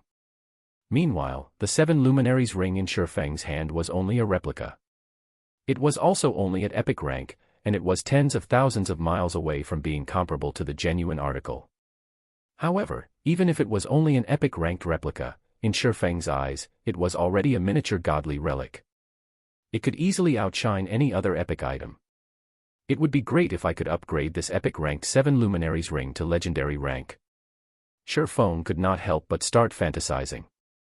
If he could raise the 7 luminaries ring's rank to legendary, then its value would become immeasurable. At that time, only divine artifacts would be able to suppress it. After Shurfeng equipped the 7 luminaries ring, his attributes greatly increased. His intelligence reached 91 points, only a small distance short of 120 points. I can use the Aura of Earth when acting as an MT, Aura of Water when acting as a healer, Aura of Wind when hunting or escaping, Aura of Fire when battling, Aura of Time and Aura of Illusion when fighting in a team battle, and Aura of Space when I'm in a hurry. This ring covers almost every possible situation. It truly is the most powerful epic item. Shifeng had mostly grasped the uses of the 7 auras in the 7 luminaries ring. It really made one wonder just how powerful the genuine godly relic was. Just as Shifeng was fantasizing about the genuine godly relic, he suddenly thought of another matter. If he used the aura of space, he could still make it if he hurried to the Silverleaf Forest right now. After all, a distance of 300,000 yards could generally cover 2 regions. Shifeng could first teleport to Stream Fort from White River City. Afterwards, he only needed to pass through 4 regions in order to arrive at the Silverleaf Forest. Under normal circumstances, even if Shifeng ran with all his might, he would still need around 5 hours to travel across these 4 regions. However, now that Shifeng could instantly travel across 2 regions, he might even arrive at the Silverleaf Forest before Gentle Snow's reinforcements did. Thinking so, Shifeng immediately departed from the War God's Temple and headed towards the teleportation hall of Star Moon City. Chapter 300, Midway Interception. The Silverleaf Forest, also called the Silver Forest by players, was a place filled with monsters ranging from level 18 to level 25. It was a rich land. As to why it was called rich, it was because the monsters here were a great source for high-quality leather. These leathers were important materials used in the production of bags and leather armor. Moreover, the monsters here also dropped high-quality meat. Most importantly, however, there were a total of 14 field bosses present in this Silverleaf Forest. Field bosses were one of the main sources of income for guilds. Also, unlike team dungeons, which would reset only once every 3 days, field bosses respawn daily. The improvement these field bosses could bring to a guild's equipment was quite significant. It was also the reason why Fire Dance had led Zero Wing's core team here to kill field bosses. Now, however, the Silverleaf Forest swarmed with members of Dark Star. These players were grouped into smaller teams of a dozen or so players and larger teams with as many as 100 or so players. Meanwhile, each and every one of these players was currently out searching for members of Zero Wing. Master Tyrant, we need to speed up our operations. If we wait until Gentle Snow's people arrive, it will be difficult if we wish to wipe out Zero Wing's main force, South Wolf said as he looked at Lone Tyrant. For her to actually willingly send out reinforcements, it seems that woman really does have a deep relationship with Zero Wing. Lone Tyrant was slightly surprised. His lips then curled into a sneer as he said, even so, she is too late. We've already searched through the majority of this Silverleaf Forest. We've also tightly blockaded the 3 exits for this place. In addition, we've also placed a guild war order to seal off the entire Silverleaf Forest, so the bastards won't be able to simply return to the city using a return scroll. It won't be long before we will find them and get rid of them. However, even if they did use a return scroll and return to the city, their red names would get them killed by the guards the moment they arrived. They would also get locked up and lose their freedom for a long period of time. Such a penalty would be much worse than simply getting killed by us. South Wolf nodded in agreement. In order to deal with Zero Wing's main force this time, Dark Star had spared no effort, sending out all the elite members it had. Even Underworld had sent a team of Underworld guards into the fray. There were over 10,000 players participating in the hunt this time around, and of those, 6,000 were used to hinder Zero Wing's reinforcements. With its current power, Zero Wing definitely could not contend against these 6,000 players. However, South Wolf himself could not help but admit that Zero Wing indeed possessed some real ability. Even when they were ambushed, they had still reacted in an extremely calm manner. They had immediately launched a counterattack and bravely fought back. Moreover, many within their ranks possessed relatively good techniques. This time, in order to kill the few hundred elite members of Zero Wing, Dark Star had lost over 1,000 members. South Wolf found this result simply unbelievable. The reason being, of the 1,000+ members that died, over 300 were elite members of Dark Star. Their fighting techniques could definitely be considered first-rate. The most unbelievable part was that even a few members of the Underworld Guards had been killed by Zero Wing. However, that was it. So what if Zero Wing was top-notch when it came to dungeon raiding? In a field battle, numbers triumphed over everything else. This was an unchangeable fact for all games. It's a pity that we didn't manage to locate Black Flame or Yifeng. If we could deal with them as well, we can thoroughly remove Zero Wing's name from White River City. We'll see if they dare act presumptuously in front of young Master Feng again. South Wolf's hatred of Shi Feng had never dissipated in the slightest, and he had always intended to fulfill the words he had spoken before. However, now that they were about to get rid of Zero Wing's main force, the anger in his heart had lessened slightly. Relax, those two will soon be finished as well. In White River City, nobody can protect them. Even the elites led by Gentle Snow won't be able to do so, Lone Tyrant said proudly. How so? Asked South Wolf, somewhat surprised. If Zero Wing can make allies, why can't Dark Star do so as well? Lone Tyrant softly chuckled. Allies. This was the first time South Wolf was hearing about this. Of course you wouldn't know about this matter, this is a heavily guarded secret of Dark Star. I made this alliance precisely to forestall Gentle Snow's intervention, and also to prevent them from joining together with Zero Wing to deal with us, Lone Tyrant said pridefully, as if he had full control over everything. If Gentle Snow wishes to bring reinforcements over, she'll have to first see if she can arrive at the Silverleaf Forest's entrance. Regarding the matter of exterminating Zero Wing, this time, you can rest assured. You just need to remind Vice Leader Feng of the agreement we made. Guild Leader Tyrant can rest assured on this matter.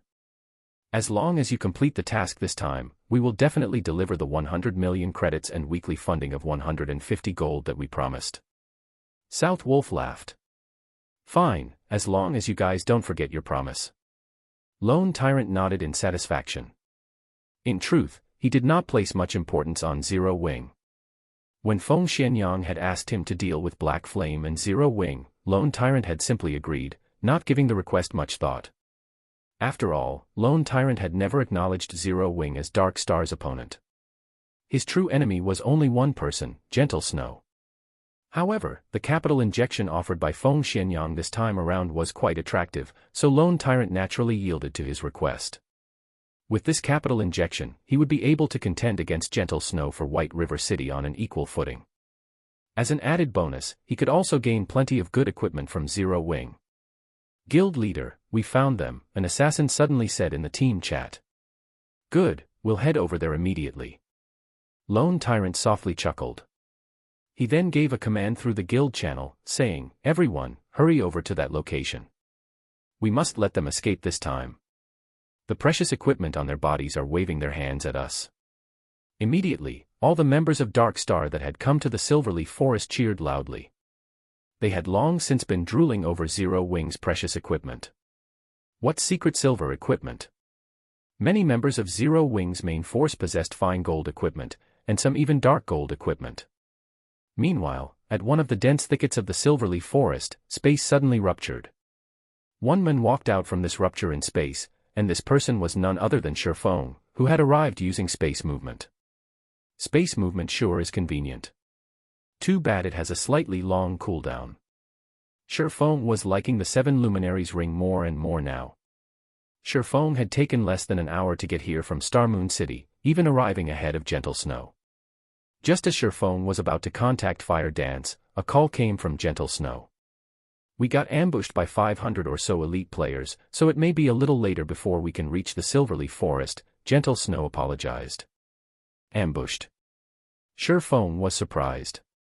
To actually muster so much manpower, that Lone Tyrant sure came prepared. We weren't ambushed by players from Dark Star. Gentle Snow shook her head. No. Is it Underworld, then? Shi Feng couldn't help but feel amazed by Underworld's strength. It definitely should not be easy to field so many players for this hunt. Yet, they were actually able to deploy another 500 plus elites to hinder Gentle Snow. The organization known as Underworld really possessed a powerful framework. No. They're elites from World Dominators. My guess is that Dark Star has already joined hands with World Dominators. Gentle Snow then suggested, it won't be possible for my side to break through any time soon. If your reinforcements really can't break through, you all should just give up. If we wait until World Dominator's troops head over there and carry out a pincer attack against you, then Zero Wing will truly be finished. I know. Shi Feng fully understood the situation now. Dark Star wasn't planning on just giving a huge blow to Zero Wing this time. Instead, they intended to wipe out Zero Wing, removing it as a threat completely. Chapter 301, Fangs. The reinforcements from Ouroboros definitely won't make it now. Zero Wing's forces had also been blocked at the outer perimeter of the Silverleaf Forest. According to Shifeng's understanding, Dark Star currently had over 3,000 members searching inside the Silverleaf Forest, including practically all of Dark Star's elites. The 6,000 or so players blockading the outer perimeter were merely cannon fodder. If this stalemate continued, World Dominators might succeed in carrying out a pincer attack with Dark Star, annihilating Zero Wing's forces. Aqua, would it be possible to break through on your side? Shifeng contacted Aqua Rose and asked. With the current numbers we have at hand, definitely not. However, I've already mentioned this matter in the guild channel and have sent for more members to hurry over. We should be able to gather another 3,000 members in half an hour. The level and quality of equipment of our guild members are much higher than Dark Star's, so as long as we can join with these 3,000 members, we can break through their blockade, Aqua Rose said confidently. She had faith in their guild's combat prowess. Although Zero Wing had far fewer members than Dark Star, with Dark Star having well over 30,000 members, there wasn't much of a difference in the number of elite players each guild possessed. Of Dark Star's 30,000 members, more than 10,000 were newbies around level 10. Meanwhile, the elites that managed to reach level 16 only numbered around 6,000. On the other hand, despite recruiting only a small amount of players, their member count only hovering slightly above 5,000, there were actually over 4,000 elites in Zero Wing who were over level 16. If other guilds discovered this fact, they would be shocked. This was also why Aqua Rose had maintained an optimistic view of Zero Wing's future. As long as Zero Wing could assemble these remaining 3,000 members, they could easily deal with Dark Star's 6,000 extras. However, it would be impossible for them to engage in an all-out war against Dark Star. After all, there was still a big gap in the total number of elites each guild possessed. On top of that, Dark Star still had over 10,000 extras. Even if their combat prowess was weak, they could still overwhelm and kill Zero Wing's elites using the advantage of numbers. I understand. World Dominators is currently hindering Gentle Snow's group. You should stop trying to break through into the Silverleaf Forest from your side. Instead, turn around and begin a pincer attack on World Dominators. Let's take this chance to kick them out of White River City. Shifeng issued his commands after some thought. However, Shifeng's words had shocked Aqua Rose into a daze. Guild leader, we're here to save people. Wouldn't it be a bad idea to start a war with World Dominators right now? Aqua Rose asked worriedly. World Dominators was a first-rate guild. Although the main force of World Dominators was not based in White River City, they still should not be taken lightly. Just like Ouroboros, even though their main force was based outside of White River City, they were still the top guild in White River City. Moreover, wasn't World Dominators similarly one of the top 6 guilds in White River City? If Zero Wing headed over and attacked the members of World Dominators right now, it would be a declaration of war. Dealing with Dark Star was already a huge headache. If they had to face another one of the top 6 guilds in White River City, how could Zero Wing continue mingling in White River City? It'll be alright, just go. Remember, the moment you arrive, immediately use a guild war order to seal the location. Don't allow anyone from World Dominators to use a return scroll to leave that area, and make sure you kill every single one of those bastards. Teach them that there is a price to pay if they wish to take advantage of Zero Wing, Shifeng growled murderously. Although Shifeng advocated a low profile and secretive development, that did not mean that he would receive enemies with a smile, even when said enemy banged on their front door. Whether it was Dark Star or World Dominators, if they really thought Zero Wing was a sickly animal that they could easily bully, they should get ready to pay a heavy price. But what do we do about Fire Dance and the others? There are still more than 50 players with them, and they are all the cream of the crop of our guild. Now that they are all red names, if they die, our guild will suffer tremendous losses. Although Aqua Rose could discern Shifeng's rage and killing intent from the tone of his voice, she still tried to dissuade him. I'll save Fire Dance and the others. Shifeng answered with absolute confidence. Aqua Rose sighed at Shifeng's answer. However, she no longer chose to pursue the matter, and instead, she said, fine, but as the guild leader of Zero Wing, don't you think you should say a few words to your fellow guild members as well? You haven't expressed your intention since Dark Star declared war against us. Although nobody in the guild has said anything about it, considering the weight of this incident and the declaration of war against world dominators, how can you stay silent? After the war with Dark Star began, both murderous intentions and excitement swept through everyone in Zero Wing. Many in the guild had expressed their eagerness for vengeance, speaking in the guild channel about how they were going to teach the bastards from Dark Star a lesson and show Dark Star know how amazing Zero Wing was. However, as the intensity of the battle between both guilds grew, and the number of deaths increased, the atmosphere in Zero Wing became heavy. Even though they had fought for so long, they still hadn't managed to break past Dark Star's blockade around the Silverleaf Forest. The number of dead Zero Wing elites inside the Silverleaf Forest also grew as time passed. Hence, it was inevitable that Zero Wing's momentum would falter. At this point, most of the Zero Wing members had already lost their motivation to continue fighting, not to mention carrying out a pincer attack on world dominators. Shifeng, of course, was aware of Aqua Rose's concerns. However, compared to just speaking through the guild channel, Shifeng had taken more decisive action and directly uploaded a post to the official forums.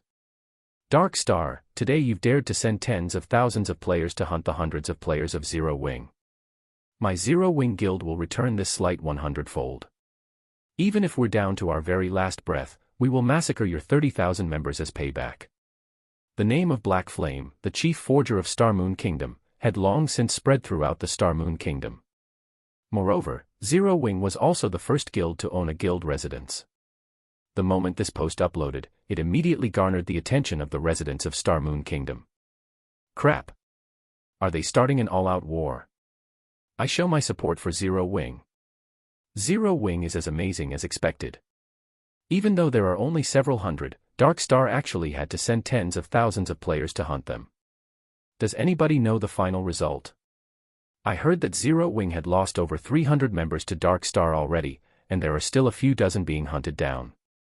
On the other hand, Dark Star has already lost over 1,000 members. Right now, every player in White River City is discussing this matter. Amazing. With just several hundred players on their side, even when faced with more than 10,000 players, they can still kill over 1,000 players. Dozens are still alive, too.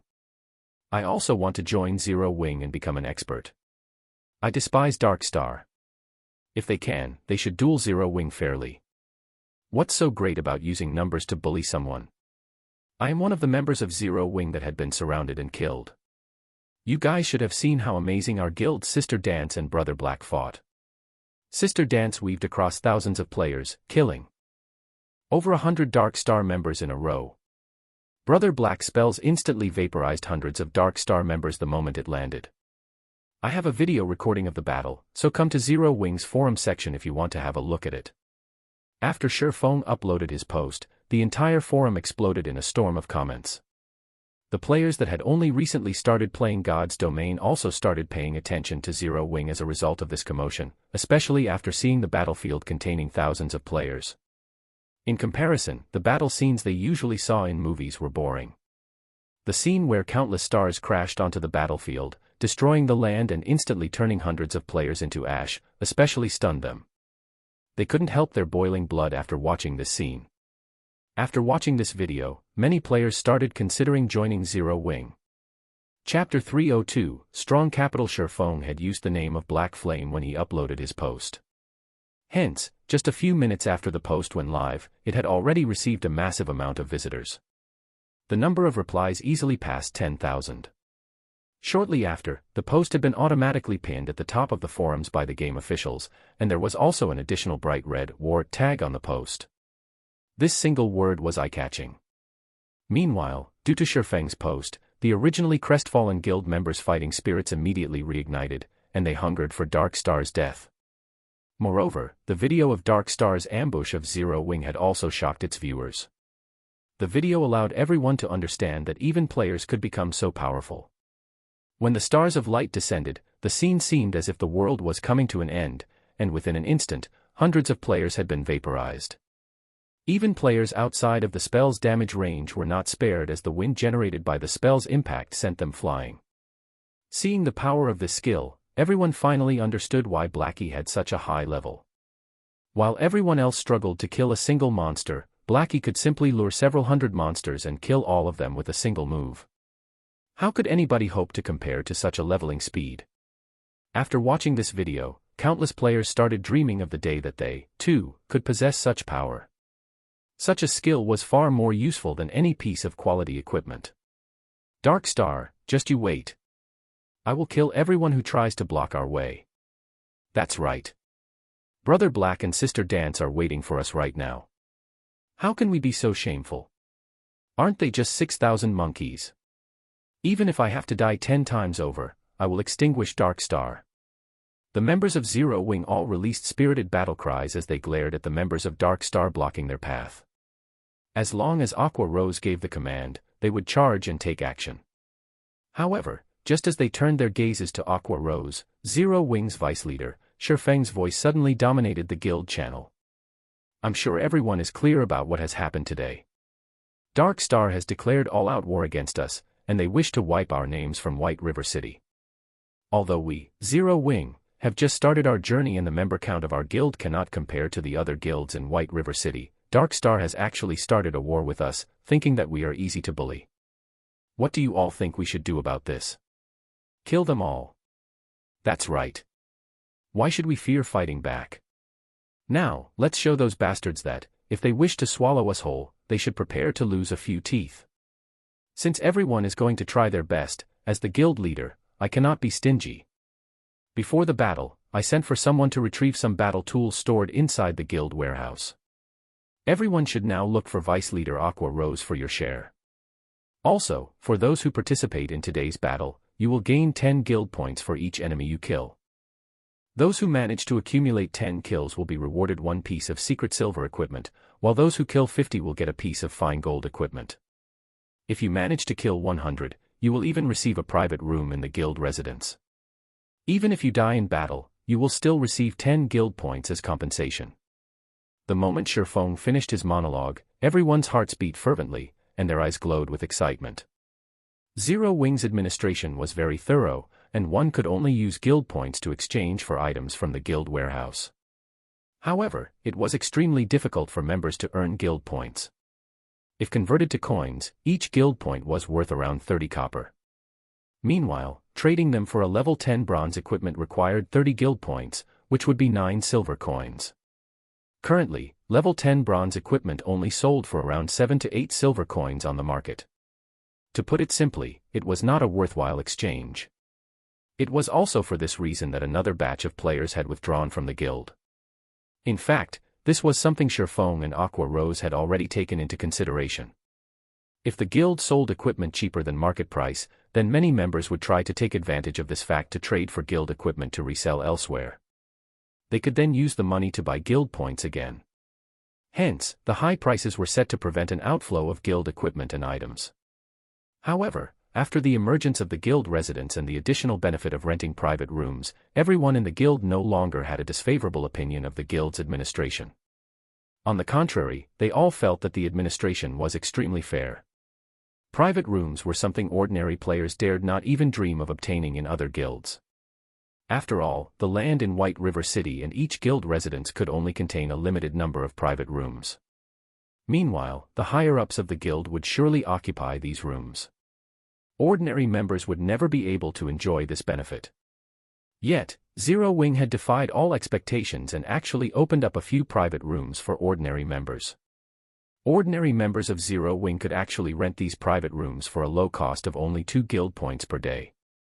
Although the price was slightly higher than staying a night at a hotel, unlike hotels, one could accumulate double EXP buffs from private rooms. With this feature, it was definitely worth spending a few extra copper coins. The members present in this battle also heard of the benefits provided by other guilds. Although other guilds also provided rewards and compensation to its members for killing and dying in battle, the amount offered was far worse than Shifeng's. 10 guild points equaled 3 silver coins. There were 3,000 members participating in this battle. If each one of them managed to kill one enemy, the total guild points awarded would be the equivalent of 9,000 silver coins or 90 gold. This was a massive sum of money. Moreover, Shifeng also promised to compensate for each guild member's death. At the very least, he would have to spend over 100 gold. If converted to credits, 100 gold would be worth over 1 million. This situation reaffirmed everyone's confidence in Zero Wing's financial resources and background. With such great benefits, powerful financial resources, and most importantly, such an amazing guild leader, was it possible for such a guild not to grow powerful?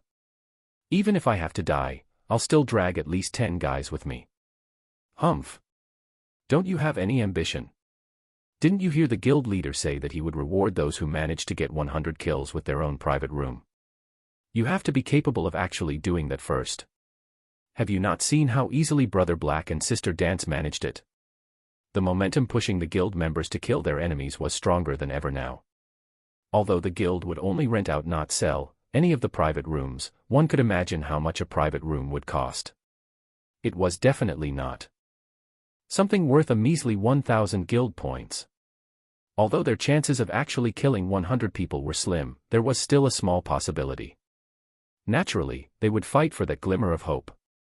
Everyone, come to me to receive the frost grenades. Each person will only get 2. Party leaders will get 3 frost grenades and 1 tier 0 attack or defense magic scroll. Team leaders and vice team leaders will receive 5 frost grenades and 1 tier 1 magic scroll. After Sherfong finished his speech, Aqua Rose started distributing the supportive tools to every guild member. In order to display Zero Wing's might to everyone in Star Moon Kingdom, Sherfong bled his pockets dry this time. He retrieved all the supportive tools from inside the guild warehouse for this battle. The moment everyone received the supportive tools, everyone felt even more certain of their victory over Dark Star. Just by arming all of them with a single frost grenade, they could easily force Dark Star's 6,000 members to eat a huge loss. Adding in the control effect of the frost grenades, their chances of defeating these 6,000 players increased by at least 30%. Vice Leader Aqua, how should we fight? We'll all listen to your commands. That's right. With these tools of war, I can easily kill over 10 people and earn a ton. 100 people, here I come. Let's hope that those bastards don't run away. Everyone started joking around as they felt confident in defeating Dark Star now. Since everyone is ready, follow me. Aqua Rose nodded. The next moment, however, she turned around and ran in the opposite direction of the Silverleaf Forest. Chapter 303, Hold Nothing Back. Deep inside the Silverleaf Forest. Boss, I don't know what's going on with Zero Wing, but they've retreated from Silverleaf Forest's entrance, an assassin who used stealth to stalk Zero Wing's troops reported in the team chat. It seems that they're giving up on trying to get in. Ha ha ha. That Black Flame made such a bold statement, yet, now, he's fleeing with his tail between his legs. If we upload this news to the forums, he will definitely become a laughingstock. South Wolf laughed loudly when he received this report. Lone Tyrant's lips curled into a sneer as well, saying contemptuously, Zero Wing is just a gathering of nobodies. Since the very beginning, they have never stood a chance at victory. They should consider themselves lucky. If they waited until we finished wiping out Zero Wing's core team, we would have turned around and begun a pincer attack on them with world dominators. At that time, even their remaining 3,000 to 4,000 members would have no hope, and Zero Wing would utterly disappear from White River City. Guild Leader Tyrant is as amazing as expected. It turns out that you had such a plan readied as well, no wonder you are an expert capable of competing with Gentle Snow over White River City. Not only do you possess extraordinary strength, but your intellect is also at the top of White River City. South Wolf flattered as he came to a realization. As long as you can remove Zero Wing's name from White River City, the only obstacle in your way will be Ouroboros. However, with Dark Star and World Dominators working together, even the team led by Gentle Snow would no longer pose a threat. At that time, Guild Leader Tyrant would become the true overlord of White River City. It's still too early to make such claims. Lone Tyrant chuckled as pleasure filled his heart. He then continued, saying, ultimately, Gentle Snow is a well-known expert and leader in the virtual gaming world. I'm afraid that I'll need more strength before I can chase her out of White River City. When the time comes, it will also depend on whether or not Underworld plays its part. Ha ha ha. Guild Leader Tyrant can rest assured. As long as Dark Star possesses a high chance of becoming the overlord of White River City, Underworld will invest greatly in it. When the time comes, Underworld will send even more experts to help Dark Star solidify its position as overlord. South Wolf laughed, answering with certainty. With your word, South Wolf, I can rest assured. Lone Tyrant laughed with South Wolf. Currently, confidence regarding Dark Star's future filled Lone Tyrant.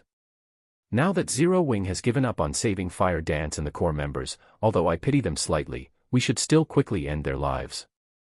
When South Wolf thought of Fire Dance's sexy body, a lecherous smile unconsciously appeared on his face.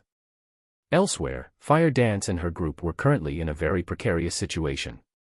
Players from Dark Star had them surrounded, and although they had constantly carved out a path of bodies, they could not use return scrolls to escape.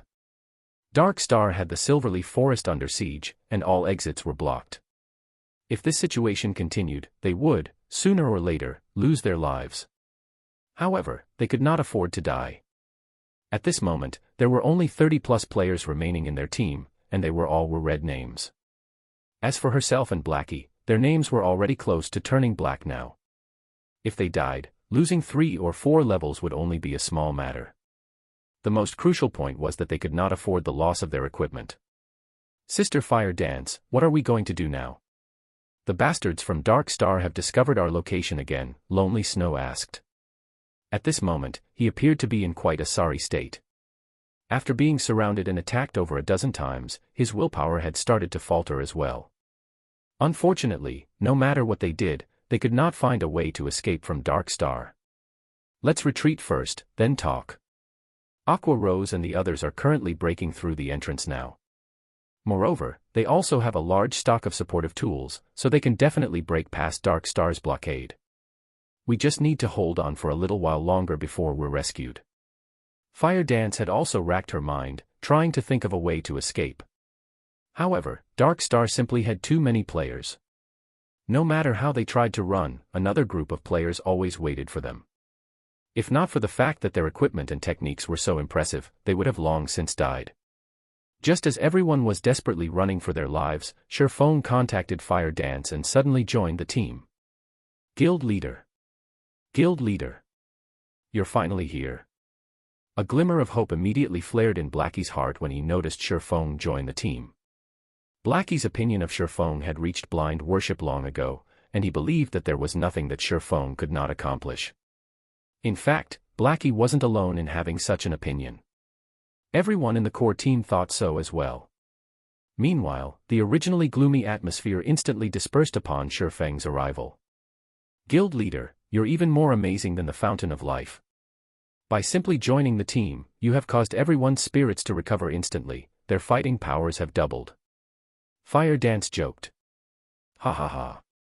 I never knew I had such an effect. Sherfone laughed. They all could not help but laugh with him. Instantly, the atmosphere relaxed. How are things on your side? Sherfone asked. Dark Star has us forced into a corner, and it's practically impossible for barge through any of the exits. At most, I think we have another half an hour before we'll have to make a final stand against them. Fire Dance gave Sherfone a brief explanation of their current position. Meanwhile, as a veteran of the battlefield, Sherfone quickly grasped the general situation. If Fire Dance and her group faced Dark Star's 3,000 players in direct combat, the conclusion would be obvious. Even if they had Sherfone with them, the result would be the same. After a long moment of silence. I understand. Head to these coordinates. I'll meet you guys there, Sherfone said. Now that Fire Dance's group had been forced to such a corner, even Sherfone could not turn the tides. Dark Star had 3,000 players fighting for them, not just 1 or 200. At this stage of the game, most players should have already learned quite a few skills, and of them, there would definitely be a few life-saving skills. Furthermore, their fighting techniques would have improved greatly. It was no longer possible for Sherfone to slaughter them by the hundreds as he had with Martial Union. Fortunately, Sherfone was very familiar with the Silverleaf Forest. After giving it some thought, he concluded that there was only one location Fire Dance and the others could head to survive. The chances for survival was less than 30%. However, a 30% chance of survival was far better than none at all. After all, if they faced Dark Star's 3,000-strong army, they would die 10 out of 10 times. Hopefully, Aqua Rose can take action quickly. Otherwise, we really will suffer a total defeat. Following which, Sherfone disconnected his call with Fire Dance. He then activated the Seven Luminaries Ring space movement once more, teleporting to the meeting location that he gave Fire Dance's group. Although Guild War orders could seal off the usage of teleportation scrolls, they were completely useless against the power of the Seven Luminaries Ring. On the gravel road leading to the Silverleaf Forest, the players from World Dominators had already started battling the players from Ouroboros. Throughout their battle, both sides had constantly sent for more reinforcements, involving more and more players in the fray. Both sides were first-rate guilds with extraordinary backgrounds. To hinder Gentle Snow's advance, World Dominators had sent over 10,000 players to this fight. Meanwhile, Gentle Snow had even more players on her side. Currently, her army had increased to over 14,000 players. The intensity of the battle between these two guilds far outstripped the battle between Dark Star and Zero Wing. This massive encounter had shocked many players in White River City. Just what was happening in White River City? Why were 4 of the top 6 guilds in White River City battling it out against each other? Moreover, it wasn't just a minor skirmish between guilds. These 4 guilds had actually started a full-fledged war against each other, where only one side would rest when the other was obliterated. Such a situation was simply unimaginable in other cities. Players were still in the initial stages of God's Domain, and currently, every guild in God's Domain fully occupied themselves with raiding dungeons and development. Yet, these 4 guilds in White River City actually dared to start a full-fledged war. Regardless of which side won or lost, they would all be losers in God's Domain. Snow, this war is getting out of hand. Both sides have already incurred over 1,000 fatalities. If this situation continues, Emperor's Light and the Assassins' Alliance might be tempted to take advantage of the situation. I think we should retreat for now. After fighting for so long, we have fulfilled our duty to Zero Wing, Zhao Yueru urged as she looked at Gentle Snow, who currently issued commands. Chapter 304, Ferocious Beasts released in reply to Zhao Yueru's suggestion. Gentle Snow merely shook her head and revealed a smile, not bothering to give any additional explanations. Are we just going to continue fighting like this? Although we have the advantage right now, if we wish to repel World Dominators, our losses will be immense. We might very well ruin the great advantage we have in White River City. Snow, you should know that the people of Star Moon City have long since had an opinion of you. If we lose the advantage we have in White River City, they will take advantage of the situation and cause you trouble. Zhao Yueru could not make sense of Gentle Snow's thoughts. Although they were good friends with Black Flame, it wasn't enough of a reason to destroy the influence they had obtained through painstaking efforts.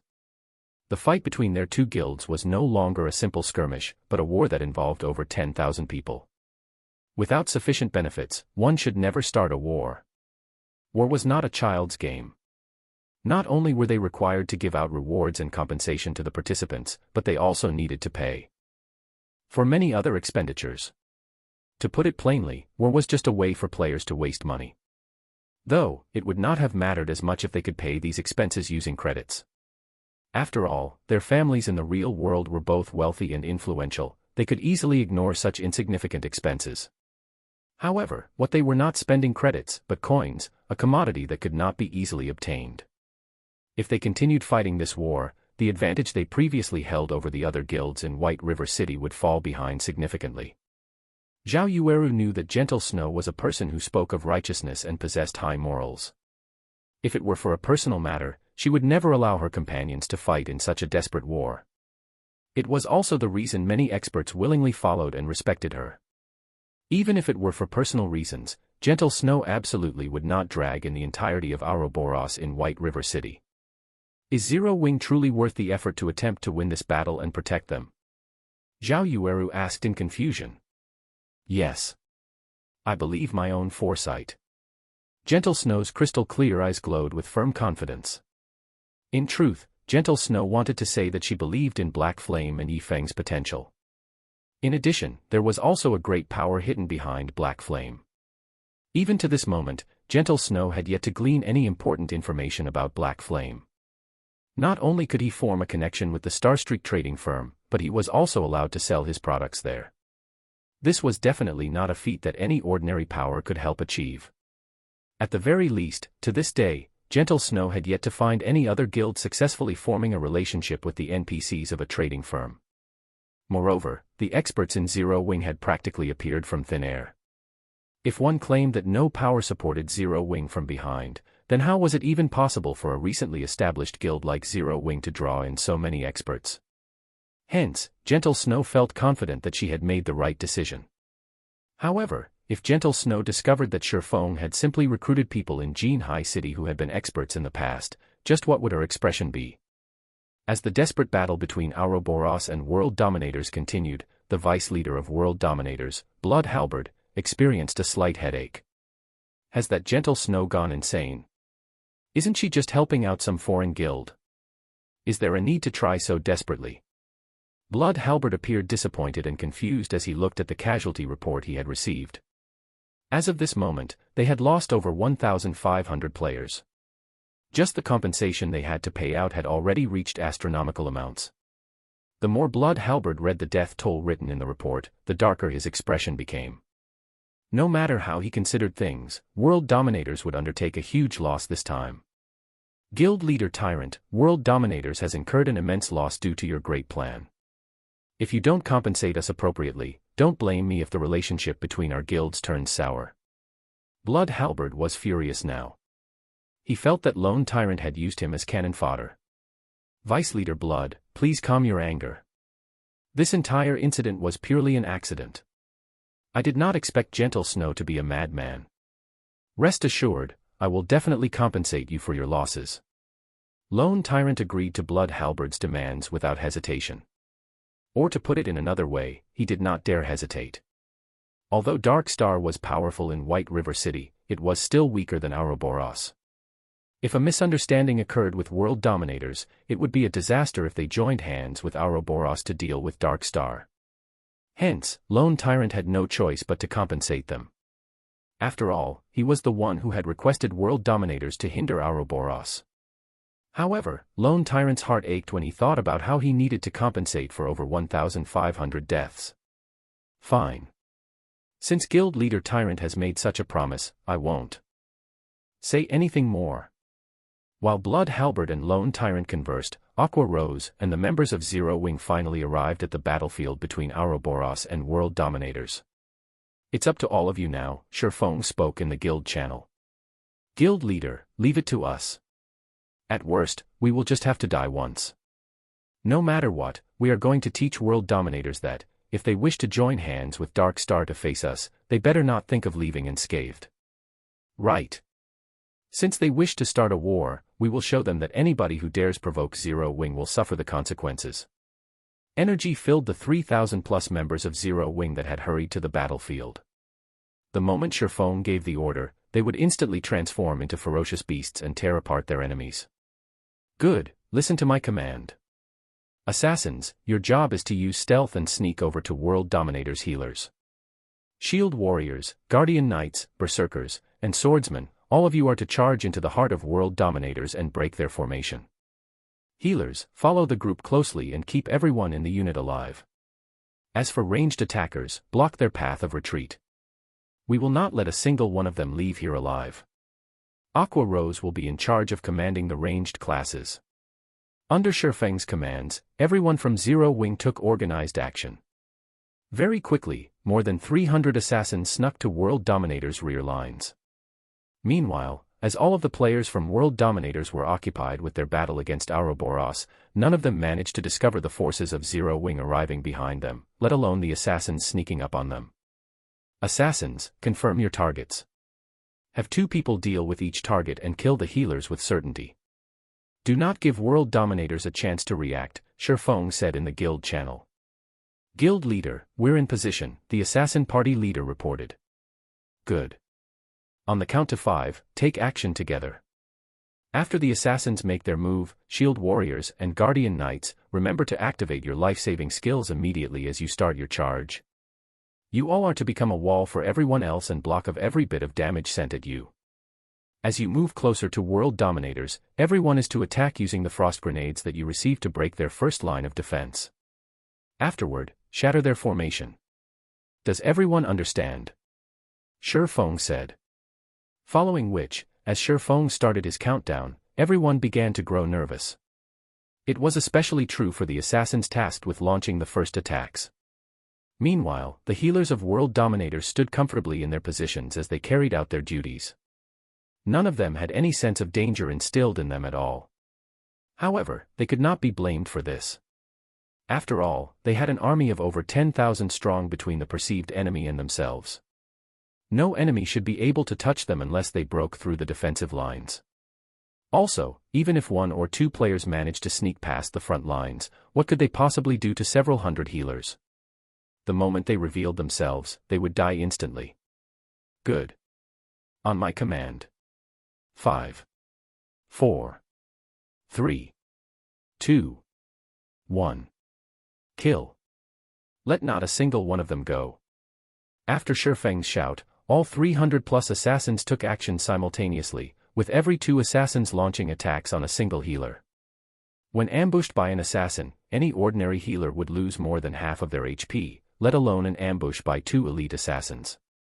Momentarily, many of World Dominator's healers felt a sting at the back of their heads. After they were forced into a fainted state, 2 piercing cold daggers slashed across their necks, followed by 2 frightening damages appearing above their heads. In the next moment, their bodies were no longer under their control. In the blink of an eye, World Dominators lost close to 200 healers. Immediately, Zero Wing's melee players began their charge.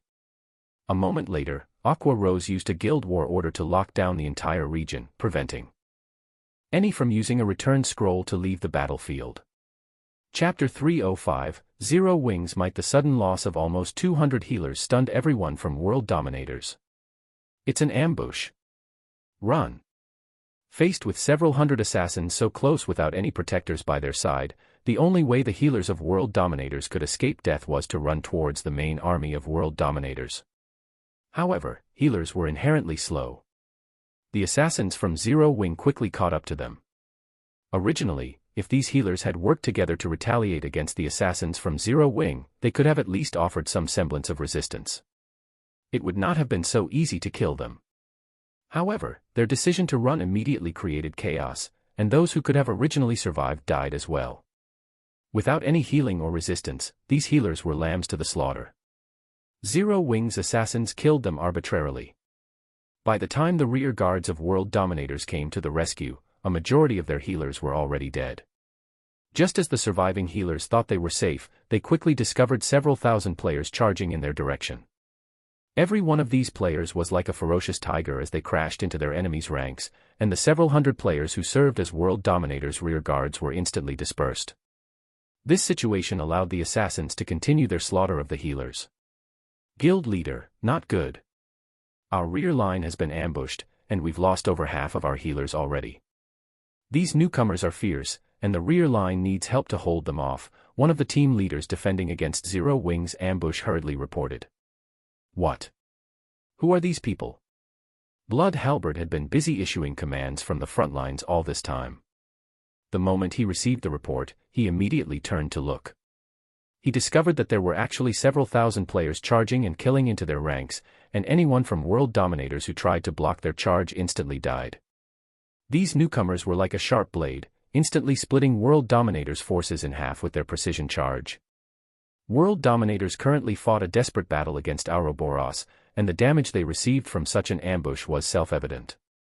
Without the healers' support, the shield warriors and guardian knights who stood on the front lines rapidly fell, one after another. The front line was also continuously forced into a retreat, and within moments, over 100 players from World Dominators had died. Damn. Just who are they? To actually dare start a war against World Dominators, do they not want to live anymore? Blood Halberd's eyes had already become blood red from anger. He wished he could immediately chop their ambushers into a million pieces. Guild leader, they're wearing a 6-winged emblem on their chests. They should be players from Zero Wing, a ranger reported. Zero Wing? Weren't they fighting Dark Star? Why have they suddenly appeared here? Questions filled Blood Halberd's mind. However, he halted his thoughts as he spoke through the guild's war channel. These losers have actually dared ambush us, they're simply overestimating themselves. Everyone, turn around and focus all your attacks on Zero Wing. Wipe these fools from Zero Wing out first. Blood Halberd was one of the upper echelons of World Dominators, and he had experienced many battles that involved tens of thousands of players in the past. Thus, he was very clear on what actions he needed to take right now. World Dominators was no longer a match for Ouroboros in this battle. Now that Zero Wing had ambushed them from behind, launching a pincer attack with Ouroboros, World Dominators was in a fatal situation. If they continued this battle, they would suffer total annihilation. The only options they had was to either break through from one side, or defend their positions and wait for help. Since the second option was clearly not viable, the only option they had left was to break through and escape this battlefield. However, it was clearly impossible for them to break through from Ouroboros' side. That left them with annihilating Zero Wing. Regarding numbers and total combat power, World Dominators was above Zero Wing by leaps and bounds. Meanwhile, on Ouroboros' side, Gentle Snow very quickly noticed that someone had ambushed World Dominators. Moreover, the ambush came from directly behind World Dominators. Although Gentle Snow did not know who launched the attack, this was a great chance that she could not miss. They might even be able to give World Dominators a huge blow in this situation. Everyone, charge forward. Don't let World Dominators reorganize their formation. Gentle Snow commanded her forces, wearing a faint smile on her face. To readjust their formation, World Dominators turned around to attack Zero Wing. Unfortunately, that decision came at a high price. Unwittingly, World Dominators lost thousands of their members. Blood Halberd's heart bled at this sight. Although they had fought Ouroboros for a long time, they had only lost around 1,000 or so players. Now, in just a few short minutes, they lost several times that amount. Kill. Annihilate Zero Wing. Blood Halberd bellowed through the guild channel as he pointed his sword at Zero Wing's 3,000 members. Currently, World Dominators still had close to 10,000 players alive. It would be an easy task for them to deal with just 3,000 players. Both sides immediately entered a desperate struggle, flames and arrows filling the skies. A few independent players that stood a distance away were thoroughly shocked when they witnessed this scene. This battle was far more realistic and shocking than any movie they had watched before. Sounds of smashing and swords clashing filled the surroundings. There was also the constant stream of spells bombarding the land, sending debris and dust flying into the air. This was truly a bloody battlefield. In this battlefield, personal strength was insignificant. When struck by hundreds of fireballs and frost arrows, even the most powerful MTs would die instantly. Very good. It should be about time to use them now. Sherphone closely observed the battle through the live stream from Aqua Rose. After watching both sides clash for some time and seeing how closely packed the players on the enemy side were, Sherphone commanded in the guild channel, use all your frost grenades and magic scrolls now. Hold nothing back and use all of them at once. The members of Zero Wing who had long since hungered for this moment immediately tossed the frost grenades in their hands. This time around, the members of Zero Wing only used basic frost grenades. Moreover, frost grenades were only half as effective when used against players, so each basic frost grenade only dealt 100 damage to players. However, with several thousand players using them simultaneously, the accumulated damage could easily exceed 10,000 points. Currently, a majority of the players in God's domain were around level 15, and even top-tier experts would be level 20 at best. Meanwhile, a level 20 shield warrior or guardian knight would only have around 3,000 HP. In the face of so many basic frost grenades, these players were cannon fodder, they could die at any given moment. Shortly after the basic frost grenades were thrown, a large swath of players from World Dominators died. As for those lucky enough to survive, they transformed into pure white ice sculptures. Immediately, the reinforcements from World Dominators who were just about to charge over were stunned stiff on the spot, intense fear permeating their hearts. As for Gentle Snow who stood at a far distance, she had only noticed the center of the battlefield suddenly transforming into a snowy field. In this lush, green land surrounded by blistering hot temperatures, this white contrast made for relatively beautiful scenery. However, Blood Halberd was not in the mood to appreciate this pleasing sight. Zero Wing's combined frost grenade attack had instantly killed over 1,000 players. Adding in the follow-up control effect of the frost grenades and Ouroboros' continuous assault from behind, the death toll in this brief moment was at least 3,000. Moreover, even without this wave of frost grenades, Blood Halberd had discovered something very important. Although Zero Wing only had around 3,000 members, a large majority of them were elite players. Not only did they possess high levels, but their equipment was also of good quality. With these two advantages, these players could easily take on 2 to 3 average players.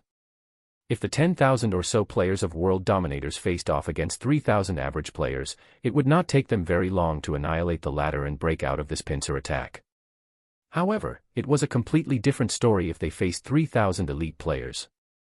There was absolutely no way to break through this hurdle in a short time.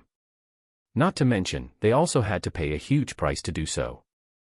It was the same situation when World Dominators had initially hindered Ouroboros' advance towards the Silverleaf Forest. At that time, they had only used several hundred elite players to block Ouroboros' army of 2,000 players. Now that World Dominators faced 3,000 elite players, in addition to the previous Frost Grenade attack, Blood Halberd began to consider suicide. If he had known about this earlier, he would have chosen to break through the pincer attack through Ouroboros' side. It would have been much easier that way. How did Zero Wing come into possession so many elite players? Blood Halberd could neither understand why nor did he try to understand it, as there was only one thing he could do right now. Everyone, listen to my command. All of you use return scrolls and leave this place immediately. Blood Halberd shouted reluctantly in the guild channel. This could not be helped.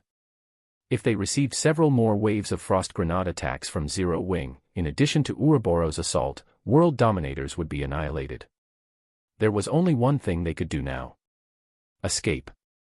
Although it would be both costly and time-consuming to use return scrolls, and even more people would die, it was a much better alternative than suffering total annihilation. Guild leader, this is not good. This area has been sealed. We can't use return scrolls. Chapter 306, The Price of Being a Passerby. His subordinates report stunned Blood Halberd. Do they really intend to fight to the bitter end? Blood Halberd's eyes turned crimson, his current mood similar to an imminent volcanic eruption. With the entire area sealed off, preventing the use of return scrolls, World Dominators had no way to escape. The steep slopes on both sides of this area left only one line of movement available. One could only advance forward or retreat backward, there was no third option available. Right now, however, Ouroboros blocked the road back to the city, while Zero Wing blocked the road to the Silverleaf Forest. Originally, Blood Halberd felt only contempt for Zero Wing's attempt to launch a pincer attack on World Dominators.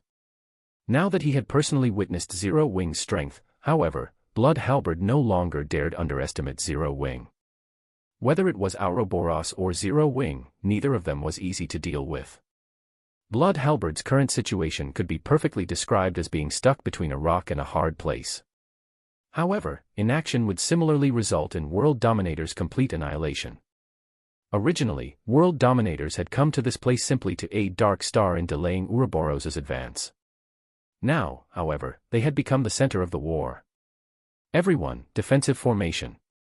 Blood Halberd commanded after a bit of thought, not daring to delay any longer. The members of World Dominators immediately formed a circle to repel attacks from both sides and reduce their losses. Meanwhile, Blood Halberd sent out a communication request to Lone Tyrant. Originally, Lone Tyrant was still joyous over locating Fire Dance's group. However, he suddenly received an urgent call from Blood Halberd.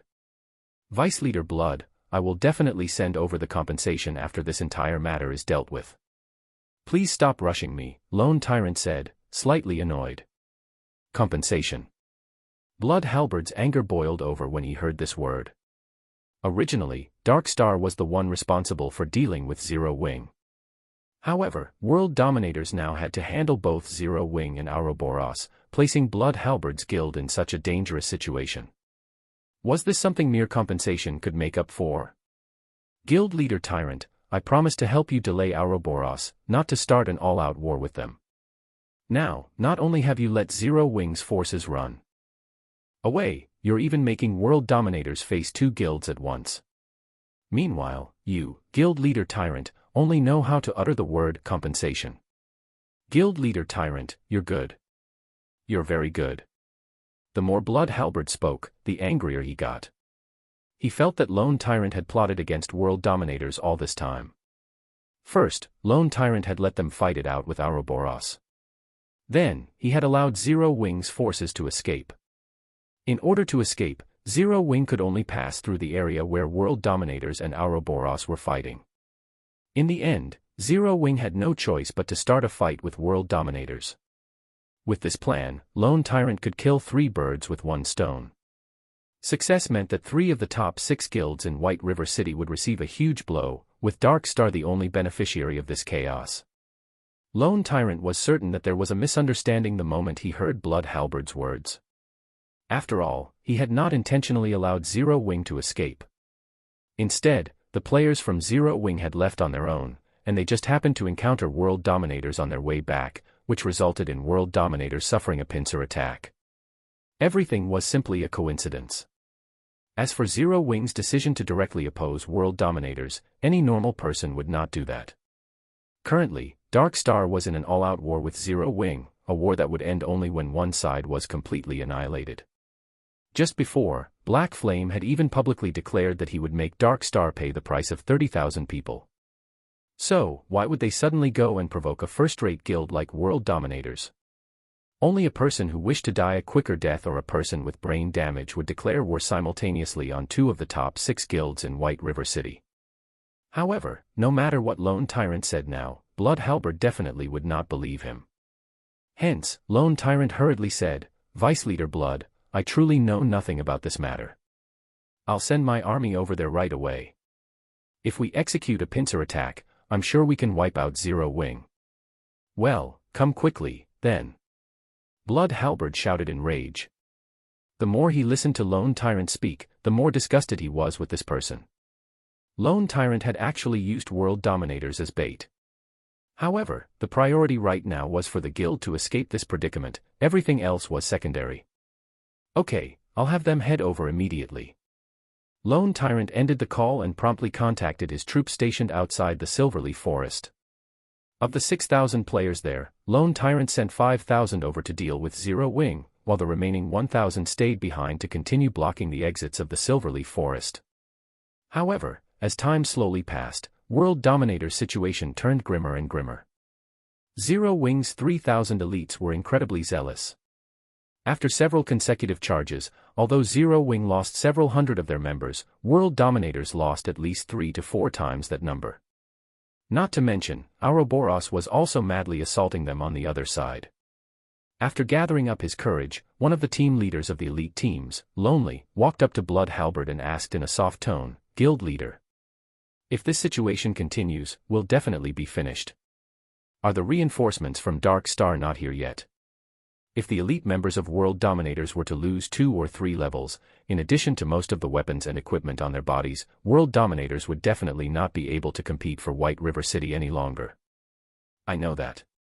But they still need around 10 minutes before they can arrive."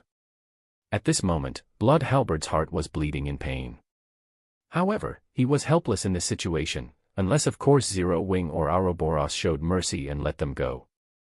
Blood Halberd's eyes shone when this thought occurred to him. He was not out of options yet. World Dominators and Ouroboros were bitter enemies, so it was obviously impossible to ask Ouroboros to show mercy. However, there was a slight possibility of success with Zero Wing. After all, World Dominators had never come into direct conflict with Zero Wing before. Also, Zero Wing's main enemy was Dark Star, while World Dominators was simply a passerby in this matter. Hence, Blood Halberd immediately tried to contact Sherfong. "Vice Leader Halberd, to what do I owe this pleasure?" Sherfong asked, a smile on his face. When he received Blood Halberd's call, he had chosen to accept it right away. "Guild Leader Black Flame, the war between our guilds is just a misunderstanding. World Dominators has a feud only with Ouroboros. We came here simply to fight Ouroboros, and we truly never intended to fight your guild. In regard to the losses and inconvenience caused to your guild, I can compensate you on behalf of World Dominators. As long as Zero Wing stops attacking us right now, I will immediately have our guild's finance department send over 1 million credits to serve as compensation. What do you think, Guild Leader Black Flame?" Although Blood Halberd had tried to speak casually, he could not completely hide the panic in his tone. After all, at least one elite member of World Dominators was dying with each passing second. 1 million credits. In past virtual reality games, even well-known gaming workshops needed a month's time to earn such a sum. Hence, Blood Halberd's offer of 1 million clearly showed his sincerity. So it was all a misunderstanding. Shi Feng acted as if he had come to a sudden realization, letting Blood Halberd feel a hint of hope. However, before Blood Halberd could even feel joy, Shi Feng's tone changed abruptly as he said, "I am moved by Vice Leader Halberd's generosity.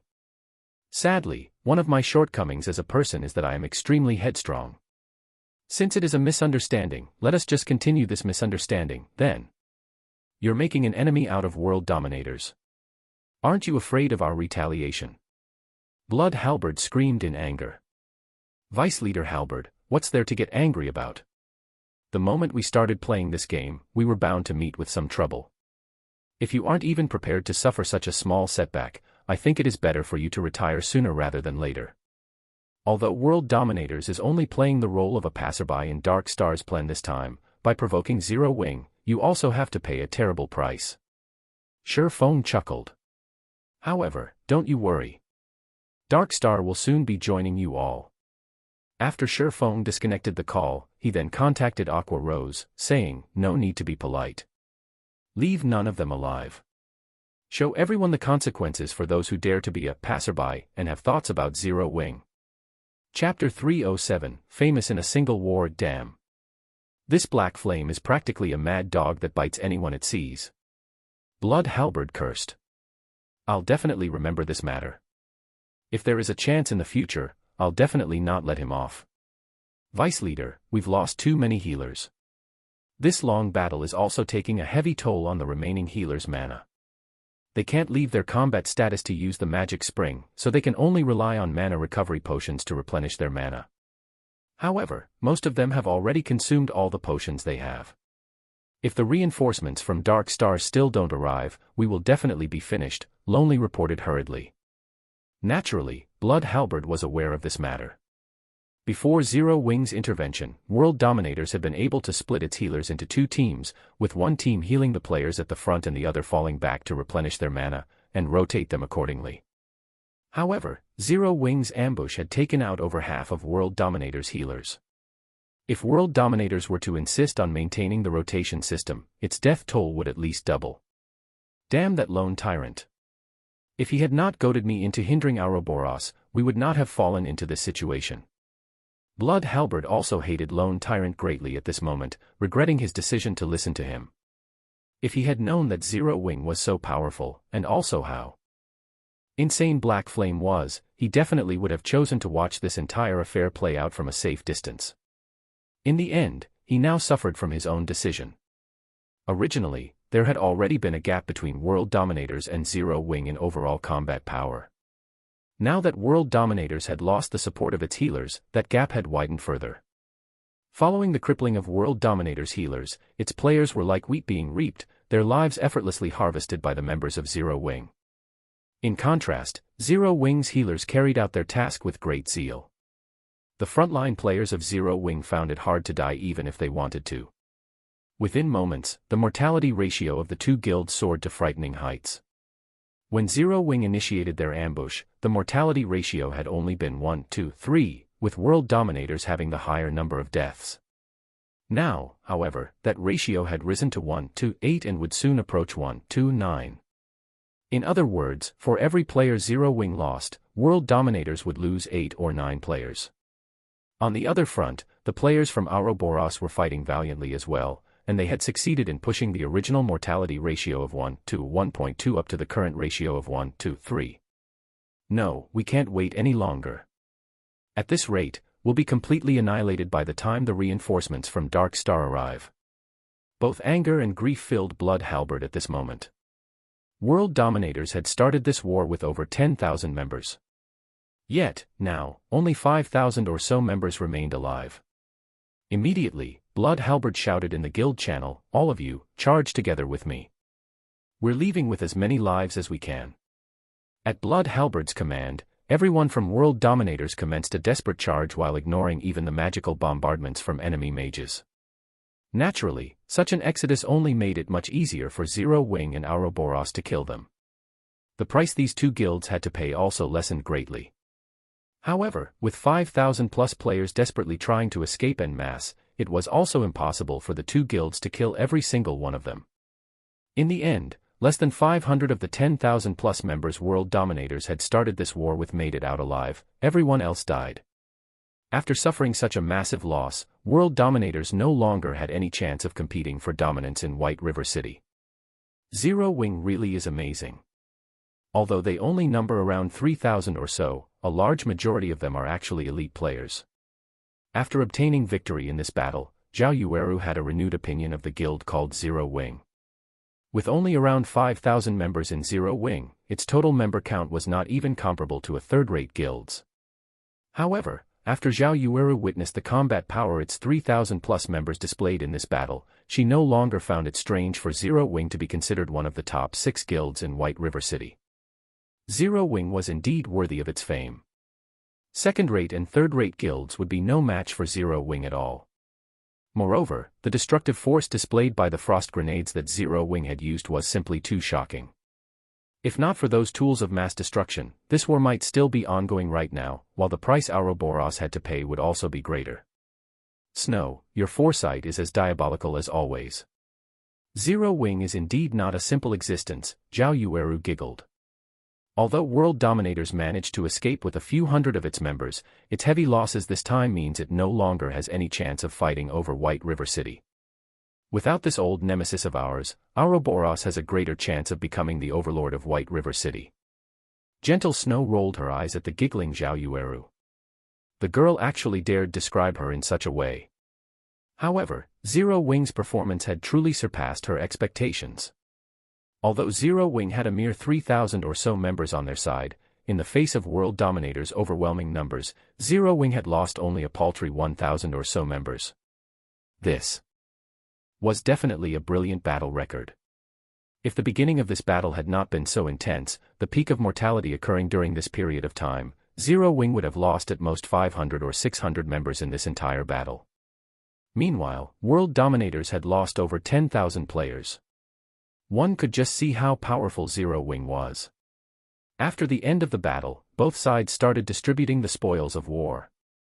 Even leaving aside the equipment that was originally dropped by both sides, the number of weapons and equipment dropped by the 10,000-plus players from world dominators remained quite considerable. Very quickly, Aqua Rose and Gentle Snow agreed to split the loot in a 2-to-8 ratio based on the total value of all the equipment dropped. Zero Wing would receive 20% of the total loot, while Ouroboros would receive 80%.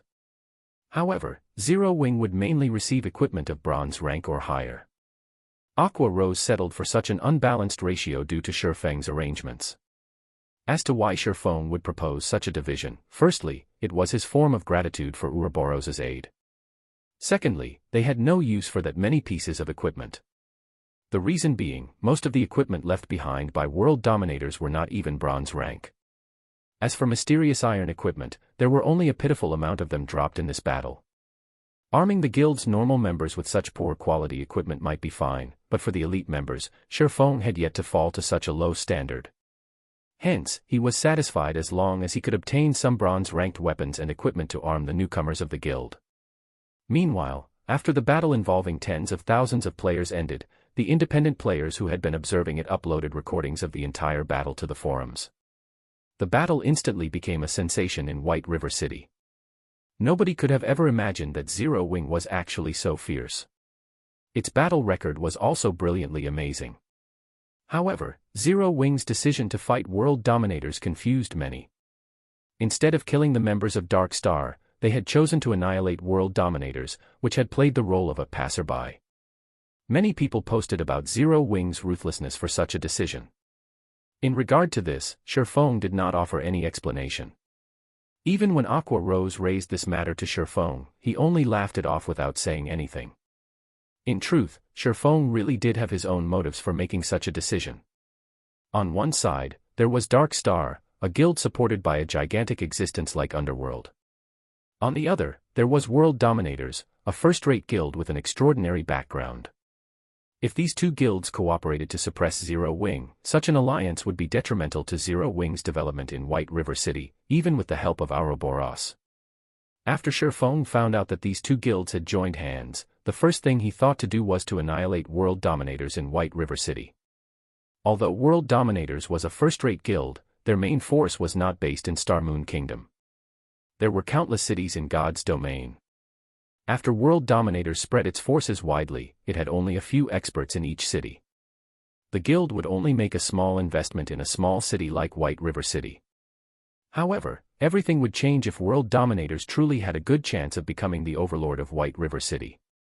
At such a time, the guild would definitely increase its investments greatly, and then, World Dominators' power in White River City would grow several-fold, making it even harder to deal with.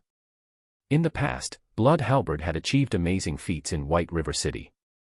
He also had the help of a first-rate expert like Lonely, so he had managed to develop the guild to the point where it had the possibility of becoming the overlord of White River City. As a result, World Dominators had boosted the number of experts and funding it sent over, in order to solidify its influence over White River City. Thus, the guild's power in White River City greatly increased, and it became even more powerful than the current Ouroboros. Now that World Dominators had decided to oppose Zero Wing, Shifeng definitely could not allow it to develop in White River City. Otherwise, they would have to face a powerful foe in the future. This was also the reason why Feng Xianyang decided to annihilate Zero Wing without hesitation, after Shifeng rejected Feng Xuanyang's proposal. Although Feng Xuanyang's decision was due in part to his vicious personality, the more important reason was how very great a potential a guild that possessed a guild residence had. If he did not destroy Zero Wing while the guild was still in its infancy, he would be raising a tiger to serve as his future enemy. Shifeng's actions were exactly the same as Feng Xuanyang's. He was killing a powerful opponent that was still in its cradle. Meanwhile, World Dominators starting a fight with Ouroboros at a place with only one escape route was the perfect chance for Shifeng to do so. Naturally, Shifeng would not let such a rare chance get away. Shortly after the battle with World Dominators ended, Fire Dance and the others also arrived at the location Shifeng had appointed. Guild leader, we've already arrived at the location you specified. What are we supposed to do next? Fire Dance said in the team chat after confirming her group's location. Chapter 308, Black Flame and Yifeng. Good, I'll head over there now, Shifeng said. Standing atop a tree, he inspected his surroundings before jumping off the tree and proceeding towards the meeting point. Now that Fire Dance and the others had accomplished the difficult first step, what remained depended solely on luck. If his plan worked, then Fire Dance's group would succeed in escaping. As for directly confronting Dark Star, choosing to face over 3,000 elites from Dark Star was simply suicidal. Oh! Someone's coming over. While Shifeng was traversing the forest, his keen five senses suddenly picked up on movement a short distance away. He promptly jumped up onto a tree. Towards the west side of the forest, a team of over 100 elite players was currently searching the vicinity as they moved. The majority of these players were red names, creating a very eye-catching sight. Moreover, none of them tried to hide their presence, which made it very easy for Shifeng to discover them. Uncle South Wolf, Zero Wing has played a significant role in the war between Ouroboros and World Dominators this time. We also can't overlook the combat power Zero Wing displayed. It is definitely not as simple as it appears in the video recordings of their battle. If Zero Wing had not suddenly ambushed World Dominators from behind, World Dominators would not have lost so overwhelmingly. Now, World Dominators in White River City is only an empty shell of its past self. Blood Halberd is also continuously lambasting Lone Tyrant with a barrage of curses. However, since Lone Tyrant does not dare to become hostile with Blood Halberd, he has no choice but to suffer in silence. Black Flame is truly decisive with his actions. Not only did he eliminate World Dominators from White River City, he has also severed a large portion of Dark Star's support. In addition, the post he made before declaring war on Dark Star has led to the war between Zero Wing and World Dominators receiving widespread attention.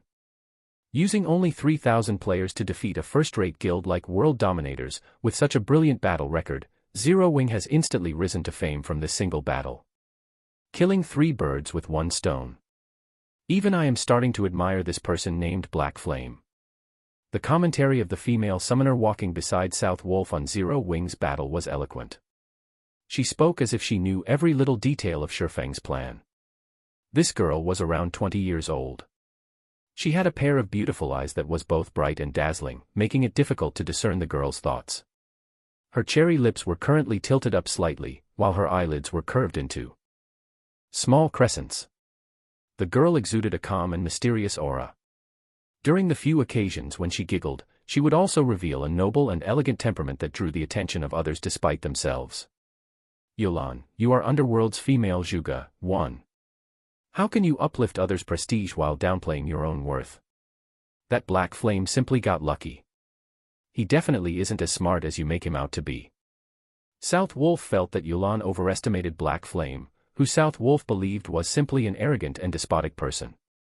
Meanwhile, Zero Wing's victory in the war this time and the subsequent trouble that visited Dark Star were simply coincidences. There was nothing worthy of their concern. Maybe I am overthinking things, Yulan laughed, having no intention of refuting South Wolf's words. Although Zero Wing has risen to fame with this single battle and they have also managed to cause us some trouble, their core team is still trapped in this Silverleaf forest. We have them completely surrounded now. Even if Ouroboros and the rest of Zero Wing rush over here right away, they will still be too late to change anything.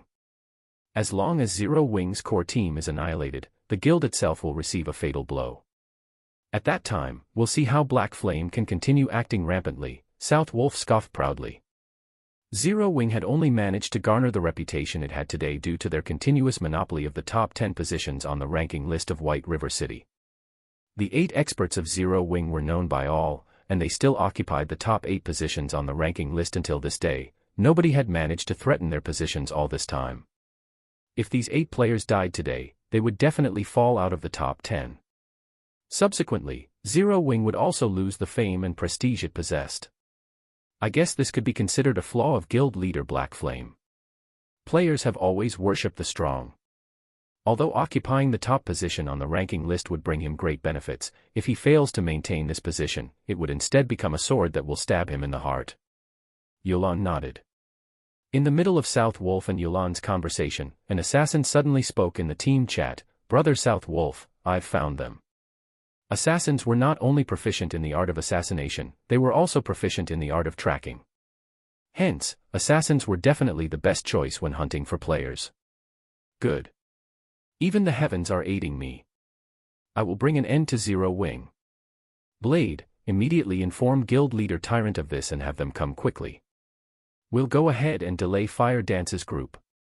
The moment everyone arrives will be their time of death. South Wolf laughed. It is a pity Yi Feng isn't with them. Otherwise, I will definitely make him regret making a mockery out of Underworld. Regardless, I will use the deaths of Zero Wing's core team members as a greeting gift to him. Yi Feng. Uncle South Wolf, are you referring to the god-ranked expert of White River City, the Yi Feng? Yulan suddenly grew interested. What dog's fart expert? If he had not hidden himself, I would have already made him kneel and beg for forgiveness by now, South Wolf said in disdain. Yulan entered a deep contemplation after hearing South Wolf's words.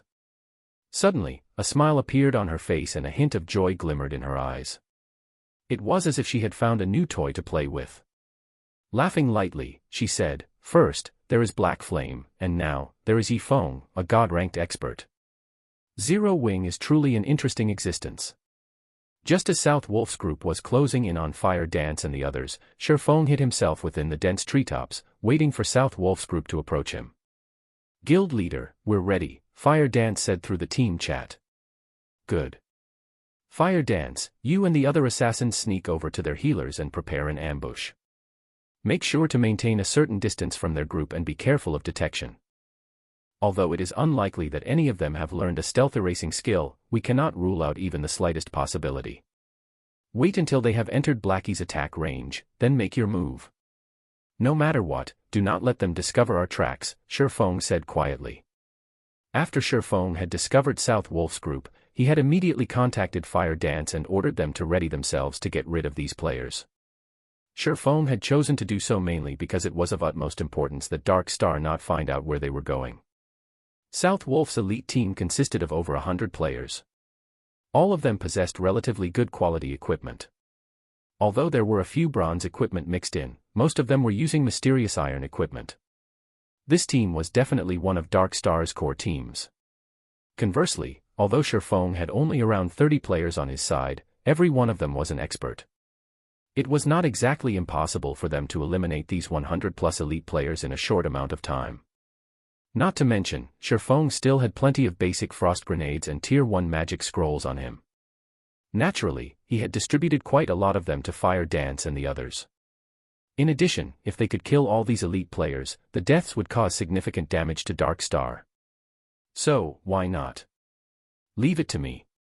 Saying so, Fire Dance immediately led 5 assassins and snuck over. Although South Wolf's group consisted of 100+ elite players, their levels were only around level 17, with level 19 being the highest. Meanwhile, Fire Dance was currently level 21. Fire Dance's techniques and equipment also surpassed these elite players by leaps and bounds. All these factors combined allowed Fire Dance to effortlessly sneak up on the enemy's healers.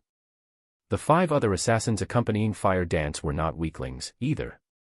They were all core members of Zero Wing, sporting equipment of mysterious iron rank or above, and were also at level 20 right now. When they snuck up on the healers of Dark Star, none of them were detected.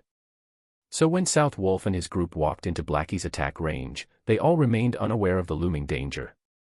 Kill. Shifeng commanded through the team chat, and immediately, everyone sprang into action. 1. Zhuge, a genius strategist during the Three Kingdoms period. https://en.wikipedia.org/wiki/zhuge_liang Chapter 309, Boss ranked MT. The 10 healers from Dark Star did not detect the presence of the 6 figures swiftly closing in on them at all. Fire Dance was extremely quick. She crossed the distance of 8 yards within an instant. The level 19 cleric that Fire Dance approached had no clue whatsoever. The cleric did not sense even a threat of danger as a snowy cold dagger stabbed into the back of his head. Before the cleric could even feel pain, another dagger, this one scorching hot, slashed his neck. After placing the level 19 cleric in a fainted state, Fire Dance immediately followed up with a flurry of attacks. Shadow Strike. Quadruple Assassinate. A series of frightening damages appeared above the cleric's head. Fire Dance was currently using the pair of fine gold-ranked daggers she had received from Shifeng. In addition, the equipment she wore consisted of fine gold and even dark gold items. For her, dealing with a cloth armor class like a cleric was a piece of cake. She instantly killed the level 19 cleric, who did not possess even 1,800 HP. The other 5 assassins that moved with Fire Dance performed similarly well, killing their targets almost as quickly as Fire Dance had hers. They actually dared to lay an ambush on us. What a bunch of suicidal fools. Everyone, do not panic. Guardian Knights, cast Protection Blessing on the healers. Rangers, mark those fools immediately, absolutely do not let them disappear again. Elementalists, use Ice-type magic to restrict their movements. Everyone else, charge at them. South Wolf quickly issued commands after discovering the deaths of 6 of their healers, a cold sneer on his face. The shield warriors and berserkers closest to the healers reacted quickly. They used charge on the 6 enemy assassins in an attempt to save the remaining healers in their team. Simultaneously, the Guardian Knights of Dark Star cast Protection Blessing on the 4 remaining healers, reducing the physical damage they received by 50%. One could not help but admit that the Dark Star elites were truly skilled players. Their response made it practically impossible for Fire Dance's group to kill the remaining 4 healers now. In the face of the shield warriors and berserkers' charge and also the barrage of frost arrows sent by the elementalists, Fire Dance and her fellow assassins promptly used wind steps, gaining more than a second's worth of invincibility, thanks to the skill's effect. All 6 of them then turned around and ran, leaving behind only the corpses of the 6 healers they killed as they plunged into the forest. Despicable. Assassins, chase after them. Make sure you don't lose track of them. South Wolf bellowed, anger filling his heart. Their team consisted of 100+ elite players. Yet, not only had they lost 6 of their healers in an ambush by 6 assassins, they had even allowed these ambushers to escape. Wouldn't they become laughingstocks if others were to find out about this matter? Before the elites of Dark Star could set off in pursuit of Fire Dance's group, the female summoner, Yulan, suddenly shouted loudly, "Do not chase after them. Everyone, scatter immediately." The moment Yulan finished speaking, she promptly sprinted away from this part of the forest. South Wolf was confused by Yulan's actions, failing to understand why she would do such a thing. However, he still chose to listen to her advice and started running. At the same time, in the distance, Blackie finished chanting the final verse of his spell's incantation. In the next moment, an enormous, golden magic array appeared in the sky, covering a large part of the forest. Shortly after, a dazzlingly brilliant star appeared from the magic array and plummeted towards the forest. One after another, the Dark Star elementalists with quick reactions responded by immediately activating instantaneous movement. Meanwhile, the other classes also activated their own life-saving skills while doing their best to escape the effective range of the attack. However, there were a few players from Dark Star that failed to respond appropriately. Moreover, Blackie's stars of light possessed a very large effective range. Hence, when the first star impacted the ground, the blast caught over a dozen Dark Star players. The continuous bombardment of the stars of light easily wiped out even shield warriors that possessed more than 3000 HP. To put it simply, all those within the stars of light's effective range died. What an amazing skill! Now that I'm seeing it in person, this skill is extraordinary as expected. Aside from Black Flame and Yifeng, the top ranker of White River City cannot be taken lightly, either.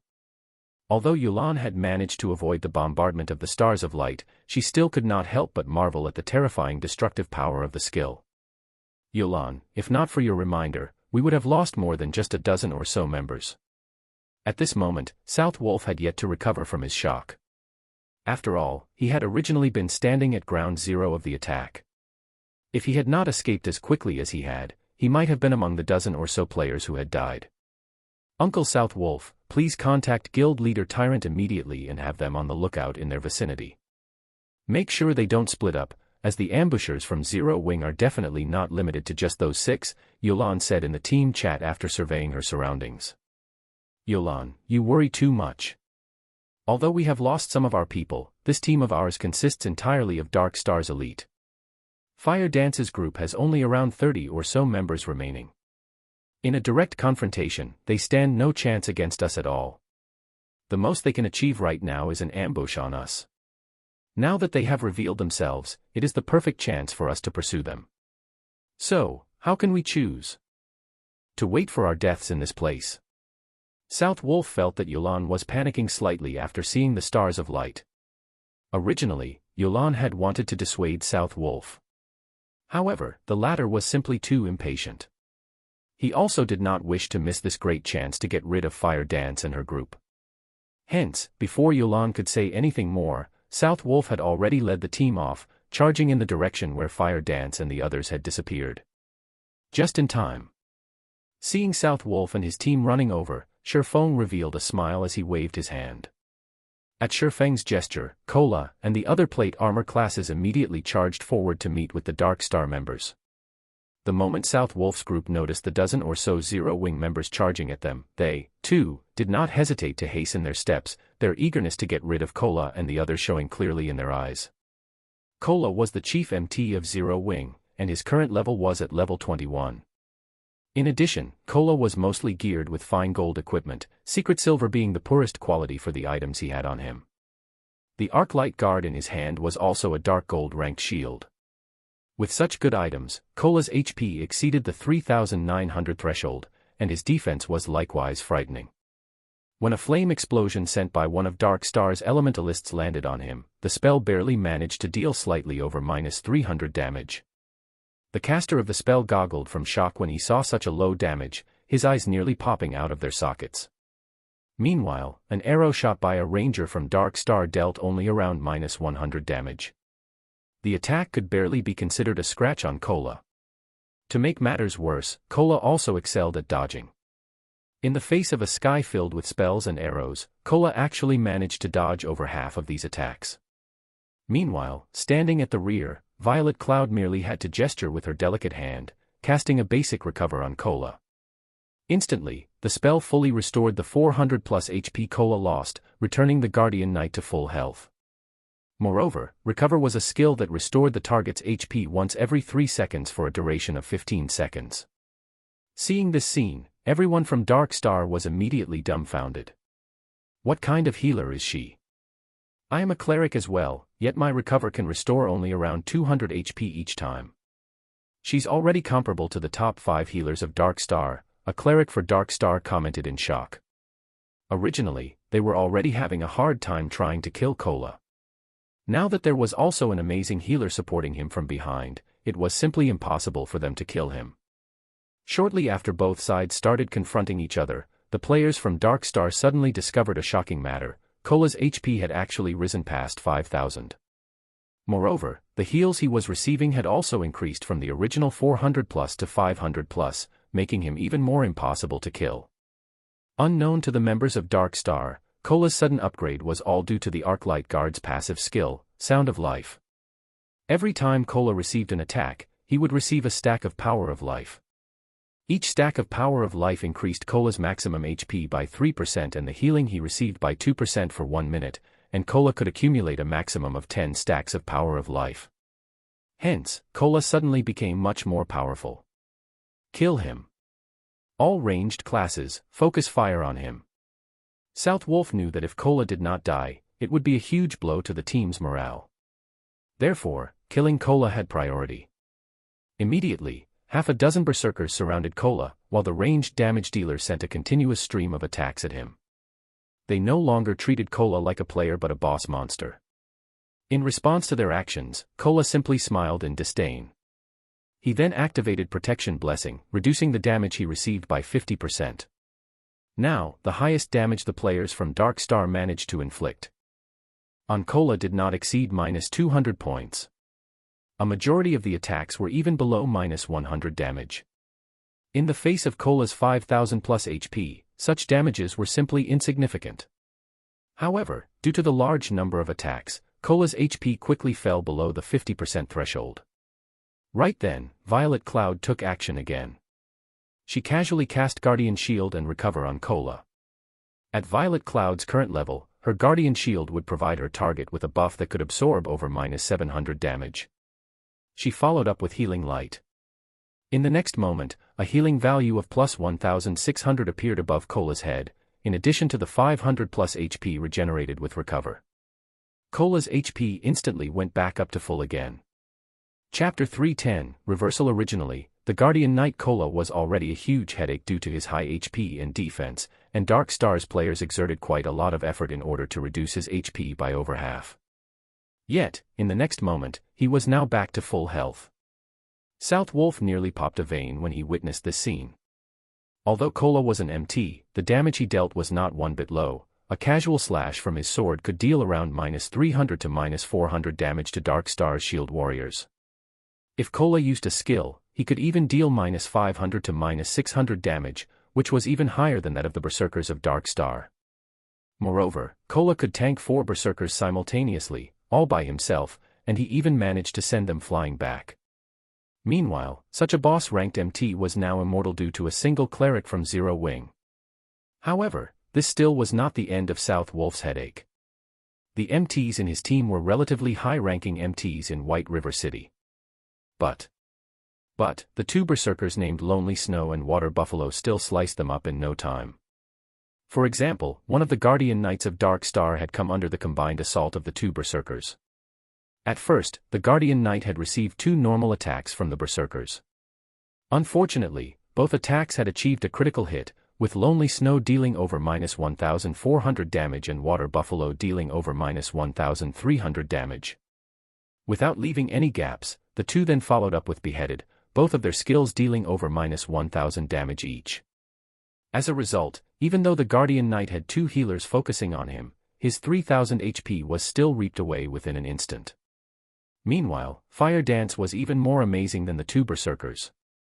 After dishing out a flurry of attacks, she followed up with a 7-star Eviscerate that achieved a critical hit, dealing over -2,300 damage. Within moments, one more Guardian Knight of Dark Star died. South Wolf had even begun to suspect that the members of Zero Wing were no longer playing the same game Dark Star's players were. After all, whether it was Zero Wing's MT, healer, or DPS, all of them were so powerful. On the other hand, the players of Dark Star were like paper, dying from just a touch. With merely a brief exchange, South Wolf's team had already lost 9 members. It should be known that all these players were core members of Dark Star. They were not random noobs that could be found anywhere on the streets of White River City. Each and every one of them was a skilled player and they all had a good sense for battle. Although they were not comparable to experts, neither were they far from one. Yet, even so, these elite players still died with barely any resistance. As the battle continued, the players from Dark Star grew more and more frightened. They had yet to kill a single player of Zero Wing, even until now. This was definitely a huge psychological blow to the elites of Dark Star. Don't panic. We outnumber them thrice over. Assassins and Rangers, take out their healers first. As long as the healers are dead, the others will soon follow, even if their combat power is superior. South Wolf was no idiot, and he immediately sought to utilize Dark Star's advantage. Zerg Tactics. It was the easiest tactic for obtaining victory in any virtual reality game. As South Wolf had the numerical advantage, he could afford to divide his troops into two groups, one to pin down the enemy forces, and another to circle around and strike at the enemy's weak point. Very quickly, over 20 assassins and rangers from Dark Star flanked Zero Wing's forces and immediately charged towards Violet Cloud's group of 5 healers. Contrary to expectations, however, even when Violet Cloud's group noticed Dark Star's players charging towards them, none of them chose to run away. Instead, they continued healing their allies at the front, paying no attention to their attackers at all. In regard to the healers' lack of reaction, Dark Star's players did not give it too much thought. They simply continued charging forward, having concluded that Zero Wing's healers had already given up on escaping. When there was only a short distance of 8 yards between the assassins and Violet Cloud's group, an intermediate frost grenade suddenly landed, exploding in the midst of the assassins. Dark Star's rangers, who stood 30 yards away, also received an intermediate frost grenade of their own. In the blink of an eye, both groups were frozen solid. A damage of -400 also appeared above each of their heads. Although the 8 assassins immediately used Vanish to escape the freezing effect, they were still unable to advance as an ice wall appeared, blocking the path between them and Violet Cloud's group. Meanwhile, the person responsible for casting this ice wall was one of the 5 demon generals that Shifeng had recruited, Ice Queen Su Qianliu. Ice wall was the perfect skill for this scenario. Without magic immunity, if the assassins were to charge into the ice wall, 1, their movement speeds would slow to a crawl. At that time, their fates would be as good as sealed. Although Ice Wall had a short duration of only 2 to 3 seconds, it still provided the healers with a brief, but important, moment of respite. As for the Rangers of Dark Star, none of them had any skills that could be used to dispel the effects of control skills, and neither did any of them possess any life-saving skills. Hence, they could do nothing but stand there and watch. At this moment, Shifeng used silent steps and suddenly appeared behind these frozen Rangers. To Shifeng, a group of immobile players was entirely negligible. Shifeng was currently at level 23. He was also equipped with the newly acquired 7 Luminaries ring, and had recently received the Golden Stigmata. His overall attributes surpassed these elite players manyfold. Moreover, Shifeng currently had the Aura of Fire activated, the aura effect increasing his damage by 30% while also reducing his target's defense by 30%. Immediately, Shifeng sent a level 8 thundering flash at the group of rangers. Green arcs of lightning crackled as they instantly pierced the bodies of these rangers. Damages of -1,102, -1,528, and -2,140 appeared above each of the 12 rangers' heads. Although none of Shifeng's attacks had achieved a critical hit, these rangers had only around 2,000 HP.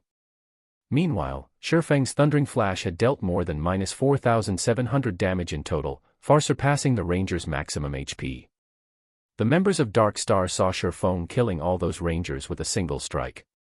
Each and every one of the witnesses was completely dumbfounded, their jaw hanging wide open. South Wolf nearly had his eyes pop out of their own sockets. The 12 rangers simultaneously collapsed to the ground, their actions in complete unison. In the next moment, piles of weapons and equipment were scattered around their bodies. In this chaotic battlefield, this scene was both striking and shocking. The 12 rangers were all either level 18 or level 19 players. Most of the equipment they used was also level 15 mysterious iron equipment, and every one of them had more than 2,000 HP. Yet, they were killed off so easily. Moreover, it wasn't just one person that got killed but an entire group. For a moment, South Wolf believed that he was dreaming. He even considered giving one of his subordinates a slap. And then asking said subordinate if it hurt, to confirm whether or not this was a dream. As for the assassins of Dark Star who had been waiting for the ice wall to disappear, after witnessing this unforgettable scene, they had completely forgotten their original task of dealing with Violet Cloud's group of healers. They idly stood there as they watched their ranger companions die, their minds empty of all thought. They then swallowed a big gulp of saliva as they suddenly recalled an important matter. With the number of murders they had committed so far, if they died as well, not only would they lose 2 to 3 levels, they would even lose all the equipment on their bodies. Watching from a distance, Blackie was similarly astonished by the instant deaths of the 12 elite players. However, he had long since grown inured to Shifeng's horror-inducing feats, so he quickly regained his composure and threw a basic frost grenade at the still-dazed assassins of Dark Star, freezing them once more. This time, none of the assassins could use Vanish to remove the freezing effect on them. Hence, they could only obediently stay frozen. Following which, Blackie chanted an incantation and used Hell Flame. One could easily imagine the might of a Hell Flame that was powered by the epic-ranked staff Mavis's Guard. Damages of over -1,000 points immediately appeared above these assassins' heads, and within 3 seconds, all of these assassins turned into ashes, leaving behind a pile of shining weapons and equipment. However, this was still not the end. After Shifeng had dealt with Dark Star's rangers, he then cast Firestorm, the activatable skill of the Aura of Fire, at the heart of the battlefield. Firestorm inflicts 500% damage within a range of 10 by 10 yards for 5 seconds. In terms of damage, Firestorm did not lose out to Stars of Light by much. However, it had a much smaller effective range. Currently, Kola was surrounded by plenty of Dark Star's elite players.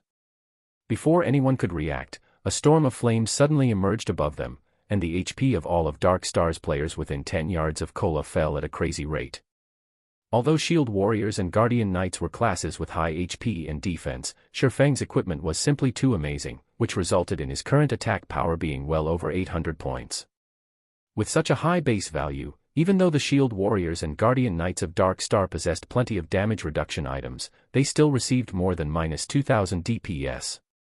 As for the other classes, they received more than -3,000 DPS.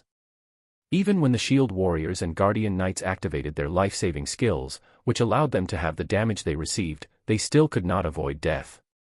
After Firestorm ended, all of Dark Star's players caught within its effective range were reduced to cinders. Only Kola and the other frontline members of Zero Wing remained alive. Dark Star's 40 or so frontline players had died. All of a sudden, Zero Wing's side outnumbered Dark Star's. Black Flame, why are you here? South Wolf instantly recognized the person responsible for killing the majority of Dark Star's players. At this moment, South Wolf's eyes were filled with incomparable shock as his trembling finger pointed at Shifeng's crimson-red name. South Wolf failed to understand why Black Flame would appear at this place. He also could not understand why Black Flame was so powerful. Wasn't Black Flame just a forger? Originally, there had been a huge numerical difference between the two sides. However, in the blink of an eye, a strategic change occurred, all because of Black Flame's fleeting blow. Dark Star was no match for Zero Wing even when Dark Star had the advantage of numbers. Now that the situation was reversed, the end result was obvious. 1. Ice Wall. If you play Dota/Dota 2, no further explanations are needed. If you don't play Dota, this is a skill belonging to one of the heroes in the game, Invoker. Although Ice Wall is an actual wall of ice, it is not a pathing blocker, determined by the game developers, and any unit can pass through it. However, those who touch the ice wall summoned will have their movement speeds slowed significantly. https://dota2.gamepedia.com/invoker #ice_wall Chapter 311, Absolute Control. Watching up to this point, South Wolf knew that defeat was inevitable, though he was loath to admit it, and his heart was filled with indignation. Currently, his team had fewer than 30 players, and practically all of them were mages and healers. He alone was the only melee class alive. With such a team composition, Dark Star stood absolutely no chance against Zero Wing's core team, which currently consisted of over 30 players. The single sword strike Black Flame had displayed far exceeded South Wolf's imagination. Not only was Black Flame inconceivably fast, his grasp of his skills had also reached perfection, as shown by his single attack's impeccable coverage of all 12 rangers. Such a feat required one to possess excellent control over the skill itself and the angle of attack as well. South Wolf was no fool, and neither was he a greenhorn that had been playing virtual reality games for only 1 or 2 years. As a representative of Underworld, he had met with and recruited lots of gaming experts before. He had also participated in a considerable number of team battles, so his experience in the virtual gaming world was quite plentiful. Naturally, he understood the strategy Black Flame had used since the start of the battle. Black Flame made the Guardian Knights, Shield Warriors, and other plate armor classes charge forward to lure the members of Dark Star into gathering around them. The female cleric, Violet Cloud, was pivotal to this strategy. Although on the surface her healing ability was only double that of the healers of Dark Star, the effectiveness she displayed during the team battle far surpassed that of 3 or 4 healers combined. Violet Cloud had an excellent grasp of the battle situation. Not only could she keep Kola alive and well, she could also simultaneously stabilize several other players' HP. Throughout the battle, she performed smoothly and calmly. She was definitely not an existence to be trifled with. Originally, Zero Wing already had powerful experts like Fire Dance, the team leader of Zero Wing's core team, and Blackie, the #1 player on White River City's ranking list. Now, South Wolf suddenly discovered that Zero Wing possessed not only Fire Dance and Blackie, Kola, and Violet Cloud were definitely first-rate experts as well. Everyone else in Zero Wing's core team were also all experts. Meanwhile, Black Flame, who had suddenly appeared, was even more terrifying. The strength he displayed far surpassed that of all those previously mentioned. The scene South Wolf witnessed was like a replay of the God-ranked expert Yifeng slaying the hundreds of players of Martial Union. South Wolf could not figure out why there were so many experts gathering at a newly established guild like Zero Wing. Even a guild that was newly established by a major corporation could not achieve what Zero Wing had managed in such a short amount of time. South Wolf truly wondered how Black Flame had accomplished such a feat, although South Wolf was shocked by Black Flame's personal strength and by Blackie, who possessed a strategic-level skill that could affect the entire battlefield. Black Flame, you are indeed amazing. However, the entire Silverleaf Forest is already under Dark Star's control. Although your team of 30 or so players can easily defeat an elite team with more than 100 players, do you think you can do the same against 3,000 players? You have simply delayed the time of your demise. South Wolf laughed coldly as he looked at Shifeng, his current appearance making it seem as if he no longer cared about the many elite players that had died. Let's go. It will be their time of death when guild leader Tyrant arrives. Since his team was no match for Zero Wing, South Wolf naturally would not remain in this place and increase his losses. The fact that he had discovered Black Flame, Zero Wing's guild leader, here easily made up for the elite players he lost. After all, Black Flame's death would become a huge blow to Zero Wing's reputation and prestige in White River City. Coming and going as you wish, do you think the Silverleaf Forest is your house? Shifeng smiled calmly, his eyes revealing a cold killing intent. Since you've already pursued us to this place, I insist that you stay. Do you think you can keep me here? South Wolf laughed in disdain. He was an assassin, the class that boasted the greatest survivability in the wild. If he hid himself in the dense forest, nobody would be able to find him. You can try. If any single one of you manages to escape today, then I will let you go. Shifeng waved, and all 30-plus members of Zero Wing immediately charged forward, starting their hunt of South Wolf and the surviving players of Dark Star.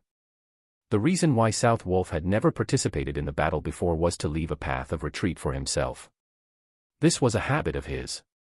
After all, once he entered combat status, he could no longer use stealth. At that time, he would only be left with Vanish to enter stealth mode. However, Vanish was a life-saving skill, so it should only be used at the most crucial of moments. Looking at the enemy players charging at him, South Wolf revealed a disdainful expression. Just as he was about to use stealth and hide himself in the dense forest. What's going on? South Wolf suddenly discovered that he could not use the skill. Like a prisoner deprived of his freedom, South Wolf frantically called out his skill bar to look for the cause of this situation. Boss South Wolf, we can't use our skills. What are we supposed to do now? The elementalists of Dark Star asked, frightened. Originally, they had intended to cast Ice Wall to delay Zero Wing's charge. Now, however, none of them could use any of their skills, and an elementalist that could not use skills was like a lamb to the slaughter. Aside from sacrificing their lives to earn a few extra seconds for their allies, they were helpless. Run first, talk later. South Wolf was confused about this situation as well, and he suspected that something must have gone wrong with the system. Since none of them could use skills, they could only rely on their 2 feet to escape. As an assassin, South Wolf had great confidence in his own speed. However, just as he was turning to escape, he suddenly discovered that his movement speed had been greatly reduced. Everyone else from Dark Star faced a similar situation as well. Just what is going on?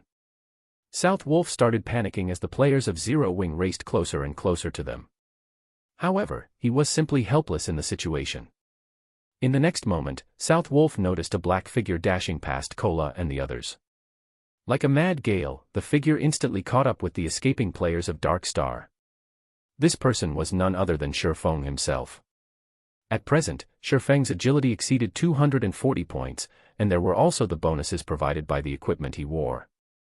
In terms of movement speed, Shifeng was definitely ranked at the apex of Star Moon Kingdom. Shifeng used silent steps and appeared behind South Wolf like a ghost. He then said softly, "I've already said that you can't escape." Previously, while Shifeng was conversing with South Wolf, he had secretly switched the aura of fire on the 7 luminaries ring to the aura of time. Meanwhile, the aura of time reduced the movement speed and attack speed of enemies within a 100-yard radius by 20%, and increased the cooldown of their skills by 20%. When its activatable skill, Absolute Time, was used, it would even prevent enemies within a range of 50 by 50 yards from using any skills or tools for 20 seconds. After Shifeng used Absolute Time to envelope this entire area, everybody from Dark Star could not use any skills or tools for 20 seconds. Dark Star's current surviving members mostly consisted of mages and healers, so this restriction had truly rendered them completely helpless. One could say that the moment South Wolf's team stepped into this region of the Silverleaf Forest, their lives passed into Shifeng's hands. Just what did he do? South Wolf's heart was filled with shock when he noticed Shifeng appearing behind him. Before South Wolf could even ponder on the subject, Shifeng's abyssal blade had already left its scabbard. Countless silver lights pierced the numerous vital points on South Wolf's body. South Wolf had only leather armor, so every one of Shifeng's attacks managed to cause over -500 damage, while critical hits dealt over -1000 damage. On the other hand, the mysterious iron-ranked chest piece South Wolf wore was like a piece of tofu. Not only was it easily pierced by Shifeng's abyssal blade, each attack it received greatly diminished the armor's durability. Just 3 strikes had nearly reduced it to scrap already. Shifeng's attacks were lightning fast, and he had brandished his sword 8 times in a single series. By the time South Wolf had recovered from shock, his 2000 plus HP was completely gone. Suddenly, South Wolf's field of vision turned gray, while his body fell to the ground involuntarily. Even as he died, shock and confusion still filled his face. As South Wolf had not participated in any of the battles so far, his name remained white all this time. After he died, only 1 piece of equipment dropped by his body. He also lost only a single level. However, were Shifeng's attacks as simple as they looked? The reason why Shifeng had chosen not to use any skills, and had instead carried out only normal attacks, was to destroy the equipment on South Wolf's body. When South Wolf died, nearly half of the equipment on his body had already turned to scrap. Now that he had dropped yet another piece of equipment, he had definitely suffered heavy losses. Chapter 312, Diving into Danger Alone. After South Wolf died, the members of Dark Star were like headless flies. Frightened and scared, they fled in all directions. Zero Wing's berserker Lonely Snow swiftly closed the gap between him and an elementalist of Dark Star to 20 yards before using charge to instantly catch up to and incapacitate the elementalist. After that, Lonely Snow used Thunderclap, Violent Strike, Suppression, and Whirlwind Slash in rapid succession, making quick work of the elementalist. Following closely, everyone else from Zero Wing took action as well. Against a group of mages and healers that could use neither skills nor tools, in addition to the fact that these classes were innately slow runners, the members of Zero Wing required no time at all to finish off the surviving Dark Star members. As these players died, they left behind piles of weapons and equipment. Ha ha ha. What a fun battle. Those bastards from Dark Star think that they are so amazing, but now, all of them are dead. Cola laughed loudly as he looked at the weapons and equipment scattered all over the ground. The frustration he had accumulated from continuously running away was completely swept away now. Fire Dance nodded her head in agreement, a faint smile appearing on her face. She then said with a light chuckle, "This battle was indeed a good stress reliever." None of us died this time, while Dark Star lost over 100 players. After this battle, Dark Star will have to reorganize their plans to pursue us. If they could deal with a team of over 100 elite players in such a short time, it also signified that Dark Star would be simply sending its members to their deaths if a team had fewer than 200 or 300 players. In order to reduce its losses, Dark Star would definitely consolidate its teams and at least double or triple the member count of each team. At this moment, Blackie and the others were laughing without restraint as well. After all, they were able to kill over 100 elite members of Dark Star. This would, without a doubt, be a huge blow to Dark Star. Collect the loot. Dark Star will be arriving here soon, Shurfeng commanded. The loot they obtained from killing the 100+ elite members of Dark Star was extremely bountiful. They had collected close to 1,000 weapons and equipment, and a majority of them were even mysterious iron rank. The harvest they got from this single battle far exceeded even the harvest Aqua Rose obtained from the battle that involved tens of thousands of players. Even Shurfeng was somewhat moved by this harvest. Kill and plunder. Just from this battle, they had obtained the resources required to arm an elite team of 100 players. This was precisely the reason why, in the past, many large guilds preferred to kill and plunder the core teams of smaller guilds. Not only could they increase their guild's fame and prestige by doing so, they could also make a huge profit. They could upgrade their weapons and equipment much faster this way, compared to raiding dungeons and killing bosses. However, the harvest from this battle was still insufficient to offset the losses Zero Wing had suffered.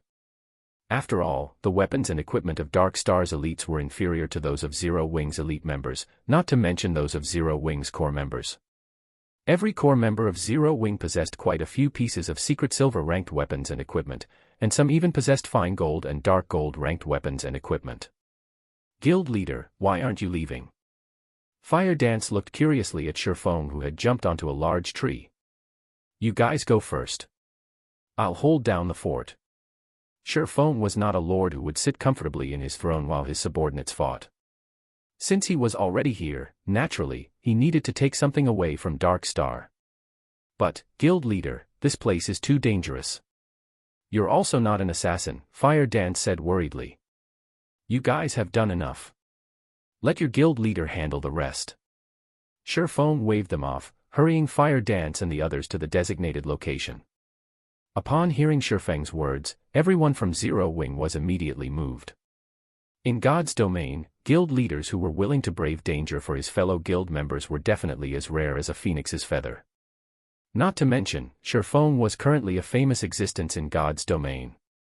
If he were to die, his reputation would be greatly affected. Then, I'll stay behind as well. Blackie said. How could I be left out from such an important matter? Cola stepped forward. Suddenly, everyone else started voicing intentions to remain. All of you, stop making a fuss and leave with me. You all will only be a hindrance to guild leader if you stay behind. Fire Dance could feel the cold killing intent radiating from Shurfeng at this moment. She knew that he could no longer hold himself back. She then raised her head and looked at Shurfeng, saying, Guild leader, you have to be careful. Rest assured, I know my own limits. Shurfeng laughed. He then retrieved a basic stealth scroll from his bag. This scroll allowed players to enter stealth mode. The stealth scroll's effect had a duration of 1 hour, and as long as players did not carry out any attacks during this period of time, the scroll would remain in effect.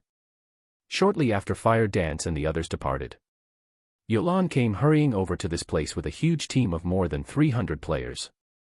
Sure enough, all of them died. Yolan sighed softly when she saw the ground littered with corpses. However, she was not surprised by this outcome.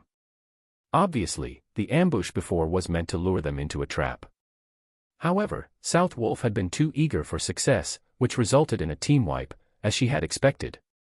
Revive them, Yolan said to the healers in her team. Immediately, the 30+ healers in the team started using resurrection skills. If players died outside of a dungeon, there were 2 methods for them to revive. The first method was to revive back at the cemetery. However, players were required to wait for half an hour before they could do so. The other method was to have one of the healer classes use a resurrection skill. Players could be revived immediately using this method. However, upon resurrection, players would have to wait another 10 minutes before resurrection skills could be used on them again. A short while later, all 100+ elite players had been revived. Meanwhile, after being resurrected, South Wolf felt fortunate over the fact that he was not a red name. He had only lost one piece of equipment and fallen by one level after he died. Yet, when he discovered that most of the equipment he wore had been turned to scrap, he nearly went insane. South Wolf had been using level 15 mysterious iron set equipment, which could be obtained only from a level 15 team dungeon. In order to obtain the complete set, South Wolf had expended a huge amount of time and effort. Now, however, all of them were destroyed. Unlike field bosses, team dungeons reset only once every 3 days, and there were only a limited number of level 15 team dungeons within the region of White River City. Gathering the complete set had taken South Wolf 2 cycles. If he wished to obtain the set once again, he would have to wait through another 2 cycles. At this moment, Lone Tyrant arrived at the scene. He then asked, "South Wolf, what happened here? How did all of you die?" South Wolf was someone from Underworld, so he did not particularly care how many players from Dark Star had died. He cared more about himself instead. However, the same could not be said for Lone Tyrant. The strength of Dark Star determined his future as its guild leader. Now, more than 100 elites from his guild had died for no reason. The worst part was that these elites had lost most, if not all, of their weapons and equipment. The levels they lost could be recovered, but it would not be as easy to recover the equipment. We were lured into an ambush unprepared, and all of us got killed. However, I discovered something even more important. I don't know how he managed it, but Black Flame is now with the core team of Zero Wing. He has also become a red name at this point, so this is the perfect chance for us to destroy Zero Wing. Although Black Flame is very powerful, we should have no problems dealing with all of them if we send in a team of 300 to 400 players. We can still catch up if we chase after them right away. South Wolf's words immediately allowed Lone Tyrant and Yulan to come to a realization. Truly an interesting person, Yulan muttered softly, her interest towards the player named Black Flame growing. As for Lone Tyrant, his expression turned grim upon receiving this piece of information. Obviously, with Black Flame commanding Zero Wing's core team, their combat power had increased to frightening heights. Also, from South Wolf's description of the one-sided battle that took place before, Lone Tyrant also learned that Black Flame was a great expert. Not only did Black Flame possess extraordinary combat power, he also possessed a strategic-level skill. A team of 100 elite players would definitely be insufficient to deal with him. Hence, they needed to rearrange their team compositions. Each team now had to have 200 players at the very least. Otherwise, they would only suffice as cannon fodder. Black Flame, you've actually dared show yourself here. Since you've come seeking your own death, don't even think about leaving this place alive today. Lone Tyrant revealed a sinister expression. He inwardly mocked Shifeng for his foolish actions. In order to save Zero Wing's core team, Shifeng had actually disregarded the dangers and barged into Lone Tyrant's domain. Shifeng must not know how to write the word death. Chapter 313, Killing the Commander. Gather everyone immediately and surround this area. I don't believe that they can grow wings and fly away, Lone Tyrant sternly issued his command. The news of World Dominator's defeat had already spread, and very few in White River City did not know about the battle that took place. This result had greatly boosted Zero Wing's prestige. If Dark Star could get rid of not only Zero Wing's core team, but Zero Wing's guild leader, Black Flame, also, then they could destroy the fame that Zero Wing had accumulated up until this point. At that time, Dark Star would also garner fame themselves, killing 2 birds with 1 stone. Naturally, Lone Tyrant would not let go of such a valuable opportunity. Immediately, everyone from Dark Star started moving. Previously, they had tried to cover too large an area in their search. Now that Shifeng and the core team of Zero Wing had exposed themselves, Lone Tyrant quickly concentrated their hunt.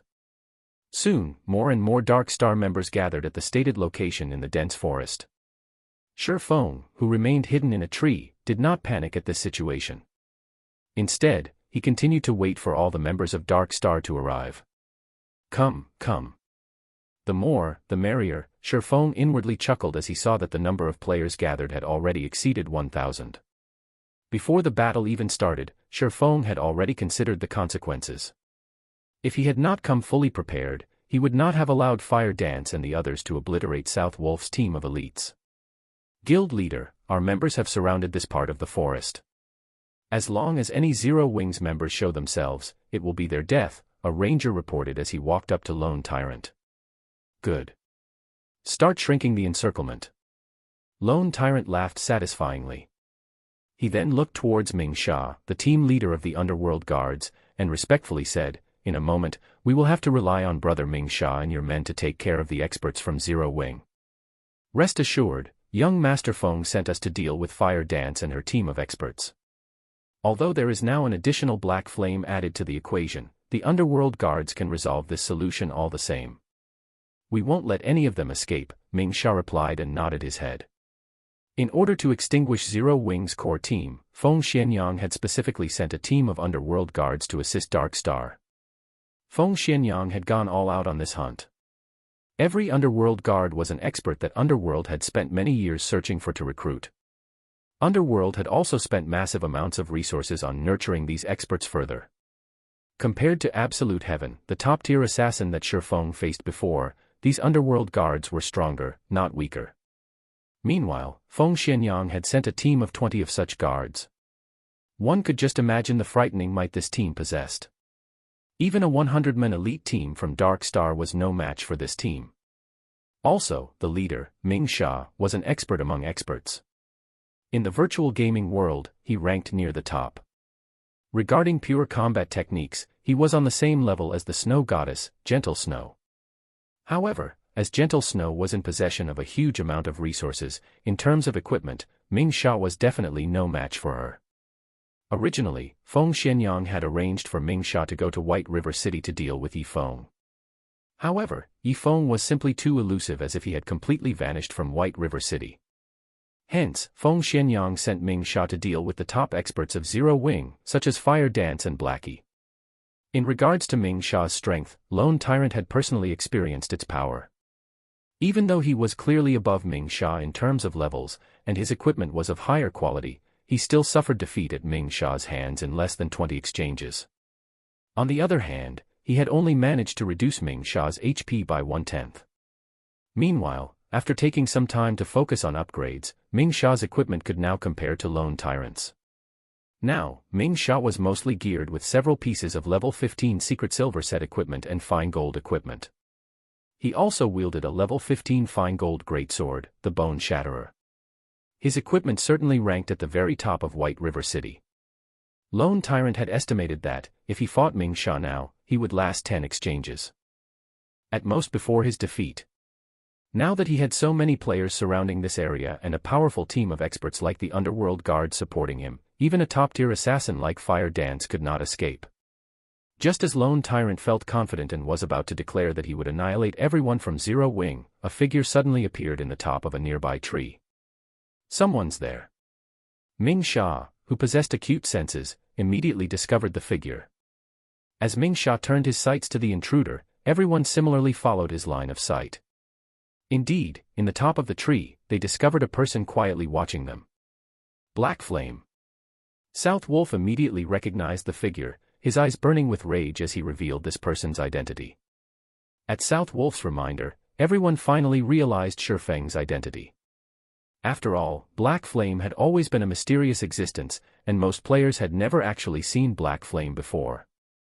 Now that this intruder had revealed himself, everyone from Dark Star discovered that Black Flame was just an ordinary-looking, middle-aged man. He did not even possess the type of aura that a guild leader should have. No matter how they looked at him, he was only an ordinary man. So, it is guild leader Black Flame. I didn't expect you to show yourself here. Since you have refused to walk the path towards heaven and have instead barged your way down to hell, today will be the day that you die. Lone Tyrant laughed coldly. He then commanded, "Everyone, kill him." Immediately, over 1,000 players from Dark Star surrounded and charged at Shifeng. Their encirclement was tightly packed, and not even a fly could get past them. Faced with over 1,000 players charging at him, Shifeng did not panic in the slightest. Instead, his eyes emanated a chilling glow as he glared down at Lone Tyrant, smiling faintly. It was as if these 1,000-plus players meant nothing to him. Meanwhile, as the recipient of this gaze, Lone Tyrant's heart inadvertently quivered. However, Lone Tyrant quickly dispelled this feeling because he did not believe Shifeng could do anything to him while so many players surrounded him. In the next moment, however, Shifeng vanished from the treetop and everyone's sight.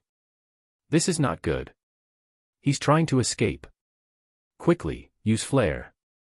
Lone Tyrant hurriedly shouted. The Rangers quickly used flare upon receiving Lone Tyrant's command, brightly illuminating the surrounding area. Within the effective range of flare, all stealth-type skills would lose their effects. Yet, even after tens of flares had been launched, Shifeng's figure still could not be found. What the players of Dark Star did not know was that, after Shifeng had activated the Ring of Nothingness, his first task was not to escape, but to leap forward and charge towards the tree closest to Lone Tyrant. Hence, the flares used to seal his path of escape served no purpose whatsoever. Damn it. He plans to kill his way over. Use flare and shine Guild Leader Tyrant's surroundings. When Yulan recalled the faint smile on Black Flame's face as he pinned Lone Tyrant with a glare, she instinctively felt that Shifeng aimed to kill the commander. Only by doing could Shifeng possibly redeem Zero Wing's fame and prestige. At that time, even if Dark Star managed to annihilate Zero Wing's core team, it would not damage Zero Wing's reputation if Lone Tyrant, Dark Star's guild leader, died at Black Flame's hands. After all, even though Zero Wing only had tens of players on their side, they would still have managed to kill Dark Star's guild leader while under the protection of over 1,000 players. At that time, Dark Star would be the one suffering humiliation. Why are you all still daydreaming? Move. Yulan angrily shouted when she noticed that none of Dark Star's rangers had reacted. However, Yulan suddenly felt that something was amiss. Instead of looking towards the outskirts of the encirclement, all of these rangers stared at the space above her. Immediately, Yulan raised her head, discovering a figure falling towards her, and this figure was none other than Shifeng himself. Panic surfaced on Lone Tyrant's face. He never imagined that Shifeng would be so suicidal as to come for his life. Black Flame, if you wish to die, then I'll grant your wish. The corners of Lone Tyrant's mouth raised slightly. He then picked up his shield and sword, fully prepared to guard against Shifeng's attack. What amazing courage! Ming Sha, who stood by Lone Tyrant's side, brimmed with fighting spirit right now, his eyes glowing as he watched Shifeng fall. He then retrieved the Bone Shatterer from his back and stood in front of Lone Tyrant, acting like a highly defensive wall. Ming Sha secretly admired Shifeng's performance, and he deeply wished he that could properly exchange blows with this man. However, responsibilities came first, so he had no choice but to get rid of Shifeng. Even with Ming Sha protecting Lone Tyrant, Yulan still felt that something was off. After all, why would an intelligent and resourceful man like Black Flame carry out such a reckless action? As insurance, Yulan hurriedly commanded, Guardian Knights, use Protection Blessing on Guild Leader Tyrant. All healers focus on healing Guild Leader Tyrant as well. Do not let Black Flame succeed.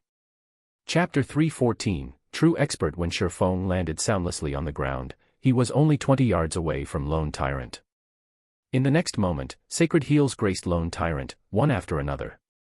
Lone Tyrant was one of the top 10 players on the ranking list of White River City. He was one of the apex MTs throughout White River City as well. Although he was only level 21 at the moment, he had over 3,700 HP, and he was not much weaker than Kola. With high HP and defense, physical damage classes such as assassins, berserkers, swordsmen, and rangers would find it extremely difficult to kill Lone Tyrant. Not to mention, Lone Tyrant now had a large team of healers keeping him alive. Moreover, there was also the great expert, Ming Sha, currently guarding him.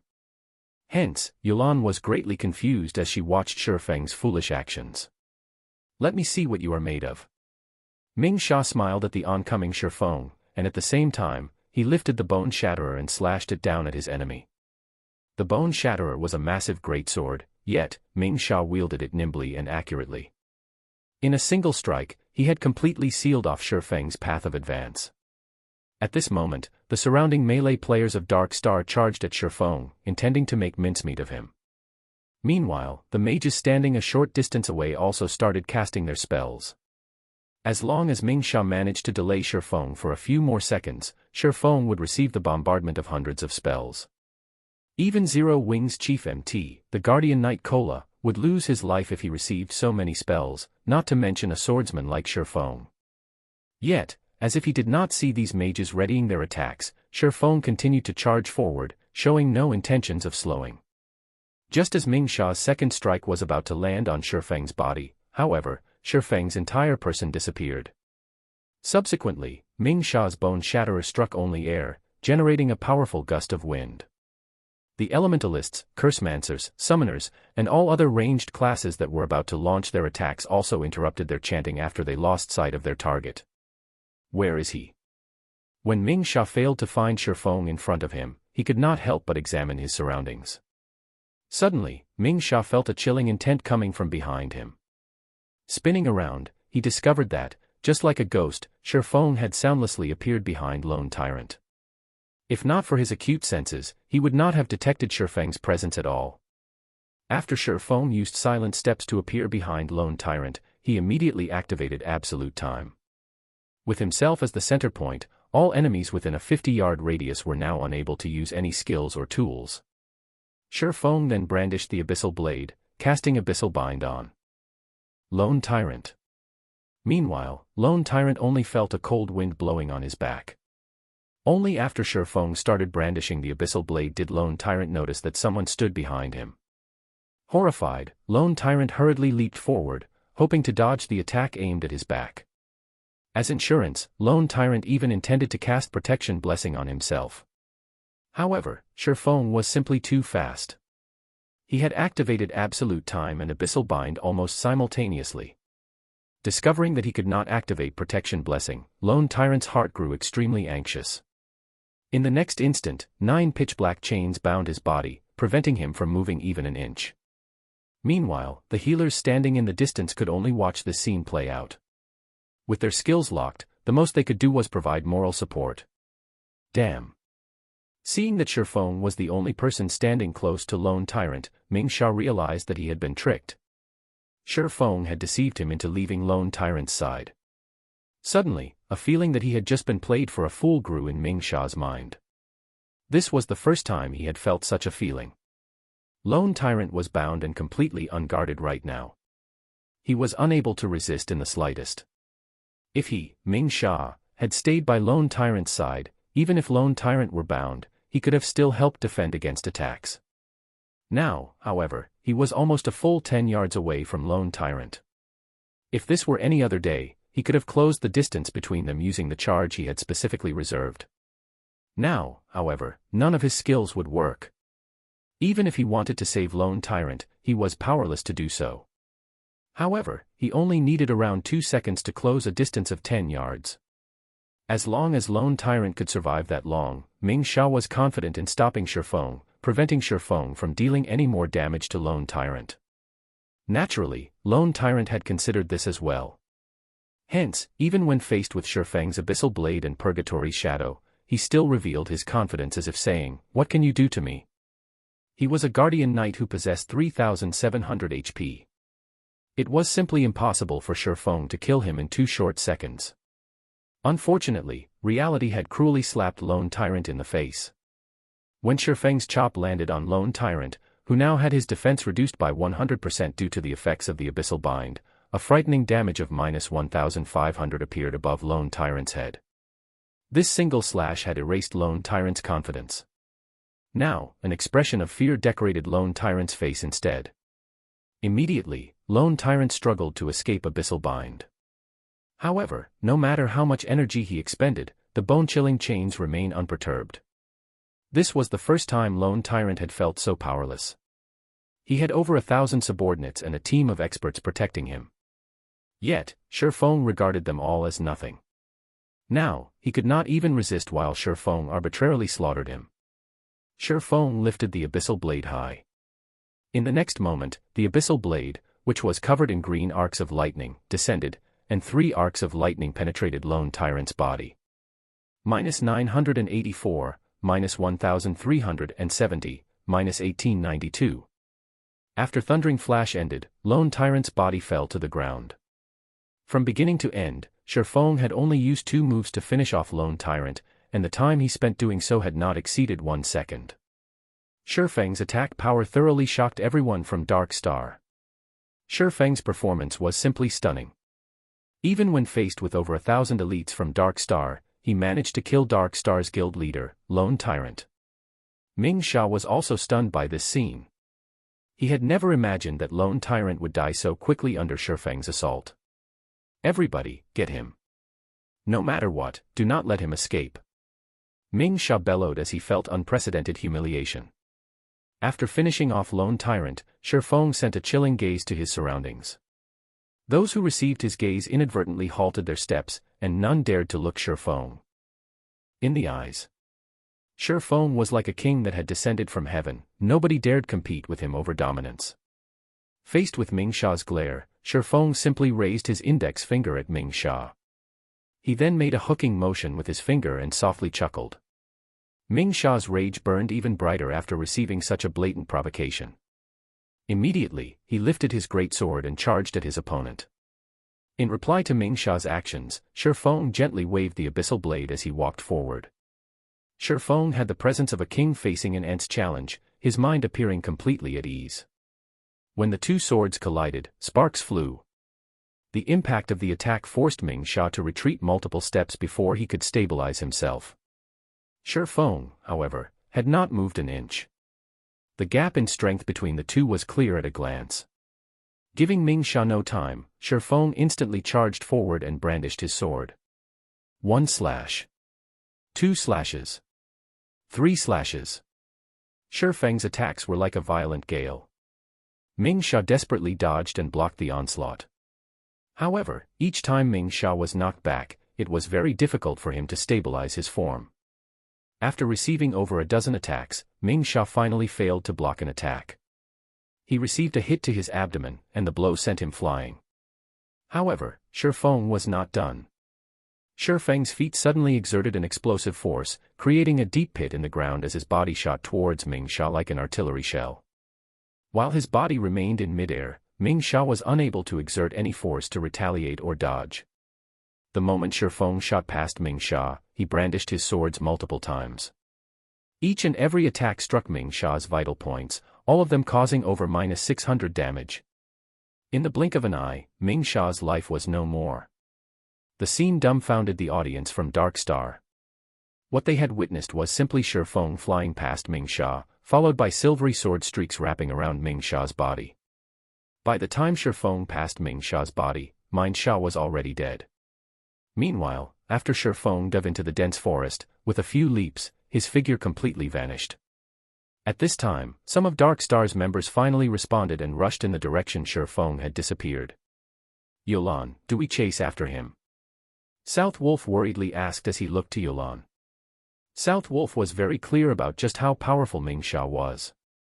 Yet, such a powerful expert still died at Shi Feng's hands. Moreover, from beginning to end, Shi Feng had not used any skills in the exchange with Ming Sha. He relied purely on techniques to kill his opponent. This was something that South Wolf had never dared to imagine possible in the past. Now, however, South Wolf finally realized what a true expert was. Yolan shook her head and released a soft sigh, saying, "No. If Black Flame possesses such strength, even if we chase after him, what can we actually do to him? Not to mention, our speed can't compare to his at all. We should save our energy and give up." First, he had killed Lone Tyrant, Dark Star's guild leader, amidst an army of thousands. Next, while he was escaping, he managed to kill an expert like Ming Sha. This time, Dark Star had truly lost all dignity. Even if Dark Star managed to exterminate Zero Wing's core team at a later date, it would only add on to the gossip about Dark Star. This time, Dark Star had truly suffered a defeat. Chapter 315, Breaking Past the Encirclement, Are We Giving Up, Just Like That? South Wolf still held some resentment in his heart. After all, Shi Feng had killed him once before. Then what do you propose? Yolan revealed a calm smile. She then pointed towards the direction of the Silverleaf forest in which Shi Feng had disappeared, saying, "If you aren't satisfied, be my guest. However, you have already fully experienced Black Flame's horrifying might. Under that complete silencing skill, he can easily kill whoever he wants. As long as the cooldown for that skill refreshes, he might turn around and start another massacre. At that time, the first target he'll go after will be you." When South Wolf heard her reasoning, cold sweat permeated his forehead as he recalled the scene of Shi Feng killing Ming Sha before escaping. Even until now, fear lingered within him. But how should we explain things to young Master Feng? Although South Wolf feared Shi Feng, Feng Xianyang was not someone he could afford to provoke. I'll deal with young Master Feng. Today, we experienced Black Flame's true strength, so consider it a great harvest. As for the other matters, let's leave those to guild leader Tyrant to deal with. Yolan said as she revealed a mysterious smile. She then turned around and left. Feeling helpless, South Wolf sighed and departed with Yolan. Now that both Lone Tyrant and Ming Sha had died, what could he, South Wolf, possibly do? Moreover, his main task for today was to show Yolan around the guild and allow her to assess the situation at Dark Star. Hunting Zero Wing was a side task. At a lake nestled in the Silverleaf Forest, Fire Dance and the other core members of Zero Wing had been waiting for a long time now. However, even after so much time had passed, Shi Feng had yet to show up, causing them all to grow slightly anxious. Sister Fire Dance, guild leader still hasn't shown up yet. Why don't we check on him? One of the 5 demon generals, the assassin, Flying Shadow asked. In the past, Flying Shadow had been a solitary person. However, his strength could rank at the very top of Shadow. Although he had not performed any outstanding feats during the early stages of the game, he had not performed badly either. In general, he had been an average player. In this life, however, after Shi Feng recruited him into the Zero Wing workshop, he immediately assigned him to Zero Wing's core team. Many in the guild had initially voiced their opinions against this matter. However, as time slowly passed, everyone finally realized that Shi Feng's decision was still as impeccable as always. It was not something the likes of them could hope to compare to. Within the Zero Wing's core team, Fire Dance had always been the publicly acknowledged #1 assassin of Zero Wing. Meanwhile, the position of #2 assassin had been undetermined. However, after Flying Shadow joined the guild, his techniques rose rapidly with each passing battle and friendly competition. Very quickly, everyone began to acknowledge him, and now, he was considered the most powerful assassin in Zero Wing after Fire Dance. No. Since guild leader has chosen to stay behind, he obviously is confident of obtaining victory. We will only be a hindrance if we try to help. Fire Dance shook her head and rejected Flying Shadow's proposal.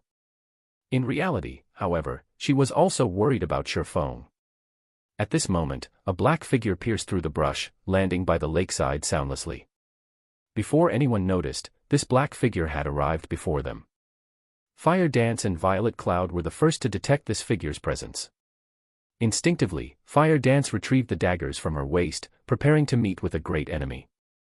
Soon after, everyone else discovered the presence of this newcomer as well, and they too promptly readied their weapons. Although they could not see this black figure's appearance clearly, the pressure the figure emitted was no less than a Lord-ranked boss. Guild leader. Fire Dance quickly recognized Shi Feng's appearance, and she was greatly shocked when she felt his aura. Previously, as they had been in a hurry to escape, she had not noticed Shi Feng's change. Now that she confronted Shi Feng, face to face, she suddenly realized that Shi Feng's strength had greatly improved. Right now, even she could not determine exactly how powerful Shi Feng was. It was especially true for the sharp and frightening aura he emanated. It seems that all of you have improved greatly recently.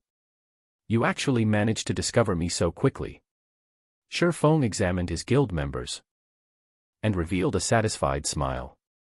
Battles in God's domain were unlike any other virtual reality game. The improvement of a person's strength was not limited to techniques and equipment. One must also possess a bestial intuition. After all, the penalty for death was not low, so such an intuition was essential when engaged in combat in the fields. In reality, if players did not suffer death when grinding out in the fields, they could easily reach level 200 within 2 years. Yet, Shi Feng had taken a decade to reach level 200 in the past. Death was inevitable when battling in God's domain. In the past, Shi Feng had died countless times while participating in all sorts of combat. In God's domain, danger always lurked around the corner. Guild wars were only a small part of the dangers in God's domain. Thus, it was of utmost importance for a player to nurture a bestial intuition to avoid unnecessary deaths. It was also a key to leveling up quickly. People's lives in reality were simply too peaceful, so this bestial intuition had been completely buried deep in their bodies. However, as players experienced more battles in God's domain, this intuition would slowly rise to the surface. Meanwhile, the rate at which players improved also correlated to how strong their intuition became, and this was one of the main factors differentiating average players from experts. Feng chose to appear so stealthily to test everyone's intuition, and the result had not disappointed him. Compared to several days ago, everyone present had improved greatly. Though, when compared to Fire Dance and Violet Cloud, everyone else's improvement paled slightly. Nevertheless, they were still much stronger than the average elite player. After Feng finished evaluating everyone's strengths, he then said with a smile, "All right, let's leave this place. Follow me." Leave. This was exactly what everyone had constantly tried to do. However, it was simply too difficult to accomplish. Currently, Dark Star's forces locked down the Silverleaf Forest. With their team of slightly more than 30, it was impossible to fight their way out of the forest. In the next moment, however, Feng gave everyone an underwater breathing potion. This potion allowed players to breathe underwater for half an hour. Following which, Feng gulped down the breathing potion and jumped into the lake. He then dove into the depths of the lake. The team copied Feng's actions, drinking the breathing potion and jumping into the lake as well. This lake was not just a pool of stagnant water. Instead, it connected to the other lakes found in the Silverleaf Forest. A player in the past had accidentally stumbled on this particular secret. This player had only managed to discover this secret as he tried to catch the silver carp found in the Silverleaf Forest. The silver carp was a precious cooking ingredient, and its flavor far surpassed the carp found in the real world. Moreover, after eating the dishes made using the silver carp, there was a very small chance for players to receive a permanent increase of 1 point to a basic attribute. Players could receive up to a total of 20 attribute points through consuming these delicacies. Unfortunately, the attribute rewarded was always random. Even so, players still valued the silver carp. Many players who were gourmands and wished to increase their strength would willingly spend a massive sum of money to purchase silver carp. So, silver carp had always been short in supply, and their prices had steadily increased over time. Back in the day, plenty of players would come to the Silverleaf Forest to fish for the silver carp. There was also no lack of bloodbaths due to competition over these silver carp as well. Feng led everyone through one underwater tunnel after another, gradually distancing themselves from Dark Star's encirclement. However, Dark Star still held Silverleaf Forest's exits. So, it was impossible for them to depart from the forest safely. A guild war order could seal an area for 24 hours. During this period, no one could use return scrolls in this area.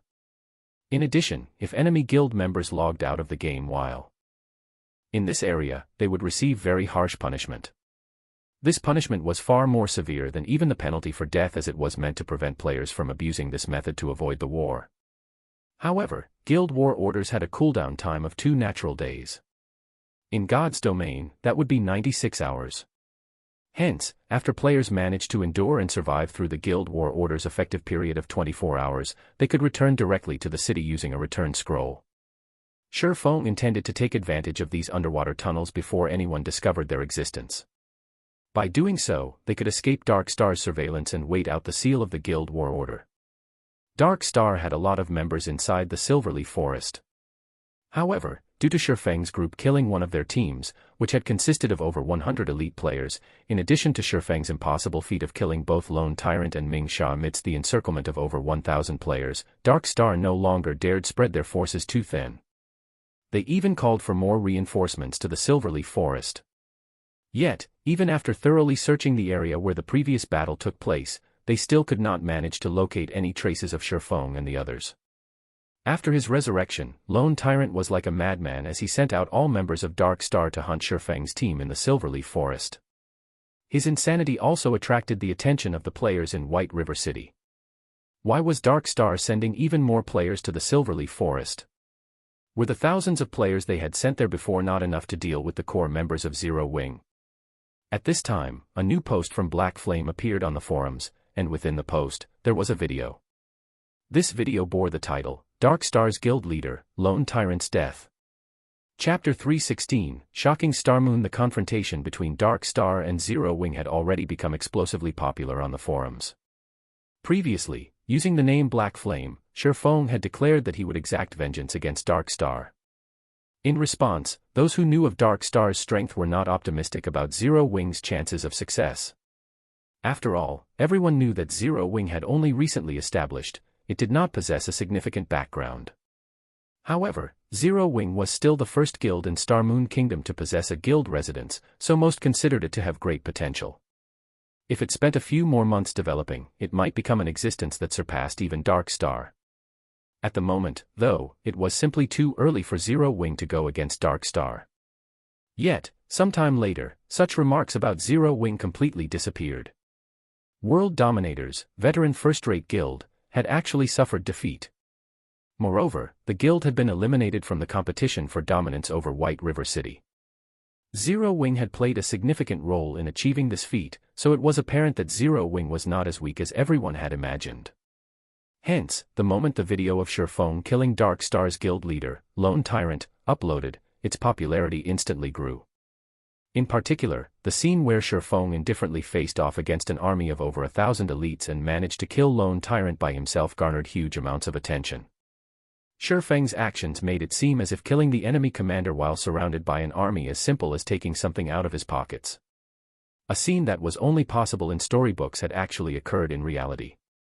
In the face of Shifeng, the guild leader of Dark Star was like a little kid.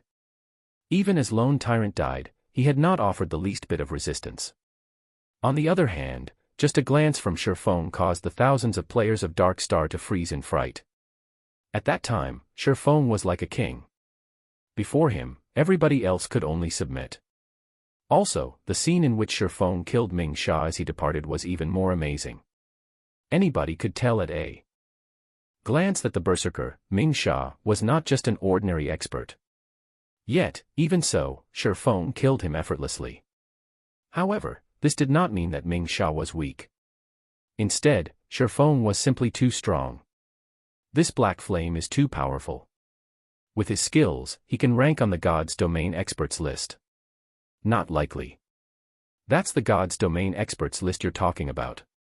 The Secret Pavilion has collected information on all experts in God's Domain to compile that list, and the God's Domain experts that rank on it are all monsters. Previously, even though the God-ranked expert, Yifeng, had killed over 100 players all by himself, he still failed to earn a spot on that list. The Secret Pavilion was famous in the virtual gaming world, and one could find the Secret Pavilion's presence in practically every virtual reality game available. The experts list compiled by the Secret Pavilion was also well received by many players. After all, by browsing through the experts list, one could easily find information such as the major events that had occurred in God's Domain, what kind of experts were present in the game, who the number one player was, and more.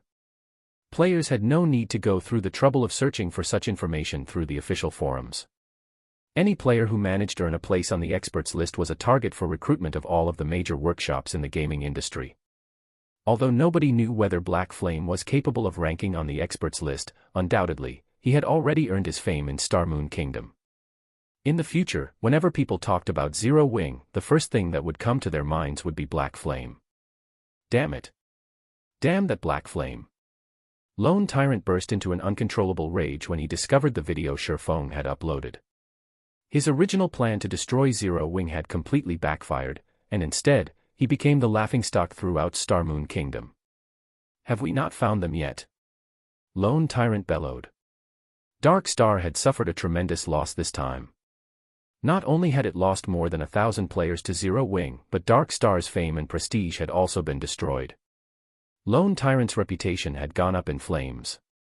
To make things worse, he still had to compensate World Dominators for its losses. The amount they had to pay would definitely put a dent in Dark Star's funds, damaging the guild's development. In this war, Dark Star had suffered a double loss.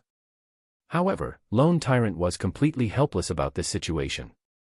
Guild leader, we've already increased the number of people searching for them to 15,000. However, it's as if they grew wings and flew away. Even after rummaging through the entire Silverleaf Forest, we still can't find any traces of Zero Wing. I suspect that they have long since left the forest. Otherwise, if Black Flame and the core members of Zero Wing were still here, Zero Wings and Ouroboros's forces would have carved a path of blood into this forest by now. They wouldn't have dispersed and went on to do their own things. Lone Tyrant's confidant explained slowly. Before, Lone Tyrant's anger had blinded him, so he had not considered this. However, now that he thought it through, it was as his confidant said. If Black Flame, Zero Wing's guild leader, were still trapped deep in his enemy's territory, how could the other members of his guild possibly sit and do nothing? They would have charged forward in desperation. If Zero Wing had joined hands with Ouroboros, based on Dark Star's strength, Dark Star would have no choice but to back off. Yet, Zero Wing had not done so. Even the reinforcements Lone Tyrant had called in from White River City received no obstruction whatsoever from the other guild.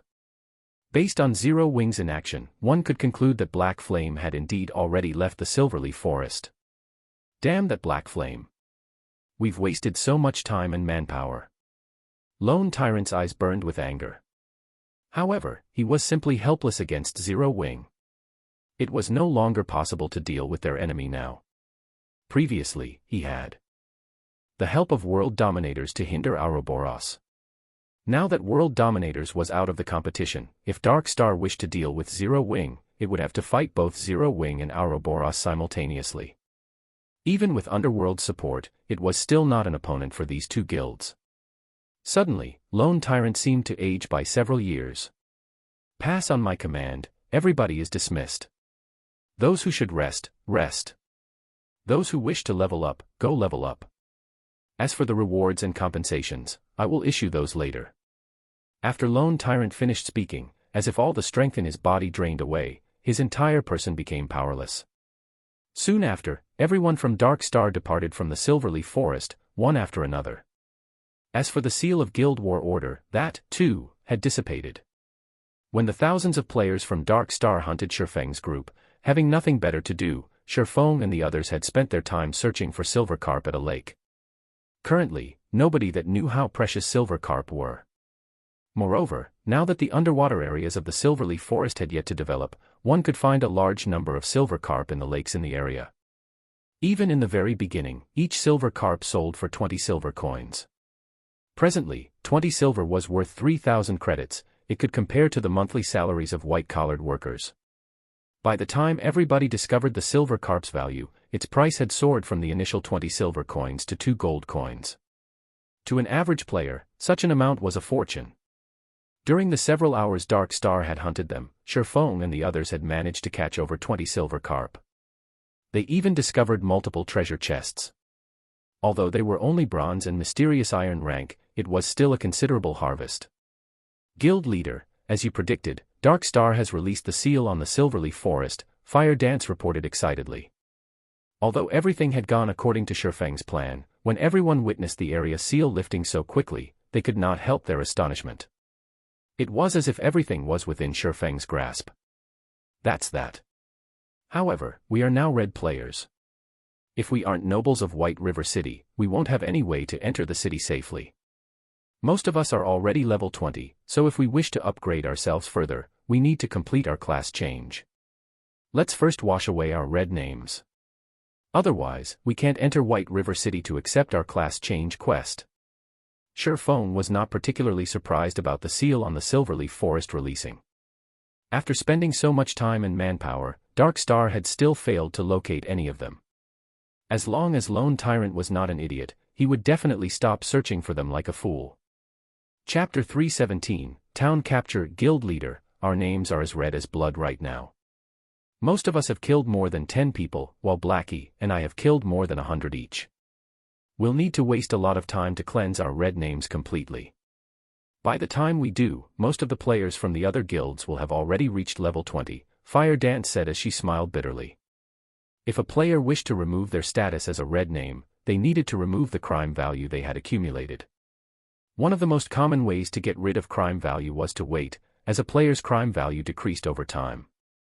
However, if one's crime value was excessively high, they needed to punish evil and promote righteousness. However, although killing NPCs such as villains, criminals, and bandits would significantly reduce a player's crime value, there was no other benefit for doing so. Killing these NPCs would not provide players with any additional rewards or EXP. Moreover, these NPCs were very few and usually scattered all over God's domain. It would be fine if players hunted for these NPCs by themselves, but hunting as a group would be time-consuming and inefficient. Indeed.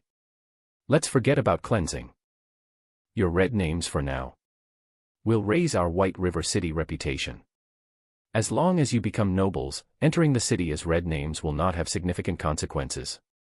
We should have no problems taking on the class change quest. Sherfong made his decision after some thought. Otherwise, it would take around 2 to 3 days' effort to cleanse such a high crime value. Everyone fell speechless when they heard Sherfeng's decision to raise their reputation in White River City to the degree of becoming a noble. Sherfong made it sound as if becoming a noble of White River City was as easy as buying cabbage from the market. It was extremely difficult for players to raise their White River City reputation, and one needed to invest a lot of time to accumulate sufficient reputation points to become a noble. In this case, it would be much easier to hunt for NPC bandits. Guild leader, do you have a method to increase our White River City reputation quickly? Blackie knew that Sherfong would not speak without reason. Suddenly, his eyes shone with a hint of excitement as he looked to his guild leader for answers. A noble of White River City. Currently, one could count the number of players that had become nobles of White River City on one's fingers. After becoming a noble, not only could one purchase a business stall in White River City, but one could also receive high-level quests in the city. The rewards were enough to drool over. Although the EXP rewarded was low, the monetary rewards consisted of silver coins, not copper coins. Most importantly, nobles could receive a 10% discount when purchasing items in White River City. They could also receive a 30% discount when repairing weapons and equipment. Currently, every time they went to repair items, they would always leave with a stomach ache. Due to the quality of their items, the repair fees were at least 6 times higher than the average players. If they could become nobles of White River City, in the future, they would not become poor bastards whenever they needed to repair their equipment. They might even get the chance to enter the nobles' district. Sherfong rolled his eyes at Blackie, saying, "Do you really think it is so easy to become a noble?" The team could not help their laughter at Blackie as he nearly choked from Sherfeng's reply. Although it is not easy to raise one's reputation in White River City, if one wishes to increase it quickly, there is indeed a method to do so. Guild leader, is there really such a method? Kola asked excitedly. It was an absolute nightmare for him whenever he had to repair his equipment. Out of cloth armor, leather armor, and plate armor, the repair fees for cloth armor were the cheapest. On the other hand, plate armor cost the most to repair, and normally, the fees were at least double that of cloth armor. Ah, there is one method, town capture, Sherfong nodded, revealing a mysterious smile. Sherfeng's announcement stunned his guildmates. What kind of trouble was Sherfong trying to stir? They had just escaped from Darkstar's pursuit, yet, now, they were going to capture a town. Town capture. Kola was confused. Although he did not know why Sherfong suggested they capture a town, such a thing was not easy. Level 50 elite NPCs guarded every town. There were even Tier 2 NPCs protecting them. Even with their strength combined, they wouldn't be a match for even a single level 50 elite NPC, not to mention a Tier 2 NPC. That's right. However, we're not going to capture just any town. Instead, our aim is Creek Town, one of the towns within the White River City region that's occupied by evil-aligned NPCs. As long as we capture this town, we can obtain a lot of White River City reputation points. If we're lucky, there might even be unexpected rewards, Sherfong explained.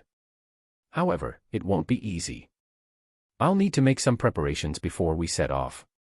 Just stay here and catch some fish for now. I'll head back and make the necessary arrangements. I'll notify you guys once I'm done. After Sherfong said so, he used a return scroll. Town capture. During the middle stages of God's domain, this was a commonplace activity for players. There were plenty of small towns in God's domain, and a majority of these towns were not under the management of any kingdoms or empires. Instead, other forces occupied these towns. So long as players wished to establish their own empire in God's domain, it was a must for them to occupy towns. Meanwhile, if players wished to occupy a town, they needed to chase away the forces that occupied said town first. Only by doing so could they turn the town into their own guild town. They could then slowly develop and upgrade the town's rank. It was also not impossible for players to develop a town to surpass even Star Moon City.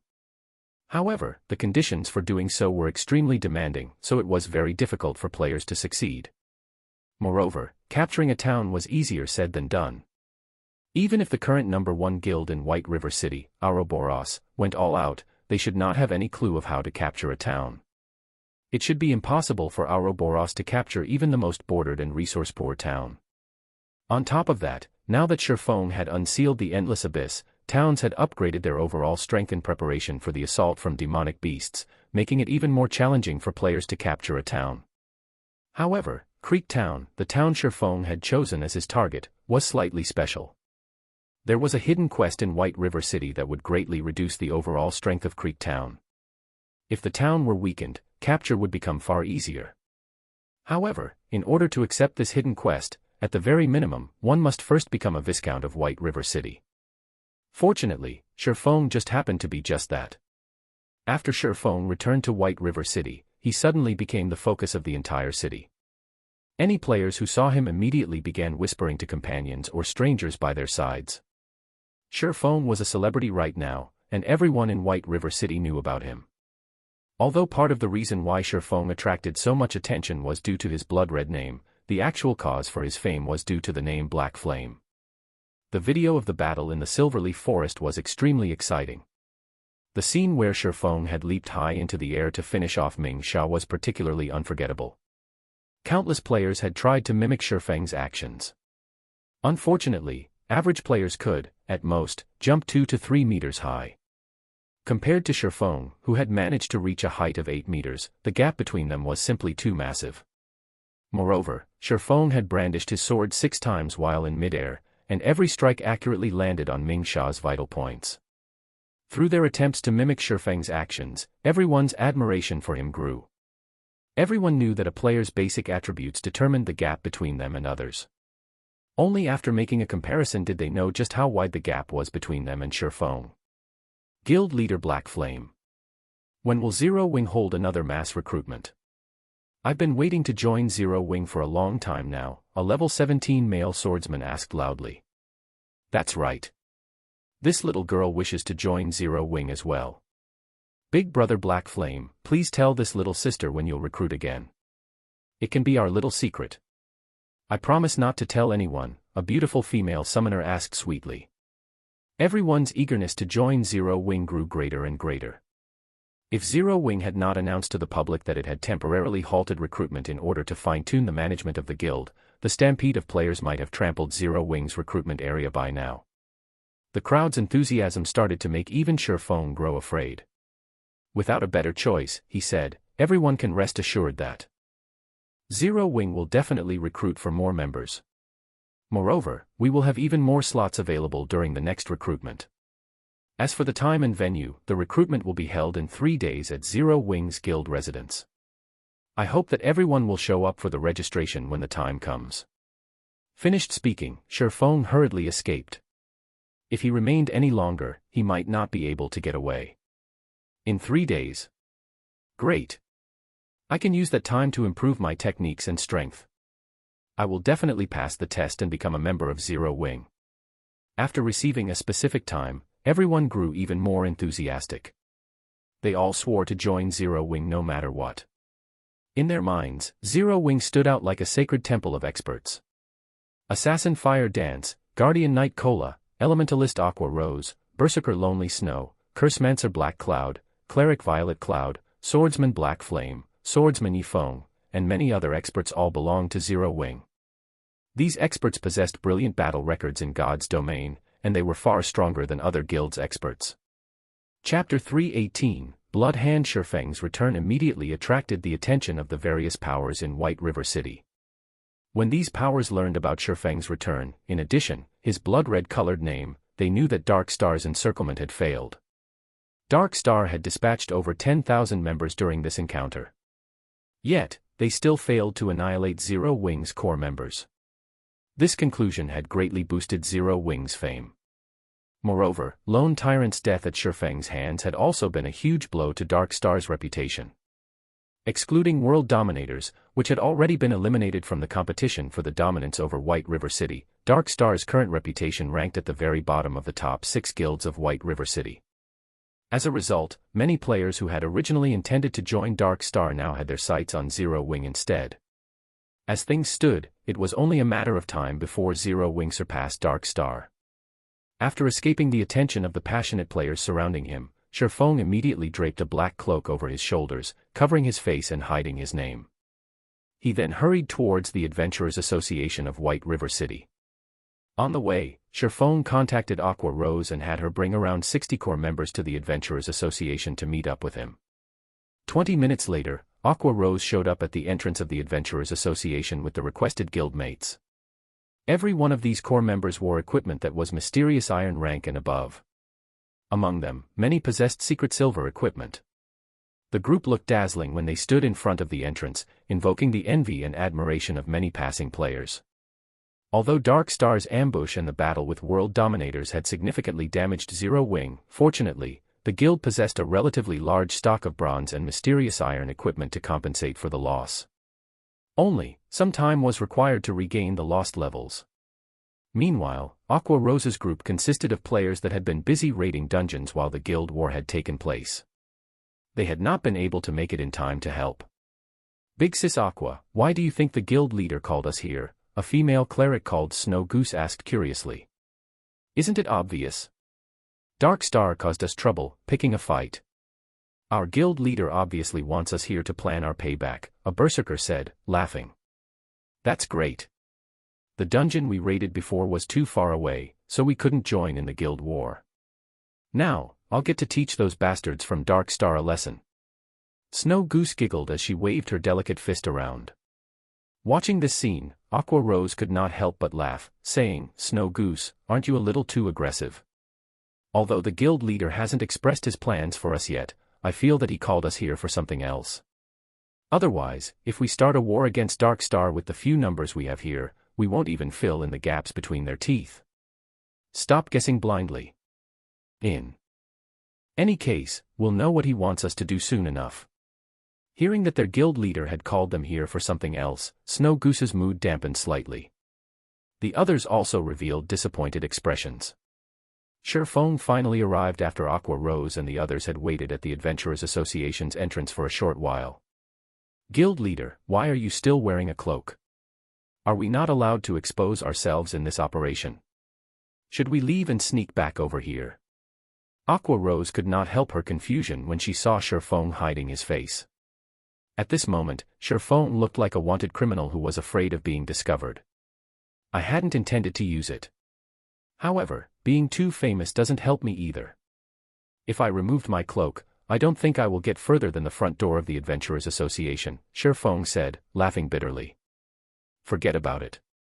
Invite me to the team and let's get down to business."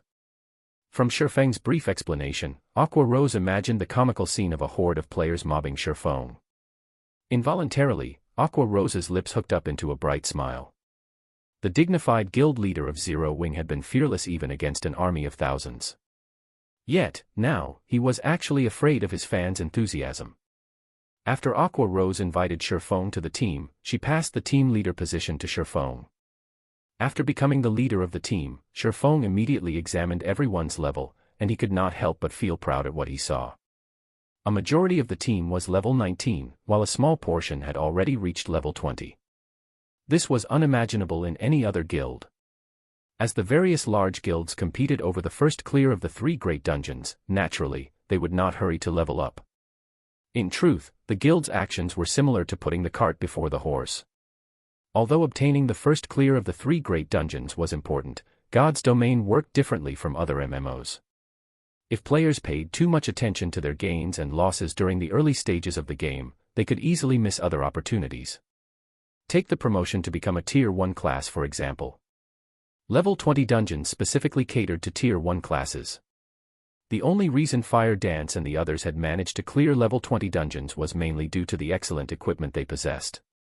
Otherwise, it would have been extremely difficult to achieve such a feat, not to mention, there were still the 50-man and 100-man level 20 large-scale team dungeons.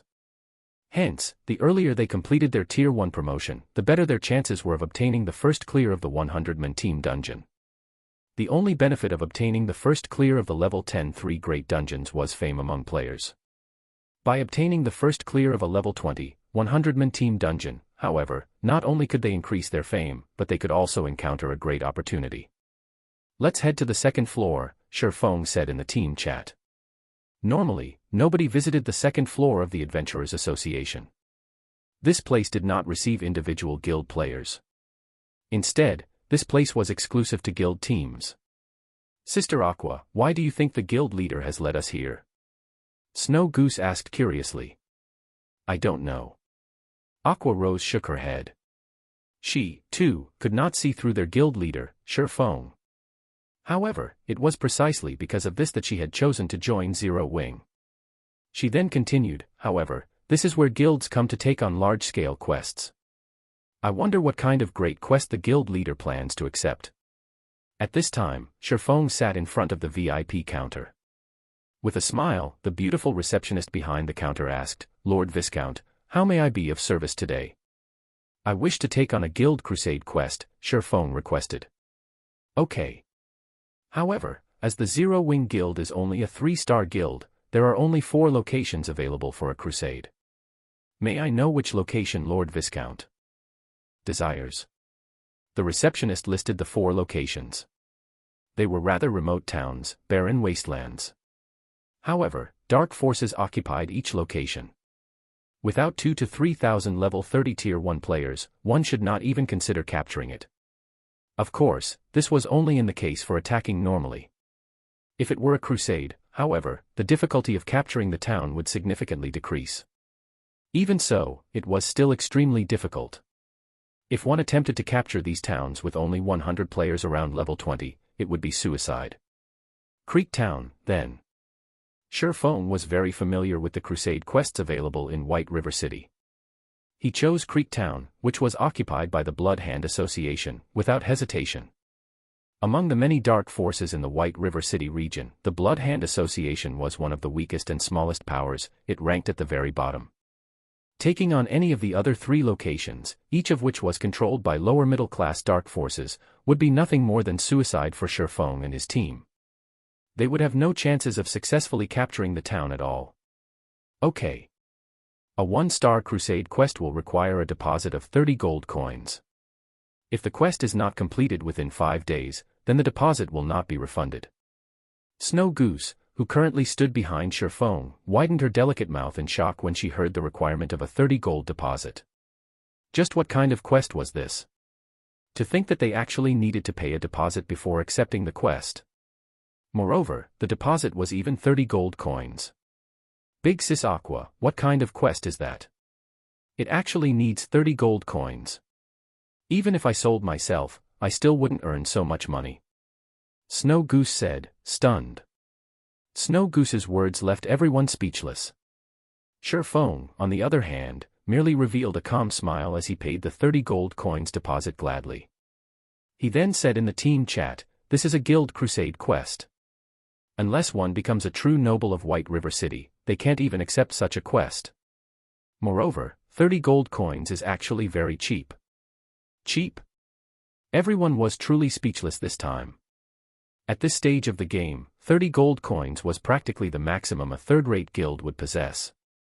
If they could not complete this crusade quest, those 30 gold coins would be gone forever.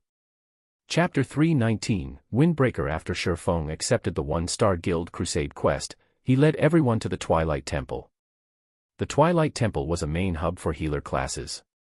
Here clerics, oracles, and druids could take on quests that rewarded high-level skills related to their classes. "Guild leader, what are we doing here?" Aqua Rose asked, confused. "We're looking for assistance." Shifeng smiled faintly, not bothering to explain further. After entering the main hall of the Twilight Temple, they saw level 180 elite guards crowding the temple. This hall also contained the statue of the Twilight Goddess, below which stood a level 200 priest dressed in red. An oracle advanced to priest after reaching Tier 2. To Shifeng and the others, a level 200 priest was an existence that they could only revere. At this moment, however, this priest dressed in red took the initiative to walk up to Shifeng and welcome him. "Greetings, Lord Viscount," the priest said, fawning. "Greetings, esteemed Lord Priest. I wish to purchase some water of life. Do you have some here?" Shifeng asked softly. The water of life was the spring water taken from the fountain of eternal life. It was sacred medicine in God's domain that could heal any wound in an instant. It could even regenerate a person's lost limbs, so the water of life was extremely valuable. To NPCs, the water of life held great importance. The Twilight Temple worshipped the Twilight Goddess. Meanwhile, the fountain of eternal life was a godly relic that the Twilight Goddess had bestowed upon the Twilight Temple. Hence, throughout God's domain, only the Twilight Temple could possibly obtain the water of life. "Lord Viscount, water of life is precious. This is a gift of the Twilight Goddess to we humans, and every drop is a treasure. It is not something a priest like myself can give to others casually, so I beg for Lord Viscount's forgiveness," the priest said, appearing slightly angry. However, a Viscount was a person of relatively high status in White River City. Even if Shifeng's request angered the priest still had to endure and hold it in. If any other player stood in Shifeng's place right now, the priest might have thrown them out of the temple already. Naturally, Shifeng knew this. Although he had guessed that his identity as a Viscount would not get him the water of life, the priest's unwavering refusal still shocked him slightly. Shifeng then activated the golden stigmata and looked at the priest, asking, "Will this not do?" Suddenly, twinkling golden stars appeared in Shifeng's dark pupils. His body began to emanate a terrifying aura. In the face of this aura, the priest felt even his soul tremble.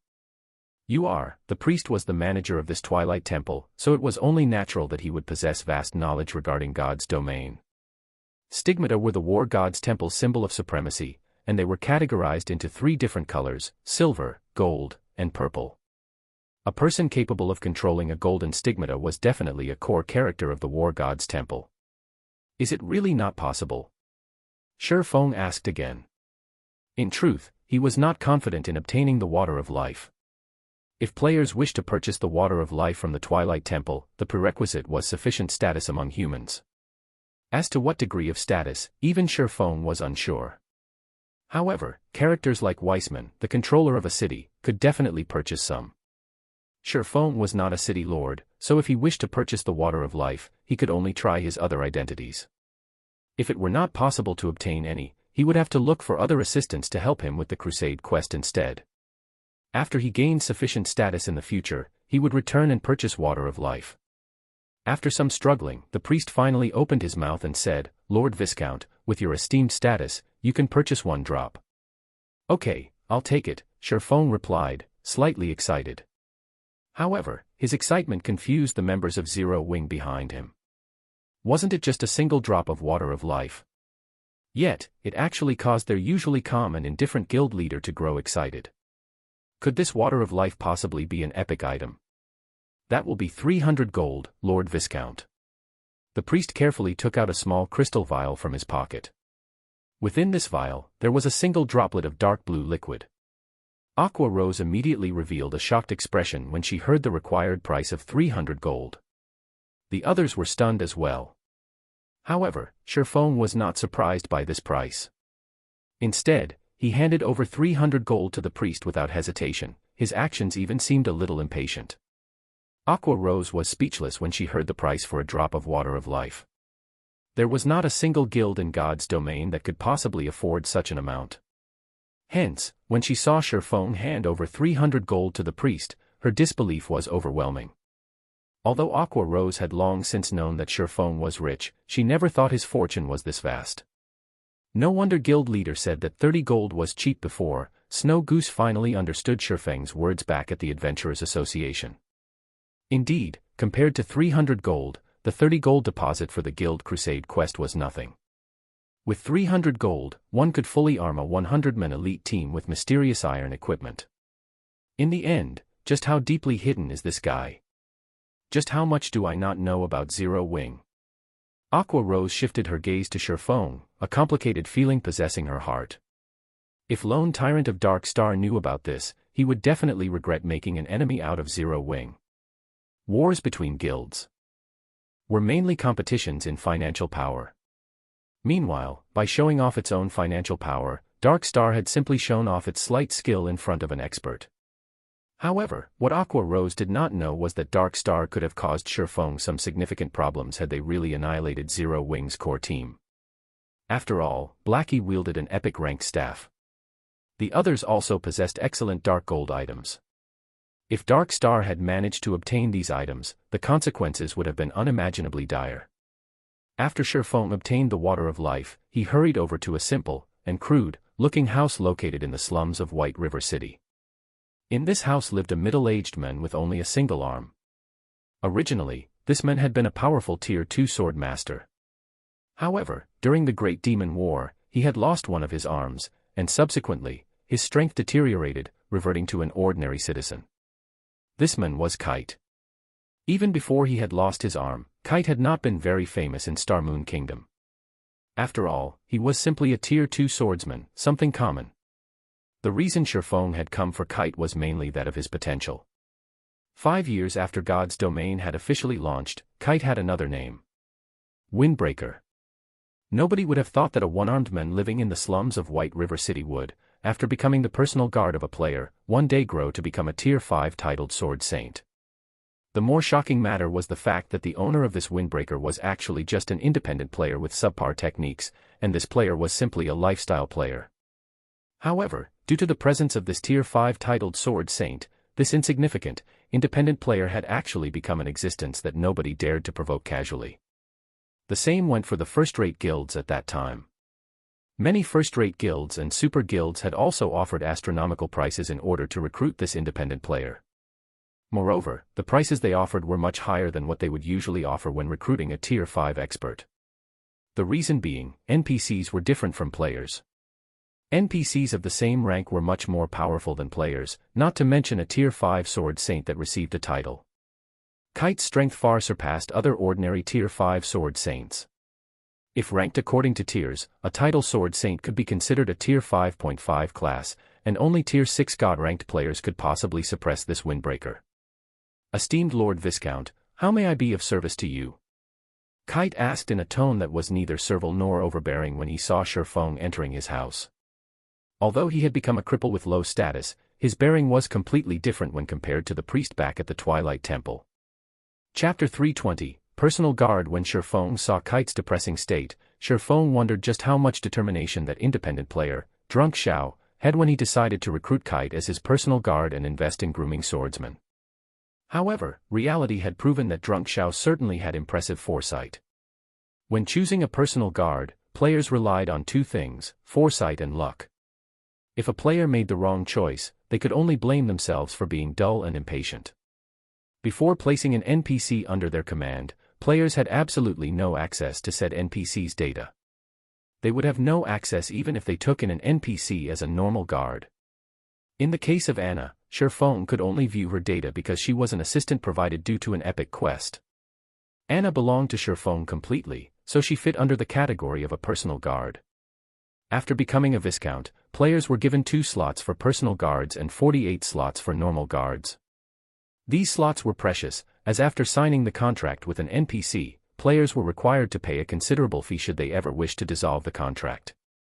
If it were merely dissolving the contract for normal guards, most players could afford the fee. After all, normal guards were incapable of growth. As a player's strength grew, sooner or later, they would have to replace these normal guards. However, personal guards were a different story. Personal guards could grow with a player. Even if it were Shifeng, he would not dare dissolve contracts of personal guards casually, as the price was simply too high. Hence, after players became Viscounts, they would be very careful when selecting their personal guards. They absolutely would not waste these 2 slots. However, leaving it empty was also unwise. Even if one accepted personal guards with slightly lower potential, these personal guards could be of great help when properly developed, especially when leveling up. Moreover, the sooner one started nurturing a personal guard, the stronger they could become later on. Also, players could not simply recruit any NPC they wished. For example, players could not recruit NPCs directly affiliated to the various kingdoms, empires, or the several strongest powers of God's domain. In other words, the NPCs must not be affiliated with any powers. In addition, the stronger the NPC was, the harder it was for a player to put them under their command. Hence, thoughts such as recruiting a level 200 Tier 5 NPC should be kept to one's dreams. In the past, Drunk Zhao's decision to accept Kite as his personal guard relied on both foresight and luck. It was not a feat normal people could repeat. In this life, however, Shifeng had decided that he needed to obtain the NPC named Kite no matter what. Mr. Kite, I have just recently become a Viscount of White River City, and currently, I am trying to recruit guards for myself. I wonder if you would be interested. Shifeng asked. Kite looked a little excited when he heard Shifeng's offer. However, when he looked at the empty space where his right arm used to be, he sighed and said, "My lord, you, too, can see for yourself. I am but a cripple now, so I have no way to serve as one of my lord's guard." I realize Mr. Kite's concerns. I had heard that Mr. Kite became a Tier 2 sword master at an early age. During the Great Demon War, you have even managed to injure a Tier 3 demon heavily, though at the cost of your sword arm. Today, I have come to recruit you as my guard, so of course, I have come prepared. Do you know what this is? Shifeng smiled as he retrieved a small, crystalline bottle. Within the crystalline bottle, there was a single droplet of dark blue liquid. Just by looking through the crystal wall of the bottle, one could already feel the boundless life energy coming from this droplet. Water of life. Kite immediately recognized this liquid, a hint of emotion appearing on his stone-cold face. After all, this liquid was something he had yearned for all this time. Now that it was in front of him, how could he not recognize it? That's right. As long as Mr. Kite agrees to become my personal guard, the water of life in this bottle is yours. Shifeng smiled. Esteemed Lord Viscount, are you truly willing to use this precious water of life on a mere sword master like me? Kite asked carefully. In reality, Shifeng's offer was touching. My lord, you should know that, with this droplet alone, even a Tier 3 powerhouse would agree to become your personal guard. Aqua Rose was greatly shocked when she heard Kite's declaration. She never realized the water of life was so precious. A single droplet could actually convince a Tier 3 NPC to serve as a player's personal guard. That was a Tier 3 class. Players revered even Tier 2 classes, let alone Tier 3 classes. If their guild could have a Tier 3 NPC as a guard, they could simply annihilate anyone who provoked them. Unfortunately, Aqua Rose's thoughts were too good to be true. Although the water of life could be enough to recruit a Tier 3 powerhouse, Shifeng was simply too weak right now. He would not be able to recruit a Tier 3 NPC, even if he wanted to. Of course, I already know that, Mr. Kite. However, I value your potential even more. Based on your firm and unyielding will and the fact that you have not fallen to become a demonkin yet, I believe that you will one day become an apex powerhouse on the continent, Shifeng affirmed. Shifeng's words were not without justification. One should never provoke a demon. Shifeng had simply met with the phantom of a Tier 4 great demon, and as a result, he bore its curse. If Charlene, a Tier 3 divine official, had not dispelled the curse for him, he would have had no choice but to delete and restart a new account. Meanwhile, Kite had fought a real Tier 3 demon, so how could he have avoided receiving its curse? A demon's power was the evilest force that could corrode a human spirit. However, after suffering the demon's curse for so many years, although Kite had lost his powers, he continued to live normally, he had not turned into a demonkin. If Kite had not possessed a firm and unyielding will, the demon's power would have devoured him long ago. Mr. Kite, I wonder if you are willing to become my guard? Shifeng asked seriously. Since Lord Viscount is willing to accept a cripple like myself, how could I possibly reject my lord's good intentions? From today onwards, my lord will be my only master. I swear allegiance. Kite dropped to a knee in front of Shifeng, receiving the water of life respectfully. System, do you wish to assign Kite as your personal guard? Shifeng clicked agree. Following which, Kite's data appeared in Shifeng's NPC managing interface. Kite, Yifeng's personal guard, gender, male, age, 39, loyalty, 90 charm, 60 physique, 40 wisdom, 81 growth potential, 26 class, Tier 1 swordsman level, 30 HP, 8,000/8,000 attack power, 600 to 720 defense, 3,100 attributes, strength 125, agility 130, endurance 200, intelligence 90, Vitality 180. Although Sherfong had mentally prepared himself, when he looked at Kite's data, his heart could not help but twitch. Setting aside Kite's other attributes, his growth potential was only at 26 points. This number was simply maddening. Sherfong truly wondered how Drunk Xiao had managed to endure and nurture Kite in the past. Common ranked personal guards had 0 to 30 growth potential. Basically, no one wanted such personal guards. Bronze ranked personal guards had 31 to 50 growth potential. These were the lowest ranked personal guard players would usually possess. Mysterious Iron ranked personal guards had 51 to 70 growth potential. Meeting personal guards of such rank was rare. Normally, one required honed foresight and had to carry out long-term observation to find such guards. Secret Silver ranked personal guards had 71 to 80 growth potential. Such personal guards were extremely rare. Normally, players that managed to obtain these NPCs would treat them like their own babies. Fine Gold ranked personal guards had 81 to 90 growth potential. These individuals were as rare as a phoenix's feather. Dark Gold ranked personal guards had 91 to 100 growth potential. If a player managed to recruit such a personal guard, as long as developed properly, the player's strength no longer mattered. As for Epic ranked personal guards, which were above Dark Gold rank, Sherfong had never actually seen one before. He also did not know how powerful Epic ranked personal guards were. However, it would not be unusual if such a guard transcended the realm of normal men, achieving godhood. Part 6 of the series ends here. Thank you for watching and listening. If you find it interesting, please give us a like, a comment and a subscription so that we have the motivation to make the next videos.